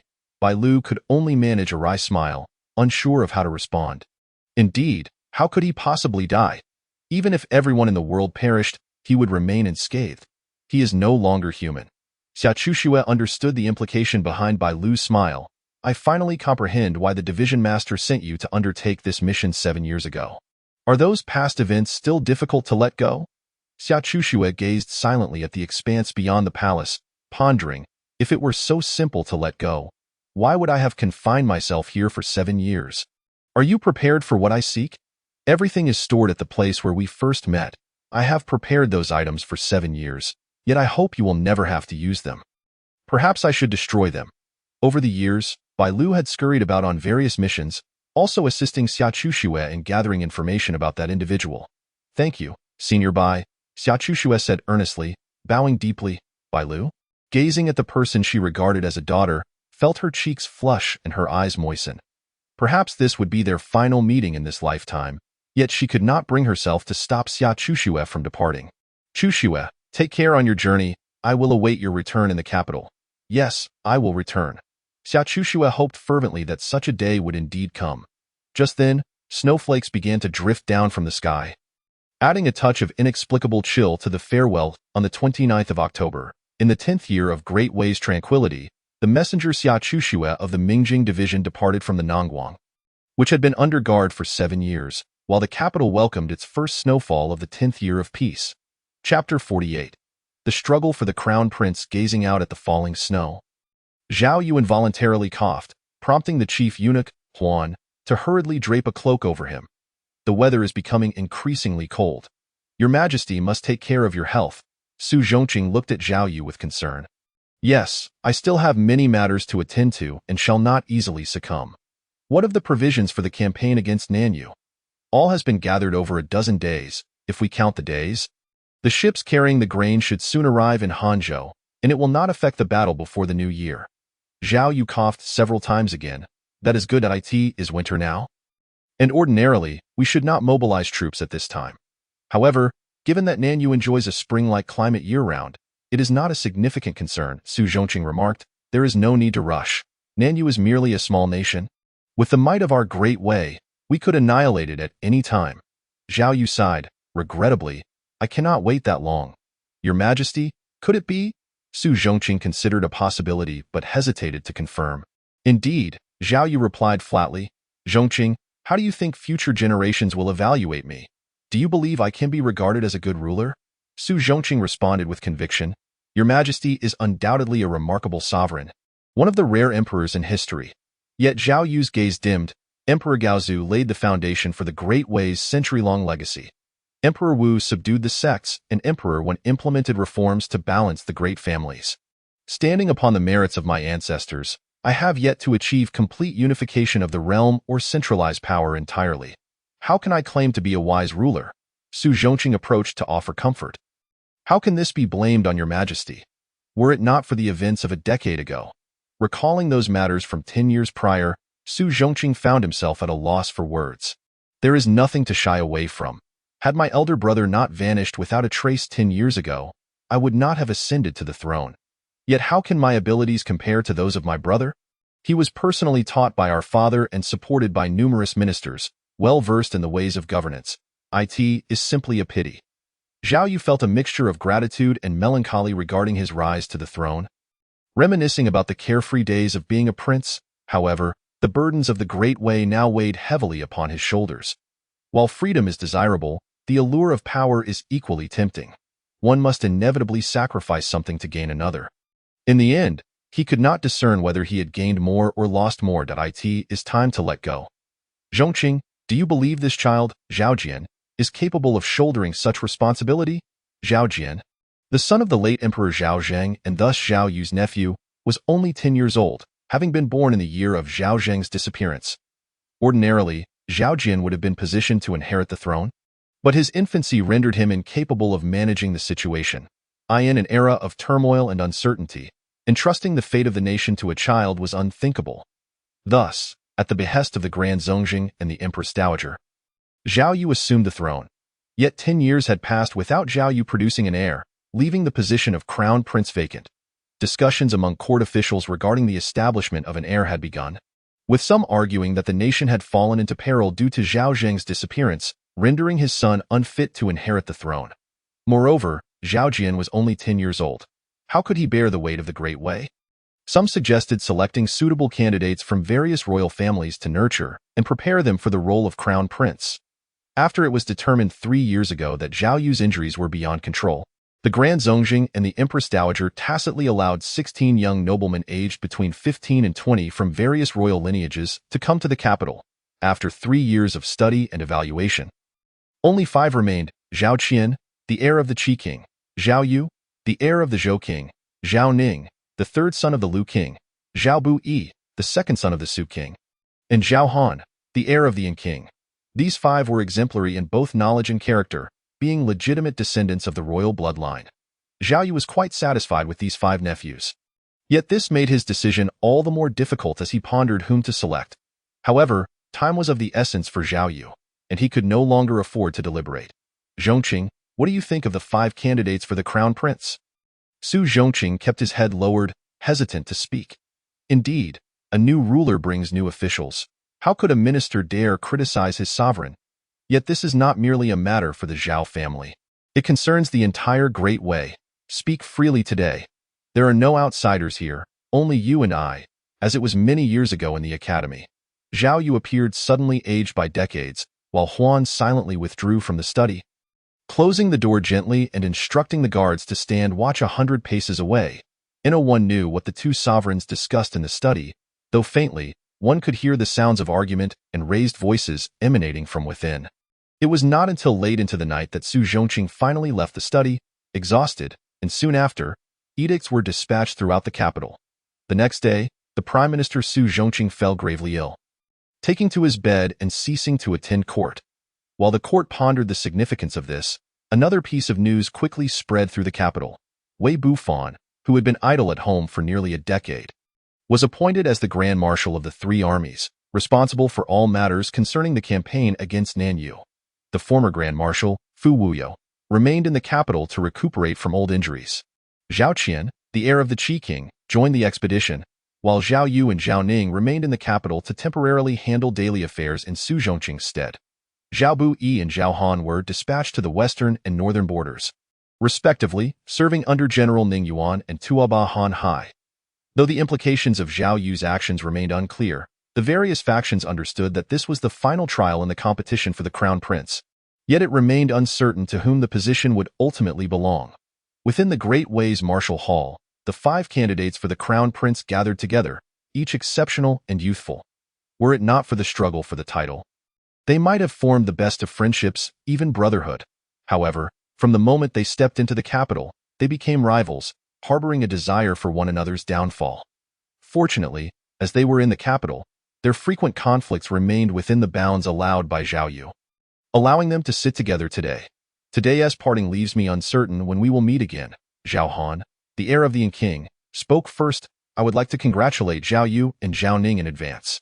Indeed, Zhao Yu and Zhao Ning were the only ones remaining in the capital, and it was almost certain that the final selection for Crown Prince would emerge from among the two of them. Zhao Han, as the heir of the King, would be secure in inheriting his father's title, so he did not feel particularly disheartened. Zhao Yu chuckled wryly, until the end. Who can say they will be the last one laughing? Although Ning and I remain in the capital, you all may yet have your chance. After all, one cannot inherit the throne without military power. Zhao Ning added, Bu Yi and Han are fine, but I wonder why His Majesty arranged for a Qian to join the campaign against Nan Yu. It seems the new Grand Marshal is one who has always been close to the Qi King. Zhao Qian silently drank a cup of wine, thinking, our uncle's suspicions have not lessened, yet his caution is excessive. What we refer to as Crown Prince candidates is, in truth, not unlike being hostages. General Ning Yuan and Tuaba Han Hai are both among His Majesty's closest confidants. Regardless of whether a Yu or a Ning succeeds to the throne in the future, the borders will remain stable, and peace will be maintained in their hands, ensuring that the various princes will not act rashly. The others present naturally wish to fathom the intricacies of this situation. Yet I fail to understand why His Majesty has placed a Qian under the command of the South Marquis, as everyone knows that the South Marquis is aligned with the Qi Wang. Zhao Qian sighed bitterly and said, do you not understand? His Majesty fears that your fathers may harbor ulterior motives, potentially inciting turmoil within the Great Way. Yet he is wary that my father harbors no such intentions. Zhao Han exclaimed in disbelief, how could that be? Zhao Qian took another drink and replied, how can it not be? My father has long-standing grievances with His Majesty. Had he not remained relatively low-key in recent years and avoided giving His Majesty any incriminating evidence, he might have been dealt with long ago. Our uncle is no mere innocent bystander. Although he is not a conqueror, he is decisive in matters of life and death. The merchants of Qingzhou paid a heavy price for this, and the Su family was annihilated. It is said that the rivers ran red with blood during that time.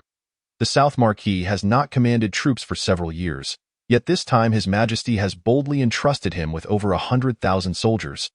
Without even leaving me as a hostage, this sends a clear message to the outside world. Chapter 49. Wei Bufan's Choice. What message? Zhao Han inquired with curiosity. Zhao Qian replied, His Majesty is not afraid of my father rebelling. He fears that he will not. He is even proactively placing the dagger in my father's hands. That is 100,000 soldiers, far sharper than any ordinary blade. I wonder what this royal uncle is thinking. Does he not fear that the blade may cut too deep? Zhao Qian could not help but reflect on the nature of imperial intrigue. Will the Qi Wang rebel? Zhao Han asked. Zhao Ning immediately interrupted.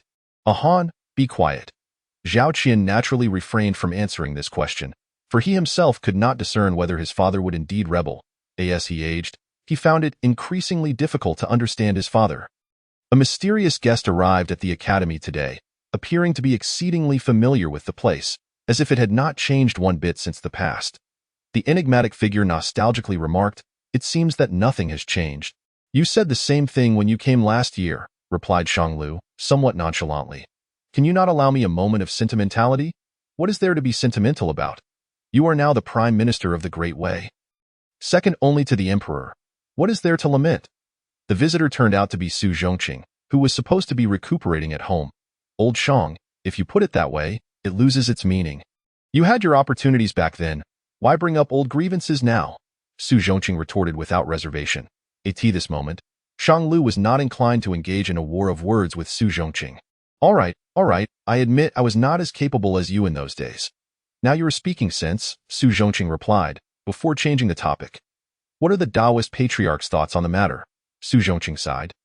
It remains the same as always, stating that this is a matter for the imperial family of the Great Way, and according to the agreement from back then, he will not intervene.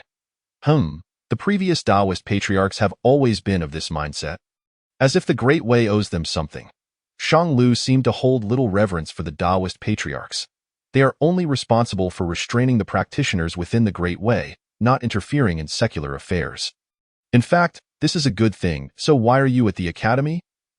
Since that incident, I have refrained from participating in political matters. Moreover, this is a succession struggle. I certainly will not meddle. Shang Lu responded, somewhat at a loss for words. You should be cautious. After all, you have a blemish on your record. Now that the academy is a thorn in the side of the major clans. Although it has not yet erupted, who knows what the future holds? Aware that his old friend was issuing a warning, Shang Lu remained unconcerned. Who would care about a country bumpkin like me? Even the Qi Wang, as the greatest variable, has no grievances with me. You should be the one who is cautious. Observing Shang Lu's fearless demeanor, Su Zhongqing reminded him again, in the eyes of certain individuals. Only interests matter. They never consider grievances. If it serves their purpose, what is it to them to kill someone unrelated? Those who wish to see you dead do not need to rely solely on Digu Mingxiao. Shang Lu fell silent, and Su Zhongqing's repeated reminders were uncharacteristic of him, indicating that someone might genuinely be plotting against him. I heard you recently took on a junior disciple. By that logic, he is also my junior disciple. Why have I not seen him? Understanding the implication behind Shang Lu's words, Su Zhongqing chose not to pursue the matter further. He has been studying in the library these days. He is a genius in cultivation. Shang Lu replied, why do you share my sentiments? What is so good about cultivation? Is it not better to live a stable life as a scholar? I hope that when someone has a knife to your throat one day, you will still say the same. Shang Lu retorted with annoyance. If such a day comes, it would indeed be quite interesting. I look forward to it, Su Zhongqing replied, his expression seemingly filled with genuine anticipation. Why don't I have Dao Tian stay at your residence for a while? At this tumultuous time, Shang Lu suggested this out of concern for his old friend's safety. There is no need. I fear that Qin Mengzi will tear down my residence. Su Zhongqing quickly waved his hand to decline. Old San has improved quite a bit. He is not as reckless as before, Shang Lu explained. Even so, it is still unnecessary, Su Zhongqing decisively refused. The two sat in silence, neither willing to speak further. Finally, Su Zhongqing could no longer contain himself. Is His Majesty truly? Shang Lu replied nonchalantly. What does it mean? Su Zhongqing pressed urgently. It means exactly what you think it means. Shang Lu maintained his impassive demeanor. How long? At most 2 months, perhaps even shorter. I observe that his vitality is abundant. Why is that? Su Zhongqing queried, perplexed. Though he was not a master of medicine, Zhao Yu certainly did not appear to be on the verge of death. It is the Taoist patriarch's secret technique. I did not wish to tell you, but during this time, I hope you can focus on recuperating. No wonder he was so anxious. For a moment, Su Zhongqing fell into a daze, murmuring, perhaps he is right. Originally intending to visit that junior disciple he had never met, Su Zhongqing now found himself devoid of the mood. Watching Su Zhongqing depart, Shang Lu sighed, hoping that this time everyone could pass through as smoothly as they had a decade ago. Should I call back the others? No, they all have their own tasks. Besides, with the Academy's formations in place, I am not a soft target. There are plenty of strong individuals at the Academy now. I doubt anyone would be foolish enough to seek trouble with us. At the South Marquis' residence, Wei Bufan was donning his armor. Although it had been years since he last wore it, he often polished and caressed it, as if he had been waiting for this day to arrive. At this moment, Wei Bufan had become considerably more corpulent than a decade ago, causing the armor to appear somewhat misshapen. Yet this did little to conceal his joy. My lord, are you truly going to? The South Marquis' wife expressed her concern. Going to do what? Since His Majesty has granted me the opportunity to command troops once more, I will certainly seize it with both hands, Wei Bufan declared resolutely. But what about the Qi Wang? A command from the sovereign must be obeyed, especially from a mere Qi Wang, Wei Bufan replied dismissively. The South Marquis' wife remained apprehensive, but everyone knows that you are aligned with the Qi Wang. His Majesty's actions may, Wei Bufan interjected with righteous fervor. What do you mean by aligned with the Qi Wang? First and foremost, I am a general of the Great Wei, a subject of His Majesty.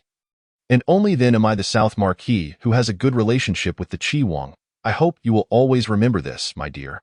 Noticing that his wife still bore a worried expression, Wei Bufan comforted her. My dear, I have long known you are connected to the Qi Wang. I realized it the day I married you. Then why do you still? She asked in shock. Why else? Why would I treat you so well? Should I, like others, seek an opportunity to eliminate you? We are not young anymore. Qing'er is nearing marriageable age in this life. Having both of you is my greatest contentment. Wei Bufan spoke earnestly. But have you treated the Qi Wang so well all these years? Are you? The South Marquis's wife appeared to be seeing her husband in a new light. I merely do not wish to place you in a difficult position, caught between me and the Qi Wang, nor do I want Qing'er to lose you as a mother. Listening to Wei Bufan's explanation, the South Marquis's wife felt a weight lift from her heart. Many of her sisters had mysteriously perished or been neglected and ended their days in solitude. In contrast, she considered herself fortunate. Not only had she married someone she admired, but he also respected and cherished her deeply. With Qing'er now in the picture, what more could she wish for? From now on, you shall not be troubled. As I lead the troops into battle, you need only continue as you have, as long as I hold military power. It matters not who ascends to the throne. You and Qing'er will be safe in the capital, but my lord, there are no buts.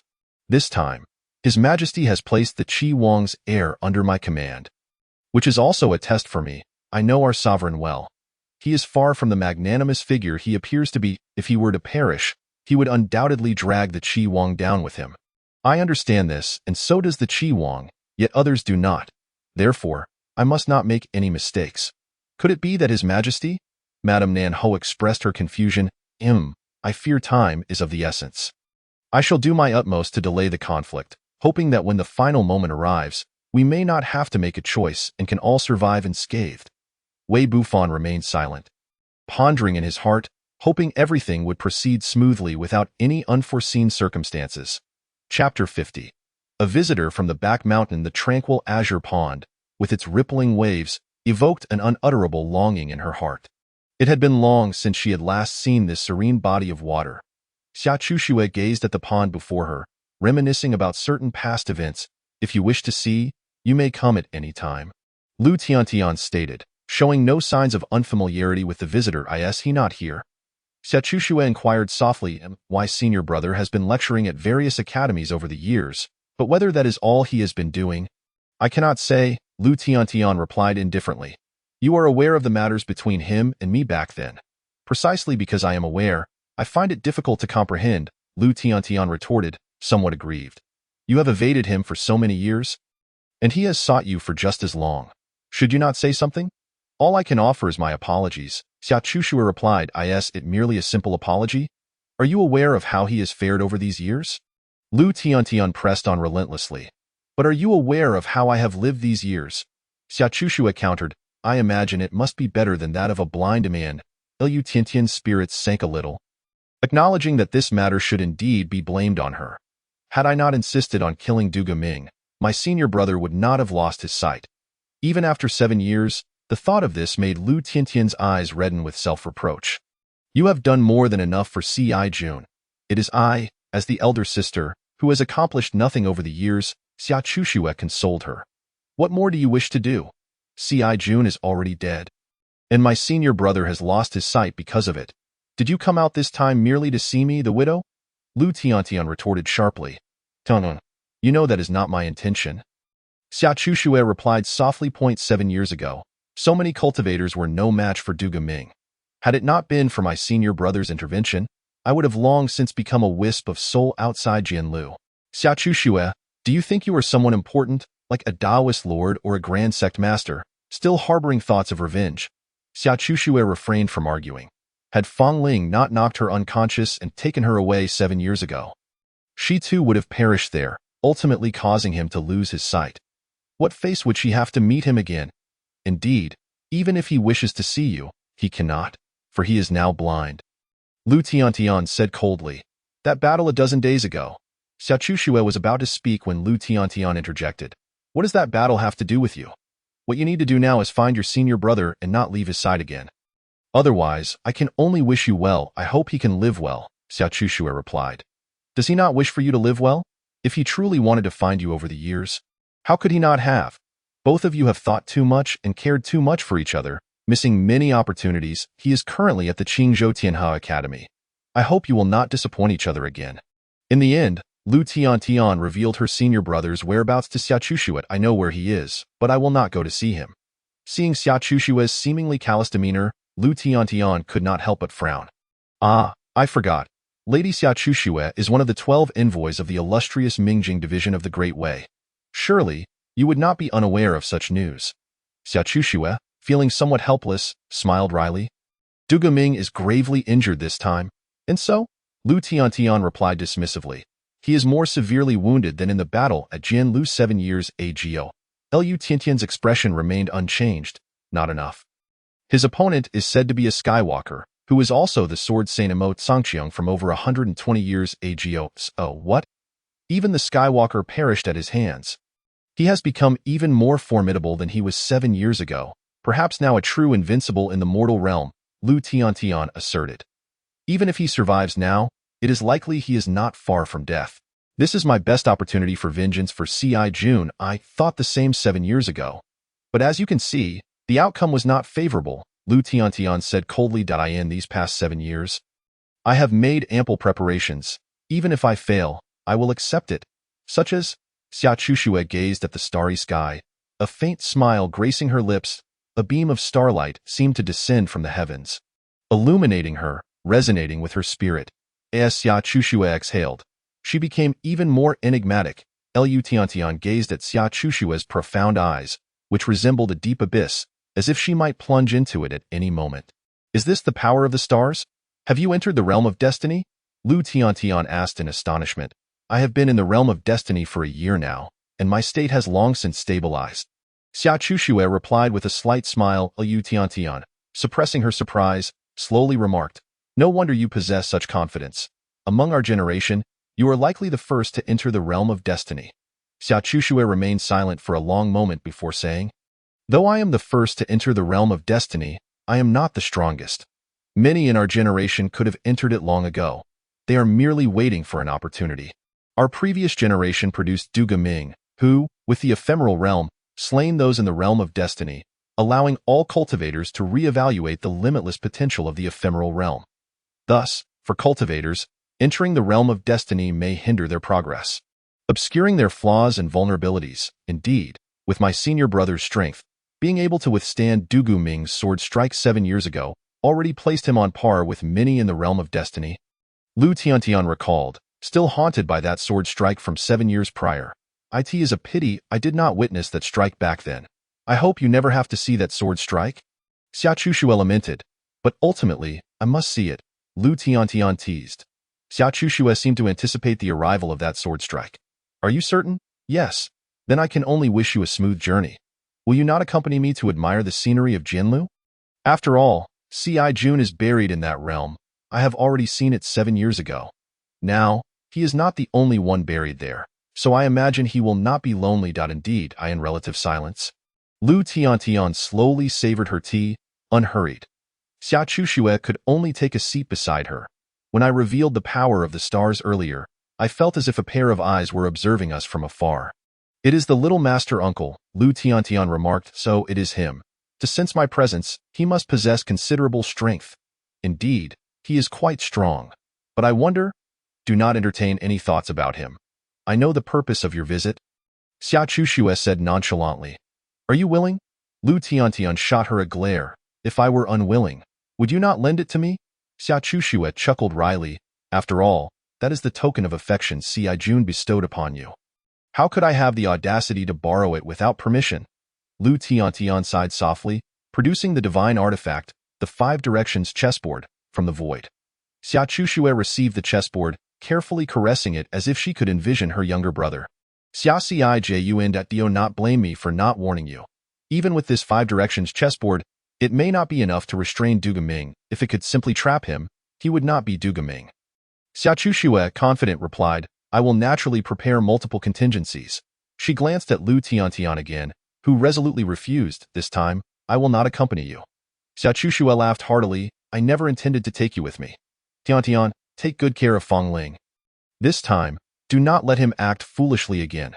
With that, Xia Chuxue departed with determination. Lu Tiantian felt a twinge of envy towards Xia Chuxue. Her actions were always decisive and free-spirited, unbound by worldly constraints. It was no wonder her senior brother held her in such high regard. Chapter 51. The most proud moment in life. Stop looking. You cannot see anything. Xiao Wuyo sighed at Su Chang'e, who was peering out the window. Little master uncle, Has that person left? Su Chang'an inquired curiously.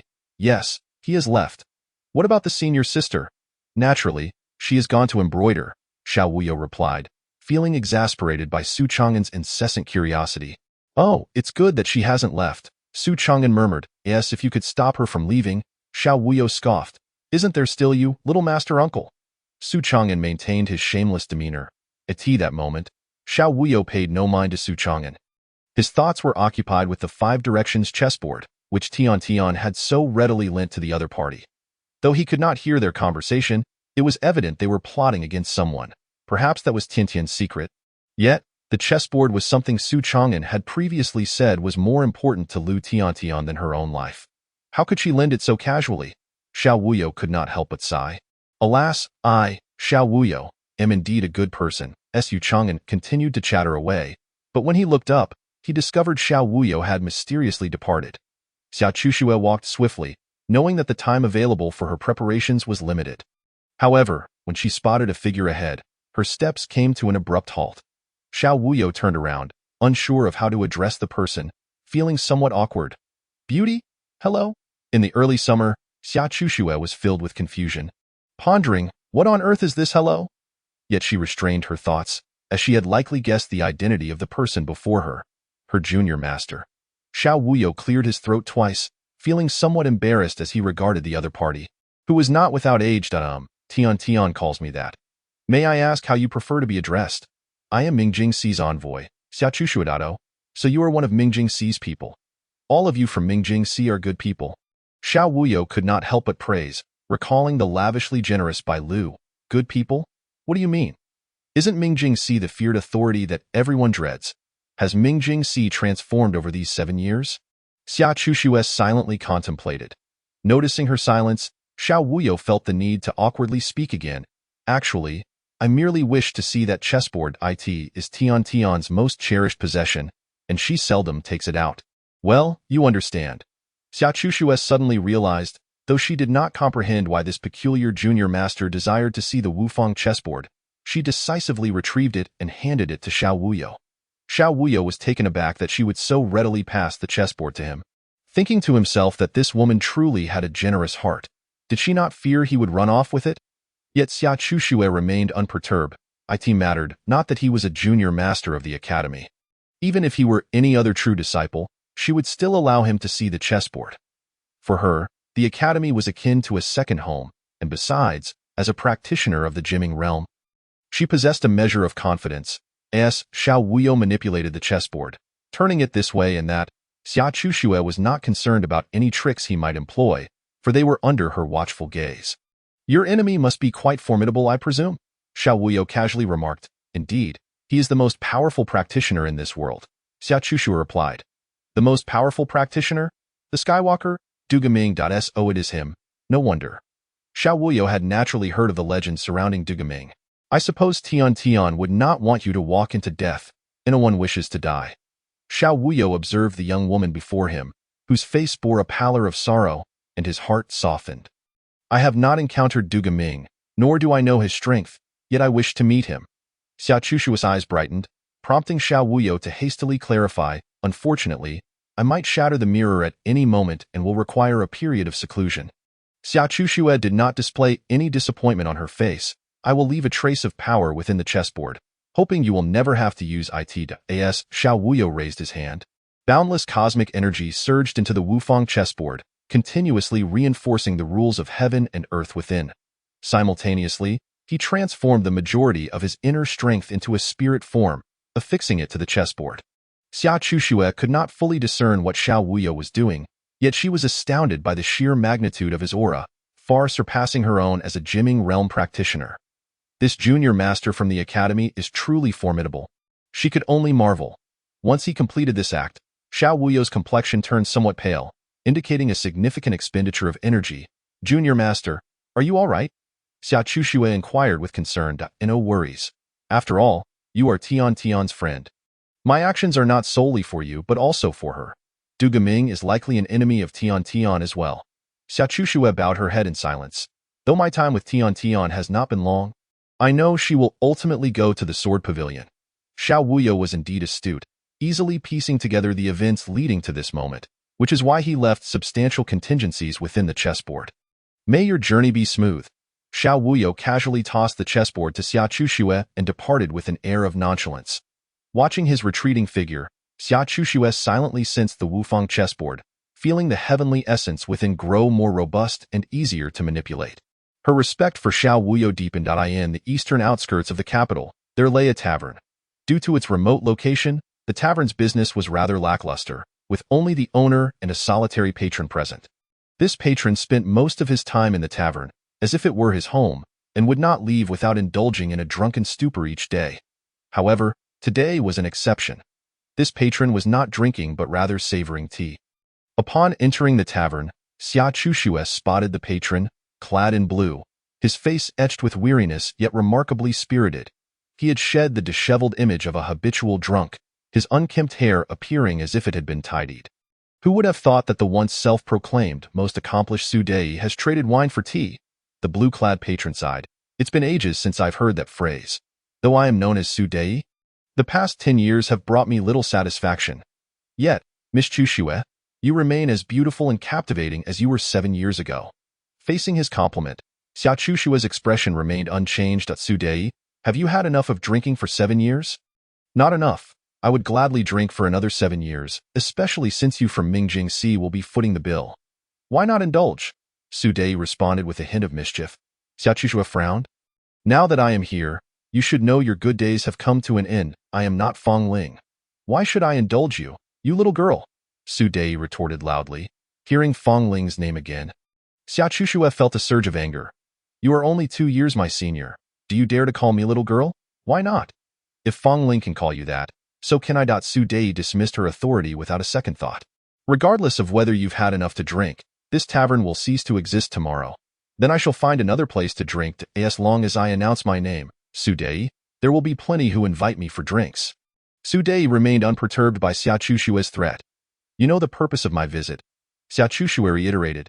Indeed, I know, which is precisely why I will not assist you, Su Dei flatly refused. We have known each other for over a decade.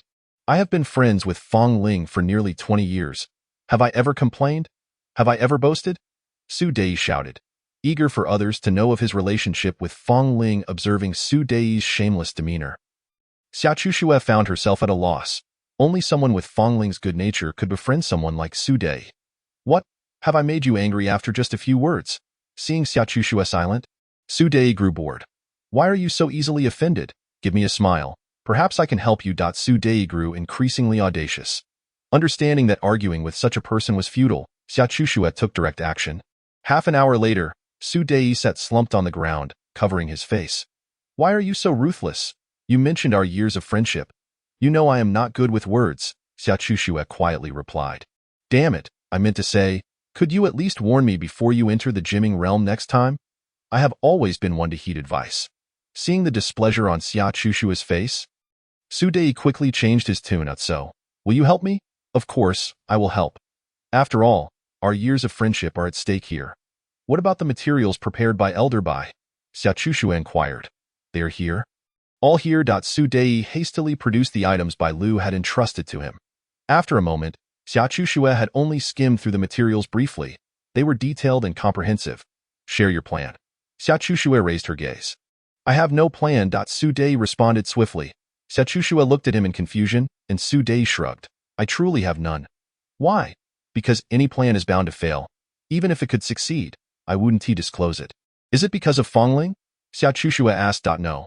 It's because I worry you might perish, Su Dei replied with an air of nonchalance, as if he had repeated it many times before. Xia Chushua's expression shifted slightly as she regarded Su Dei's casual demeanor.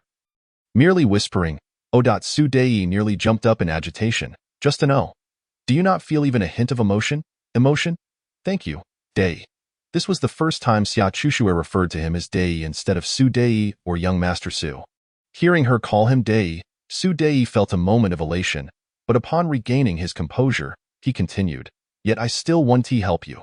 Xia Chushue slowly remarked, "It seems this time I truly am doomed." Su Dei fixed his gaze intently upon Xia Chushue. "Are you truly serious this time?" "Yes." Su Dei spoke softly. "Do you remember the saying that circulated many years ago?" Xia Chushue looked at him with curiosity. The most accomplished in life is not as good as Gu Chunfeng. Chapter 52. Not as good as Zhao Rui. The most accomplished in life is not as good as Gu Chunfeng. This statement, of course, has reached the ears of Xia Chuxue. The phrase most accomplished in life refers to Su Dei, while not as good as Gu Chunfeng pertains to Gu Chunfeng. Both Su Dei and Gu Chunfeng were once renowned geniuses in cultivation. Yet what truly engraves their names in the annals of history is not their levels of cultivation or prowess, but rather their wisdom and strategic acumen, making them shining stars of their era. Su Zhongqing and Shang Lu were once likened to the twin jewels of the Great Way, their brilliance manifesting more in their governance and political strategies. Conversely, Su Dei and Gu Chunfeng excelled in planning and strategizing, which is precisely why Xia Chuxue sought out Su Dei. Without astute planning, even the most skilled individuals would be akin to a scattered array of sand, as was the case 7 years prior. "Are you suggesting I seek out Gu Chunfeng?" she inquired. "He is far away in Xiliang, and the time required would be excessive. I fear it may not suffice. Moreover, he may not even wish to be at odds with Du Gaming." She mused, her brow furrowed in contemplation. Jiu Chunfeng is now the Grand Master of Xiliang, the very pillar of the nation, and thus he would naturally not assist you. "I would like to recommend another individual to you," Su Dei elucidated. "Who? Most accomplished in life, but not as fortunate as one might wish." Su Dei recalled a certain youth, exclaiming, "Zhao Rui from Jingzhou? Indeed, I have heard of him. He is among the top-tier young talents of this generation. Often hailed as the greatest prodigy of the Great Way era, I cannot speak to his prowess in other areas, but in terms of strategy, he is not inferior to me a decade ago." Xia Chuxue did not question Su Dei's words, nor would she doubt his capabilities from 10 years prior. Jiu Chunfeng's rise to fame was marked 12 years ago when he aided the 7th prince of Xiliang, who had nothing, to ascend the throne. Su Dei, on the other hand, was most lauded for his bloodless pacification of the Qingzhou aristocratic turmoil a decade ago, securing invaluable time for the Great Way amidst chaos. Zhao Yu had once intended to appoint 2 chief ministers in the court, one of which was to be the then 25-year-old Su Dei. However, Su Dei was uninterested in such a position and ultimately declined Zhao Yu's invitation, opting instead to become an extraneous member of the Mingjing division, indulging in their hospitality. There were those who speculated that Su Dei was the elusive head of the Mingjing division or one of its 12 envoys. Only a select few knew Su Dei's true intent. He merely wished to catch a glimpse of that individual, even if the latter had never held him in mind. Yet he was far away in Jingzhou. Xia Chuxue remarked, "No, he arrived in the capital 3 days ago, so soon. But will he assist me? That is for you to negotiate with him. As long as the conditions you offer meet his expectations, he will surely comply." "Have you truly decided not to help me?" Xia Chuxue asked once more. Seeing Su Dei's silence, she did not press further, rising to leave the tavern. "Thank you, Dei," as she vanished from sight. Su Dei could no longer suppress the sword energy within him, and he coughed forth a mouthful of blood. Unable to restrain himself, Su Dei cursed, "Such tyrannical sword energy. Truly, it is no wonder it belongs to Du Gaming."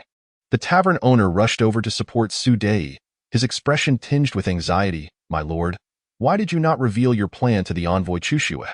There is no such thing as an infallible plan. Even with Chushue's current level of cultivation, she cannot discern my true intentions. I am increasingly confident in my ability to deceive Du Gaming. But what of the division master? This is the agreement I made with the division master years ago." Seeing that the tavern owner was about to speak again, Su Dei coldly interjected, "Xian Shuang, I am aware of your thoughts. I have no desire to partake in the struggles for imperial power, and thus I wish not to comment on your actions." The tavern owner's true identity was that of Xian Shuang, one of the 12 envoys of the Mingjing division. At this moment, Xian Shuang gazed upon Su Dei's frigid expression. Knowing that Su Dei's resolve was firm, Xian Shuang felt a twinge of regret. Had Su Dei been involved in their plans, their endeavors would surely have been more seamless. Yet, in terms of both strength and strategy, he was no match for Su Dei, thus he could only allow Su Dei to depart. The Zhao family from Jingzhou possessed a villa in the capital, typically uninhabited, with only a few servants attending to daily cleaning. Although Zhao Rui had arrived in the capital 3 days prior, he had yet to reveal himself. Before this visit, Su Dei had briefed him on the general situation, which had caused him to delay his journey considerably. Otherwise, he would have arrived even earlier. Xia Chuxue scrutinized the young man before her. Though he exuded an air of nobility, There was no trace of arrogance, his demeanor languid, reminiscent in some ways of Su Dei. Zhao Rui was also observing the illustrious envoy of the Mingjing division. Time seemed to have left no marks upon her, perhaps due to her elevated level of cultivation. Both individuals exhibited remarkable patience, refraining from speaking hastily, occasionally savoring their tea. As the third pot was served, Zhao Rui continued to pour tea for Xia Chuxue at a leisurely pace. Setting down her teacup, Xia Chuxue could not help but exclaim, "Indeed, the youth of your generation are exceptional, far surpassing our own." Zhao Rui likewise set down his cup, replying, "You flatter me, esteemed elder. Your generation, in both cultivation and governance, is not something we can compare to. You merely lack an opportunity. Had it been 10 years ago, I believe you would have equaled our achievements." Xia Chuxue reflected on how the turmoil of a decade past had forged the reputations of many, birthing countless heroes, while simultaneously inflating the egos of others to catastrophic ends. Zhao Rui was well aware of the events from a decade ago and found his thoughts drifting in times of chaos. Heroes emerge. The Great Way has enjoyed a decade of tranquility. Weapons are sheathed, and horses roam free in the hills, with generals deprived of their battlegrounds, their talents buried within the grasslands. I had my doubts when Su Dei continuously praised you. Yet upon meeting you today, I find you truly remarkable. To reach the state of not perplexed, merely 19 years of age is indeed rare, even in our time. Zhao Rui smiled. In today's world, prodigies emerge in droves. Not to mention the cultivation sects of the East Sea. Here in the capital alone, there are no fewer than 5 young individuals whose strength surpasses mine. Oh, I am not particularly well informed in this regard.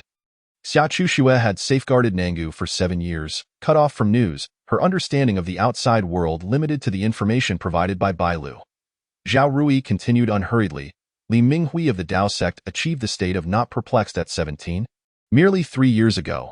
He is now the foremost among the Dao sect, designated as the next Dao Lord by both the Taoist Patriarch and His Majesty. Naturally, Xia Chuxue had heard of Li Minghui, even being quite familiar with him, as he and Xia Zijuan were both disciples of the Qingliang Temple, one of the 3 major Taoist sections. The last time she saw him, he was merely a child of 7 or 8. Who would have thought that so many years later, the little boy would become the heir to the Dao Lord? Had Zijuan not perished, it stands to reason that her achievements would not have paled in comparison, perhaps even exceeding his. Zhao Rui continued, Chen Luo, the 7th direct disciple of the academy, is but 22 years old, yet he has already gained fame as a master of talismans, and is likely not far from the realm of a grandmaster in talismans. Xia Chuxue understood Zhao Rui's implication. Being close to the grandmaster of talismans meant being near the level of a Mayfly. A 22-year-old talisman master was indeed remarkable. The third individual is Zhao Bai, the second son of King Su. This person usually keeps a low profile, yet he has already attained the state of not perplexed.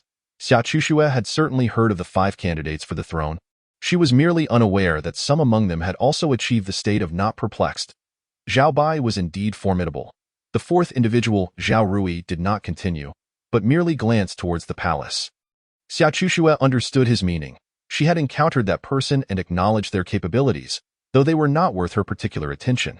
The 5th is, Zhao Rui looked towards the direction of the Qingqi Academy, pondering that perhaps she should have gone to Qingqi Academy personally that day, rather than sending Donger in her stead, feeling a tinge of regret. The 5th is that young master from the academy, the youngest grandmaster of martial arts in history. Xia Chuxue could not help but express her admiration. You have met him? Zhao Rui seemed particularly intrigued by Xiao Wuyo, as if among these 5, only he could stand as a worthy opponent. I encountered him yesterday. And? Xia Chuxue cast a glance at Zhao Rui, fully aware of his implications, but simply replied, he is the academy's young master, of a higher generation than both myself and Fong Ling. Thus, though Xia Chuxue did not finish her sentence, Zhao Rui, being exceptionally astute, could easily grasp her meaning. He could not help but smile wryly. I did not anticipate that this young master would possess such strength. Alas, I have underestimated him. Xia Chuxue remarked, you are not lacking either. The heavens have granted us sufficient conversation. Do share your conditions. Zhao Rui smiled. As the heir of the Zhao family in Jingzhou, I am naturally not short of wealth. We are considered half of the royal family, a dominant force in Jingzhou. Power and women hold little allure for me. As for cultivation, My innate talent is not inferior to the prodigies of the East Sea sections. So, esteemed elder, what do you believe I lack? Xiaochuxue coldly replied. It seems I have nothing to offer you. That may not be the case, Zhao Rui countered. What is it that you seek? Xiaochuxue inquired with curiosity. I wish for you, esteemed elder, to withdraw from the Mingjing division, so that I may visit Su Dei more often, for he has endured much hardship over the years. Zhao Rui articulated her demands, while Xiaochushua's expression shifted incessantly.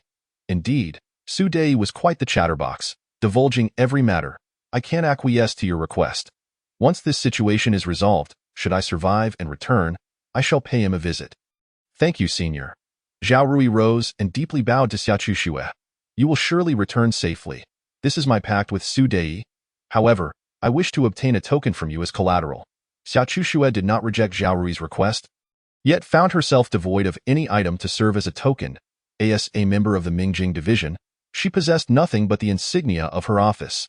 Sensing Xiaochushue's predicament, Zhao Rui suggested, since you have decided to withdraw from the Mingjing division, why not use that copper mirror, which symbolizes the division's envoy, as collateral?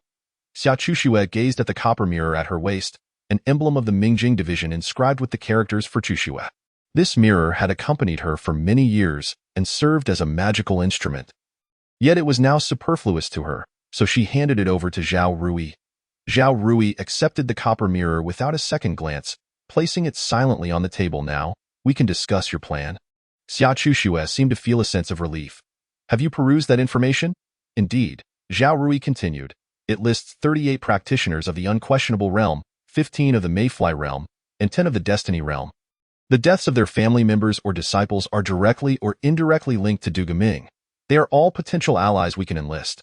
Our task is to gather these individuals. We can no longer afford to fight separately as we did 7 years ago. Xiaochuxue remained skeptical, noting that most of them were paralyzed by fear from the battle 7 years prior and might lack the courage to come this time.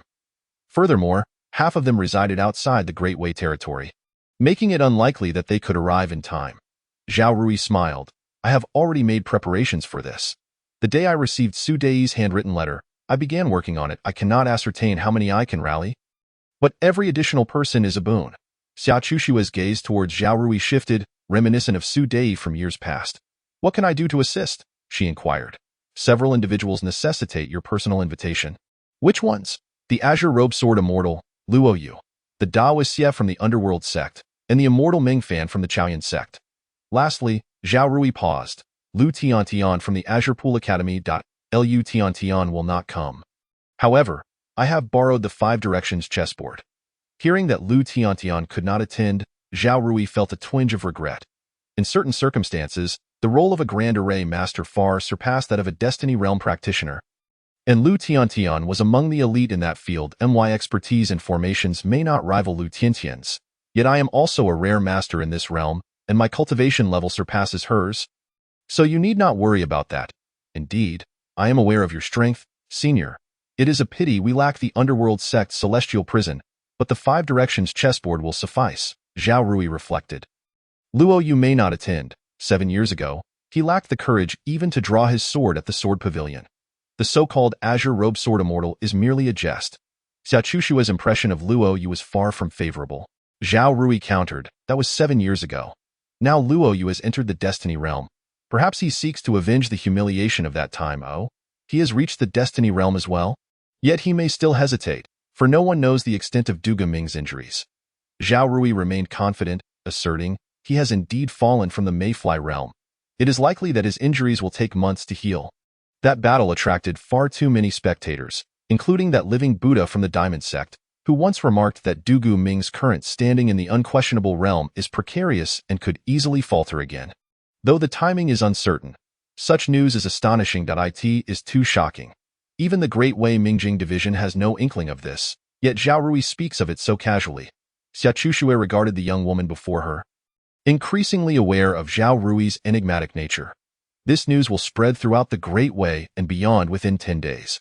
Some individuals will come to the Sword Pavilion unbidden, even without our invitation. Very well, while I cannot guarantee the others, I shall certainly extend an invitation to Ming Fan. However, the East Sea is quite distant. How much time do I have? Zhao Rui pondered for a moment. I can grant you a maximum of 1 month. The longer the delay, the quicker Du Ming's injuries will heal, increasing the variables. Therefore, regardless of how many you manage to rally, you must arrive at the Sword Pavilion within a month and a half. Observing the gravity in Zhao Rui's demeanor, Xia Chuxue understood that perhaps this month and a half was already too prolonged in her plans. Yet, time is such that no matter how hard one strives, it cannot be stretched. After Xia Chuxue departed, Su Dei emerged from the rear hall. What is your level of assurance? Zhao Rui replied unhurriedly. If you, senior, are willing to intervene, I would estimate a 70% chance. Su Dei, shedding his usual demeanor, remarked, 70% is still insufficient, in my view. When undertaking a task, even a mere 1% chance is adequate. Zhao Rui, however, remained steadfast in her confidence. You are indeed reminiscent of your master. Both possessing a penchant for risk-taking, Su Dei seemed to recall that individual. To gain much, one must wager much. My master operated on this principle. I ask that not how you proceed as well, but this time is different. What is different? We are the players. Should we lose this round, we will win the next. Zhao Rui appeared unconcerned about the outcome of this scheme. This is where you diverge from your master. Your master was not merely a player but also a piece on the board, sacrificing himself for the game. Victory means life, defeat means death. Then my master was fortunate. He has never tasted defeat. Zhao Rui dismissed this notion. That is precisely why I did not take you as my disciple back then. This is where I differ from Gu Chunfeng. Zhao Rui's master was none other than the equally renowned Gu Chunfeng. At this juncture, Zhao Rui's expression darkened. You may come to regret your decision, Su Dei replied. Regret is inconsequential. I only hope you do not forget the promise made to your master. He sought my assistance. Not the other way around. Su Dei was unwilling to engage Zhao Rui further and turned his attention to the copper mirror left by Xia Chuxue. Ultimately, he merely shook his head, leaving the mirror behind. Zhao Rui discerned Su Dei had no intention of claiming the mirror, causing her to breathe a sigh of relief. Zhao family scion, remember this. Human hearts are the most difficult to fathom. My master and I have spent years attempting to understand human nature. Do not play with fire. Su Dei's words pierced Zhao Rui's core, sending a shiver down her spine. Could he have discerned my scheme? Impossible, Zhao Rui thought. Her plans were entirely formless, and even she hesitated to thoroughly analyze them for fear of revealing any inconsistencies. This is a game of celestial beings. No one can predict who will enter or exit the fray. Zhao Rui dared not interfere too much. How could Su Dei possibly know? Perhaps this was the oppressive sensation that accompanied her greatest triumphs. Zhao Rui's gaze gradually intensified. This world shall ultimately be my chessboard. Zhao Rui's domain, where I shall maneuver freely. As for my master and Su Dei, you have grown old. This is our generation's golden era, just as it was a decade ago. Chapter 54, New Year. The news of Du Ming's grievous injuries spread rapidly across the continent, even more swiftly than Zhao Rui had anticipated. Major cultivation sects in the East Sea, the Crimson Water Kingdom, Great Wei, Western Liang, and even smaller nations like Nanyue and Annam were abuzz with the information. At this moment, Great Wei was on the cusp of a new year, yet the academy felt unusually desolate. Most students living nearby opted to return home for family reunions, leaving only those whose homes were far away remaining at the academy. Wei Qing'er frequently visited the academy after her meeting with Ning Baiyu, though he often avoided her. She remained unfazed, quickly befriending the young scions of various noble families, particularly Zhao Dong'er, with whom she became inseparable confidants. Early in the morning, Su Chang'an was roused by the two girls, who urged him to procure items needed for the New Year celebrations. Su Chang'an, feeling quite helpless, remarked, "Who would have thought that I, a distinguished scholar of the academy, would end up as your two little girls' errand boy?" Wei Qing'er retorted, "Who told that Ning Baiyu to be absent? Among everyone in the academy, you are the least occupied. So who else should we summon? But there are still Sun Fatsi and Shang Sun, as well as Cui Yu. They seem quite free as well." Zhao Dong'er interjected, "Do not mention those few. They are all cultivation fanatics. If they are not cultivating, they are on their way to cultivate. How can we bear to disturb them?" Wei Qing'er added, "Exactly. You, on the other hand, spend your days wandering aimlessly around the academy, either drinking or amusing yourself with birds, or chatting and boasting with your little master uncle. You never seem to act with any decorum. I wonder what the dean thinks, not stepping in to manage you." Zhao Dong'er explained, "Qing'er, you are unaware of this. But the dean wishes to intervene. However, some individuals refuse to comply. According to Senior Qin, it will not be long before Su Xiong becomes the least capable among the true disciples. Fortunately, we have been accepted this year. As the two conversed increasingly absurdly, Su Chang'an promptly shifted the topic, saying, "How many days has that Ning fellow been gone? It is truly infuriating that he hasn't even pinned a letter." Wei Qing'er glanced at the sky and remarked, "It's been exactly 20 days. What a heartless wretch he is." Su Chang'an, with a hint of gossip, inquired, "Since you come to the academy every day, has your father consented to your affair? Our matters are our own." Wei Qing'er replied, "Why father has no say in it. Why mother has stated that I shall decide my own marriage." Zhao Donger couldn't help but look a bit dejected. "I truly envy you, Qing'er, for being able to choose the one you like. I, however, cannot." "What's this, Donger? Has your family arranged a betrothal for you?" "Not exactly, but the marriages of the legitimate children of the Zhao family are traditionally not within our control. They are mostly bestowed by the emperor." Zhao Donger turned her gaze towards Su Chang'an, who quickly waved his hands, saying, "It won't help to plead with me. I am not acquainted with the emperor." "You might as well seek out the headmaster. Perhaps he has a way." Zhao Donger huffed in frustration, stamped her foot, and departed. Wei Qing'er followed closely behind, muttering a derogatory remark about being foolish. Su Chang'an smiled slightly and remarked, "Being a fool, free from worries, is quite pleasant." He leisurely followed the two towards the capital. This was the first new year since Xiao Wuyo descended from the mountain. He did not exhibit much excitement or surprise. Having celebrated many new years in his past life, surrounded by family and friends. During his time on the mountain, he and the old Taoist had never celebrated the new year, and now that the old Taoist had passed, life felt rather insipid. As usual, Xiao Wuyo sat in his customary spot in the library, quietly reading. After 2 months, he had perused most of the library's collections, gaining a clearer understanding of this world. Perhaps it was time to try something new. After embroidering flowers for over a month, Lu Tiantian finally set down her needle and thread, stepping out of her humble abode with her creations in hand. Heading towards the library. "Happy New Year, little master uncle," Lu Tiantian greeted Xiao Wuyo. He looked puzzled, saying, "But the new year has not yet arrived." Glancing at the embroidery in her hands, he seemed to grasp something. "Have you made up your mind?" "Yes." Lu Tiantian handed her embroidery to Xiao Wuyo, stating, "This is for you, little master uncle." As he unfolded the embroidery, a magnificent landscape emerged before his eyes, grand and lifelike. Xiao Wuyo could not help but exclaim, "What a splendid tapestry of mountains and rivers! You possess a steady hand and a meticulous heart. What lies within is the detailed arrangement of the Academy's grand formation. With your mastery of formations, you will surely comprehend it at a glance." "I shan't elaborate further," Lu Tiantian explained. "It seems you are truly resolute. I shall not hinder you. Just be cautious." "Thank you, little master uncle." "What about the headmaster?" "Fear not. I shall handle matters with the headmaster. The academy is in my capable hands." Upon hearing this, Lu Tiantian bowed deeply to Xiao Wuyo. As she was about to depart, he called out, "Tiantian, I have left some things for you within the 5 directions chessboard, but I hope you will never need to use them." Lu Tiantian paused, nodded slightly without turning around, and then left. "Has she gone?" The figure of Shang Lu appeared from the void. Xiao Wuyo, unconcerned, replied, "Yes. Why did you not stop her?" "Why did you not?" Shang Lu said awkwardly, "I have many matters to attend to and could not spare the time." Xiao Wuyo chose not to expose Shang Lu's deception, instead recalling something. "What about the palace?"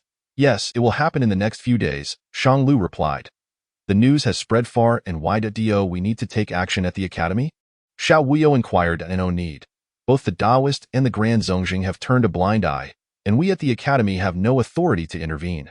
That is reassuring. I may need to enter seclusion for a while. Do not let Chang'an and the others disturb me." Shang Lu was taken aback. "Have you gained some insight?" Xiao Wuyo quietly said, "I am unsure, but I know this seclusion is crucial for me. I will ensure everything is arranged. No one shall disturb you." Observing Shang Lu, Xiao Wuyo felt it necessary to give him a warning. "Brother, it would be wise for you to refrain from leaving the academy for the time being." "Why?" Shang Lu asked. "I have a premonition that if you leave the academy, you may find yourself in peril." Xiao Wuyo expressed his concern, a feeling that grew increasingly intense. He had reached a profound state and needed to enter seclusion to stabilize his mindset, hence advising Shang Lu to remain within the academy. "Rest assured, Unless there is something urgent at the palace, I will do my utmost to stay within the academy. I trust no one would dare act against me near the capital. After all, I am the headmaster of the Great Wei Qingqi Academy. No one or sect would be willing to bear the cost of my demise, Shang Lu declared with pride. Though his cultivation had declined, his sensitivity to danger had not diminished significantly, and he remained confident that unless the Grand Zongjing or a Taoist personally took action, no one could threaten him within the capital. Seeing Shang Lu's unwavering confidence, Xiao Wuyo chose not to press further and handed him the embroidered landscape. However, Shang Lu replied, "There is no need for that. The academy's formation is already imprinted in my soul. This is unnecessary. As long as either of us is within the academy, the formation remains unyielding. Then I can rest easy." Indeed. With a wave of his hand, Shang Lu cast a formation that isolated the entire library from the academy, ensuring that even a cultivator at the Yuyao realm would find it difficult to breach the formation in a short time. Satisfied with the arrangement, Shang Lu turned and returned to his dwelling. Chapter 55. The arrival of a powerful foe at the Sword Lodge of Daliang Mountain. After Du Guming consumed the floating lifelike dream wine, he had remained in a state of feigned death, his injuries rapidly healing. The meridians within his body were gradually realigning under the nourishment of the medicinal properties. Meanwhile, Qiu Changgong silently utilized the power of the stars to mend Du Guming's shattered soul. At this moment, Qiu Changgong realized the severity of Du Guming's injuries. Had an ordinary Yuyao realm or even a Jiming realm cultivator suffered such wounds, they would have perished 10 times over.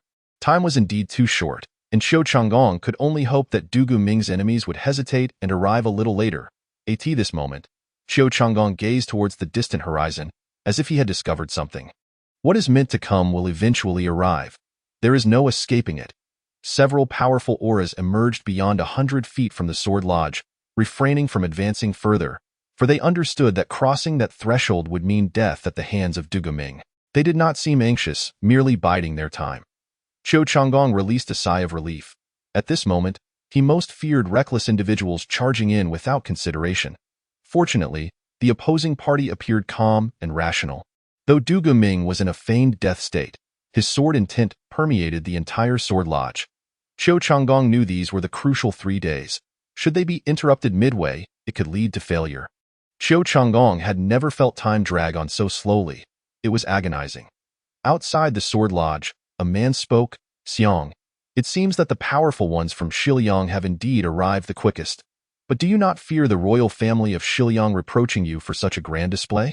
Xiang Yushan scoffed. "What is the Shiliang royal family? Do you think this is Dewei? All cultivators and sects must bow before the Dewei royal family." The other man did not retort, as he understood the truth in those words. "Yet I have not heard of any enmity between you and Du Guming. Who said I have come to kill Du Guming?" Upon this statement, the gathered individuals were taken aback. One person mocked, "I never expected someone to be so eager to seek their own demise." Xiang Yushan furiously replied, "If you wish to accompany your brother now, I can gladly send you on your way." The man named Zhuang did not take offense. After waiting so many years, he was not concerned about this moment and would not bicker with Xiang Yushan. "What are you all waiting for? Why not take action?" spoke a figure clad in a black hood. "A coward who dares not reveal his true identity, yet is bold enough to speak," Xiang Yushan retorted. The others were puzzled by Xiang Yushan's demeanor, and Zhuang Mingda inquired, "I have heard that you stayed beneath the sword steel in the royal city of Shiliang for several days. And what of it? The 3 strands of sword intent left by Du Guming upon the steel, did you discover anything within?" Xiang Yushan sighed. "If I could find a flaw in Du Guming's sword technique from it, why would I still be waiting here? Besides, the sword intent on the steel was left 7 years ago. Du Guming's sword technique has surely reached an unfathomable level since then. Shall we simply wait here?" Someone urged anxiously. Xiang Yushan mocked, "If you are not afraid of death, you may go now. Du Guming is within that sword lodge." Indeed, while Du Guming may be grievously wounded, it would not be a daunting task to eliminate any one of those present. Each individual holds their life in high regard, otherwise, they would not have come seeking vengeance. As the crowd awaited outside the sword pavilion, the entire landscape of the world was gradually undergoing a transformation. On the front lines of the war between the Great Wei and Nanyue, within the command tent, Wei Bufan, renowned as a legendary general of the Great Wei, had achieved an astounding feat. Within a mere month, He had secured 5 consecutive victories, capturing 17 cities of Nanyue and advancing upon the royal capital. This outcome diverged somewhat from Wei Bufan's expectations. Although he had anticipated a smooth campaign against Nanyue, he had not foreseen such ease, for the elite forces of Nanyue crumbled at the first strike, bearing no resemblance to a regular army. At the current pace, it seemed likely that the entirety of Nanyue would fall within half a month, allowing for a triumphant return to the capital, a significant deviation from his original plans. Aware of the tumultuous undercurrents in the capital of Great Wei, he endeavored to slow the march, firmly grasping military authority within his hands. However, no substantial news had yet reached him from the capital, and he feared that prolonging the campaign might incite discontent among his subordinates. Zhao Qian had been in the army for over 20 days, and he held great admiration for Wei Bufan's strategic arrangements, fully aware of the general's concerns. "General, are you worried about the situation in the capital?" Zhao Qian inquired, his demeanor relaxed. Wei Bufan regarded the calm demeanor of the Prince of Qi. Zhao Qian chuckled, "That is the battlefield of my father and my royal uncle. It has nothing to do with me." Wei Bufan was indeed impressed by the other's composure. "You are currently my hostage? Yet you can still smile." "Though I am a hostage, I find joy in this moment." "Joy?" Wei Bufan questioned, perplexed. "Yes, because both my father and my royal uncle wish for me to remain uninvolved, which is precisely why I am here. Yet everyone knows I am your father's man." Zhao Qian smiled, "But General, are you? What do you mean by that? If you were indeed my father's man, how could you have deliberately retained my father's correspondence? Moreover, with your capabilities, had it not been for your intentional procrastination, the campaign against Nanyue would likely be nearing its conclusion by now, and perhaps we would already be on our way back to the capital." So what? "So, the general seems indifferent to the situation in the capital. Regardless of who wins or loses, it would be a relief for you. One could say we are now on the same path." Wei Bufan replied, "Do you not care at all about the affairs of the capital?" Zhao Qian sighed. "What good would it do to care? I wield no power or authority, thus I am of no consequence to the situation in the capital." "In that case, Prince, let us await the outcome together." Unfortunately, Wei Bufan's hopes were destined to be dashed. On the 29th of the 12th month in the 10th year of Qingping, the Nanyue royal family surrendered, abandoning their city, with the king of Nanyue binding his own hands before the city gate as the Great Wei army occupied the capital of Nanyue. Wei Bufan found himself somewhat bewildered by this sudden victory. As did Zhao Qian. Events were gradually spiraling toward an uncontrollable direction. However, the soldiers under his command were elated by the triumph, for these were commendable achievements. Although Wei Bufan felt a tinge of confusion, he accepted the reality. Fortunately, the process of collecting spoils and prisoners would require considerable time, aligning with Wei Bufan's intentions. Zhao Qian, too, would receive his share of military accolades, yet he remained indifferent, frequently glancing toward the capital. With the new year approaching tomorrow, he pondered how his father was faring, hoping for his well-being. At that moment in the capital, Prince Zhao Chong strode confidently into the imperial palace, lacking any attendants for protection. As he walked, he observed the palace's interior. It had been over a decade since he had last set foot in the royal city. Chapter 56. A conversation between brothers. Zhao Chong gazed at Zhao Yu lying on the bed. Unsure whether to feel joy or sorrow, he was pleased to see Zhao Yu in such a state, yet disheartened that he could not reclaim what was rightfully his. Zhao Yu's condition had deteriorated to a point beyond redemption, and he struggled to sit up. "Have you visited the Empress Dowager?" "Yes," Zhao Chong replied casually. "What did she say?" "What could she say? I am not her biological son. She would not support me." Zhao Yu seemed to have anticipated this outcome. "Do you still harbor resentment over past events?" Zhao Chong scoffed.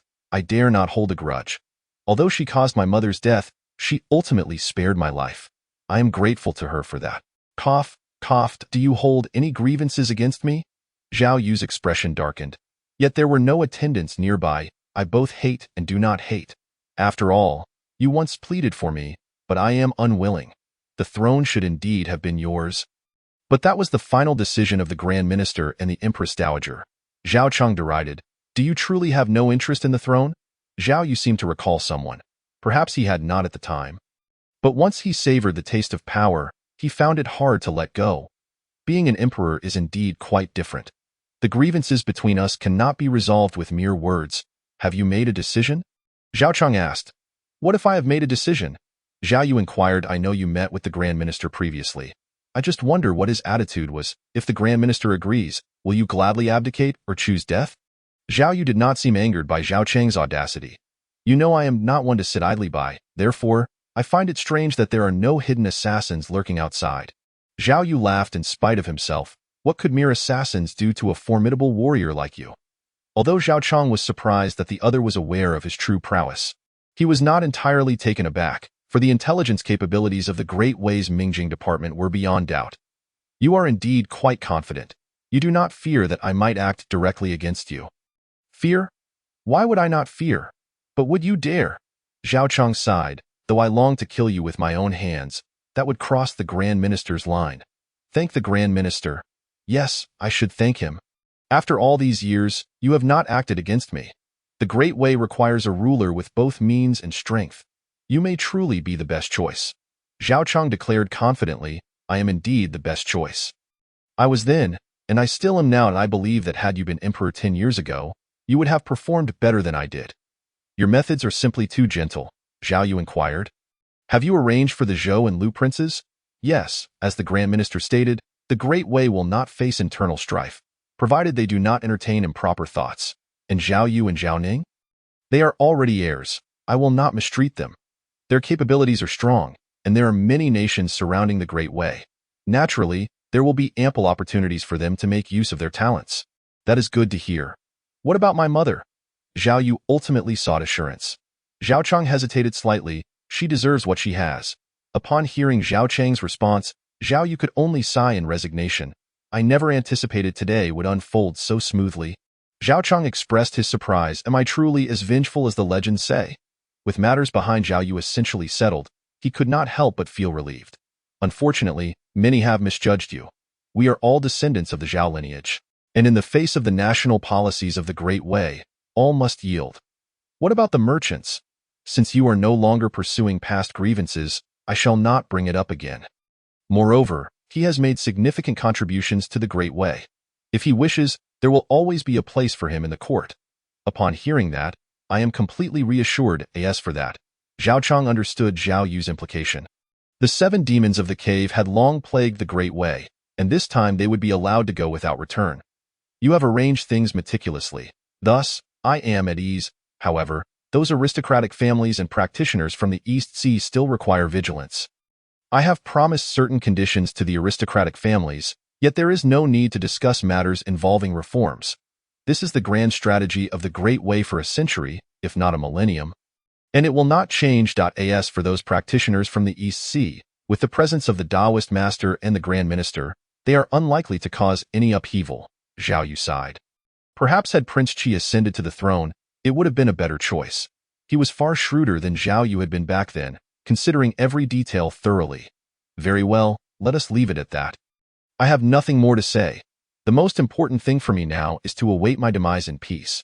Zhao Cheng did not display any sympathy. He understood that this was likely to be his final meeting with Zhao Yu. After bowing deeply to the revered emperor of the Great Way, Zhao Cheng departed. Zhao Yu watched Zhao Cheng retreat, as if forgetting to convey certain matters. However, his condition was too poor to recall many details. Upon exiting the palace, Zhao Cheng spoke to the shadows behind him. You may commence operations. Remember, leave no one behind. The fate of Zhao Yu has become a matter of indifference to all. The palace he inhabited has been completely isolated. As the new year dawns, there are no courtiers to offer their congratulations, no officials to pay their respects, and even the streets of the capital are sparsely populated. Everyone is acutely aware of a certain impending possibility and is waiting expectantly. This year is destined to be unlike any other. The Mingjing division continues to methodically carry out Zhao Yu's final arrangements. At this moment, the academy exudes an air of tranquility, although the true disciples of this year have largely departed.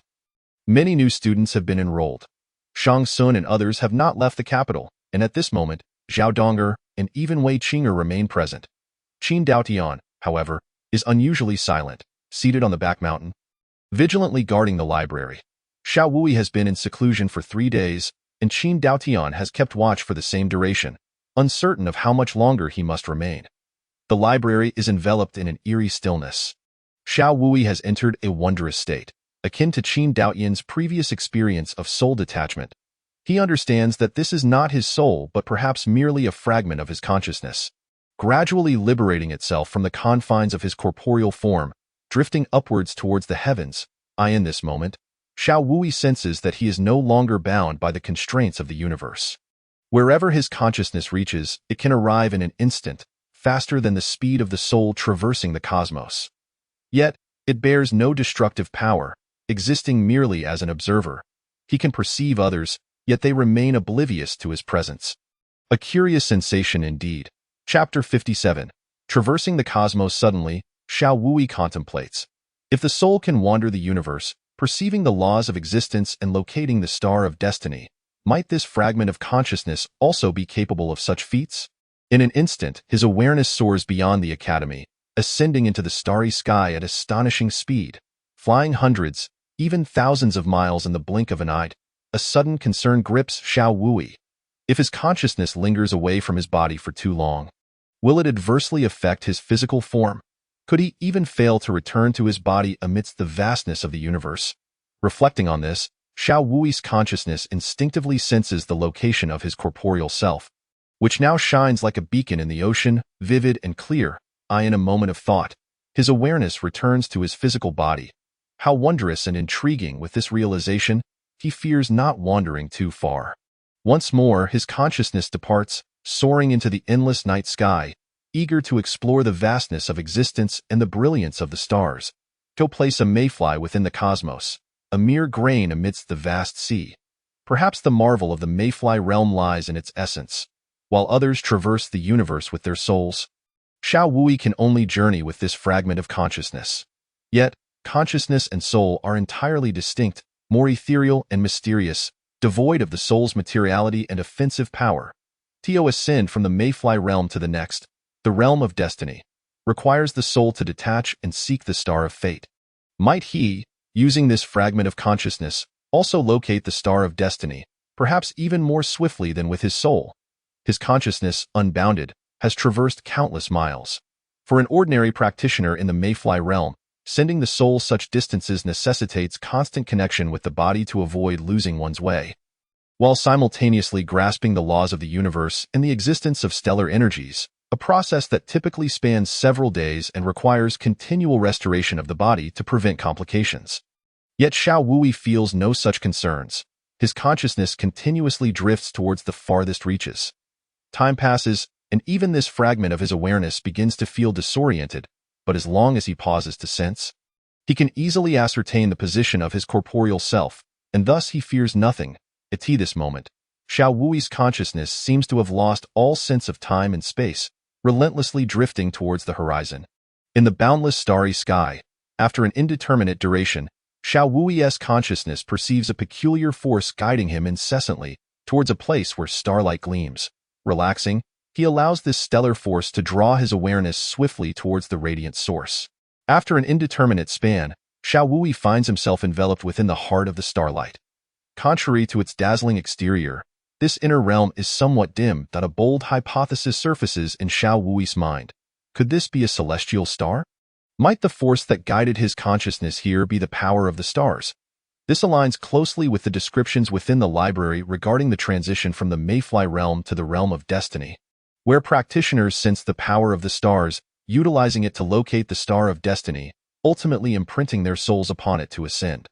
Upon entering the realm of destiny, practitioners anchor themselves with the star of fate and their physical forms, their souls serving as a bridge, allowing the vast powers contained within the star to be refined by their bodies and souls, thus enhancing their strength. Xiao Wui observes the celestial body before him intently. As a mere consciousness, he cannot execute techniques to absorb the stellar power for refinement, yet this extraordinary energy has already been etched into his memory. He silently reflects. Once he restores his body, he will likely master this so-called power of the stars swiftly, but the challenge lies in imprinting his soul upon the star. This becomes a quandary, for his soul has already fused with his body and cannot be separated. After circling this star, Xiao Wui discovers something peculiar.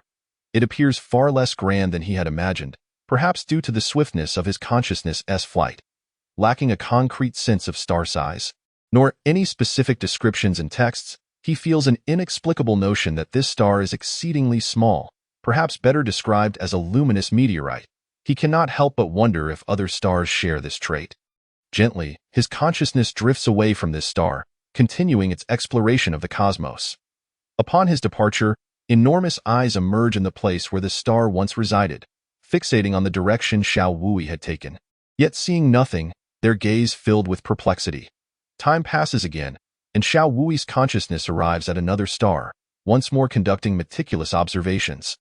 This star, though slightly larger than the last, possesses a stronger stellar power, yet still fails to match Xiao Wui's expectations. Team uses.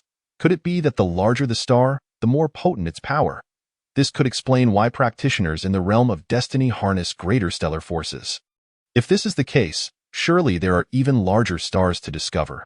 Continuing his exploration, Xiao Wui's consciousness draws closer to the stars, observing them and moving on to seek the next one. As Xiao Wui's awareness roams the starry expanse, monumental changes unfold across the continent, be it at the Sword Pavilion, the capital of the Great Way, or in other states and counties. Undercurrents of unrest surge. Outside the Sword Pavilion, Zhuang Mingda and others have been waiting for 2 days, with a few more individuals joining them gradually. At this moment, the power of the Avengers cannot be underestimated. While no practitioners from the realm of destiny have yet revealed themselves, some have grown impatient with the wait. Zhuang Mingda inquires, "Xiang, shall we continue to wait?" Xiang Yushan remains silent, acutely aware that their waiting has stretched long.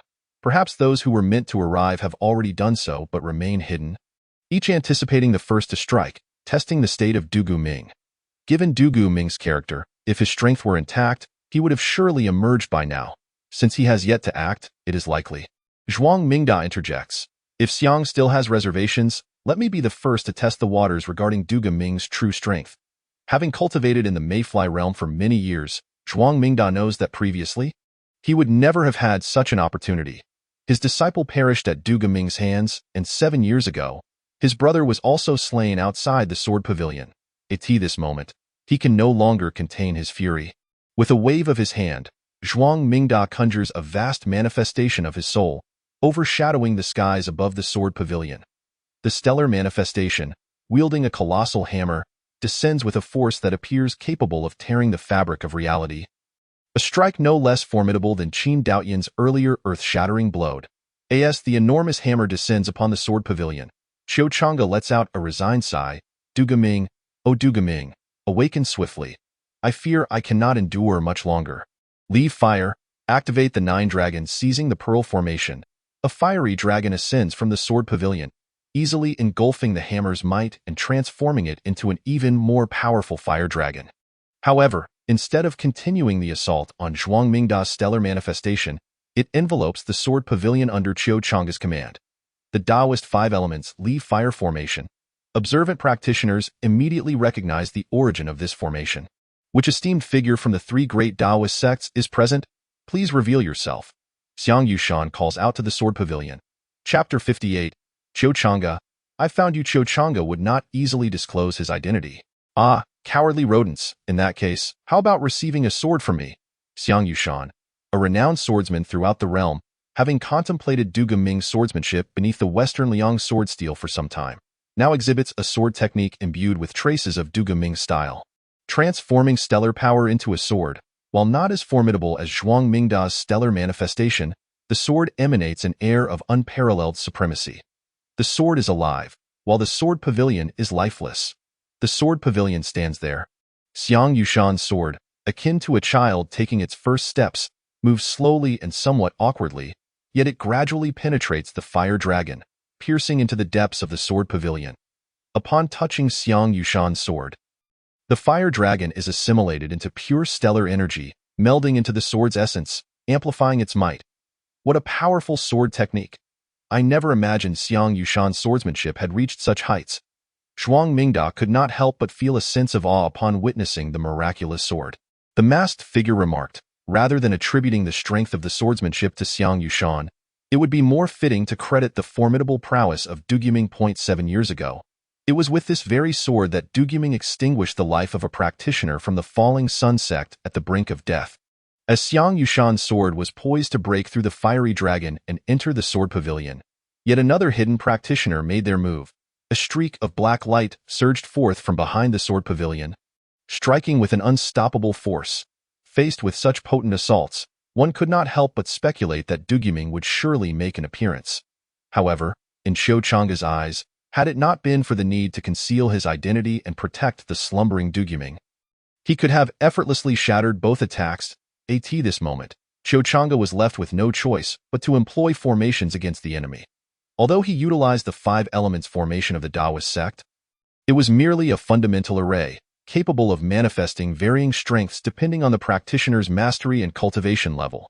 With a gentle flick of his whisk, the fiery dragon split into 2, each heading towards the sword light and the black light, respectively. This time, upon encountering the sword light, the fiery dragon did not succumb.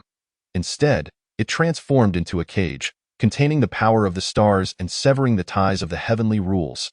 The intent of the sword slowed considerably, as its connection to the heavens and even to Xiang Yushan was abruptly severed. As the starry energy within the sword intent was continually absorbed and extinguished by the cage, it ultimately dissipated into specks of starlight just as it was about to enter the sword pavilion. Celestial cage. Ha!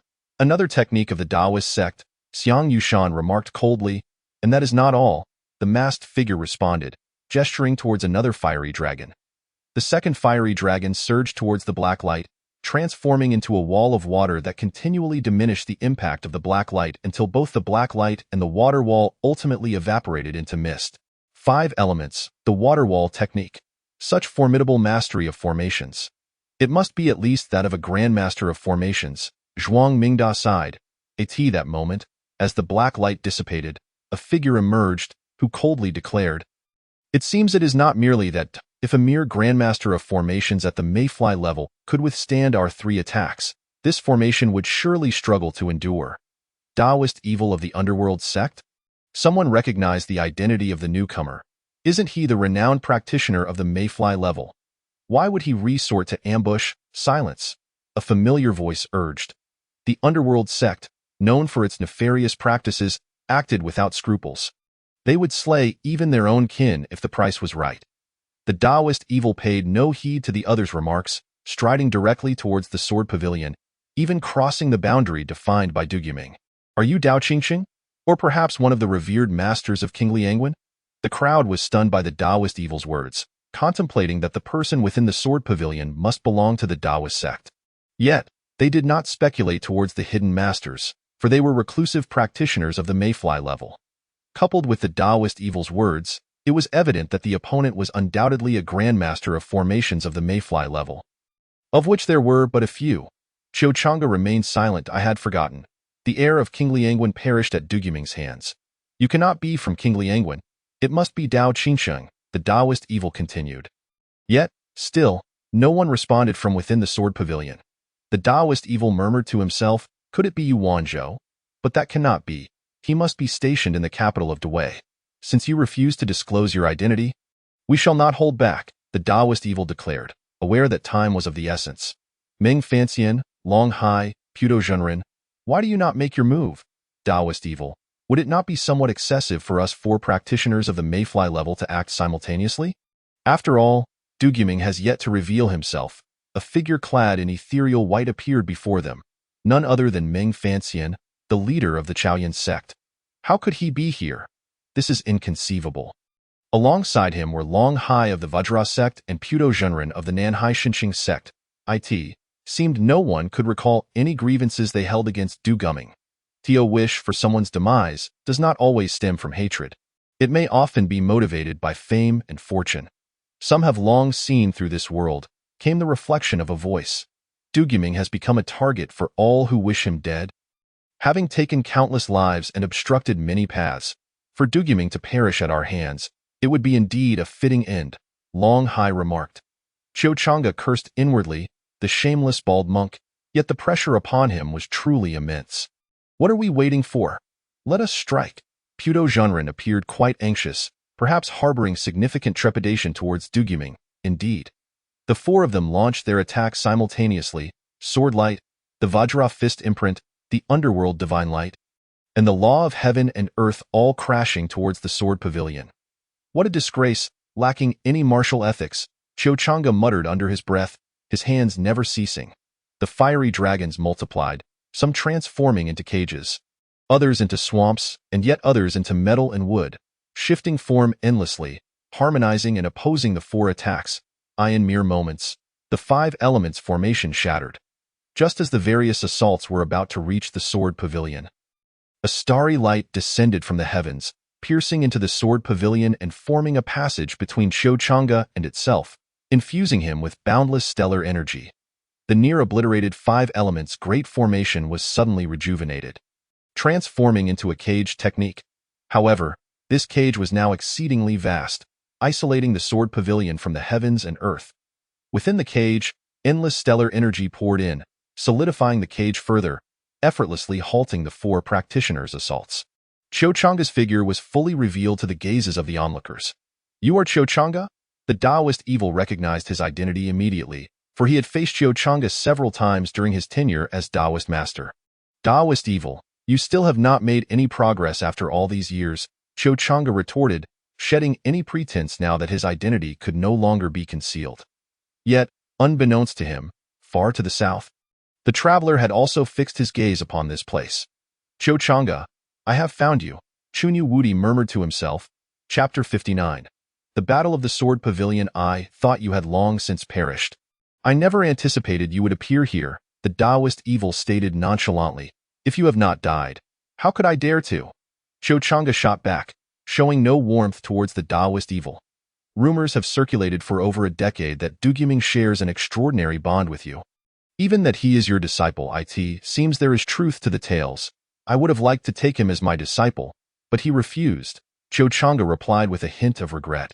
"Then why should you meddle in affairs that do not concern you, Taoist friend?"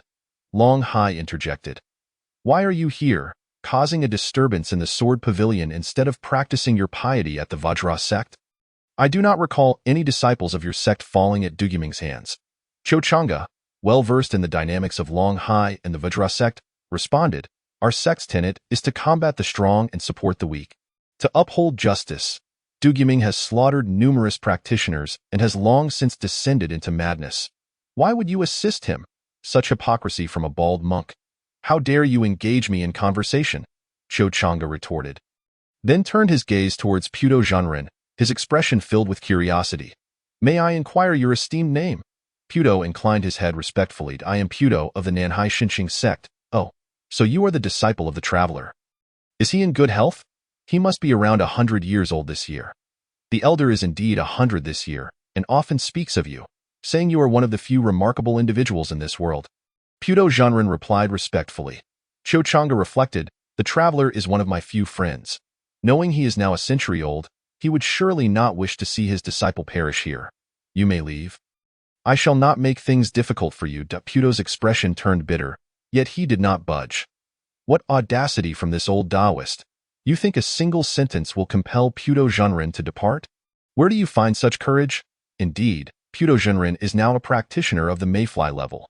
Given your relationship with the traveler, you address him as senior. But do you truly consider yourself significant? The Taoist evil mocked. "Humph! When I was the Taoist master, even the leader of your underworld sect dared not speak to me in such a manner. Who grants you the audacity, Taoist evil?" Qiu Chang'e countered, his gaze piercing. The Taoist evil's eyes seemed to flicker with the memory of fear from their past encounters. The cough abruptly pulled the Taoist evil back to reality. "Qiu Chang'e, how dare you conspire against me?" The Taoist evil fumed. "Your heart is unstable. It seems your Mayfly level is not all that," Qiu Chang'e observed with disappointment, as the Taoist evil found himself at a loss for words. The Taoist sect's intention to unify is indeed extraordinary. Even Taoist evil nearly succumbed to it, Meng Fanxian remarked. Qiu Chang'e's gaze shifted to Meng Fanxian, acutely aware that among the four, Meng Fanxian's strength and composure were the most formidable, making him a formidable opponent. "Meng's sect master, if I recall correctly, your Chaoyan sect has suffered the most losses at Du Yiming's hands, yet you have always approached him one-on-one. Would it not tarnish your reputation to join forces with others? Du Yiming is far too powerful. Even I cannot contend with him. Hence, Meng Fanxian remained unmoved by Qiu Chang'e's words. You are indeed a practical person. Qiu Chang'e finds himself utterly powerless against such individuals.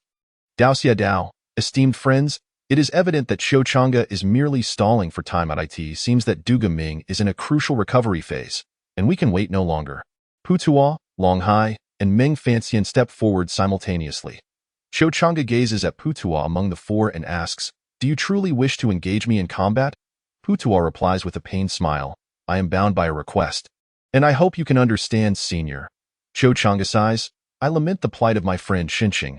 I did not anticipate that I would have to oppose his disciple today. You need not hold back. I, too, wish to ascertain the strength of Xinxing's successor." At that moment, countless stars descend upon Jianlu, and the clash of 5 practitioners at the Jiming realm is a rare spectacle in the cultivation world. The last occurrence was 50 years ago when the Great Wei's martial emperor waged war against the East Seas sects, resulting in a multitude of cultivators engaged in fierce battle. Yet today presents an even graver peril. As the previous Dao Zun of Great Wei confronts 4 adversaries, a scenario never before witnessed in that bygone era, Du Ming vanquished 3 Jiming realm practitioners, but it was a one-on-one encounter. Xiu Chang'e had already set up a grand formation outside Jinlu, using it to reinforce his cage technique, and no matter how fiercely the 4 attacked, they would struggle to breach this confinement in the short term. However, Xiu Chang'e was acutely aware that his cage technique could not endure indefinitely. Once the primordial energy within the surrounding formation was exhausted, the cage would inevitably collapse. As he faced the onslaught of the 4, Xiu Chang'e maintained his composure, his mind racing with calculations regarding the duration his cage technique could withstand.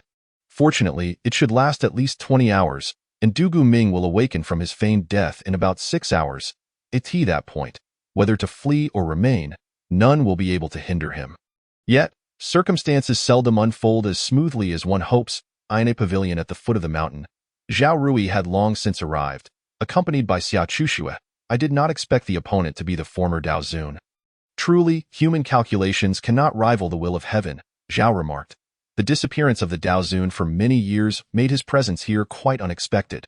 However, regardless of who it was, none could deter Xia Chuxue's resolve to slay Du Ming. Indeed, you are also a formation master. Can you expedite the dismantling of this formation? Zhao Rui inquired. Under normal circumstances, it would take some time, but judging by the Dao Zun's current performance, he hastily set up this formation. So it shouldn't take too long to dismantle. Moreover, I currently possess the Daoist artifact, the Wufang chessboard. It seems that choosing the Wufang chessboard was a stroke of genius. Please, senior, dismantle the formation swiftly. Very well. The Daoist formations are myriad and intricate, yet they all adhere to fundamental principles, with the Wufang chessboard being a pinnacle product of Daoist formations, transcending the boundaries of ordinary formations. Although Xia Chuxue is merely a formation master, with the aid of the Wufang chessboard, she quickly discerned the formation's vulnerabilities, identifying numerous formation nodes surrounding Jinlu. Truly, the former Dao Zun is remarkable, capable of establishing so many nodes in such a short time. No wonder this formation remains impervious to the assaults of the 4 Jiming realm practitioners. Xia Chuxue silently sketched the locations of the nodes onto the Wufang chessboard, channeling her spiritual power to project it into the starry sky, transforming it into a vast celestial map.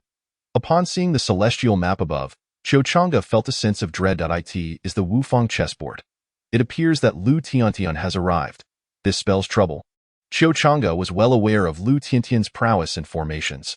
With her presence, his formation likely held no secrets in her eyes. He was uncertain whether that brat Fong Ling had accompanied her.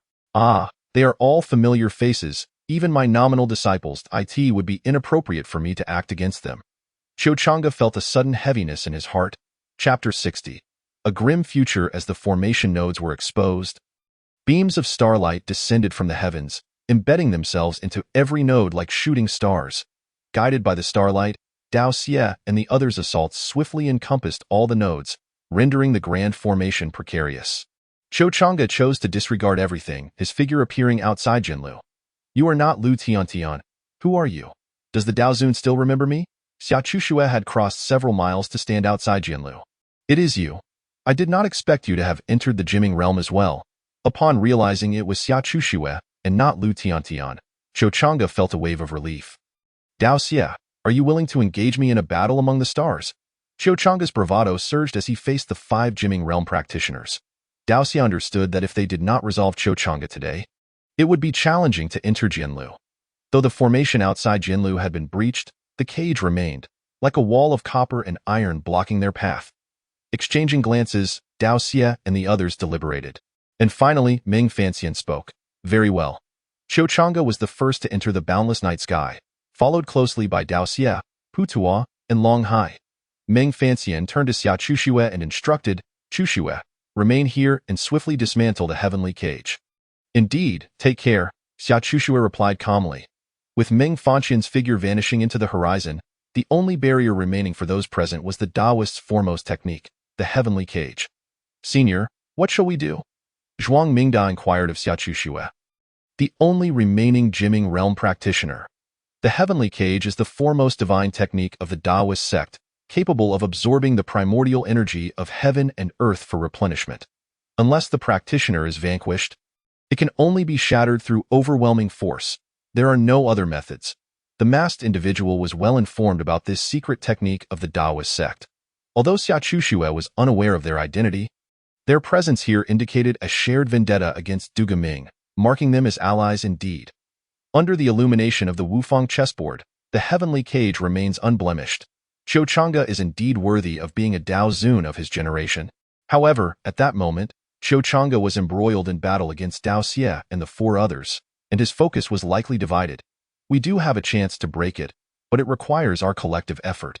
We request your guidance, Senior.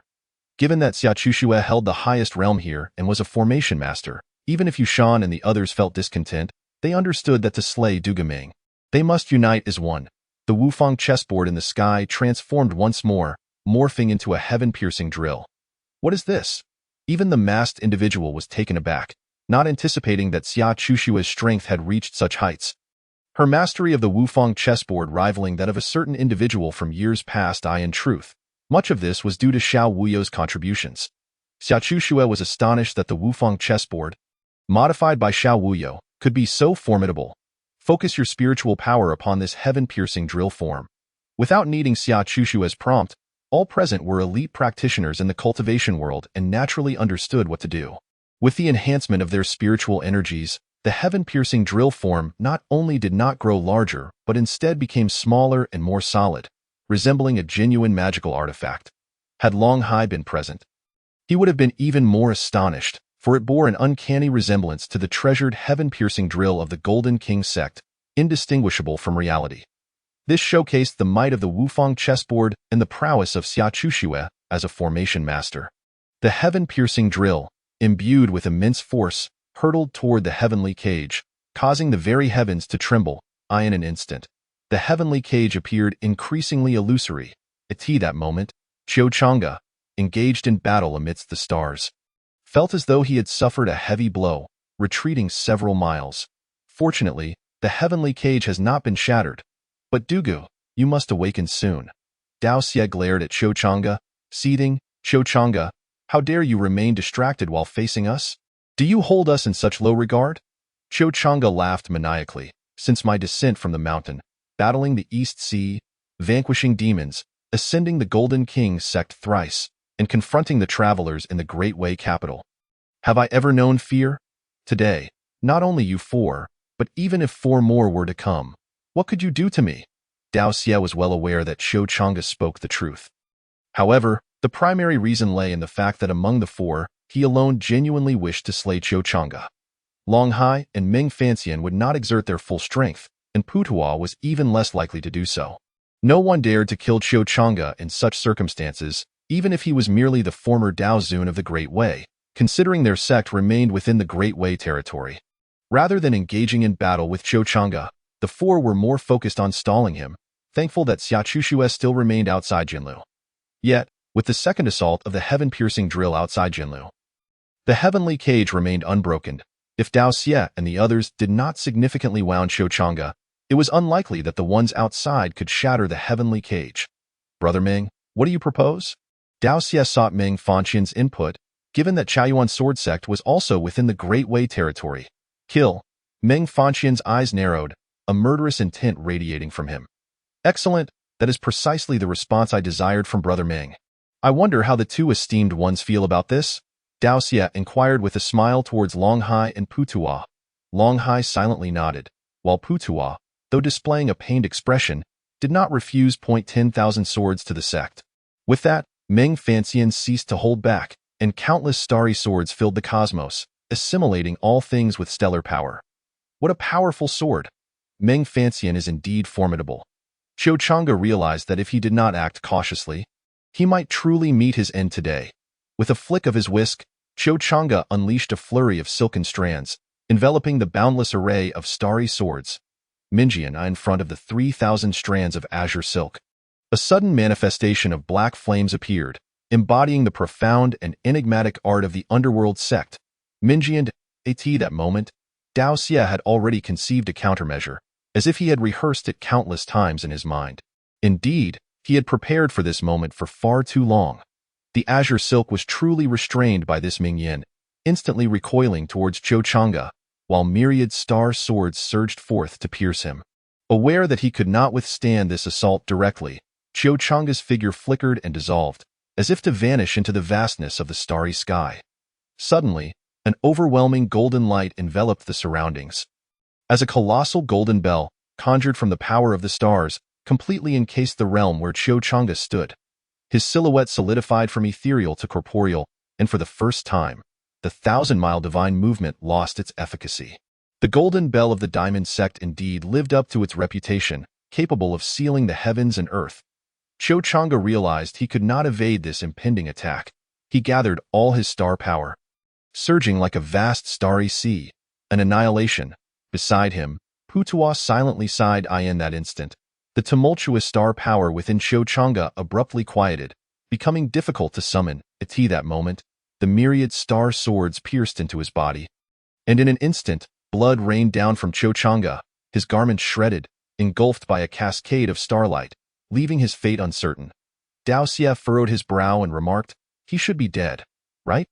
Long Hai gazed at the spot where Qiu Chang'e had stood. Star power swirling, yet devoid of any life force. Perhaps he is dead. After all, the attack just now, combining the strength of 4 individuals, was indeed overwhelmingly powerful. It is likely that no one present could withstand it. Although Qiu Chang'e is far stronger than them, he too may be facing dire straits. Chapter 61. Xiaming Qiu outside the sword pavilion, with the 5th strike of the breaking sky spike, the heavenly cage set by Qiu Chang'e completely dissipated. Yet, no one ventured into the sword pavilion, as if it were others who had hastily sought to slay Du Guming. The 5-direction chessboard remained suspended high in the sky, entirely shrouding the sword pavilion. Under Xia Chushue's control, the sword pavilion was thoroughly enveloped by the miniature world within the 5-direction chessboard, rendering even those engaged in battle among the stars unable to discern the happenings below. "The essence of heaven and earth has vanished," declared Zhuang Mingda. "Not only are we trapped here, but Du Guming is also confined within." This was precisely the heaven-locking earth-sealing formation that Lu Tiantian had not deployed 7 years ago. Xiang Yushan remained unconcerned. At this moment, over 20 cultivators surrounded the sword pavilion, and the masked figure gazed at the 5-direction chessboard, lost in thought. "I have completely sealed this realm. Even if Du Guming were to slay me, he would be unable to break through in a short time. The rest is up to you." Xia Chushue, having expended excessive soul power to fully control the 5-direction chessboard, now appeared somewhat wan. But fortunately, the star power continuously replenished her, allowing her to persevere. Yet, those outside the sword pavilion still dared not make a move. Zhuang Mingda sighed and stepped into the confines of the sword pavilion. Feeling no trace of murderous intent in an instant, he had entered the largely destroyed sword pavilion, joined by Xiang Yushan, the masked figure, and numerous cultivators of the unconfused realm. The sword pavilion was not large. Yet the ground was littered with long swords, remnants left by those challengers. Zhuang Mingda did not hasten to seek out Du Guming.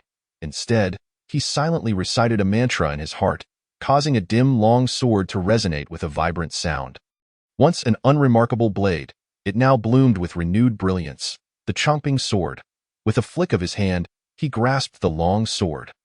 This had once been his cherished weapon, later passed on to his disciple, who had perished here, leaving the chomping sword behind in the sword pavilion. Zhuang Mingda looked at the seemingly lifeless Du Guming in the long pavilion and declared, "Today, I shall use this sword to avenge my disciple and brother." The long sword flew from his hand, aiming for Du Guming, when suddenly a long sigh echoed, alas. Xiang Yushan had appeared before Du Gaming, pinching the Chongping sword between his fingers. Xiang Yushan, what is your intention? Zhuang Mingda demanded angrily. Seeing that Du Gaming was unable to move, it was the perfect opportunity to slay him. Yet Xiang Yushan had obstructed him, leaving Zhuang Mingda perplexed and others equally bewildered. I never claimed I came to kill Du Gaming. Xiang Yushan replied, releasing his grip and returning the Chongping sword to Zhuang Mingda. Then what are you here for? Zhuang Mingda inquired. I came to inquire about the sword, but alas, Du Gaming is currently in slumber. Xiang Yushan lamented. Zhuang Mingda scoffed. Is it not for the title of the world's foremost sword? Why did you not come to inquire when Du Gaming was uninjured? Xiang Yushan offered no further explanation. Since Du Gaming cannot engage, I shall inquire of all present. I wish to see if I can, like Du Gaming, traverse the world and remain unmatched. Xia Chuxue regarded Xiang Yushan as if he were a fool but refrained from comment. What an arrogant fellow, believing himself to be Du Gaming. Someone couldn't help but mock. Yet alas, there is only one Du Gaming in this world. Zhuang Mingda sighed. He then cast a cold glance at Xiang Yushan. If that is the case, brother Xiang, then I must take offense. The Chongping sword in his hand radiated brilliantly, as if piercing through the very fabric of this realm. Xiang Yushan's expression remained unchanged, still pointing forward as if wielding the sword with his fingers. As a sword, I pierce through the light, he declared, restoring tranquility to the sword pavilion. The brief clash between two cultivators of the Mayfly realm encapsulated boundless cycles of life and death. Xiang Yushan stood firm as a mountain, while Zhuang Mingda bled profusely from his chest, the Chongping sword now reduced to its hilt. Zhuang Mingda perceived before him not Xiang Yushan, but rather Du Gaming, powerful and unreachable, just as Du Gaming had been during the battle in the sword pavilion 7 years ago. Zhuang Mingda recognized his time was fleeting and seemed to envision his long-deceased disciple and brother. So this is what death feels like. Had I known, I should have perished in the sword pavilion 7 years ago, reuniting with them sooner, rather than living on like a coward for so many years. Yet, I have finally come. I hope you have not ventured too far. As Zhuang Mingda collapsed, all the Avengers present involuntarily stepped back, gasping in shock. Although Xiang Yushan had slain Zhuang Mingda with a single sword strike, he too had expended considerable energy. Now within the miniature world of the five-direction chessboard, he could not replenish his strength as he could outside. Suddenly, dozens of passages opened within the five-direction chessboard, allowing the essence of heaven and earth to converge upon all present, except for Xiang Yushan. Quickly unite your strength to slay Xiang Yushan. Do not grant Du Gaming any more time, Xia Chuxue urged. The crowd within the sword pavilion heeded her words, immediately unleashing various manifestations of power and rules. Yet Xiang Yushan stood undeterred, his form blocking Du Gaming, never retreating an inch. Is this the realm of sword rules? The masked figure gasped in awe. I did not expect even Xiang Yushan to step this far, though he still falls short of Du Gaming's realm. Nonetheless, he should not be underestimated. Among those present, only Xia Chuxue might stand as his opponent. The masked figure exhaled. You all may withdraw. With no fewer than 5 strong individuals of the Mayfly realm present, they could not dismiss the masked figure's words. Another arrogant fool, someone muttered, only to be silenced by the next revelation. The black hood covering the masked figure dissipated silently into the air. You are Xia Mingqiu, of the Qingliang View. The one who had mocked earlier recognized the identity of the masked figure. The newcomer was indeed Xia Mingqiu, the second-generation disciple of the Qingliang View, also the master of Xia Zijuan, and concurrently the uncle of both Xia Zijuan and Xia Chuxue uncle. Facing Xia Mingqiu, Xia Chushue's expression turned complex. When Xia Zijuan perished in the sword pavilion, neither the Qingliang View nor Xia Mingqiu had taken any action.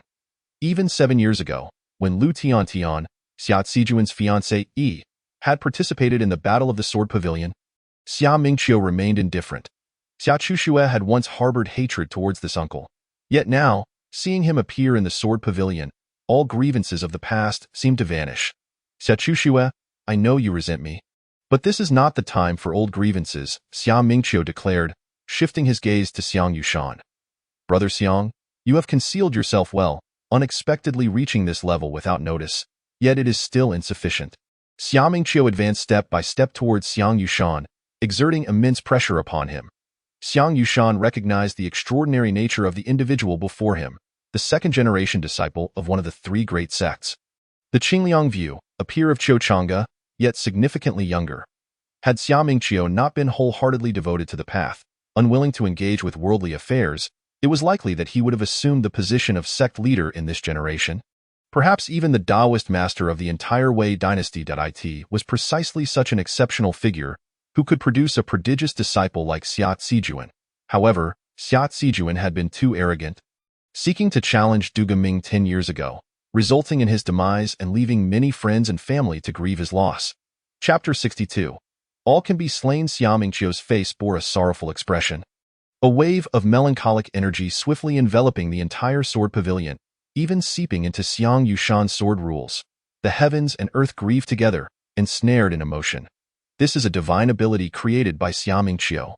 Although Xiang Yushan's swordplay bears the form of Du Guoming, it lacks substance and, more importantly, does not possess Du Guoming's profound understanding of the universe and all living beings.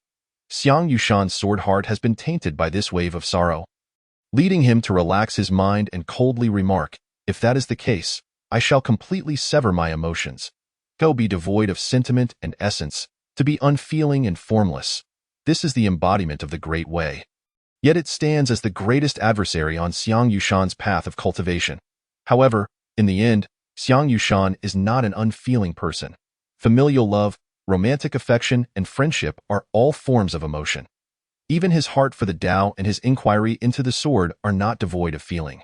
The more he attempts to sever these emotions, the more intense they become, ultimately overwhelming him as he coughs up a mouthful of blood. Xia Mingqiu approaches Xiang Yushan, yet his gaze seems to overlook his existence. He knows from this moment onwards, Xiang Yushan's sword heart will be clouded, and his path of cultivation severed. Why must it be so? Upon hearing this, Xia Mingqiu is momentarily taken aback but swiftly regains his composure. "You have awakened, how fortuitous." Du Guoming opens his eyes and slowly sits upright, yet he pays no heed to Xia Mingqiu, instead addressing Xiang Yushan. "Do you understand why you have been defeated?" A bitter smile appears on Xiang Yushan's pale face. "In the end, I cannot sever all sentiments as you have."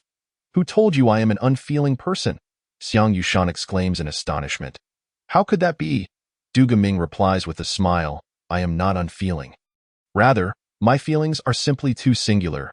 The path of cultivation hinges on a focused heart, and the sword path is no different.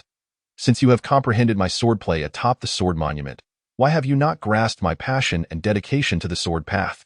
Xiang Yushan suddenly realizes, so it is I am enlightened. At this moment, the dust-covered sword heart of Xiang Yushan shines brightly once more, and a smile re-emerges on his face. "Have you come to inquire about the sword from me?" Du Guoming asks. "There is no longer any need for that." Xiang Yushan refrains from mentioning the sword inquiry again. "Coward!"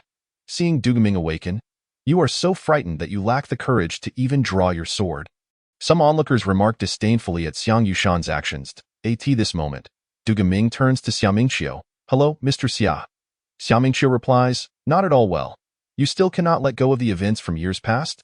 After all, he is my disciple and nephew."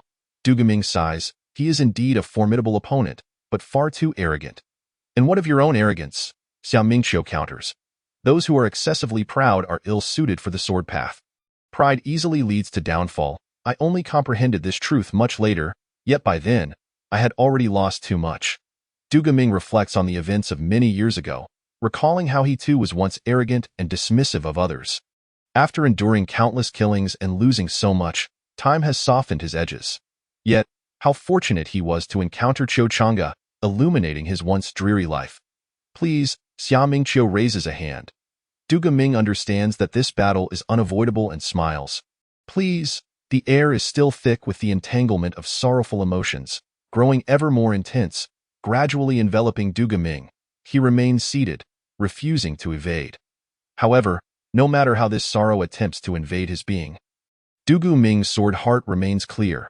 This is his sentiment, a devoted sentiment.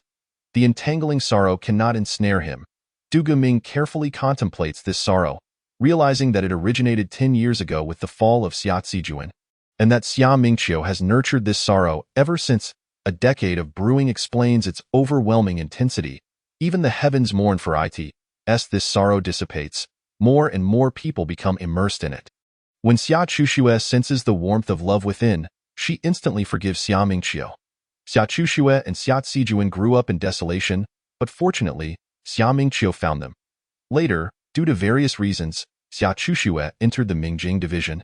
While Xia Zijuan and Xia Mingqiu spent over a decade cultivating at King Liangwen, they were not merely master and disciple, nor uncle and nephew, but more like father and son. Their bond was far more intense and profound than the sibling affection between Xia Chuxue and Xia Zijuan. The one who mourned the most at Xia Zijuan's demise was undoubtedly Xia Mingqiu. The world mourns together. Zijuan, your uncle has not forgotten your grudge. I have wronged him. Even Zhao Rui, far at the foot of the mountain, feels this sorrow and cannot help but lament. I truly envy Xia Zijuan, who not only had a fiancée like Lu Tiantian willing to die for him, a sister who would go to any lengths for revenge, but now has such a master. Unlike me, father, I wonder what you truly think. Zhao Rui gazes toward the capital, pondering whether that uncle in the palace is no longer present. Chaos reigns. The more chaotic, the better. That I am deeply moved by your uncle-nephew bond. It has been a long time since I felt such emotion. Du Guming smiles. Observing the introspective demeanor of Du Guming, Xia Mingqiu finds it difficult to fathom his depth. Thus, I must thank you. It is well known that when Du Guming wishes to express gratitude towards someone, it is often at that person's moment of death, for his method of thanking others is quite unique and lacking in novelty. A single sword strike, a single blade to express gratitude to the world, to all living beings. All can be slain. All can be cut down. At a blade of ruthless intent strikes towards Xia Mingqiu, who stands alarmingly close to Du Guming. Never has any enemy dared to stand so near, even when Du Guming is gravely injured and his power diminished to a fraction. Although Xia Mingqiu is astonished by Du Guming's strike, he remains unflustered, retreating and advancing with poise, his form swiftly vanishing from this realm. Yet, the sword intent is so powerful and enigmatic that it merges with Xia Mingqiu's sorrowful emotions, trailing him even as he exits the small world of the Five Directions chessboard. By the time he realizes this and attempts to disperse the sorrow, it is already too late. The sword intent erupts within his being. Fortunately, having stood in the Yufei realm for many years, Xia Mingqiu possesses an exceptionally strong soul. Though struck by Du Guming's blade, he is not fundamentally harmed. Xia Mingqiu's figure flits back to Du Guming's side. It seems you are indeed gravely injured. Even the Du Guming of 7 years ago could have slain me with such a strike. Du Guming observes Xia Mingqiu, who, despite his disheveled appearance, speaks with composure and ease, unhurried. He secretly sighs, for Xia Mingqiu is indeed a renowned practitioner of the Tao, capable of withstanding his strike in the Yufei realm. Pray tell, how many more strikes can you unleash? Xia Mingqiu presses on. Du Guming gazes at the Five Directions chessboard suspended in the sky, finding it quite bothersome, as it depletes his essence without allowing for swift replenishment. He contemplates whether to shatter this chessboard space, yet he is uncertain if he still possesses that strength. It is indeed a troublesome situation. Chapter 63. A decade to forge a sword. A surge of sword intent erupts from Du Guming, but his target is not Xia Mingqiu. Rather, it is the Five Directions chessboard above. Quickly stop him. Bystanders perceive his intention. The chessboard trembles under Du Guming's assault, as if a fissure is forming within the small realm. Xia Chushue's soul is also shaken by this sword, yet she quickly regains her composure, and the fissure is instantly restored. Just as Du Guming feels regret over this missed opportunity, Xia Mingqiu's attack follows closely. Long River. This is Xia Mingqiu's Long River Dao, a great river manifesting from thin air, completely enveloping Du Guming, denying him any chance of escape. The Long River continuously shifts and attacks, yet it struggles to breach the 3 feet surrounding Du Guming. Has your boundless sword domain now been reduced to merely 3 feet? Xia Mingqiu taunts. 3 feet is eternity. Even if it were only 1 foot, I remain invincible, Du Guming asserts with imposing confidence. The rules of the sword coalesce around Du Guming, almost tangible, and as he contends with the Long River, they are gradually diminished. Du Guming harbors the intention to slice through the Long River, but alas, he is gravely injured. His essence is depleted and cannot be replenished, and his soul has yet to fully recover, exhibiting signs of impending rupture. Now, he can only rely on his sword domain to endure. The clash between Du Guming and Xia Mingqiu is so intense that ordinary Yufei realms cannot intervene. Even standing too close is inadvisable. At this moment, it is a matter of who will exhaust their essence first, who will falter. Yet, Xia Mingqiu benefits from the rule of the five directions chessboard, allowing him to freely absorb the world's essence for restoration. It seems that if this continues, the ultimate victor will likely be Xia Mingqiu, as bystanders observe. Those closest to the combat, particularly Xiang Yushan, understand this truth all too well and cannot help but feel anxious for Du Guoming. Suddenly, an idea strikes him, and he strides directly behind Du Guoming. The crowd is puzzled by his actions, but Xia Chuxue seems to have an inkling of his intention. Quickly stop him! The crowd unleashes various attacks, but unfortunately, they are a moment too late. Xiang Yushan seamlessly integrates into Du Guoming's sword domain, rendering their attacks ineffective against him. It seems you have completely grasped the sword intent I left upon the sword monument. Even comprehending the sword domain, Du Guoming observes. Du Guoming marveled, noting that although Xiang Yushan and he were not bound by the ties of master and disciple, Xiang Yushan learned from Du Guoming in every aspect, be it attire, swordsmanship, or that air of confidence that looked down upon the world. At this moment, the realm of swordsmanship resonated with Du Guoming's essence. The sphere of sword intent surrounding Du Guoming expanded by over a foot, rendering the vast river of energy unable to approach him. Xia Mingqiu's complexion changed dramatically, causing him to involuntarily retreat several steps. Du Guoming, brimming with confidence, declared, "We shall settle life and death with a single sword." In that instant, Du Guoming and Xiang Yushan seemed to transform simultaneously into a colossal sword, aimed directly at Xia Mingqiu, who could only retreat incessantly. At that moment, he found himself ensnared by the overwhelming sword intent, leaving him unable to escape freely. The only option left was to unleash a desperate strike with his spiritual manifestation. Instantly, his spiritual form expanded infinitely. Xia Mingqiu, being one of the few formidable figures in the Mayfly realm, showcased a soul power that far surpassed both Shuang Mingda and Xiang Yushan, rivaling even Du Guoming in this very instant. A massive spiritual manifestation enveloped the entire sword pavilion, while Du Guoming's sword slowly pierced through this manifestation. Yet, it was evident that the combined power of Du Guoming and Xiang Yushan's strike was overwhelmingly formidable, transcending the boundaries of the Mayfly realm. Beneath this strike, even with Xia Mingqiu surrounded by boundless star power, brimming with vitality and bolstered by the laws of heaven and earth, he likely could not escape death. At this moment, Xia Chuxue observed the impending climax with a calm demeanor, showing no inclination to intervene. Feeling the sword piercing his brow, Xia Mingqiu couldn't help but ponder, is this how it ends? Perhaps it is for the best. However, that astonishing sword suddenly shattered, and with it, Du Guoming's sphere of sword intent erupted with an inexhaustible sword energy from Xiang Yushan's chest. Not only did it obliterate the sword intent, but it also left Du Guoming grievously wounded. Xiang Yushan himself was far from unscathed. Countless strands of sword intent erupted from his chest, and he could no longer maintain his stance. Collapsing to one knee, blood spilling from his mouth. Coughing twice, Du Guoming realized the immense damage inflicted upon him by that previous strike. "You are not Xiang Yushan. Who are you truly?" he inquired, perplexed, with blood staining his chest. Xiang Yushan replied with a smile, "I am Xiang Yushan, but I am also more than just Xiang Yushan." The crowd gasped in astonishment, unable to fathom how the situation had taken such a dramatic turn. The very individual who had aided Du Guoming now launched a surprise attack against him at a critical moment.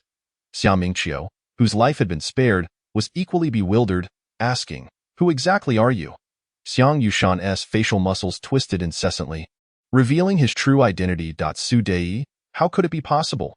Many who had encountered Su Dei recognized him immediately. Du Guoming forced a bitter smile. "What a splendid achievement for Su Dei. I never imagined I would be defeated by your hand."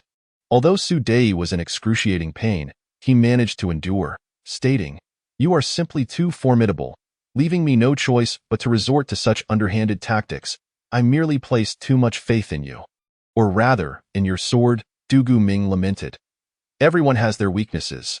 Yours is your unwavering belief in the sword, as if it alone could never deceive," Su Dei elucidated. "With your prowess, you need not have resorted to such measures to harm me. Such risks were too great. I opted for the method with the least risk. You employed the sword concealment technique of the Taoist school, yet you are not a master swordsman. I do not comprehend how you were able to cultivate my sphere of sword intent. Du Guoming expressed his confusion. 10 years ago, I indeed did not excel in swordsmanship, but I had ample time to learn. Although swordplay is arduous, Su Dei reminisced about his days of practicing swordsmanship. When did you begin your sword training? Or rather, when did you lay the trap to kill me? From the moment Chushue sought your demise, it has been nearly 10 years. 10 years to forge a single sword? I cannot claim to have been wronged in my defeat, Du Guoming acknowledged with newfound clarity. 10 years. A mere fleeting moment in a person's life, Xia Chushue contemplated as she gazed upon this once youthful and spirited youth. Now aged and weary, she couldn't help but think of another sunny boy who, regrettably, had lost his light. Was vengeance truly that significant? Despite being gravely injured, Du Guoming remained unyielding. Throughout these years, I have slain many, and many have sought my life, yet never have I found myself in such a dire predicament as today. If you wish to kill me, come forth. Su Dei shook his head, taking a few steps back. His initial approach had already been dubious, and now that Du Guoming was cornered, he felt no need to strike. Xia Mingqiu shared his sentiment. Even if he refrained from intervening, Du Guoming appeared destined for death. The five-pointed chessboard hung in the air, and no one knew what thoughts occupied Xia Chushue's mind. However, Du Guoming's escape was an impossibility. Chapter 64. The Divine Armor of Talismans. At this moment, Dao Xie and his trio focused intently on the location of Qiu Changge, as star power shrouded the area, lingering without dispersing. The four did not take the initiative to investigate.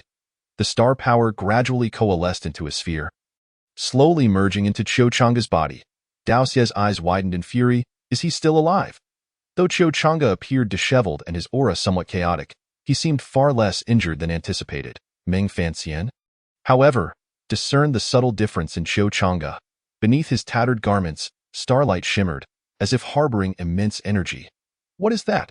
Long Hai also noticed the anomaly in Qiu Changge. Putua remained with a sorrowful expression. Could it be the divine armor of talismans? Cough. I never expected you to discover it. This was originally prepared for the Skywalker. Qiu Changge spoke in intermittent bursts, clearly in discomfort. Impossible. The divine armor of talismans was destroyed decades ago. Dao Xie, well acquainted with its origins, asserted. The divine armor of talismans, the five-pointed chessboard, and the Qingyun sword are known as the three divine artifacts of the Daoist school. He continued. The five-pointed chessboard is the treasured artifact of the Qingliang Temple, which Sumert Sijuan once gifted to Lu Tiantian as a betrothal gift. After Sumert Sijuan perished in the Sword Pavilion, Qingliang Temple, for reasons unknown, never reclaimed the five-pointed chessboard from Lu Tiantian. The divine armor of talismans is the treasured artifact of the Tongtian Temple, possessing an ancient lineage that remains a mystery. It resembles armor, adorned with countless talismanic formations. By inputting vitality, one can activate the formations contained within, representing the culmination of talismanic knowledge from across the realm.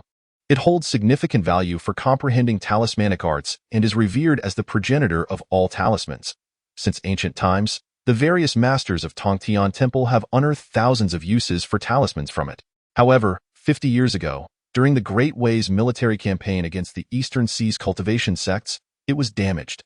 After that, Qiu Changge, upon assuming leadership of Tongtian Temple, spent years nurturing and repairing it, and now it has once again graced the world. Qiu Changge, a true prodigy of the Daoist school, had spent decades mastering the divine armor of talismans and could now adeptly wield over 100 talismanic formations. I had no intention of utilizing this divine armor of talismans, but it seems that circumstance leaves me no choice. At that moment, Qiu Changge was unaware of the ongoing battle in the Sword Pavilion, yet he understood that his prison array had been breached. Du Guoming was likely in dire straits, as time was not on his side. Originally, he had anticipated at least 3 months, but he was perplexed as to why his adversaries had arrived so swiftly. Even deploying 5 practitioners of the life-bound realm, along with others hidden in the shadows. Qiu Changge, Du Guoming's demise is inevitable. Why must you oppose him and the practitioners of the world? Long Hai urged. This is righteousness. How could you, a hypocritical bald donkey, possibly understand? Long Hai ceased further discourse, as the golden bell manifestation coalesced once more. Qiu Changge looked upon him with disdain. I initially regarded you as a younger generation and let you have your way with one move. Yet now, You dare to look down upon me. Talismans absorb. Qiu Chang'e lightly tapped a certain pattern on the divine armor of talismans. The talismanic formation materialized, spiraling like a vortex, continuously drawing in the surrounding star power, which then transformed into pure star energy to replenish Qiu Chang'e's vitality. The void trembled, and Dragon High's golden bell manifestation weakened under the onslaught, ultimately dissolving into specks of starlight scattered across the heavens. What a marvelous talismanic formation! It truly lives up to its reputation as the treasured artifact of the Taoist school, Meng Fanxian remarked with admiration. With no less than 100 cultivation sects in the Eastern Sea, they ultimately had to bow to the Great Way. This was not solely due to the martial emperor's exceptional strategies, but also because Great Way received assistance from the 3 Taoist sects, which established the Tao Alliance under Great Way's control. Though the 3 Taoist sects may not surpass the Eastern Sea's cultivation sects in terms of numbers and realms, their 3 divine artifacts are increasingly marvelous and powerful, something the Eastern Sea sects simply lack. Even when the divine armor of talismans was damaged, Tongtian Temple's heritage nearly faced extinction. Just the presence of the 5-pointed chessboard and the Qingyun sword was enough to stifle the Eastern Sea's practitioners. Now that the divine armor of talismans has re-emerged, those with ambitions in the Eastern Sea will surely not wish to witness it. Meng Fanxian glanced at Dao Xie, fully aware of the murderous intent reflected in his eyes. Breakthrough, Long Hai unleashed the secret technique of the untransmittable Golden Buddha sect. Unlike the sky-piercing conical form created by formations like that of Xia Chuxue, this was forged from Long Hai's colossal Buddha physique, taking the human form as a spear, impervious to destruction, unyielding in its essence. Long Hai's formidable Buddha physique was already the most powerful body-refining method in existence, capable of obliterating all that stands in its way. At this moment, it was further augmented by stellar energy, rendering it incomparably stronger than Meng Fanxian's myriad star swords from earlier. Long Hai's strike was imbued with the determination to utterly annihilate Qiu Chang'e. The heavens and earth trembled, as if unable to withstand the pressure exerted by this sky-piercing cone. Putuo and Dao Xie collaborated with Long Hai in their relentless assault, invoking the powers of extinction, nether flames, and heart fire. Qiu Chang'e sensed the stellar energy within his body once more fall into silence, his expression disdainful as he remarked, "The successor of the divine movement sect is nothing extraordinary." The talismanic armor merged seamlessly with Qiu Chang'e's form, the runes replacing the meridians within him, glowing brilliantly. The force of extinction could not hinder the transmission of stellar energy through the runes. Meanwhile, the nether flames and heart fire from Dao Xie seemed to emanate from the void, igniting various parts of Qiu Chang'e's being, incessantly searing his soul. As Qiu Chang'e's emotional turmoil intensified, so too did the ferocity of the heart fire.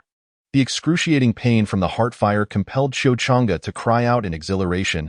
How delightful, how invigorating that moment. His garments were consumed by the heart fire, leaving the talismanic armor fully exposed before the 4 onlookers. Qiu Chang'e's location transformed into a river of stars, a convergence of endless stellar energy. Qiu Chang'e gazed coldly at Dao Xie. "Dao Xie, I never imagined you would make some progress over the years. But it is still insufficient." With a wave of extinction, Qiu Chang'e astonishingly employed Putuo's method of extinction to suppress the heart fire. Though the heart fire did not extinguish completely, it could no longer affect Qiu Chang'e. How is this possible? Putuo was taken aback. How could Qiu Chang'e wield the untransmittable secret of his divine movement sect? No matter how well-connected Qiu Chang'e was with his master, it was inconceivable for his master to have imparted the method of extinction to him. Humph! What is mere extinction worth? This method of extinction was originally passed down by me to your master. Back in the day, he beseeched me to take him as my disciple, but his qualifications were too lacking and he was considerably older than I, failing to meet my criteria. Thus, he created this secret method of extinction to pass on to him. Later, he founded the Divine Movement sect, and we addressed each other as fellow Taoists. With a mournful expression, Putuo exclaimed, "This is impossible." Qiu Chang'e's words seemed to shatter Putuo's resolve, as he realized he was merely a disciple or grand disciple of Qiu Chang'e. Dao Xie hurriedly interjected, "Putuo, do not let Qiu Chang'e's words sway you. Everyone knows that Qiu Chang'e is as cunning as a fox. He is deceiving you. The master of the Divine Movement sect achieved fame long before Qiu Chang'e ever did. How could he have taken Qiu Chang'e as his master?" Chapter 65. A sword of dragon flame, Putuo regained his composure and thanked Dao Xie. Thank you, my friend. He turned his gaze to Cho Chang'e, fury burning within him. Cho Chang'e, I once regarded you as a senior, yet you dare to insult my master. Today, I shall surely kill you. The talisman of extinction, augmented by the talismanic armor, was now immensely powerful. Even though Putuo shared the same roots, he could not suppress it in a short time. Cho Chang'e sighed softly, choosing silence as he focused on the sky-piercing cone above. He lightly tapped the talismanic armor, Talisman of the Weak Water, 3000. The sky-piercing cone was enveloped by the weak water formed from boundless stellar energy, advancing slowly before finally coming to a halt. Long Hai's colossal Buddha physique emitted a hissing sound, as weak water is capable of dissolving all things in the world. Indeed, the Buddha physique was formidable enough to withstand the onslaught of the weak water. Though it remained uncertain how long Long Hai could endure, aware of the limited time, Cho Chang'e knew he could not prolong the confrontation and must devise a way to break the stalemate. In a rare display, Meng Fanxian drew his sword, an act unseen for many years, triggering a surge of power from the heavens and earth, stirring winds and thunder. Cho Chang'e understood that he could not allow Meng Fanxian to unleash this sword. For Symbol's sword array, the talismanic armor unleashed the four great spirit beasts, forming a constellation of star swords that swiftly ensnared Meng Fanxian, preventing him from drawing his sword. Recognizing that the time for decisive battle had arrived, Cho Chang'e's attention fixed upon Dao Xie, talisman of the Azure Cloud Sword Soul. A massive star sword manifestation appeared in the sky. Dao Xie blurted out, "This is the Azure Cloud Sword." This was not merely a simple manifestation. It contained a fragment of the Azure Cloud Sword Soul, which Cho Chang'e had painstakingly sought from the master of the Azure Cloud sect, originally intended for use against the celestial traveler. Dao Xie, congratulations on dying beneath the Azure Cloud Sword. It does not dishonor you. Damn you. Dao Xie cursed inwardly, yet he dared not move, even to evade a fraction. He knew that he was now locked by the intent of this sword. If he attempted to flee, he would surely perish. Engaging directly, he hoped to endure until Meng Fanxian could break the four-symbol sword array. Dao Xie's assessment was not flawed. He had a clear understanding of Meng Fanxian's strength and his own capabilities. However, he underestimated Cho Chang'e's resolve. Among the four present, Cho Chang'e harbored the deepest animosity towards Dao Xie, yet his desire to eliminate Meng Fanxian was paramount. However, Meng Fanxian's formidable power left Cho Chang'e uncertain if he could slay him with a single strike. Forcing him to seek an alternative, Dao Xie, you truly deserve to die. Wherever the Azure Cloud Sword passed, nothing could withstand it. Dao Xie unleashed his secret techniques, striving to endure for just a moment longer. Meng Fanxian recognized Dao Xie's predicament. Despite their usual enmity, they were both members of the Eastern Sea cultivation sect, and he felt compelled to rescue Dao Xie. Meng Fanxian ceased to hold back, igniting his blood essence, drawing his sword to sweep towards the Azure Cloud Sword Soul. Immortal slashing sword technique. The Azure Cloud Sword Soul crumbled under the might of this strike, disintegrating into ashes. Yet, the onslaught did not cease. It continued its trajectory toward Cho Chang'e. Ignoring the impending danger, Cho Chang'e exerted all his effort to control the Azure Cloud Sword manifestation, hurling it at Dao Xie. Dao Xie was directly propelled from the starry expanse to the ground, while at the same moment, Cho Chang'e was struck by Meng Fanxian's immortal slashing sword technique, his body gradually descending. Such a pity? Cho Chang'e sighed, realizing that being struck by Meng Fanxian's sword had prevented the Azure Cloud Sword from fully accomplishing its task of eliminating Dao Xie.it was indeed regrettable. Although he was protected by the talismanic armor, he had sustained some injuries. Fortunately, Dao Xie appeared to lack the strength to continue fighting, leaving only 3 opponents remaining. Cough, cough. Dao Xie, having been slammed into the ground, coughed several times, but a smile emerged on his face as he exclaimed, "Ha ha, Cho Chang'e, you will ultimately be unable to kill me. Ha ha, cough, cough." Dao Xie thought to himself that, in a critical moment, Meng Fanxian had proven reliable. Although he had previously looked down upon Meng Fanxian's facade of false superiority, it was evident that he had indeed come to his aid, and perhaps he was not as detestable as he once believed. Just because Cho Chang'e cannot kill you does not mean I cannot. Dao Xie's expression shifted dramatically. Who is it? Lying on the ground, unable to rise, he could only move his head, scanning the surrounding debris and ruins, which appeared all too familiar. No, it was not merely familiarity. This was indeed the sword pavilion. It turned out that after Dao Xie was struck by the azure cloud sword, his body had entered a small world within the five directions chessboard, a conduit of primordial energy specially created by Xia Chuxue for Xiaming Qiu and others, landing directly before Du Guming. After being injured by Su Dei, both Su Dei and Xiaming Qiu had retreated, ceasing their assault on Du Guming. Thus, at this moment, Dao Xie faced only Du Guming. Even if Su Dei and Xiaming Qiu were nearby, they would not choose to save Dao Xie. They were figures from the Wei dynasty and the Dao sect, naturally at odds with the Eastern Sea cultivators. Dao Xie was even more a practitioner of the demonic path within the Eastern Sea sect, and it was already remarkable that they did not step in to deliver a finishing blow. The notion of saving him was utterly absurd. Du Guming understood that a fierce battle awaited him. He was currently grievously wounded, his spirit and primordial energy depleted, and thus he required a sword to unleash his full potential. Scanning the sword pavilion, he found not a single sword that would acknowledge him, for their masters had all perished by their own blades. Du Guming's own sword had long been obliterated during the battle with the practitioners of the Falling Sun sect in the realm of destiny, and since then, he had not wielded a sword. How tragic that I, Du Guming, a once great sword demon, cannot find a single sword to recognize me. He chuckled bitterly, when suddenly, a sword emitted a resonant hum. Upon looking, he discovered it was the sword left behind by the sword Sainamo Tsangqiang. Your master perished at my hands. I knew you would not serve me, so I promised him I would find you a suitable master. Yet today, I find myself at the end of my road. Du Guming gazed at the sword before him, refraining from drawing it. The Longyan sword, imbued with spirit, emitted a resonant clang, as if narrating an untold story. Du Guming's sword heart was clear, understanding the message conveyed by the Longyan sword. Indeed, he and Imo Tsangqiang were kindred spirits. When Imo Tsangqiang resolutely sought death, Longyan accompanied him for a century. How could it not comprehend this? Yet, Imo Tsangqiang ultimately fell by Du Guming's hand, which birthed Longyan's animosity towards him. However, today it sensed Du Guming's sword heart, his emotions and convictions, reminiscent of Imo Tsangqiang's in days of yore. They were, after all, of the same ilk. Du Guming had reached the end of his path, akin to Imo Tsangqiang of that day. On that fateful day, Longyan could not save Imo Tsangqiang, yet today it yearned to aid Du Guming.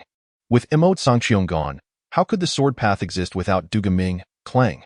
The brilliance of the Longyan sword surged, illuminating the darkness in Du Guming's heart. Today, I, Du Guming, have a friend named Qiu Chang'e and a sword called Longyan. Who in this world can slay me? Chapter 66. Shang Wujiao. Du Guming drew the Longyan sword, its dragon shadows intertwining with the sword's soul emanating from him, a harmonious reflection of the sword demon and sword saint. Du Guming felt his spirit being restored almost entirely by the Longyan sword, which had absorbed the soul power of Imo Tsangqiang after following him for over a century. Before his demise, Imo Tsangqiang had infused pure soul energy into the Longyan sword, enabling its next master to comprehend his sword path. Thus, inadvertently, it had aided Du Guming, who now felt his strength restored to about 50% of its peak. Aside from the depletion of his vital energy, facing Dao Xie, Du Guming smiled and said, "Just because Qiu Chang'e cannot kill you, does not mean I cannot." Dao Xie exclaimed, "Who?" In an instant, a streak of sword light cleaved down, and Dao Xie's head was severed from his body. This malevolent figure could hardly fathom how he had met his end so simply, devoid of grandeur or a fierce showdown. The world is indeed peculiar. Some seek death yet cannot attain it, while others perish with such ease. Du Guming regarded the head of Dao Xie, whose eyes remained open in death, and declared, "The one who slays you is the sword demon Du Guming. This hardly tarnishes your reputation." Du Guming stood before the crowd of the sword pavilion, his demeanor proud, gazing down upon the masses. Su Dei observed Du Guming and sensed a shift in the tides. Yet he was relieved that the situation had not completely spiraled out of control. However, Dao Xie's demise had left everyone in shock, and it seemed the battle in the celestial realm would soon reach its conclusion. Su Dei continuously calculated the outcome of this conflict in his mind. Down the mountain, Zhao Rui, employing the water mirror technique, learned of the battle within the sword pavilion and could not help but exclaim, "I never anticipated such a scenario. Not only did we fail to eliminate Du Guming, but we also lost a master like Dao Xie first." Zhao Rui pondered the upcoming developments, and after a while, a smile graced her face. So it is yet. A gentleman does not stand beneath a perilous wall. It seems the time has come to depart. Zhao Rui waved her hand to disperse the water mirror technique and gracefully left. The outcome of the sword pavilion battle no longer concerned her. She had fulfilled her role. If not for certain reasons, she would not have even come to this Shiliang sword pavilion. Her battlefield lay elsewhere, and she ought to explore another front. The Qingzhou Tianhe Academy, a middle-aged scholar quietly read in his study, though his thoughts seemed far removed from the pages before him. Occasionally, he gazed out at the night sky, experiencing an interminably long and arduous night. As the senior brother of the academy, Fong Ling could naturally sense the fierce battle emanating from the sword pavilion, yet he did not ascend to the pavilion as he had 7 years prior. He hoped his junior sister could truly come to terms with the situation, but the human heart is the most inscrutable of things. Each individual has their own choices. One may be able to obstruct a moment, yet cannot hinder a lifetime. How leisurely of you, master. You can still sit here now. A cold laugh echoed within the chamber. It was the eve of the new year, and the academy was devoid of other souls. Though Fong Ling did not know the identity of the visitor, he recognized them as a top-tier practitioner. I wonder which esteemed member of the Shang family you are? Fong Ling did not rise. I am Shang Wujiao, one of the 3 ancestors of the Shang family. The name Shang Wujiao might be unfamiliar to other practitioners, for he was a prodigy from 40 years ago who had faded from prominence after years of absence from the Shang family. However, Fong Ling was well aware of who he was. Upon hearing the name, Fong Ling felt a surge of anger, a rare occurrence for him. Quickly suppressing his ire, Fong Ling raised his gaze towards the visitor's direction. Regrettably, his eyes were blind, and he could not discern the person's features. Yet, he could sense the immense aura surrounding them, a celestial energy enveloping them like a blazing sun amidst the night. Indeed, a practitioner of the life-giving realm. Fong Ling mused that I had thought it would be Elder Shangqing who came. Shang Wujiao replied coldly, if Shangqing were to come, he might not necessarily be your match. Fong Ling countered, if he does come, perhaps we would share a drink and converse, as he is one of the few enlightened individuals within the Shang family. Shang Wujiao did not refute Fong Ling's words. He understood Shangqing's temperament, yet this matter concerned the survival of the Qingzhou Shang family, leaving no room for error. Now that I am here, you should be aware of our family's resolve. Shang Wujiao did not dwell too much on Shangqing. Indeed, if any member of the Shang family were to come, there might be a chance to salvage the situation. But you, elder, cannot point 10 years ago. The Shang family colluded with the Feishui kingdom to seize Qingzhou. But this plot was inadvertently discovered by Shang Lu, who, as one of the heirs to the Shang family, did not agree with their actions. The Shang family's ancestors recognized Shang Lu's aspirations and ambitions, knowing he was not aligned with their path. For the greater good, they resolved to eliminate him at that time. Shang Lu had just entered the life-giving realm, his foundation unstable. The family dispatched Shang Wujiao to slay him. He was of the same generation as Zhou Chang'e, a talent in his own right, having entered the life-giving realm many years prior, his prowess far beyond Shang Lu's. Ultimately, Shang Lu fought valiantly, buying Su Dei precious time to stabilize the situation in Qingzhou without bloodshed. Yet, Shang Lu paid a heavy price, falling into the ephemeral realm, never to ascend to the life-giving realm again. A lingering dark injury remained within his soul, one that could not be healed, leaving him to recuperate slowly. From that moment on, Shang Lu severed ties with the Shang family. After the turmoil in the Great Way ended, Zhao Yu once intended to eradicate the major families of Qingzhou. Shang Lu believed that, given the recent chaos, it was unwise to confront these families head-on in the end. Zhao Yu only targeted a few families in Qingzhou, instilling fear in their hearts, yet the Shang family ultimately survived, becoming more subdued for a decade. Now that Zhao Yu was gone, the major families of Qingzhou were once again uneasy. They had their own representatives among the kings, and it was merely a matter of who would emerge victorious in the end. Thus, Shang Wujiao's purpose for coming was straightforward. The academy had always been a thorn in the side of the major families, yet no one had dared to take action against it, except for the Shang family. So, you have come to kill me, Fong Ling asserted. Indeed, among your generation, you are perhaps the foremost, yet it is regrettable indeed. Yet what is truly regrettable is for you, elder. Shang Wujiao inquired with intrigue, do you believe you have the right to battle me? You remain in the ephemeral realm, perhaps among the strongest in that realm. However, until you enter the life-giving realm, you will remain unaware of the vastness and infinity of this world. Shang Wujiao looked up at the starry sky. A multitude of stellar energies converging upon him, as if he were a deity. With Zhao Yu's demise, the academy ought not to exist any longer, Fong Ling replied, regardless of who ascends to the throne of the Great Way in the future. The academy will remain the strongest counterbalance to the major families. No emperor would dare to extinguish the academy. It seems the Shang family has once again opted for the Feishui kingdom. Shang Wujiao did not respond to Fong Ling's conjecture, knowing that it was not yet the time to reveal their cards.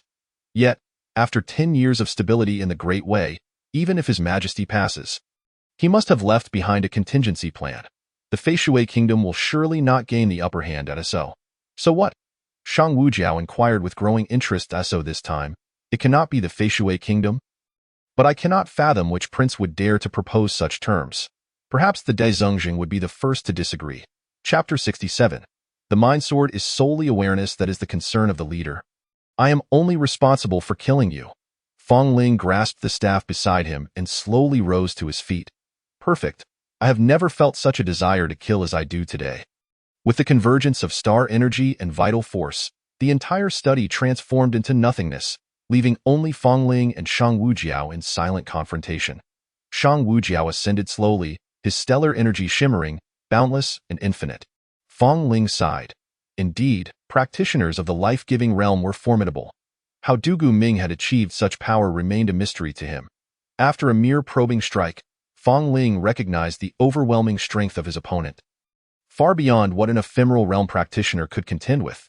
Yet, he was no ordinary ephemeral realm practitioner. Du Ming had slain a practitioner of the life-giving realm, a unique occurrence, unparalleled. However, that was in the past. He was no longer the same man he had been 7 years ago. Though he had lost his sight in that battle, he had gained much. With his soul energy reined in, his body gradually ascended. Intent on engaging Shang Wujiao in battle amidst the stars. How dare you be so arrogant in my presence? Where is your righteous spirit? Shang Wujiao scoffed coldly. Why righteous spirit resides in my heart. Today, I shall slay you, Fong Ling declared confidently. What brazen words! The immense star power transformed into a barrage of attacks directed at Fong Ling, starkly simplistic and brutally direct, devoid of any embellishment. As these assaults approached, Fong Ling deftly twirled his staff in a circular motion, causing the colossal star energy to gradually rotate and eventually converge atop his staff. He then raised his staff and pointed it at Shang Wujiao. Uttering the word, annihilation, the overwhelming star power surged entirely towards Shang Wujiao, who nonchalantly waved his hand, causing the energy to vanish without a trace. It appears I have underestimated you, he remarked. This is the path of Wuji from the Taoist sect. I never anticipated you would master it. Seems Yuanzhou holds you in high regard. Fong Ling remained silent, aware that this was merely a test from Shang Wujiao. Shang Wujiao understood that to resolve matters with Fong Ling today, it would be necessary to reveal some of his capabilities, even if it meant leaving traces behind. Void Divine Sword, a star sword, perpetually shifting between reality and illusion, materialized from the heavens. The oppressive aura of this sword was palpable even to cultivators dozens or even hundreds of miles away. What is that? The Void Divine Sword, the Shang family's ultimate technique. Yet, I wonder who it is meant to slay this time. Is it directed towards the Tianhe Academy? Could it be the Grandmaster?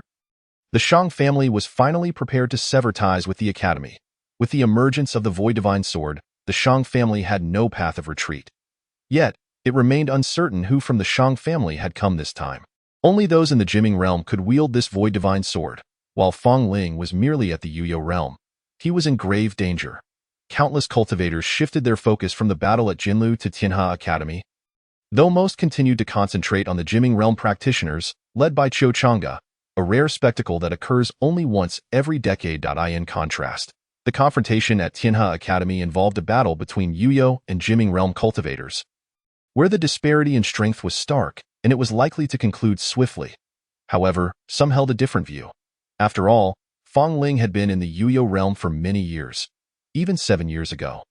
During the battle at Jinlu, he had withstood a strike from Du Ming and emerged unscathed, far from the feeble image that others had of him. for he was indeed a grand master of the academy. The void divine sword, swift and potent, surged toward Fong Ling in an instant. With a serene smile, he regarded the incoming strike, his thoughts drifting back to the Jianlu battle 7 years prior. That strike had been equally breathtaking. A dazzling display of starlight. Yet, Fong Ling was no longer the same person he had been back then. The void divine sword engulfed Fong Ling in an instant, but as the light faded, he stood resolute, his smile unwavering, as if the sword had no effect on him. Why? What kind of secret technique is this? Shang Wujiao exclaimed in astonishment. The void divine sword was the pinnacle of the Shang family's techniques, accessible only to direct descendants and practitioners of the Jiming realm. Even the former Shang Lu had never learned it. Hence, it was implausible for Fong Ling to possess any understanding of the void divine sword. Its power lay in its transformation between the real and the illusory, rendering evasion impossible, even defense infeasible. Many had perished beneath this sword, unaware of their impending fate. Fong Ling had remained there without employing any spatial techniques to evade or meld with the heavens. His garments undisturbed, which left Shang Wujiao baffled. At this moment, Fong Ling continued to harbor his divine essence, standing amidst the starry sky, his form increasingly ethereal and inscrutable. If you had visited Jianlu or encountered Duming, you would comprehend, Fong Ling slowly elucidated. Is it a domain? You people are truly intriguing. Rather than striving to break through to the Jiming realm, you lingered for so many years in the ephemeral Yuyo realm. Shang Wujiao mused. The profundity of the Yuyo realm is such that one could spend an entire lifetime seeking to comprehend it. That is precisely why the Jiming realm exists. After all, not everyone is like Duguming.